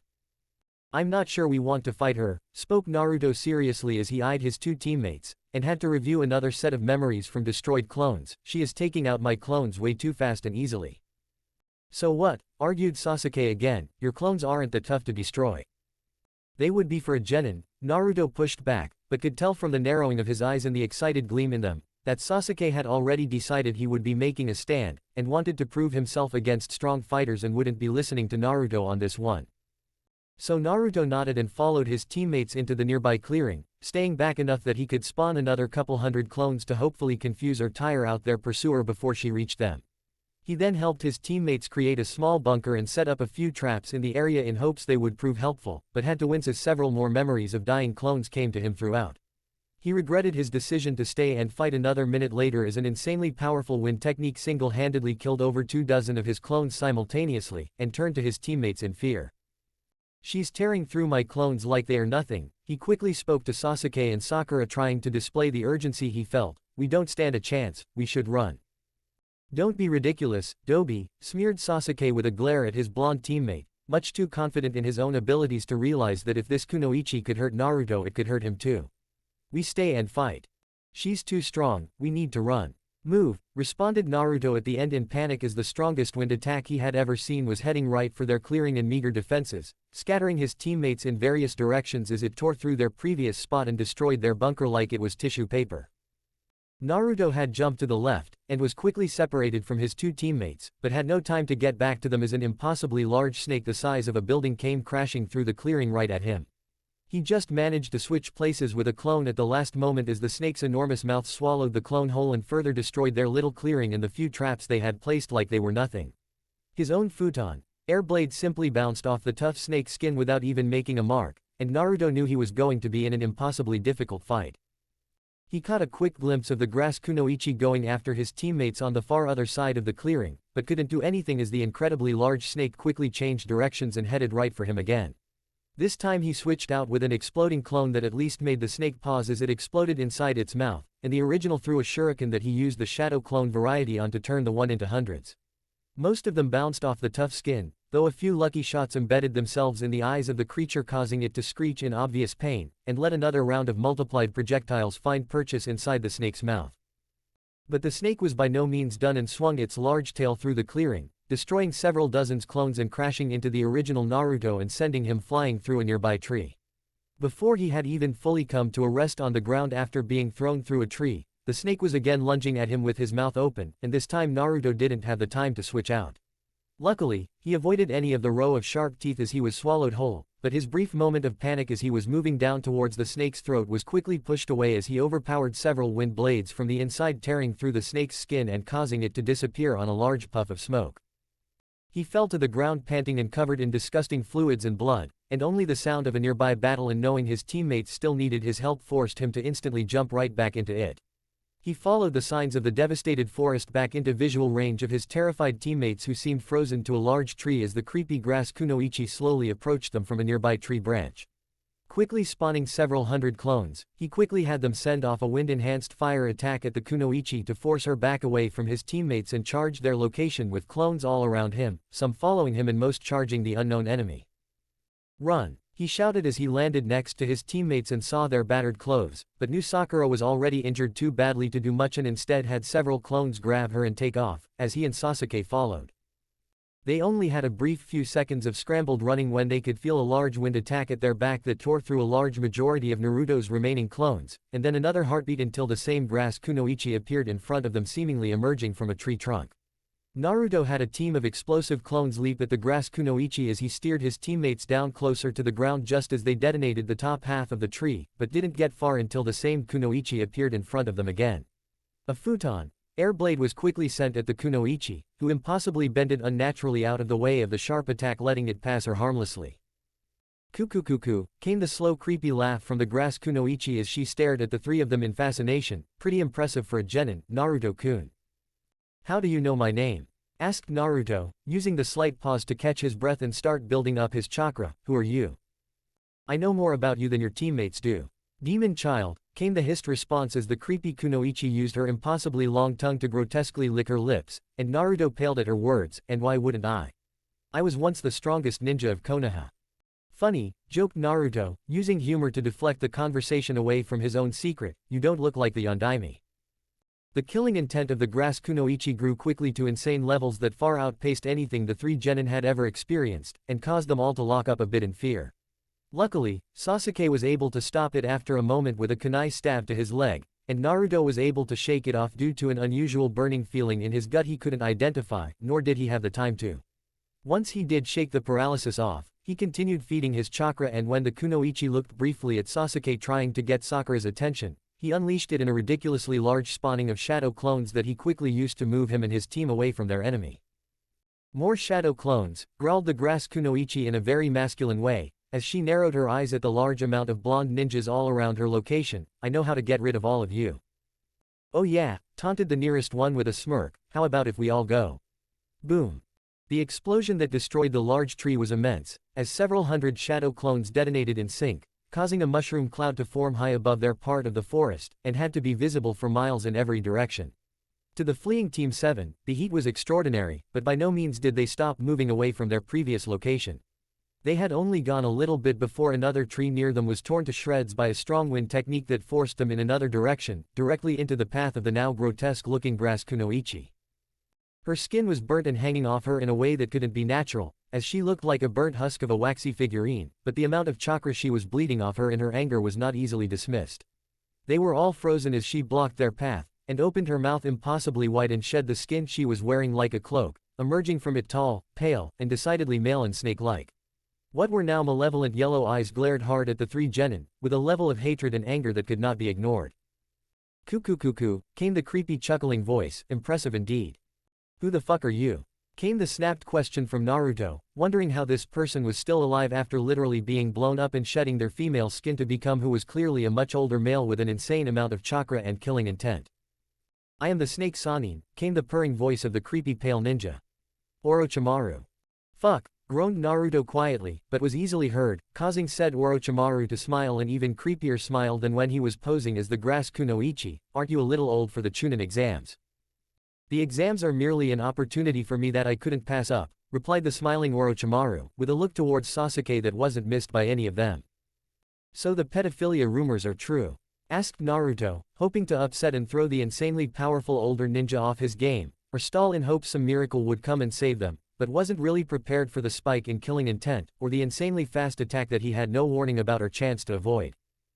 Orochimaru moved so quickly, even Sasuke had a hard time seeing it with his Sharingan, as 1 second he was creepily smiling at them, and the next his hand was extended as a devastating hit to Naruto's stomach had sent him flying away through several trees. There was no way Naruto survived that, and Sasuke was frozen for a brief moment as the monster now in their midst easily and negligently backhanded Sakura in another direction, before he even recognized what was happening. He threw a punch at the older ninja that he easily bended around at an impossible angle before he was set upon by a few taijutsu strikes that for some reason he was actually able to see happening, though his body couldn't react as quickly as his eyes. 3 powerful hits had him knocked to the ground with ease, and as he looked up at the pale creep he could see his disappointment as he glared down at his beaten form, even though his attack was greater than any he had faced before. It still wasn't nearly as hard as he had struck Naruto, and he realized that this monster was holding back and toying with him, but for what purpose he had no idea as he watched him casually approach him. Before he could even get back up to fight, the pale ninja's neck seemed to extend impossibly as he felt a sharp pain between his shoulder and neck as the creep bit down on him, causing pain unlike he had ever felt before, for a few seconds before darkness overtook him and he knew no more. Sakura came to with a pounding headache and pain in her jaw unlike anything she had ever felt before, and it took a few minutes to work past that and remember where she was and what she was doing. The moment her memories came back to her, however, brought with it absolute fear at having just faced Orochimaru, and not knowing if either of her teammates even survived or where they were. It took a few more minutes until she was able to stand and get her caked in muddy hair out of her face enough to see where she landed, and another moment to settle her spinning head and regain her balance. Thankfully, she was able to spot maybe a half-dozen clones of Naruto keeping an eye on her and the clearing they were in, but they looked frantic and not nearly as organized as they usually were, and hoped everything was okay with her blonde-haired teammate. One of them pointed to the other end of the clearing where 2 clones were standing over another downed form, this one with black hair and looking like he too took an immense beating. She made her way over to Sasuke as quickly as her wobbly legs would take her, and asked the clones what was wrong with her crush. Orochimaru bit him on the shoulder. "It definitely doesn't look good. Some kind of fuinjutsu we've never seen before," answered the nearest clone as she looked down at Sasuke, and could see the heavy amount of blood, both wet and dried blood, around some inky black marking on his shoulder and his feverish-looking complexion and unnaturally heavy breathing. We need to get somewhere we can all hold up and rest. She spoke to the two clones. Do you know where Naruto is? Boss is that way, spoke the other clone with a tight voice, that she instantly realized was full of worry, but was grateful nonetheless, as if his clones were still around, he should at least still be alive. A team of clones is bringing him here, but we are getting low on numbers. How many clones are left? She asked, wondering how low they considered low. 16, came the tight reply. That sick fuck took a bunch of us out after he dropped the 3 of you, we were all that managed to escape his notice. And half of you are here? Asked Sakura for clarification as she counted 8 total since waking up, and got a nod. Can you help me find a place we can hide and recover? We found one, he answered, but it's a little ways away. We wanted to put some distance between us and this area. Others are going to start looking for what went on here, and we need to be gone. Lead the way, stated Sakura, still trying to figure out what they should be doing and how hurt her teammates were, and asked the clones to bring Sasuke and Naruto with them as they needed to try and recover, and hopefully get the boys back awake if they wanted to ever get out of this forest alive. Chapter 17, Chunin Exams 3. Drip, drip, drip. The steady drip of water was all Naruto could hear for several moments after he came to, though he appeared to be in some kind of underground tunnel or sewer once he finally got his bearings. There was at least a half-foot of standing water, and he was thankful he didn't drown, nor did the water smell too much like the sewers of Konoha, which made him wonder where exactly he was. The only things around him were a pair of pipes that ran through the tunnel, one large one that was occasionally leaking a corrosive thick red substance, and a smaller one that had a soft blue glow that felt very comforting and familiar. In one direction, there was just rough light to make out that the tunnel continued for some ways, and with nothing else to do but find out where he was and how to get out, he followed the tunnel towards the light. He seemed to be walking for some time as the tunnels turned, and sometimes even forked, but he always seemed to be getting closer to the growing light at the end of the tunnel, and hoped he wasn't walking into the light. That signified he died. The silence was only broken by the sound of water sloshing around, and occasional distant bangs of something being struck hard against metal, and wondered again what he was walking towards.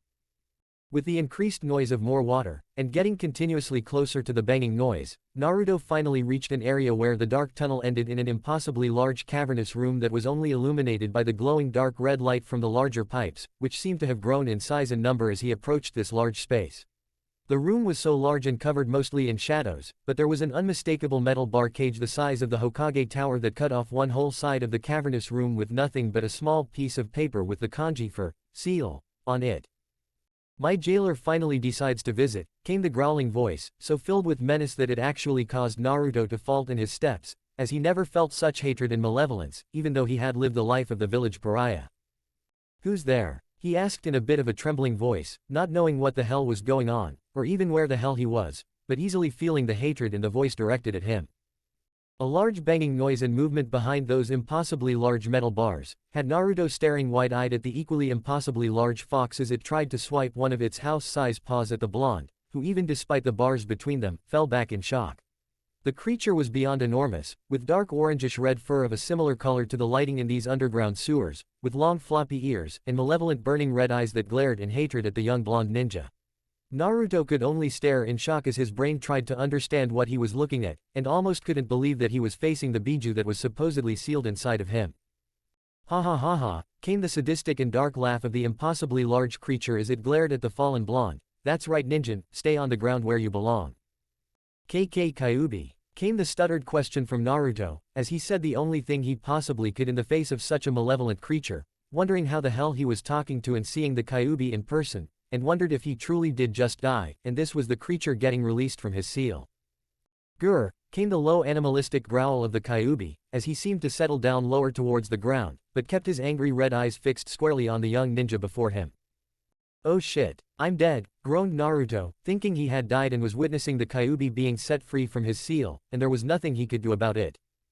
I wish, growled the Kyuubi, still glaring heatedly at the blonde, who was now looking at him with even larger wide eyes, trying to process everything he was seeing and better understand. Where are we? Came Naruto's question, as he had an idea, but couldn't believe that the seal could work like that, where he could visit the imprisoned Kyuubi like this. You already know where we are, came the continued growling voice, you are just too stupid to accept it. I'm not stupid you overgrown bunny, came the replied shout from Naruto, that had the large fox take another attempt at swinging his house-size paw at the young ninja, but only making a banging sound against the bars of his imprisoned cage. Don't you dare talk to me like that, screamed the large chakra monster, that rattled the enormous cavernous room, shaking up the water on the ground everywhere as a surge of the malevolent glowing red substance filled the nearby pipes and exploded down them and out of the room, causing Naruto's whole body to shudder in a bit of phantom pain. Then don't call me stupid, screamed Naruto right back, ignoring the growing anger of the fox, or the phantom pain he was feeling in his body as it seemingly burned a bit from the inside. Huffed the fox, who stared at the young blonde in front of him with a touch of respect, that he would still stand up to him, the greatest of the Biju, and decided to give the kid a little break, as he was just too tired to argue constantly after being trapped inside this seal for years with no company or anything to do. Then stop asking questions you already know the answer to. Maybe I wanted to confirm my thoughts were right, came the biting response of Naruto, still a bit worked up despite the fox seeming to have settled down a bit, and feeling aggressive for some reason until the glowing of the red pipes lessened over the next minute and with it his irrational anger.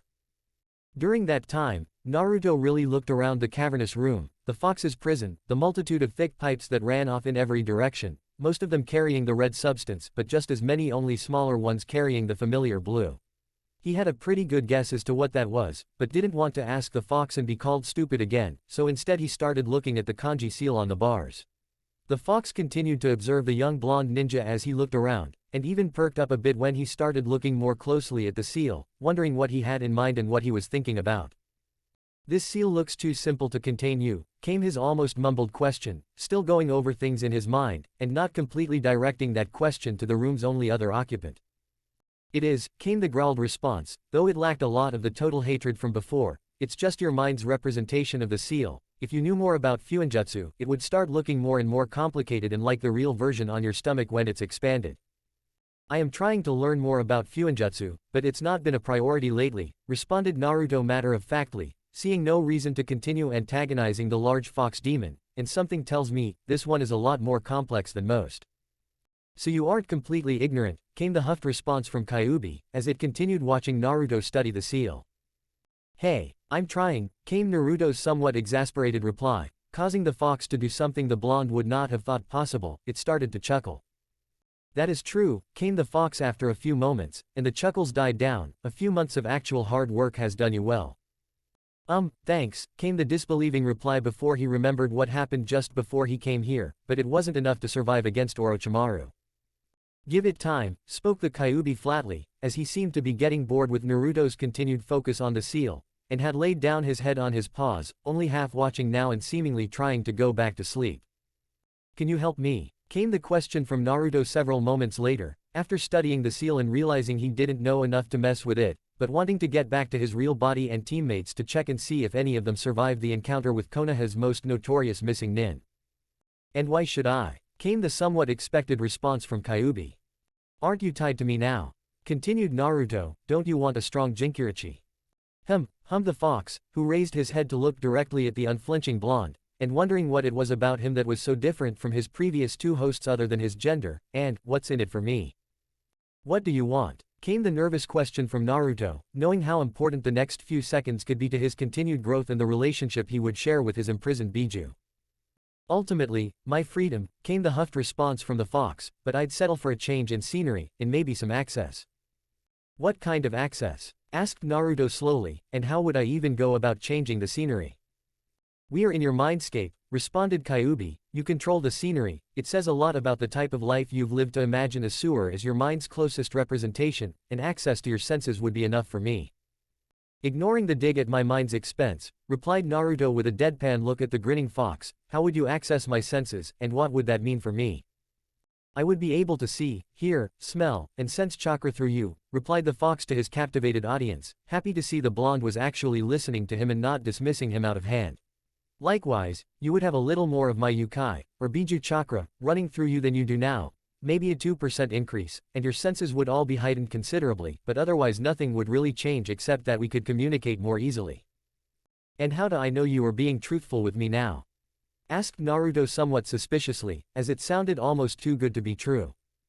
I give you my word, spoke the Kyuubi slowly and deliberately, I am fucking bored of just sitting here staring at this prison cell. I guess I can understand that, responded Naruto, while still staring intently at the fox trying to make sure he couldn't sense any deception. Okay, so how do we get you access to my senses? You tear a small corner of the seal paper off, No more than a fingernail-sized piece, answered the Kyuubi with a matching intense gaze at Naruto, excited for the chance to have some interaction with the world around him, and glad the kid was even considering it, as his mother and aunt never did.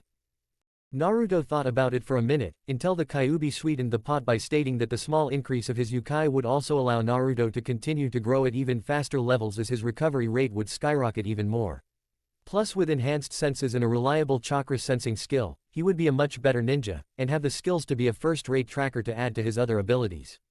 Then Naruto tore the small corner off the seal paper, and had to flinch as his body was flooded with an increased amount of the fox's chakra, causing the red pipes in the tunnels to expand a bit and glow even brighter than before. The change wasn't as noticeable inside his mindscape, but after a few tries to get out, Naruto found himself waking up inside a small earth-shaped room with Sasuke next to him.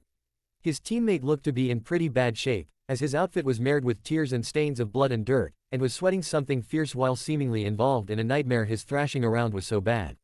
The pain in his own abdomen was still pretty intense from where Orochimaru connected his powerful hit, but he could also feel the concentration of what he now knew to be Kyuubi's chakra or yukai fixing the damage. His eyesight was also visibly better than he could ever remember, and after the first breath, made sure not to use his enhanced sense of smell inside the small cave-like room with all the blood and sweat smells that were overwhelmingly everywhere. He could also hear and feel movement just outside of the little cave, that he was instantly able to determine was Sakura, and almost sagged in relief that they were both still alive. It was quite overwhelming at first, all the new sights, sounds, smells, and feel of chakra that he simply laid on the hard earth for a while until he could make better sense of it all and his stomach was feeling back to normal. It was as he was just starting to sit up though, when he felt the three approaching chakra signatures. As it was such a new experience, it took him another few moments until he got a better handle on it and understood what it meant. Then it was a matter of stopping his spinning head after trying to jump up and charge outside to help Sakura, which took another several moments until he felt even remotely like himself again. Before he left their little cave, he created a pair of clones making it tight-fitting, but wanted them in case they needed to move Sasuke somewhere during the upcoming battle he could already start to hear the beginning of. He was in too much of a rush to really notice that both of his new clones had purple glowing eyes, and if he compared would have found they had slightly thicker whiskers than he was used to as well. But he never noticed either of those small details in his rush to get outside and help his female teammate, coming to find an overly trapped area with a short-haired Sakura struggling to stay upright. The three chakra signatures he felt, matched perfectly to the three sound ninjas that stood at the other end of the clearing, taunting and sending potshots at Sakura from a distance, seemingly realizing that they didn't want to deal with traps just yet and had almost completely worn her down. "Come on, you fucking tree hugger," came the angry voice of one of the boys on the team, as he seemingly shot almost never-ending wind attacks out of holes in his palms at Sakura's position, forcing her to defend and avoid the sprung traps that were also thrown towards her. "Tell us where Sasuke Uchiha is so we can kill him for Orochimaru." "You work for that pedophile?" came the snarky question from Naruto, getting a relieved sag of Sakura's shoulders as one of her teammates finally joined her to help stave off these sound assholes. "Must be fun." "Fuck you," shouted the only female member of the team, a relatively attractive dark-haired girl who was seemingly holding bells and glaring hard at the blonde. "Is that an offer?" snarked Naruto back, getting said girl to growl in anger and her two teammates to pause a moment to laugh at her misfortune, which was all the time Naruto needed to spawn easily 100+ shadow clones that were soon bombarding the trio from sound with relentless attacks that kept them purely on the defensive. Within a minute, the girl was taken down and secured in ropes, and the two remaining boys were throwing out even stronger attacks as they were in danger of being overrun by Naruto clones and getting desperate. Another minute had the two boys being tied up just as Naruto felt another team arriving, though this one he recognized once he saw the green spandex of their loudest member, and his friend. Lee landed right near Sakura and offered her help, and asked for another date, while his teammates landed in higher up branches that dotted the clearing that had been made from all the various wind attacks. "Hi Lee," greeted Naruto, always finding the boy with the bowl cut and bushy eyebrows a genuinely nice person even if he was a pain in the ass to fight against or sometimes even talk to. "Naruto," greeted Lee exuberantly, "you are so lucky to have such a beautiful flower as your teammate." "I could say the same to you, Lee," replied Naruto with a glance and a wink to a suddenly blushing Tenten as her and Neji watched from a little distance away, ignoring Sakura's spluttering as Lee tried talking to her. "Is this some kind of Konoha party?" came the unmistakable lazy drawl of Shikamaru, as he and his two teammates arrived from a different direction, and looked carefully over the ruined clearing and the now three tied up and knocked out sound ninja. Unfortunately, before anyone could answer, there was an explosion of chakra from the small cave under the tree Sasuke was still in, causing even Naruto's 2 clones he left behind to disperse, giving the blonde a weird memory of Sasuke with black lines all over his skin. He was able to see that for himself a moment later as Sasuke burst out of the cave, covered in inky black line work that pulsed with a malevolent feeling chakra that raised the hairs on everyone present's arms. Sakura, ignoring the bad feelings, immediately rushed Sasuke, glad he was still alive but was casually pushed aside after he saw the bruising and cuts she had all over her body, and his face took on an even more menacing tone. "Who hurt you, Sakura?" he practically growled, causing Naruto and the other Konoha teams to realize that this wasn't the same Sasuke they were all used to hearing, as the dark-haired boy glared along the clearing until they rested on the now tied up and unconscious Sound Ninja. Was it this trash? Before any of the others could react, Naruto was directly in front of Sasuke, and blocking his singular focus on his perceived enemy, but Sasuke was having none of it and tried to simply push Naruto aside. But Naruto didn't budge, forcing Sasuke to growl at him like an animal as he stared at his blonde teammate that was currently in his way from delivering justice. Naruto simply held his hand to Sasuke's chest and told him to calm the fuck down, as he wasn't acting himself, and the inky black lines littering his skin was the most likely cause. "What did Orochimaru do to you after he took me out?" asked Naruto quietly, but all the present ninja could still hear it clearly, and all of them tensed in seriousness, as all of Konoha knew that name and it wasn't one spoken of pleasantly. "He bit him on the shoulder," interjected Sakura, causing Shikamaru to curse and Ino to start crying, while the members of Team Guy looked on in various degrees of shock. "He gave me power," roared Sasuke, as he attempted to blast through Naruto and get to the Sound Ninja he saw as the most likely people he could practice his new power on. "Now let me at them."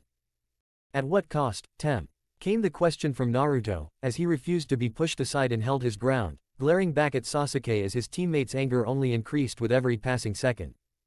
"Who cares?" replied Sasuke, giving up on simply getting past Naruto, and threw a strong punch that could have really hurt the blonde had he not sensed it coming and countered brutally, knocking the arm aside and dropping a very heavy elbow onto the exact spot on his shoulder that the snake Sannin bit.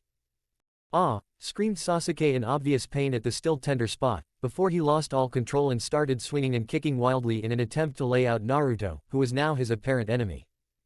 "Sasuke, stop!" yelled Sakura to no avail, as Sasuke continued sending out kicks and punches that would have crippled the blonde a couple months ago, but were all being deflected and dodged as Naruto tried to wear his teammate out and get him to see reason. A frustrated Sasuke just kept getting more violent in his attacks, and everyone could see the toll it was taking on Naruto to just defend against them all without fighting back, not wanting to hurt his teammate. Ino, Choji, and Shikamaru started yelling along with Sakura to get him to stop, but his growing frustration just fueled his growing anger as he got faster and faster until Naruto couldn't dodge or avoid all the hits. Instead, he let himself take a hit on his leg, to deliver a paralysis seal on his dark-haired teammate's chest, instantly dropping him to the ground as Naruto winced at the pain and all those around them were staring in shock at the fast and brutal fight between teammates. "Naruto, are you okay?" came the question from Lee, the closest of the others, as he was only seconds away from interfering in the teammate battle while his eyes continued to glare at Sasuke for his unyouthfulness. "Yeah Lee, I'll be okay," answered Naruto with a small grin at his friend, hiding the wince from the hit on his leg that was luckily being healed as he spoke, and reminded him about his own new circumstances with Kyuubi that he still needed to figure out and deal with. "Lee," spoke Neji with a glare at the other 2 Konoha rookie teams, "we've wasted enough time, let's go." "Naruto?" asked Lee again, and received a nod from the blonde telling him to go with his team, and that he would take care of Sasuke before he leapt into the trees after a departing Neji and a waving Tenten as they took off towards the central tower. "Why the fuck was Orochimaru here?" asked Shikamaru curiously, as he looked at a very tense-looking Naruto, a paralyzed Sasuke, and a frantic Sakura for answers.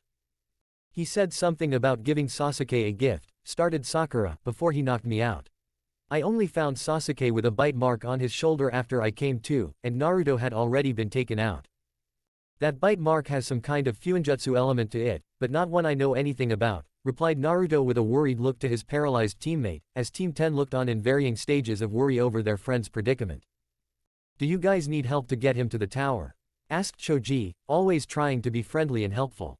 "No, we should be okay, but thanks," replied Naruto with a grin towards the larger boy. "Hopefully those sound idiots have a heaven scroll and we can be done with this test. Do you guys have any need for an earth scroll? Pretty sure Sasuke still has our duplicate one." "You have 2 earth scrolls?" asked Ino with wide eyes, wondering how many other teams we've already encountered, and if they could somehow get their hands on it. Naruto quickly rifled through Sasuke's inner pocket, pulling out their duplicate Earth Scroll and tossing it to a wide-eyed Ino, who was still looking confusedly between the three members of Team 7 and couldn't understand all they had already been put through. Ino tried to give the scroll back, but Naruto pulled out his own Earth Scroll to show that they really didn't need it, and they should take it as a thank you for coming and checking on them. He then went to the tied-up Sound Trio, and liberated them of all their supplies, including a Heaven Scroll that he pocketed along with their original Earth Scroll, eager to get this part of the test done, and talk to Kakashi and Gigi about their run-in with Orochimaru. Team 10 said their goodbyes, and Naruto waited a minute to check over Sasuke, whose skin at least seemed back to normal, before freeing him from the paralysis seal and watching as he came to. He and Sakura didn't speak as he sat up and looked around them, both wondering what was going through their final teammate's head and if he would even remember what had happened over the last day. Somewhat thankfully, Sasuke did remember everything, including the powerful feeling of chakra the bite from Orochimaru gave him, and how his teammate stopped him from testing his new powers on the knocked out Sound team. They were at least able to talk a bit about what Orochimaru said to him, and how Naruto thought the bite was a way of Orochimaru transferring some kind of Fuinjutsu seal onto him that was more advanced than anything he had seen to date. Sasuke thankfully wasn't too upset with Naruto stopping his mini rampage, but was now even more eager to fight the blonde to see where he really stood up to his Dobi teammate.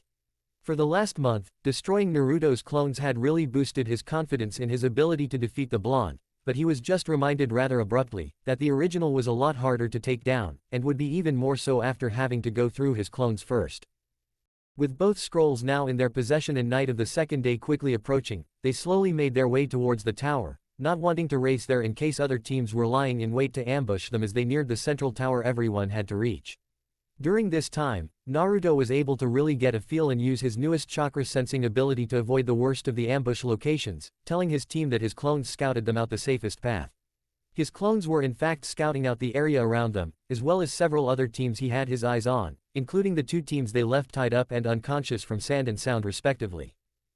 It was late when they finally reached the entrance to the central tower, but neither of them wanted to spend a night in the forest when the end was so near, so they pushed through to make it well after dark. When they reached the doors, they had to read a small poem about balance, yin and yang, physical and spiritual chakra, and heaven and earth. They unrolled their pair of scrolls and had to all jump back as the scroll summoned someone they all knew well, to welcome them into the tower and the completion of Stage 2. Baruka-sensei. Came the question from all three former academy students as their former teacher appeared before them with a large proud smile on his face. "Welcome Team 7, he greeted them proudly, "come inside. I'll get you set up in a room until the completion of this stage. You all did really well, just a few teams have arrived so far." "Anyone we know?" asked Naruto, wondering if the other rookie teams had arrived yet and glad to catch up with his friend for however brief it may be. Baruka led them inside the tower, showed them the cafeteria where food would be available to them, and eventually led them to unoccupied rooms they could use until the second stage was officially completed. He mentioned Team 10 arriving shortly before them, and Team 8 even earlier this morning, as well as a sand team that arrived insanely quickly on the first day. Naruto asked if there was a medic in the house, or if they were allowed to see Kakashi or the Hokage as they encountered someone not part of the exams that they needed to know about. Baruka asked who, and then paled considerably when Team 7 mentioned running into and having to fight Orochimaru, even showing him Sasuke's new bite mark as proof of their seriousness.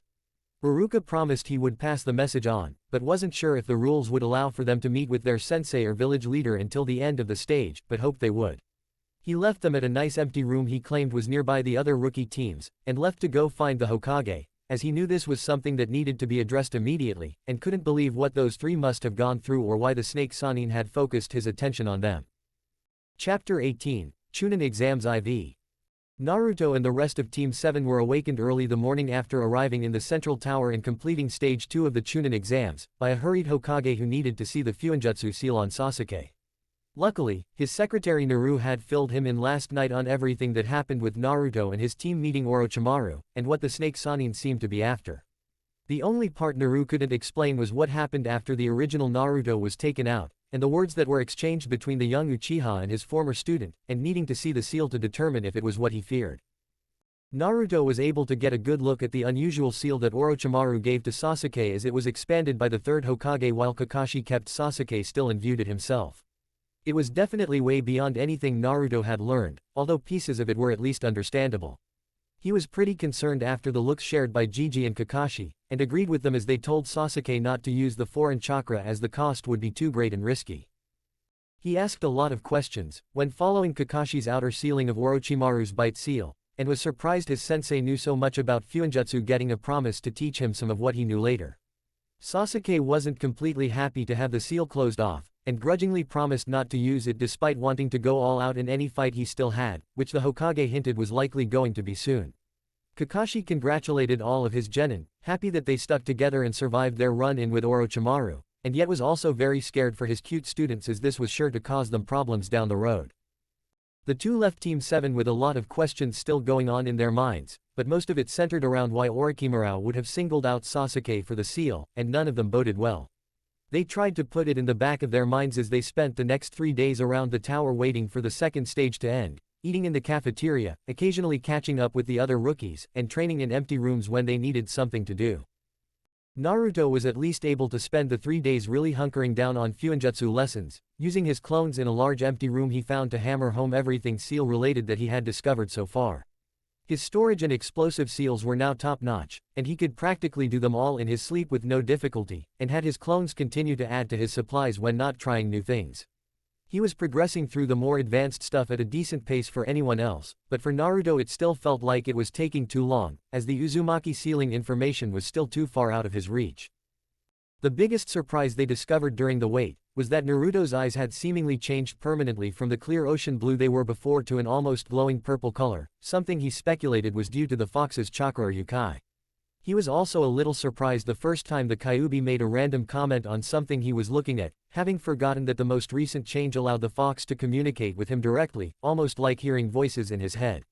It was pretty weird at first, and very distracting at the beginning until he started to get more used to having a running commentary on things he was seeing. The biggest problem with the fox's running commentary was his sarcasm and general dislike of most human things, and having to ignore the extra or added comments on his teammates or other ninja. The benefits though were also quickly apparent, as the fox saw things he didn't, noticed subtleties and nuances that he never learned or paid attention to, and had a lot of knowledge about various ninja disciplines and techniques. The two spent most of those first few days just getting used to the new reality that was their unusual connection, and for the fox seeing new things after so long stuck in the seal was a great boon that he really enjoyed. It was an unusual experience for Naruto to have someone so close to him all the time, and someone seeing everything he was involved in, and wondered if it would become suffocating or helpful down the road. The fox was a little too caustic and angry at times, and had too much pride that was easily offended, making him want Naruto to lash out at insignificant offenses he saw that Naruto just didn't care about. He tried ignoring some of those darker tendencies and ideas the fox put forward, and found himself having to explain a lot of his thought processes to the fox in order for the large demon to understand and not get in the way when he was doing his usual things. This having to over-explain though came in handy quite quickly, as the fox was able to understand what Naruto was trying to do most of the time, and allowed him to better guide or help the young blonde figure out others' ways of accomplishing some of the things he wanted. For Naruto, having to over-explain everything made it so he was really having to work through his process and understand it even more himself so he could sell it to the fox without the powerful creature trying to undermine or distract him. With the Fuinjutsu work he was doing, it was extra helpful to his understanding of everything, and the Kyuubi was actually quite interested in the field of study that was primarily used to trap him and his brethren by the ninja of the elemental nations. Over the 3 days, the two became closer as they communicated more about general and specific things that they were both interested in, and started to see one another as less of an enemy and more as a companion. For both of them, it had been a long time since someone was so involved in their life, and the adjustment wasn't always going to be smooth, but just knowing there was always someone there for them actually did help the two bond further. His teammates were a little surprised at how quiet Naruto had become in the few days since arriving at the tower, or how much the change in his eye color seemed to also carry a weight and intensity to his gaze that wasn't there previously. Each of the 3 members of Team 7 though were much quieter than when they started this stage of the exams, as they each had a reality check and significant beatdown to work through and hopefully grow from. Sasuke was still struggling with the confrontation he had with Orochimaru, and what the powerful missing nin really wanted with him, knowing it wasn't anything good but interested nonetheless in the man's strength. Sakura was again questioning why she wanted to be a ninja in the first place, as the confrontation with the snake Sannin was terrifying, and she wondered if she wouldn't be happier living a normal civilian life like her parents. Finally, all those who reached the tower were called together in the evening of the 5th day for the conclusion of the second stage, and they all met in the large open room to find the Hokage, and several Chunin and Jonin of the village and those who led the passing genin teams. There were 7 teams that passed the second stage, making it to the tower, miraculously including the sound team Naruto left unconscious and tied up, as well as Kabuto's team that arrived just before the close of the stage. All 3 of the Konoha rookie teams made it, along with Team Guy and the Sand siblings, giving them 21 genin hopefuls along with their Jonin senseis and a few others from the village. "Welcome," greeted the 3rd Hokage as he stood at the front of the group of genin, looking over them all with a critical eye, "and congratulations on passing the second stage of the Chunin exams." The excited muttering didn't last long as the elderly leader glared at those speaking until everyone was quiet once again, and Naruto was able to notice the tightness in his Jiji's eyes, and assumed it was from the news of his wayward student causing them trouble. Most of the genin looked excited or relaxed enough, though Naruto expected that would change soon as he expected them to be tested in some other way now that they were all together again. Kakashi gave him his customary eye smile when they met gazes, and Guy gave him a thumbs up and megawatt smile as the Hokage began talking about the true purpose of the Chunin exams for several minutes. As the referee for the 3rd stage, interrupted a Konoha Jonin after the Hokage finished his explanation of the reasons behind the Chunin exams, "Let me explain the next steps." He was of medium build and seemingly nondescript with a visible sword strapped to his back and a sickly-sounding cough that sounded painful as his only distinguishing characteristics. "I am Hayate Gecko, referee for the next stage. And I have decided that we will need to hold some preliminary fights to see who will continue on to the main event." "Preliminaries," shouted Kiba the loudest, though he wasn't the only one to complain. "Yes, the finals of the Chunin exams draw in a lot of dignitaries and powerful people," began the sickly Jonin, who had identified himself as Hayate Gecko. "We don't want them to carry on too long, so we will have preliminary matches right now to settle who will fight in the finals. From this point forward, you are individual combatants, so, does anyone need to withdraw before we begin?" "I do," panted out Kabuto, playing up his fatigue, as his team did just arrive before they all gathered, but Naruto wasn't completely convinced when the Kyuubi whispered to him that the gray-haired boy's chakra was completely fine. "Splendid," replied their Jonin referee, "then we have an even 20 participants. We will have 10 randomly selected one-on-one matches to determine the 10 genin who will continue to the finals. Could everyone not fighting please make their way up to the balconies to observe? The first match will be Sasuke Uchiha of Konoha versus Yoroi Ikato of Konoha." "Good luck Sasuke-kun," spoke Sakura, as others around them offered their own encouragement to one of their own. "HN," came the usual grunt of the Uchiha, though everyone could see that he was eager to fight as he cracked his neck and seemed to be loosening up for his fight. Sasuke was really eager to fight anybody, and didn't think much of the teammate of Kabuto he was paired against, who had most likely taken these exams multiple times as well and never advanced, proving in his mind he would be an easy fight. The sensei of Kabuto and Yoroi, however, had a very creepy look of eagerness on his face, and it reminded Naruto of Orochimaru, and wondered if the Sannin had somehow invaded these preliminaries as well, and promised he would keep an eye on that one. He along with the rest of the genin made their way up to the 2 balconies, with the Konoha rookies and Team Guy going to one side, while the Sand, and Kabuto's team went to the other side with their Jonin senseis. The fight started exactly how Naruto thought it would, with Sasuke thinking himself superior and not taking it seriously from the word go, and trying to verbally intimidate his quiet opponent who showed absolutely nothing and surprisingly engaged the Uchiha in close combat taijutsu. It didn't take long for everyone to realize that it wasn't simple taijutsu, as Yoroi used a lot of grappling moves with glowing blue hands that seemed to be wearing Sasuke out too quickly, as his chakra levels plummeted at alarming rates.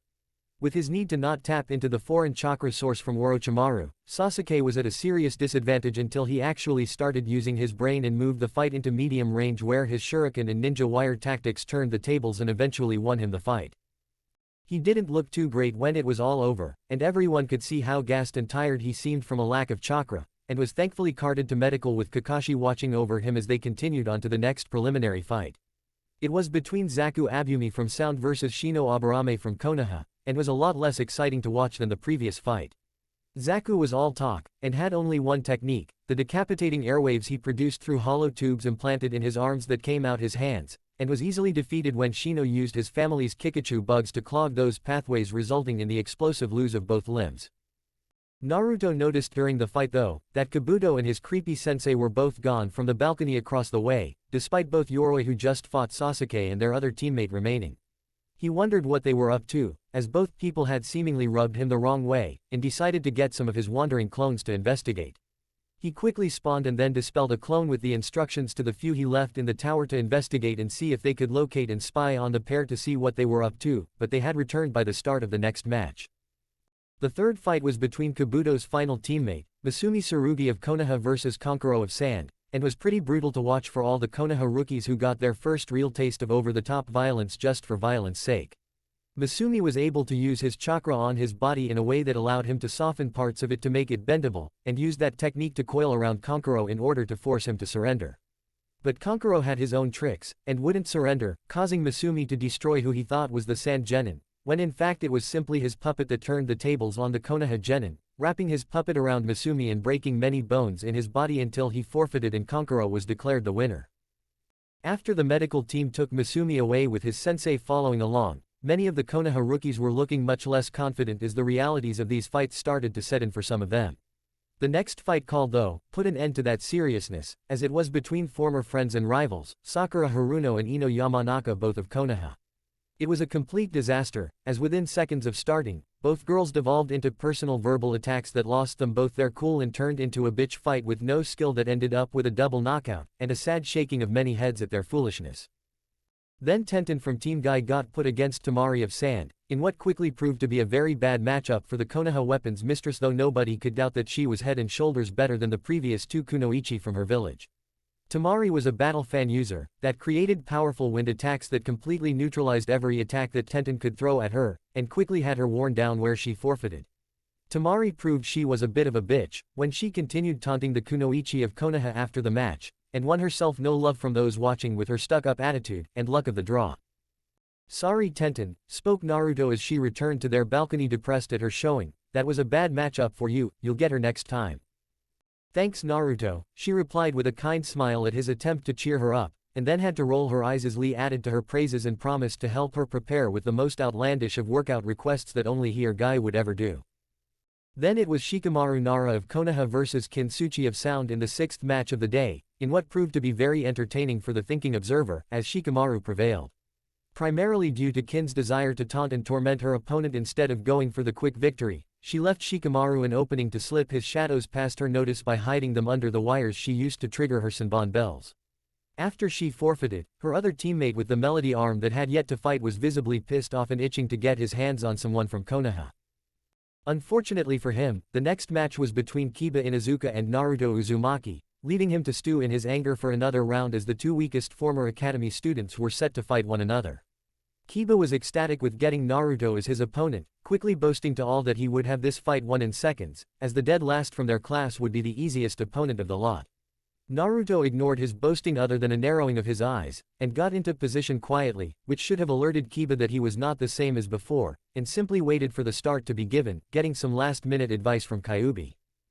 "You better not make me look bad, little ninja," came the excited growl of the Kyuubi as they were both in agreement, and looking forward to proving their advanced skills and how far Naruto had grown since he last fought Kiba at the academy.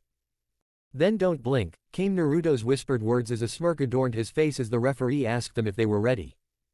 "I was born ready," sneered Kiba, full of confidence and not taking his academy class, dead last seriously at all. The moment they were told to begin, as Kiba was about to continue his verbal diarrhea, Naruto spawned 24 clones, most of whom leapt at Kiba's position immediately, forcing him back a step as he had to swallow his words and prepare for a fight. Before they even reached him, however, Kiba felt a tug on his ankle before he was pulled straight into the floor up to his neck and left there while a few clones threw shurikens with a net that caught and tangled up his puppy companion, Akamaru. The real Naruto appeared behind the captured Kiba and held a kunai to his neck, forcing him to surrender before the match even really started, and then walked calmly back to his position in the balcony to continue observing the other fighters after the referee declared him the winner. "Well done, Naruto," came a compliment from Kakashi, who must have arrived just to see the match, while a brooding Sasuke just gave his usual HN in acknowledgement. "Yush Naruto, your youthful flames burn bright," praised Guy with his over-the-top smile and exuberant thumbs up, while Lee imitated him to the T. "Congratulations Naruto," came the almost whispered words of Hinata, as the others were all still looking at him in confusion at both his skill and speed in handling Kiba, but also his lack of boasting and quiet demeanor. "What the hell, dead last?" came the angry shout of Kiba a moment later after he was freed from the ground and returned to the balcony, glaring at Naruto the whole way, "You cheating asshole." "I didn't cheat Inuzuka," responded Naruto with his own glare at the loud and arrogant clan heir, "I just used any advantage I could, you know, like a ninja." "But I wasn't ready," he shouted right back, completely missing the point and just complaining for the sake of it. "Then you should have alerted the referee when he asked if you were ready," Naruto fired right back, not feeling at all accommodating to the loudmouth that had been nothing but a pain in his ass through most of their academy days. He was always mouthing off just like he used to, and Naruto wasn't going to have a long drawn-out fight that showed off all his skills to the others he would probably have to face next. "Fuck you," shouted Kiba, and before anyone could stop him, lunged at Naruto with a powerful swipe of his claws, but Naruto was expecting it and easily dodged his angry swing and landed a strong knee in Kiba's abdomen that had him lock up with no air and fold over his leg like a lawn chair. "Accept your defeat like a man, Inuzuka," came Naruto's whispered voice as Kiba fell to the ground locked up and gasping for air, while those up in the balcony were looking at Naruto in even more stunned silence, except for the small giggle from his sensei as he turned a page in his favorite orange book at just that moment. "Kiba," shouted Kurenai, as she quickly made her way to her downed genin with a disapproving look towards both him and the blonde who laid him out, getting a nonchalant shrug in response from said blonde before he turned back towards the fighting area as the next names were being called. Naruto was actually quite excited to see Neji fight, as Lee and Guy's sensei both often mentioned how the boy was a prodigy of the highest order, and despite being a total asshat was incredibly skilled. He was worried a bit for Hinata, as the shy girl practically shriveled up when she learned just who she would be fighting, and sent her a small smile while wishing her luck. It seemed to help, as afterwards, she was at least walking with more confidence, and set herself up opposite what must have been a fellow member of her clan that she just never mentioned her relationship with to anybody. The fight was brutally one-sided however, and despite Hinata showing a lot of determination and heart, she was simply outclassed by her fellow clan member and was defeated quite soundly. There were even several shouts from Kurenai and others to stop the fight as it neared the end, and Neji even sent an angry smirk at the sweet lavender-haired girl before he closed in for a hit that most likely would have killed her had the referee not stepped in at the last moment. Even Shino was loudly upset at the actions towards his teammate, and had Kiba been conscious and not nursing his own wounds, he too would have taken great offense to Neji's total disregard for his fellow Leaf Ninja and clan member. "How could a family member be that cruel to her?" asked a curious Choji, who always liked the shy Hyuga girl, as she was one of the few to always be polite and kind to others. "Hinata has often mentioned problems in her clan between the main and branch families," spoke Shino in response to Choji's question, "and now we can see some of those issues for ourselves." "Neji has a lot of issues regarding his place in the Hyuga clan," came the surprisingly softer voice of Lee as he leaned over to Naruto to share that information, and watched his teammate slowly make his way back up to the balcony with a sour look on his usually stoic face, and blames fate for most of his troubles. "What he needs is a serious attitude adjustment," countered Naruto to Lee and Choji, who were the closest to him, or at least an ass-kicking. "Yosh, Naruto," laughed Lee with a shared smile with his occasional training partner, as he agreed that the Hyuga prodigy needed to be taken down a peg as it was one of his goals in life after years of put-downs and dismissals from Neji. It got quiet as Neji returned to the balcony, as many of the ninja there liked Hinata as she was always polite to everyone and a genuinely kind soul, but it was broken as they announced that Rock Lee of Konoha was going against Gaara of Sand in a matchup that was sure to be memorable.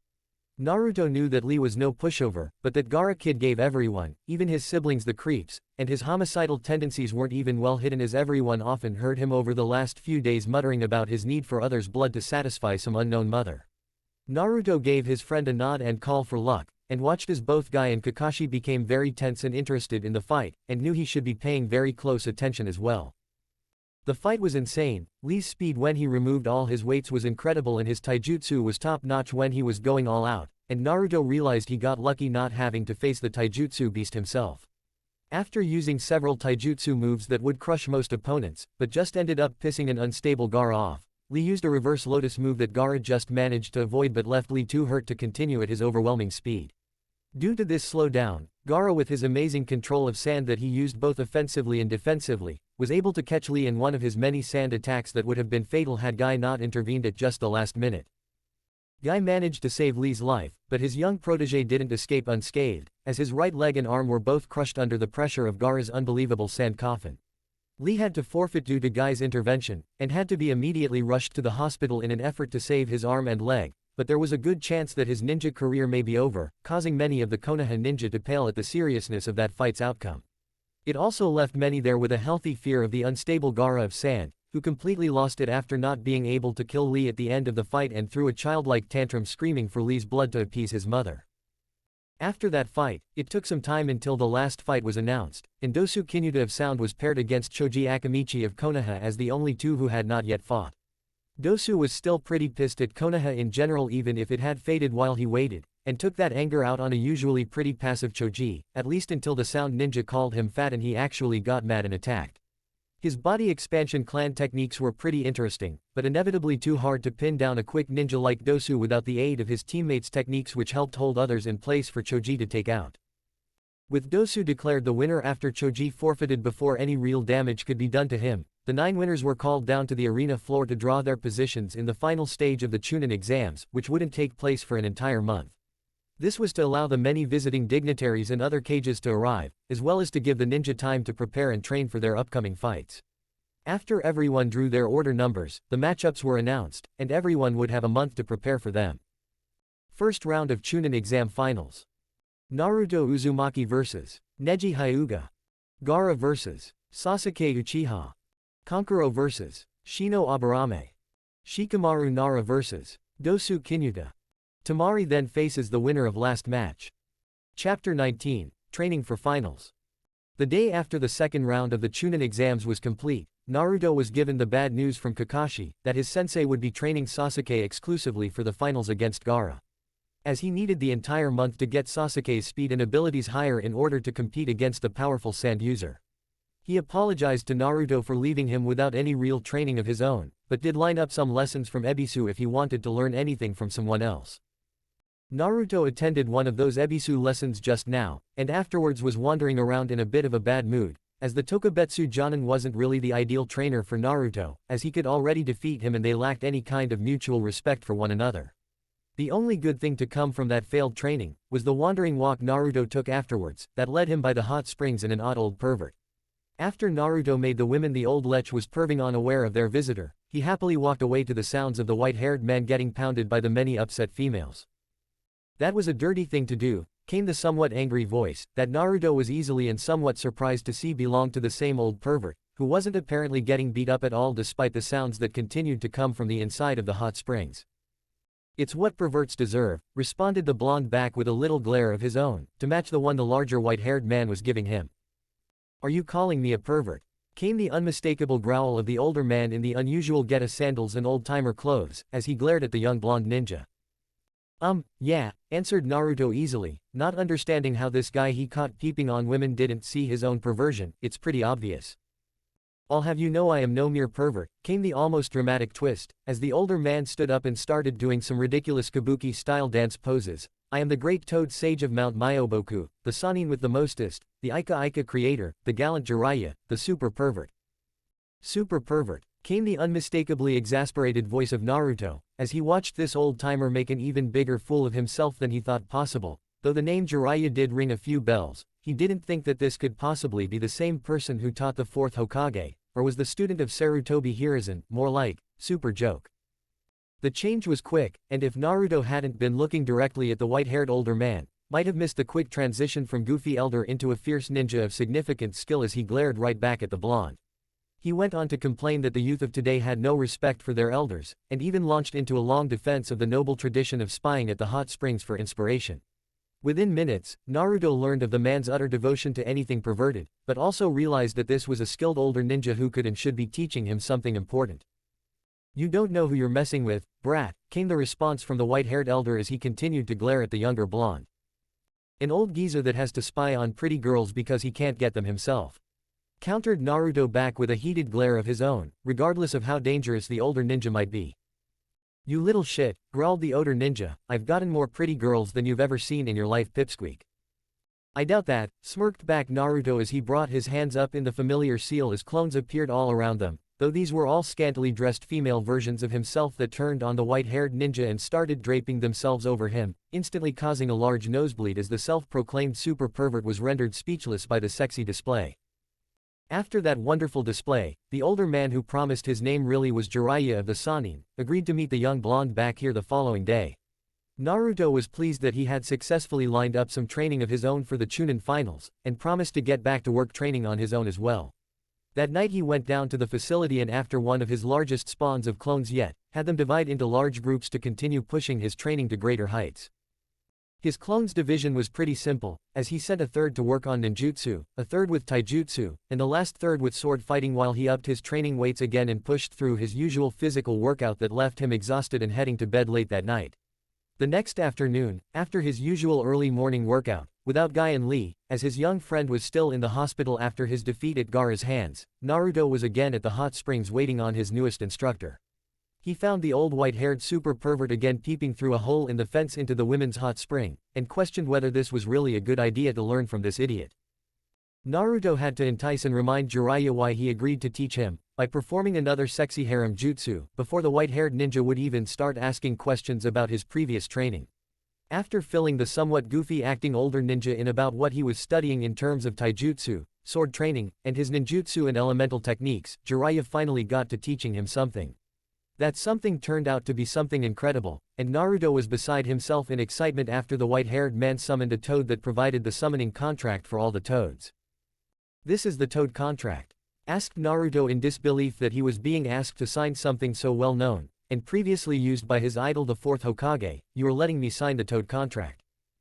"Yes, brat," answered Jiraiya with an exasperated shake of his head, as the blonde ninja was equal parts a skilled and dedicated ninja, and also slow at times on some of the most basic things. "That is why I asked you to sign it in your blood." "Yes sir," Ero Sennin saluted Naruto before biting his thumb, and using the blood to write his name on the next open line, just beneath the faded out one of Minato Namikaze, his hero. "You need to bring him to Mount Myoboku soon, Jiraiya-sama," came the unmistakable voice of the summoning scroll toad, that was called to witness and provide the summoning scroll while getting a new summoner. "Gamabunta will want to meet our newest summoner." "Sure thing," replied Jiraiya with a lazy wave as the toad and summoning contract disappeared in a puff of smoke to return to the summoning realm, leaving just the two ninja behind. Jiraiya then showed Naruto the hand signs for summoning, and told him to keep it until he could summon some of the largest toads, while he went back to the hole in the fence to spy on naked women with a perverted little giggle. Naruto was able to get the hand signs down easily, but wasn't sure just how much chakra to use, and the first time summoned a small toad that wasn't much bigger than his fist. The new toad though was very happy to be summoned, and even happier to learn of their newest summoner as he introduced himself as Gamakichi and asked for candy in payment for being summoned. For the next half an hour, Naruto continued to practice his summoning, getting to know Gamakichi quite well as he was the only toad summoned during those first few tests and was really chatty with their newest summoner. Then Naruto decided to really put some chakra behind it, and started to build his chakra like he would for his largest spawning of clones, causing his perverted teacher to actually stop peeping on the women in the hot springs for a moment. And he had a right to notice, as the chakra was heavy, much greater than he would have thought from the young blonde, and was impressed that the young ninja had advanced so far already. "Why the hell did you summon me, Jiraiya?" came the large voice of a creature that simply towered over the small forest training area they were near, as it appeared out of the smoke to the absolute shock of both ninja in the area, though for entirely different reasons. "You, Gamabunta," croaked Jiraiya, sounding more like a toad than the toad he was talking to, as he gulped nervously when the large battle toad turned towards him at his voice, probably wondering who was on his head then. "Wow!" exclaimed Naruto in shock from on top of the large head on the biggest toad he had ever dreamed about. "This is so awesome, Datbayo." "Jiraiya, what is going on?" asked the large toad, as it looked down at his summoner, trying to ignore the happily dancing young blonde ninja on his head. What followed was a very confusing half an hour, where the toad and toad sage spoke cryptically in code about Naruto joining the ranks of a toad summoner. He was introduced to Gamabunta, the presumed boss leader of the toads that he summoned miraculously, and was given a basic rundown of the different toads and their primary functions. Naruto was surprisingly respectful to the toads themselves, and instead kept most of his grumbling about his newest perverted teacher separate from his dealings with the larger amphibians, who he greatly valued already due to their relationship with his hero, the fourth Hokage. Naruto was oblivious to the many looks shared between Gamabunta and Jiraiya, especially when anything related to Minato Namikaze was brought up and discussed. Instead he asked about training methods the toads could help him with, and how he would go about summoning them to aid him in fights. A lot of that discussion was simply, which toads specialized in what function, how they could be and were used by Jiraiya to easily deliver messages or fight alongside him. Gamabunta promised that Naruto would have to first go through Mount Kyoboku to meet all the toads personally before he could convince any of them to fight for him now, but that they would take care of that soon. The large toad spent most of his time arguing and complaining to Jiraiya about not visiting them all often enough, and had a message that Ma and Pa wanted to see him and their newest summoner soon. Naruto simply soaked everything he could up, and was quickly planning out his latest trip to the summoning realm in order to get to know the toads better. He really couldn't believe his luck, having known about the toad summons for years now from his extensive study of the Hokages, and especially the fourth. That he was the newest toad summoner, following in Minato Namikaze's footsteps. The young blonde ninja couldn't be happier, and promised the toads he did meet that he would work really hard to be the best summoner they ever had. To facilitate the exchange, it was decided that Gamakichi would stay with Naruto for now, to help them learn more about each other at a quicker pace. Now, if Naruto thought having just one new visitor to his senses and thoughts wasn't enough, the addition of Gamakichi to his already full plate made for some initial amusement. The Kyuubi had for the most part been happy and content to be a silent observer over the first few days after merging more with Naruto, but with the addition of the constantly chatting and questioning Toad, the fox demon refused to remain quiet. He went on an epic rant on the uselessness of toads, and started a sarcastic and caustic commentary on everything, as a continual foil to Gamakichi's eternal optimism. What that meant for Naruto was primarily a running headache as he heard it from both sides, constantly having to explain things to Gamakichi, and playing referee. Most of his time was actually spent trying to calm down the fox, and ignore its constant jabs at pretty much everything the fox saw as meat bags or the work of meat bags, which wasn't a pleasant job. The fox did however have an incredible chakra sense and senses in general, and would often point out nearby or approaching civilians and ninja long before Naruto recognized anything, which turned out to be really helpful in tracking people down. "Why don't you just tell me to meet you here every morning, Ero Sanin?" came Naruto's exasperated groan, as he once again had to come looking for his latest sensei, only to find him again spying on the women's side of the hot spring far behind Training Ground 3. "Stop calling me that, you little brat," grumbled Jiraiya with a low voice as he made no indication of moving from his peeping hole, "and be quiet, would ya? I've finally got to the good stuff." "Damn it, pervy sage," yelled Naruto, much louder, and easily heard by everyone at the hot springs as all activity came to a halt, and the white-haired pervert finally looked at the yelling blonde with wide betrayed eyes before a stampede of rushing women came charging at him. "You've got a lot to learn, kid," smirked Jiraiya at the last moment, as Naruto felt himself being pulled and swapped with Jiraiya's position at the last moment, the smoke from the switch covering the small transformation to make the young blonde appear as an old white-haired man. All he could feel were the numerous and some very painful hits he was taking from some very lovely towel-clad females, which at least broke the transformation, allowing everyone to see who they captured. But, by that point everyone had already got their few licks in, and their attention was drawn to the snickering white-haired pervert gleefully writing away in his notebook as he watched the blonde surrounded by women. Our young ninja thrown among the group of passionate and naked beauties is being surrounded as a buxom brunette grabs the young hero, continued Jiraiya as he scribbled away, drooling all the while as he wrote about Naruto's exploits. "You're pure gold, kid." "Get the pervert," screamed one of the scantily clad women, causing them all to charge towards Jiraiya, who just ogled them for another long moment before moving away at the last possible moment as he switched out with a mud clone. "Okay, kid," smirked Jiraiya as he glared at the rising Naruto, ignoring the massive beatdown going on nearby with the ladies of the hot springs and his mud clone. "You want to train? We'll train." Naruto barely had a moment to get himself set as Jiraiya appeared before him too fast for him to even notice the movement, and planted a straight punch that left the young blonde's rib cage shaking as he rocketed out of the nearby area and further into Training Ground 3. He continued to get beat from spot to spot as Jiraiya followed him around, pummeling him in one hit with speed he simply couldn't see, let alone keep up with. Finally Jiraiya took pity on the young blonde and let him get up on his own, and simply smirked when he saw and felt the kid drop his weight seals, and realized that maybe the kid wasn't quite so bad after all. For the next 2 minutes, Jiraiya tested out Naruto's true speed, strength, and taijutsu skill as he lessened his own speed a bit to allow the younger ninja to at least compete, and traded blows with the original and 6 of his continually replenishing clone friends. The older Sanin had to admit that Naruto was much better than he would have thought, and better than he was in certain areas for his age too, and continued turning up the speed and power to see how well his young student could try to match it. When he found his student's limit in speed, he stayed just above it, and taunted and fought Naruto and his clones for another 2 minutes in primarily taijutsu only, with the older teacher throwing in some hair extensions as well. Naruto was struggling with everything he had just to stay afloat against Jiraiya, and knew the older ninja must be holding back significantly to allow him to even have a chance, which pissed him off even more. He and his clones were completely maxed out in taijutsu, and it still wasn't enough to get Jiraiya with anything, so he fell back and brought forth more clones into the fight.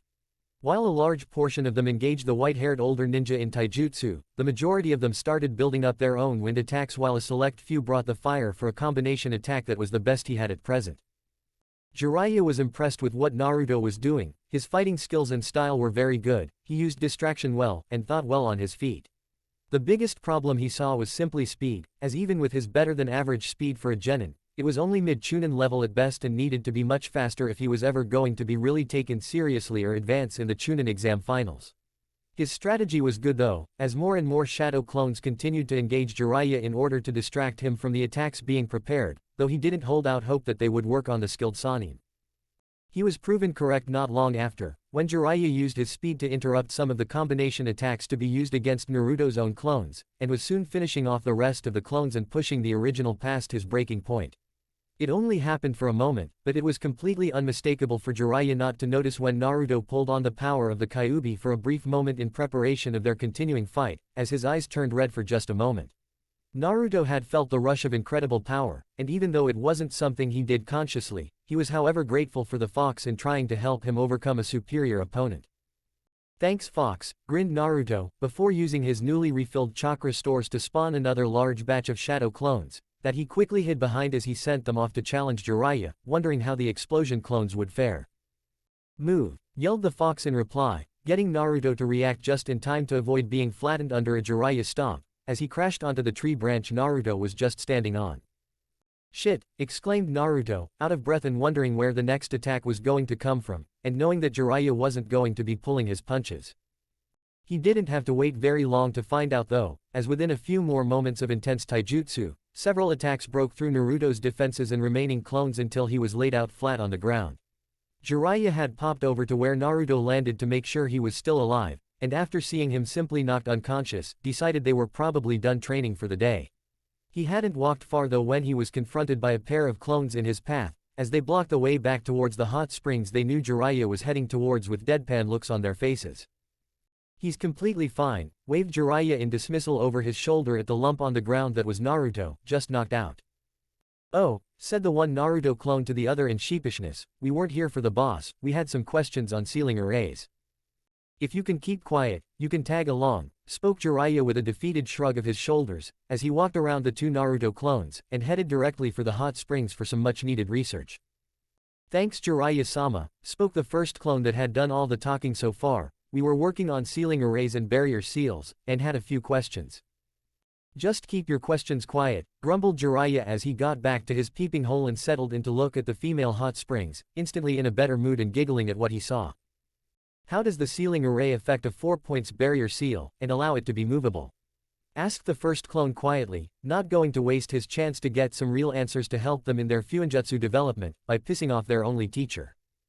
The array isn't what lets it move, answered back Jiraiya almost absently, talking about seals as natural and easy as spying on women, and was soon launching into a long lesson on barrier seals. So, you've got into Kushina's notes.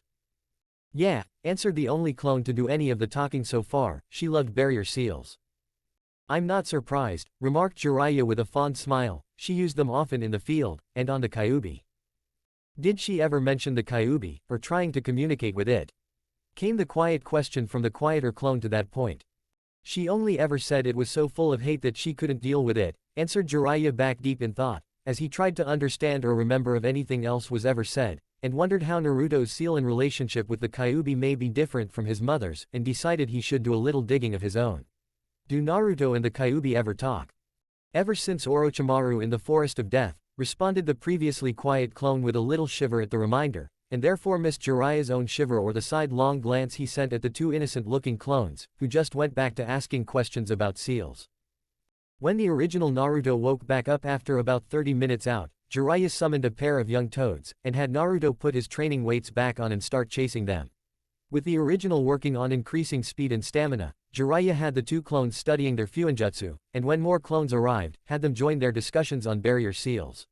After an hour of this, the original spawned a large batch of shadow clones, and Jiraiya used them by providing a shadow clone of his own to teach them some of his hair manipulation techniques despite several more joining his Fuinjutsu lesson. It was bordering on ridiculous, thought the older white-haired ninja, with how many clones Naruto could make, he was picking up techniques and skills at amazing rates that were unheard of. Already within 2 days, had learned how to summon toads of every size, learned more about barrier seals than most Konoha ninja knew in their lifetime, and still continued to push the physical training for the original all the while. Jiraiya was mighty impressed with the young blonde, and how much he had already learned and studied to cover some of his shortcomings, and still how much more he wanted to learn, and had the skills and training method to make that a reality. He wondered if maybe it wasn't time to teach the kid the rasengan, created and made famous by the fourth Hokage, as it was his right and would complement his fighting style incredibly well. He decided to hold off on that for now, as he would spend this time before the finals getting Naruto up to speed physically, and would have an opportunity after the Chunin exams to teach him anything else. By the end of the late afternoon, the original Naruto was barely able to walk back to Ichiraku Ramen, and used his clone's assistance to be led to his favorite food stop where he ordered a large special batch of ramen and couldn't wait to eat it all. After stuffing his face to his content, Naruto felt much better physically, and again thanked the fox for the high healing factor when it came to training muscles, as he already felt like he could start the whole day over again. Knowing how important speed now was, after the rather painful lesson today from Jiraiya, Naruto left the ramen stand and returned to his physical training after spawning another large batch of clones and entering the facility for the evening. He had most of his clones still separated into three main groups, taijutsu, ninjutsu, and sword fighting while he pushed up his weight resistance seals and continued pushing himself.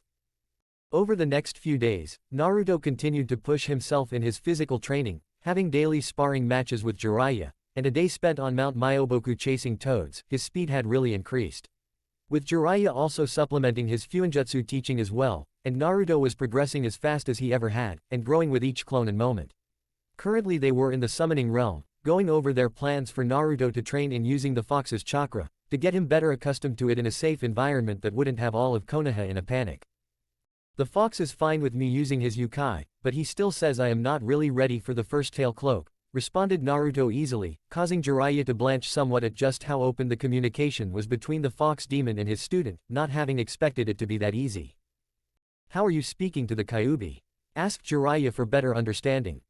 I granted him access to my senses after that run-in with Orochimaru, replied Naruto easily, seeing nothing wrong with it. We have been in constant communication ever since. If you call what you do communicating, grumbled the fox inside Naruto's head, which only received a mock glare in return from the blonde.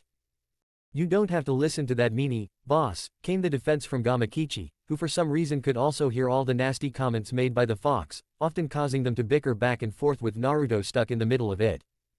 Oh yes, the defense of the slimy tadpole, came the growling voice of the fox demon. Screw you demon, came the bickering voice of Gamakichi. How are you in constant communication? Came the follow-up question from Jiraiya, after working through Naruto's response. The fox has access to all my senses, and now we can talk in our minds, answered Naruto with a shrug, not at all worried about it, despite the pale face of Jiraiya. So it can see everything you can? Asked Jiraiya for clarification, though he didn't really seem to want to know the actual answer.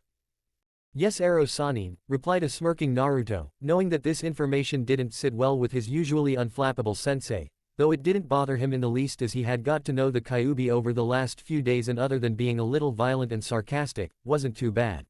I can also use his skill at chakra sensing now. Jiraiya gave Naruto a long look after the explanation, and decided that Naruto appeared to have everything under control, and he would let that continue and not get involved unless he had to. He then asked Naruto to summon a new pair of toads, as he was graduating up to the next level of toad chasing and was encouraged to try and use the fox's yukai to boost his stats. It took a while until Naruto was able to call upon the fox's yukai consistently, and it was very difficult to deal with the psychological aspects of having demon yukai running through you as you were trying to boost your body. Eventually, Naruto found the right balance and was able to hold the yukai and strengthen his body to almost double its usual capacity, and worked on getting that balance to feel right. Of course, with all the work he was putting into accepting the yukai, it became easier over the next few hours, and he had to continually pull on more and try to keep it balanced, never knowing that he was constantly pulling more and more of it. By the end of that first full day of trying it, Naruto was told by the fox that he was very close to being able to attempt a one-tail Biju cloak, which Jiraiya was very excited and nervous about simultaneously, but promised to work on it with him tomorrow. Their training the next day was put on hold however, when Naruto woke up to the memories of his civilian councilman clone for Zumi Rabichin, having received the first shipment of sound ninja to hire and place throughout his restaurants. Instead, with Naru's help getting to the Hokage, they were able to turn the tables on the arriving sound ninja, and Naruto and Jiraiya had them all collected and sent to torture and interrogation by the end of the day. It pushed his personal training back a day, but was in fact a great thing for Naruto, as Jiraiya had let him go after most of the new arrivals to test himself and his growing ninja skills in real-life situations, and the variety was a nice distraction and a chance to see what worked better and what still needed some training to further develop. For the next few days, Naruto continued to visit the summoning realm every day to continue working on developing the Biju one-tailed cloak in a protected environment, under the watchful gaze of Jiraiya and the toads. When he finally got the one-tailed Biju cloak to form, he felt incredible, as his speed and strength both shot through the roof to levels he was shocked at reaching. The biggest drawback to the Biju cloak though, was dealing with the anger and malevolence tied into the fox's chakra, and that he could only currently hold it for about a minute at a time, but would continue to grow and push that limit to make it more usable. "Not bad kid," spoke Jiraiya after watching Naruto successfully keep up the Biju cloak for a minute, and now trying to work off the overflowing anger that always remained long after the cloak itself, and was proud of what he had already accomplished in just the first 2 weeks of real training. "When you are ready, I want to introduce you to Ma and Pa. They are the elder toads I usually work with, and want to meet you." "I'm ready, pervy sage," came Naruto's boisterous voice after another few moments of catching his breath and calming down after the cloak dissolved. The meeting of the two older and surprisingly smaller toads went quite well though, and Naruto was given a demonstration to help him understand the importance of these two elder toads in relation to Jiraiya's own sage mode. The sage mode he used completely blew his one-tailed Biju cloak out of the water, but he was promised that there were plenty more tails to use in his cloak, and if he progressed well, could maybe even learn sage mode himself in the future. Naruto really enjoyed the two elder toads, and loved how they gave Jiraiya such a hard time regarding pretty much everything, and knew they would get along great in the future. He was also really impressed with everything Jiraiya was teaching him and helping him with, and couldn't believe just how much he had advanced in so little time, and vowed to continue growing in order to protect Konoha. Naruto didn't waste his time in the summoning realm either, as he had several dozen clones learning various skills and tricks from the many available toads simultaneously, so as to maximize what he was getting out of the training. He had toads teaching him their style of taijutsu, sword fighting, and fuinjutsu around the clock, and had really progressed in all of those areas as well, while the original worked with Jiraiya and the Biju cloak. The routine was again disrupted several days later at just around the 2-week mark, when the civilian council member, Utane Habashi, was approached by a group from Sand that his newest help had arrived. Naruto's clone, still acting as the civilian council member, was able to get word to Sarutobi and Jiraiya, and were able to capture the arriving Sand ninja before they were spread out throughout Konoha. With both of the attempted infiltration stopped by Naruto and Jiraiya, Konoha was able to learn from their many prisoners just what was being planned and why Sound and Sand had decided to work together in order to take out Konoha. Luckily, with knowledge of their supposed infiltration on the day of the Chunin exam finals, they were better equipped to deal with and mark all those from Sand and Sound that were trying to get tickets on the day and planned to be ready. Naruto got to sit in with Jiraiya, Sarutobi, and Shikaku Nara as they planned the defense of their village, and how best to spring the trap and turn the tables on those planning to invade Konoha. They were all expecting that Orochimaru was the main player behind the attack, as it was definitely like him, and he would want to accomplish many things in the confusion, including co-opting the last Uchiha that they refused to allow. Chapter 20, Chunin Finals. The final 2 weeks Naruto had to finish preparing for the Chunin exam finals flew by incredibly fast, as Konoha seemed to be overflowing with new people and visitors coming to see the ninja competition. He had spent a considerable amount of his time in the summoning realm working on his newly updated taijutsu and sword fighting styles, to better incorporate the toad styles into his own personal ones he was already learning. He had a pretty good idea how he was planning to take on all the challengers of this tournament, but knew it wasn't going to be easy with the likes of Gaara, Sasuke, and Neji still competing, not to mention when the planned invasion was taking place. The biggest thing of note to happen during the month was Naruto's late-night rescue of the Jonin Hayate Gecko, who had been attacked and left to bleed out on a rooftop from a wind blade attack. Naruto had just happened to be passing by after a late-night trip to Ichiraku's, when the Kyuubi noticed the chakra usage and had him go investigate. His arrival successfully scared off the attacker, but it was touch and go for most of the next day for the referee of the Chunin exams, final stage, and he was eventually replaced in order to hide his survival. Out of that unusual occurrence, came Naruto getting to meet the Anbu cat, also known as Yugao Azuki, who tracked him down and thanked him repeatedly for finding and bringing Hayate to the hospital in time to save him. She offered her services as a teacher if he ever needed her help in the ninja arts, and even gave him a small kiss on his cheek which made him turn bright red. Yugao was beautiful, she had long purple hair and warm brown eyes, and Naruto was quick to agree to anything she said, including a kenjutsu matchup for the following day to test how serious of a sword user he was. At the next day's lesson, Naruto demonstrated that he was by no means a slouch when it came to sword fighting, and Yugao complimented him many times during their little over an hour-long lesson spar. She asked who had been primarily training him, as he had several really good habits that could only come from a real good sword teacher, and simply raised her eye when he said he got several private lessons from Zabuza Momochi a month back. His clones and mom's notes had been the only real teacher he had, as he wasn't about to tell anyone about his blood clone currently traveling with and training under one of the former 7 swordsmen of the mist. Yugao was impressed nonetheless, and offered after the craziness from the Chunin exams were over, to continue his sword training and turn him into a legitimate kenjutsu master along with her fiancé Hayate Gecko when he fully recovered. Naruto was really happy to get the promised lessons and teaching, knowing that every little bit of it helped him and all of his clones improve, and was excited to have some way to visibly increase his kenjutsu skills. That way, him showing up one day after years of private training from his blood clone, a certified kenjutsu master out of the blue, people wouldn't be examining him for possession. The only other surprise to happen before the Chunin exam finals was on his lone trip to meet with Lee and Guy to check on them, and see how Lee was doing, having heard his ninja career was supposedly over. While trying to cheer up a visibly distraught Lee, who couldn't see how any injury would stop him from continuing to try and be a ninja, Gaara arrived practically zoned completely out and talking nonsense about feeding Mother Lee's blood. Luckily, Naruto's overpowered wind wall withstood the brunt of Gaara's quickly amassed sand, and Guy was quick to arrive in the next second to interrupt it getting any further out of hand. "Mother wants your blood too, Uzumaki," growled Gaara in a demonic-sounding voice that sent chills up the blonde's spine, as he remembered the words Gaara spoke to him after that failed assassination attempt, while he made his way towards the stadium for the final round to start. He was as ready as he could hope for as he walked to the stadium, remembering his promise to his Gigi last night about not trying to stretch himself too thin, and concentrate on the fight in front of him. They had met for a meal at Ichiraku's, and were able to talk for a bit about the supposed upcoming invasion they still expected from Sound and Sand, and how the Hokage had started criminal proceedings against the 3 corrupt members of the Civilian Council. All of their findings had been turned over to the other council members just last night, in an attempt to implicate and catch another pair of them in a compromising position that would warrant their removal as well. He was still unsure how much to listen to his Gigi's warnings though, as he could still keep most of his focus on the matches in front of him. His clones were a very valuable resource and were aplenty throughout Konoha. After he left dinner last night, he had continued spawning clones, 100 at a time that he split off to spread out throughout the underground tunnels underneath Konoha. Along with the several thousand that were already present, Konoha was currently playing host to over 20,000 Naruto shadow clones just lying in wait under every sector of the village except the one that he had yet to penetrate, but suspected led to another section of underground tunnels that were currently being used by someone else. The clones were all lying in wait for any signal that an invasion started, and were instructed to help out as much as possible by defending the civilians and protecting Konoha and his precious people.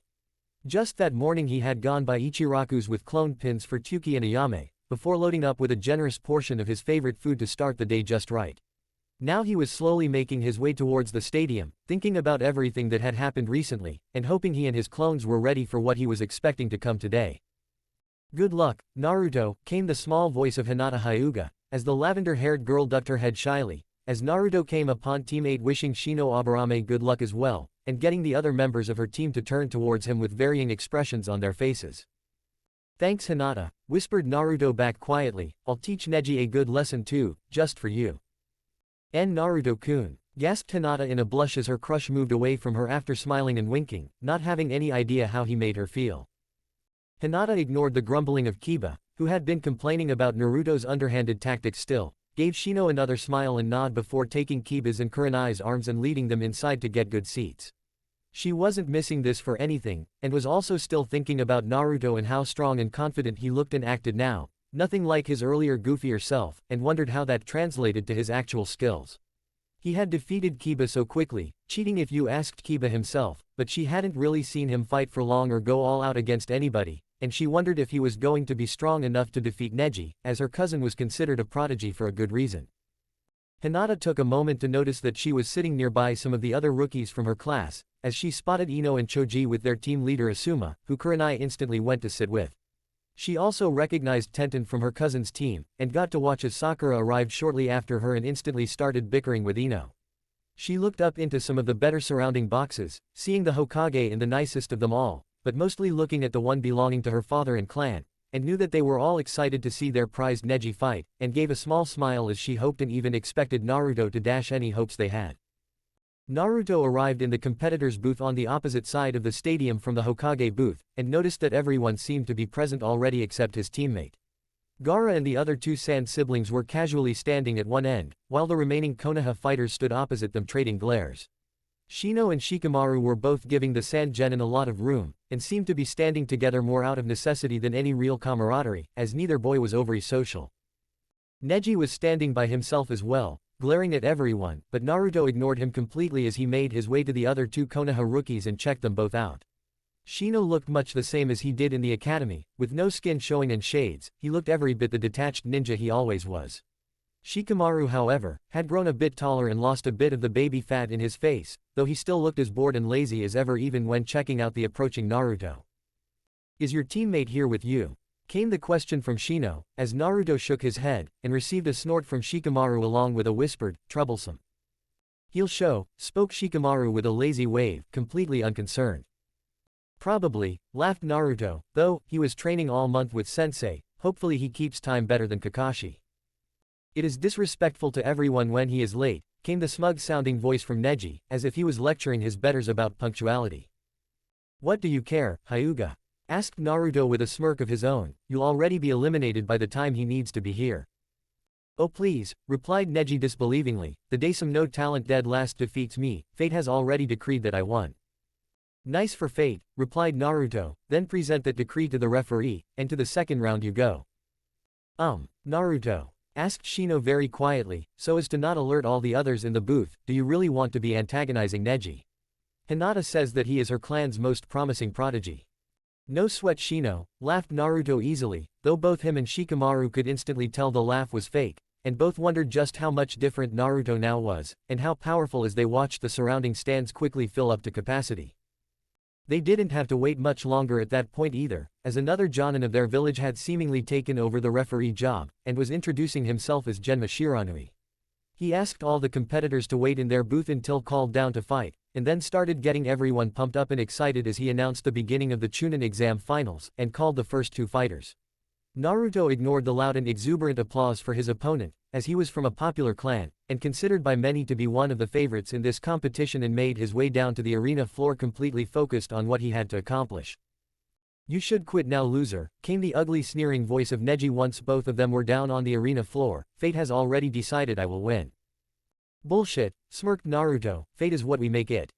During the little pre-match banter, Genma had moved off to the side, and received the start signal from the Hokage, and after making sure both fighters were ready to start, called them to begin as he disappeared from the middle of the arena to give them both space. Naruto had instantly crossed his fingers and spawned a large batch of clones, hiding more than half of them underground or as fallen debris while the smoke covered most of the arena floor. Neji, who had been completely sure of his inevitable victory, simply waited for Naruto as he had tried launching into another long diatribe about fate, and was left looking around the arena to see nothing but blonde-haired copies slowly encircling him and trying to overwhelm him early. "You can multiply 0 as much as you want," sneered Neji as he practically dismissed the clones, despite being able to see that every single one of them had a chakra network and looked identical to the original. 50 times 0 is still 0. Naruto, however, ignored Neji's attempts to get under his skin or intimidate him, and traded out with one of his hidden clones just in case Neji pulled something out he wasn't expecting or ready for, and directed his forces to close in an attack. The clones first started in small waves that continually grew in amounts until almost a dozen clones were attacking the skilled Hyuga at once, forcing him to speed through his taijutsu in order to keep up with the continuous stream of opponents he was being forced to take care of. Naruto, meanwhile, was continually respawning clones faster than Neji could eliminate them, as more and more started engaging the pale-eyed Hyuga prodigy until it was apparent he was struggling to keep up. "Heavenly rotation, Kaden," came the scream from inside the circling Naruto clones, causing Neji to start emitting a large amount of visible chakra as he spun his body so fast that a chakra barrier was brought up that instantly obliterated anything that touched it, including the nearest Naruto clones. The Kaden rotation took out at least 24 of the nearest clones as they had been surrounding Neji, and others attempted to penetrate it while it was already spinning as well. The moment Neji stopped his spinning though, the next nearest group of Naruto clones, all threw kunai and other weapons at him that had him have to instantly go right back into another spin. This time, the spin was much shorter, and Neji came out at the end of it much dizzier than he was previously, and could barely defend against the thrown projectiles that came his way this time. None of the hits were truly debilitating, but each of them did manage to slow Neji down a fraction in his movements, which would be more than enough for Naruto to end this fight. Neji screamed in rage as he looked out at the arena, and still only saw the dozens of surrounding Naruto clones, his rotations not doing enough to eliminate the overwhelming numbers this dead last blonde was using. Knowing he needed a break before he could use the Kaden again successfully, Neji started moving towards the surrounding clones, and taking them out with very well-placed attacks as his clan taijutsu allowed him to see and disperse each clone with a single hit of his chakra. The problem was simply that Naruto seemed to just keep making more clones, and Neji couldn't eliminate them fast enough to truly cut down on the overwhelming numbers, and knew he would run out of chakra long before he defeated them all. Deciding that his only chance was to take out the original, Neji slowly started moving towards where he assumed the original still was directing everything, while making it seem like he was slowing down some and losing to hopefully catch Naruto by surprise. It was definitely a surprise, when Neji roared out his next move, and seemed to start moving in an even faster blur as his hands started emitting small bursts of chakra as they hit the original Naruto multiple times. He can use the 8 trigrams 64 palms attack, gasped Hinata among the rookie spectators, none of whom understood the significance except for probably the senseis in her clan in their special boxes. It was a move along with the Kaden that were only taught to the main family. Bye bye Naruto, laughed Kiba as he watched the blonde get pummeled by Neji, and knew from a smaller version of that attack from Hinata that it wasn't pleasant having your chakra shut off, and this was the end for the blonde. Most people in the stands too, felt that Naruto was now caught by the Hyuga, who they all now expected to pull off the remarkable comeback as everyone knew you don't fight Hyugas in taijutsu for a reason. So, just about everybody was shocked when the Naruto, taking all of these blurred hits, simply exploded into smoke halfway through, upsetting Neji's balance and forcing him to fall over. Nobody saw what really happened next, as the smoke from the destruction of Naruto's shadow clone hid the original Naruto popping up through the ground and pulling Neji's limbs into the soft earth and trapping him there. When the smoke cleared, everyone was shocked to see a smirking Naruto standing over the trapped and defeated form of an exhausted Neji, as he held a kunai to his neck. The stands were completely silent, as one of the tournament favorites was defeated so easily by an unknown, who didn't really even have to go all out in order to win decidedly. The Hokage, and several others who knew what Naruto was truly capable of, were the first to congratulate and cheer for the winner of the first match.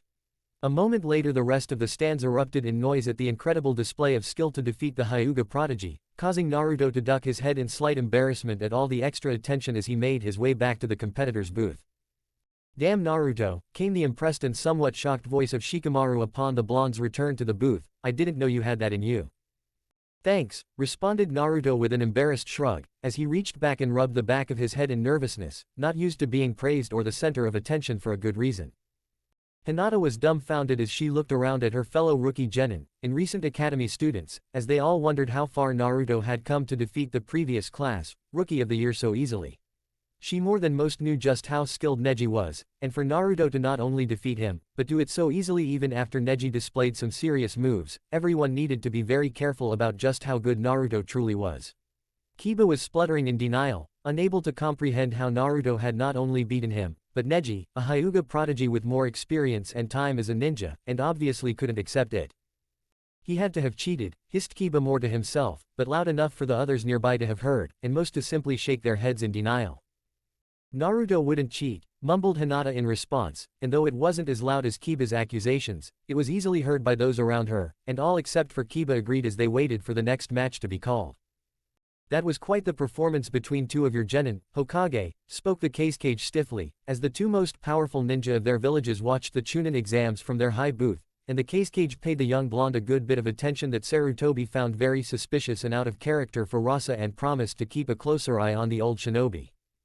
I agree, spoke Sarutobi Hiruzen fondly, Naruto has really come a long way.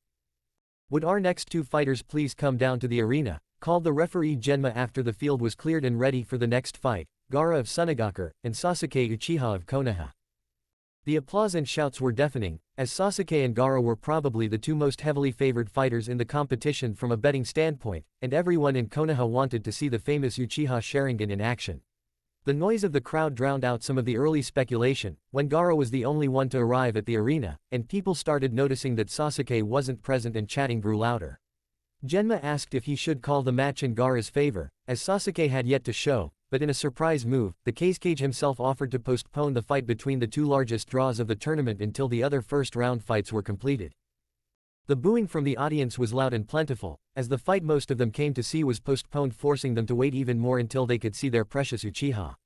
Even several of the competitors were unhappy that Sasuke was again being given special treatment just because of his clan, and Gaara was quickly losing whatever hold he had on his sanity and seemed about to erupt. Genma actually had to call the next fight several times until everyone could hear and respond, and then watched as Shina Aburame of Konoha was pit against Kankuro of Suna. "I forfeit," called out Kankuro before the match could even begin, causing the booing crowd to erupt all over again, that 2 matches in a row now had been cancelled or postponed when they all came to see some real fighting. "What?" came the curious question from Naruto as he glared at Kankuro, trying to figure out what the other kid was up to, and why he would deny his chance at career advancement, unless he was holding back for now. "He's up to something." "That is very unusual," spoke Shikamaru next to him, as they watched Shino make his way back up to the booth, his clothes and sunglasses hiding any indication of his agitation. "Well," started Naruto as he turned to Shikamaru, "looks like your turn came early, kick that Suna girl's ass."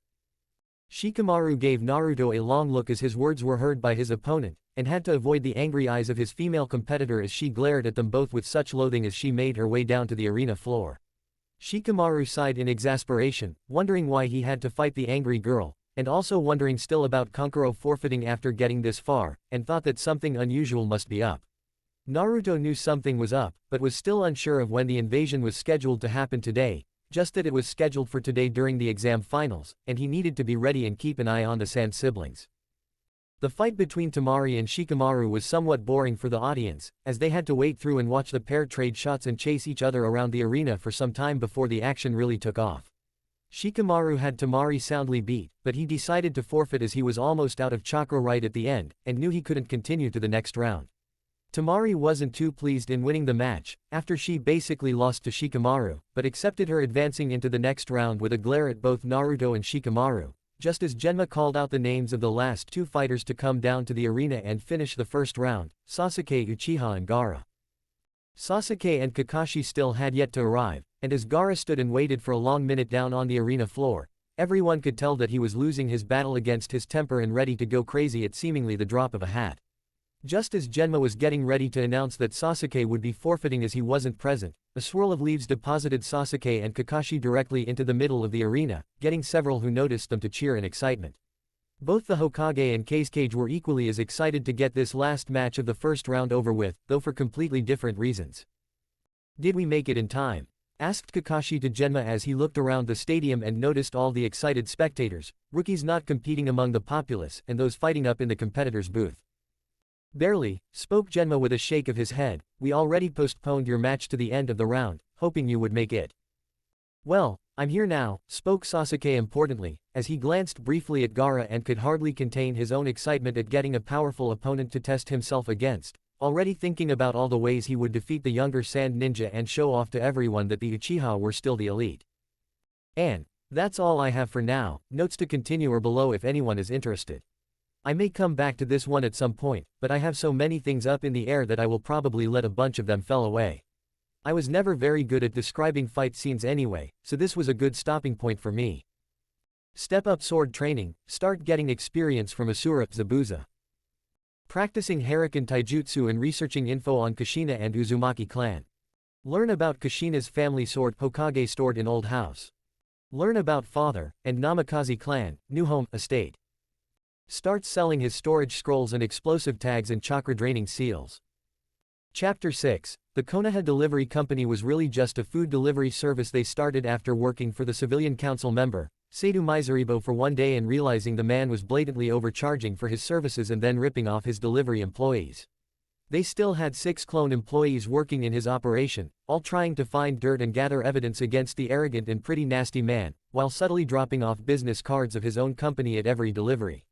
It was also through Miseribo that Naruto encountered the other 3 council members he now had clones working for.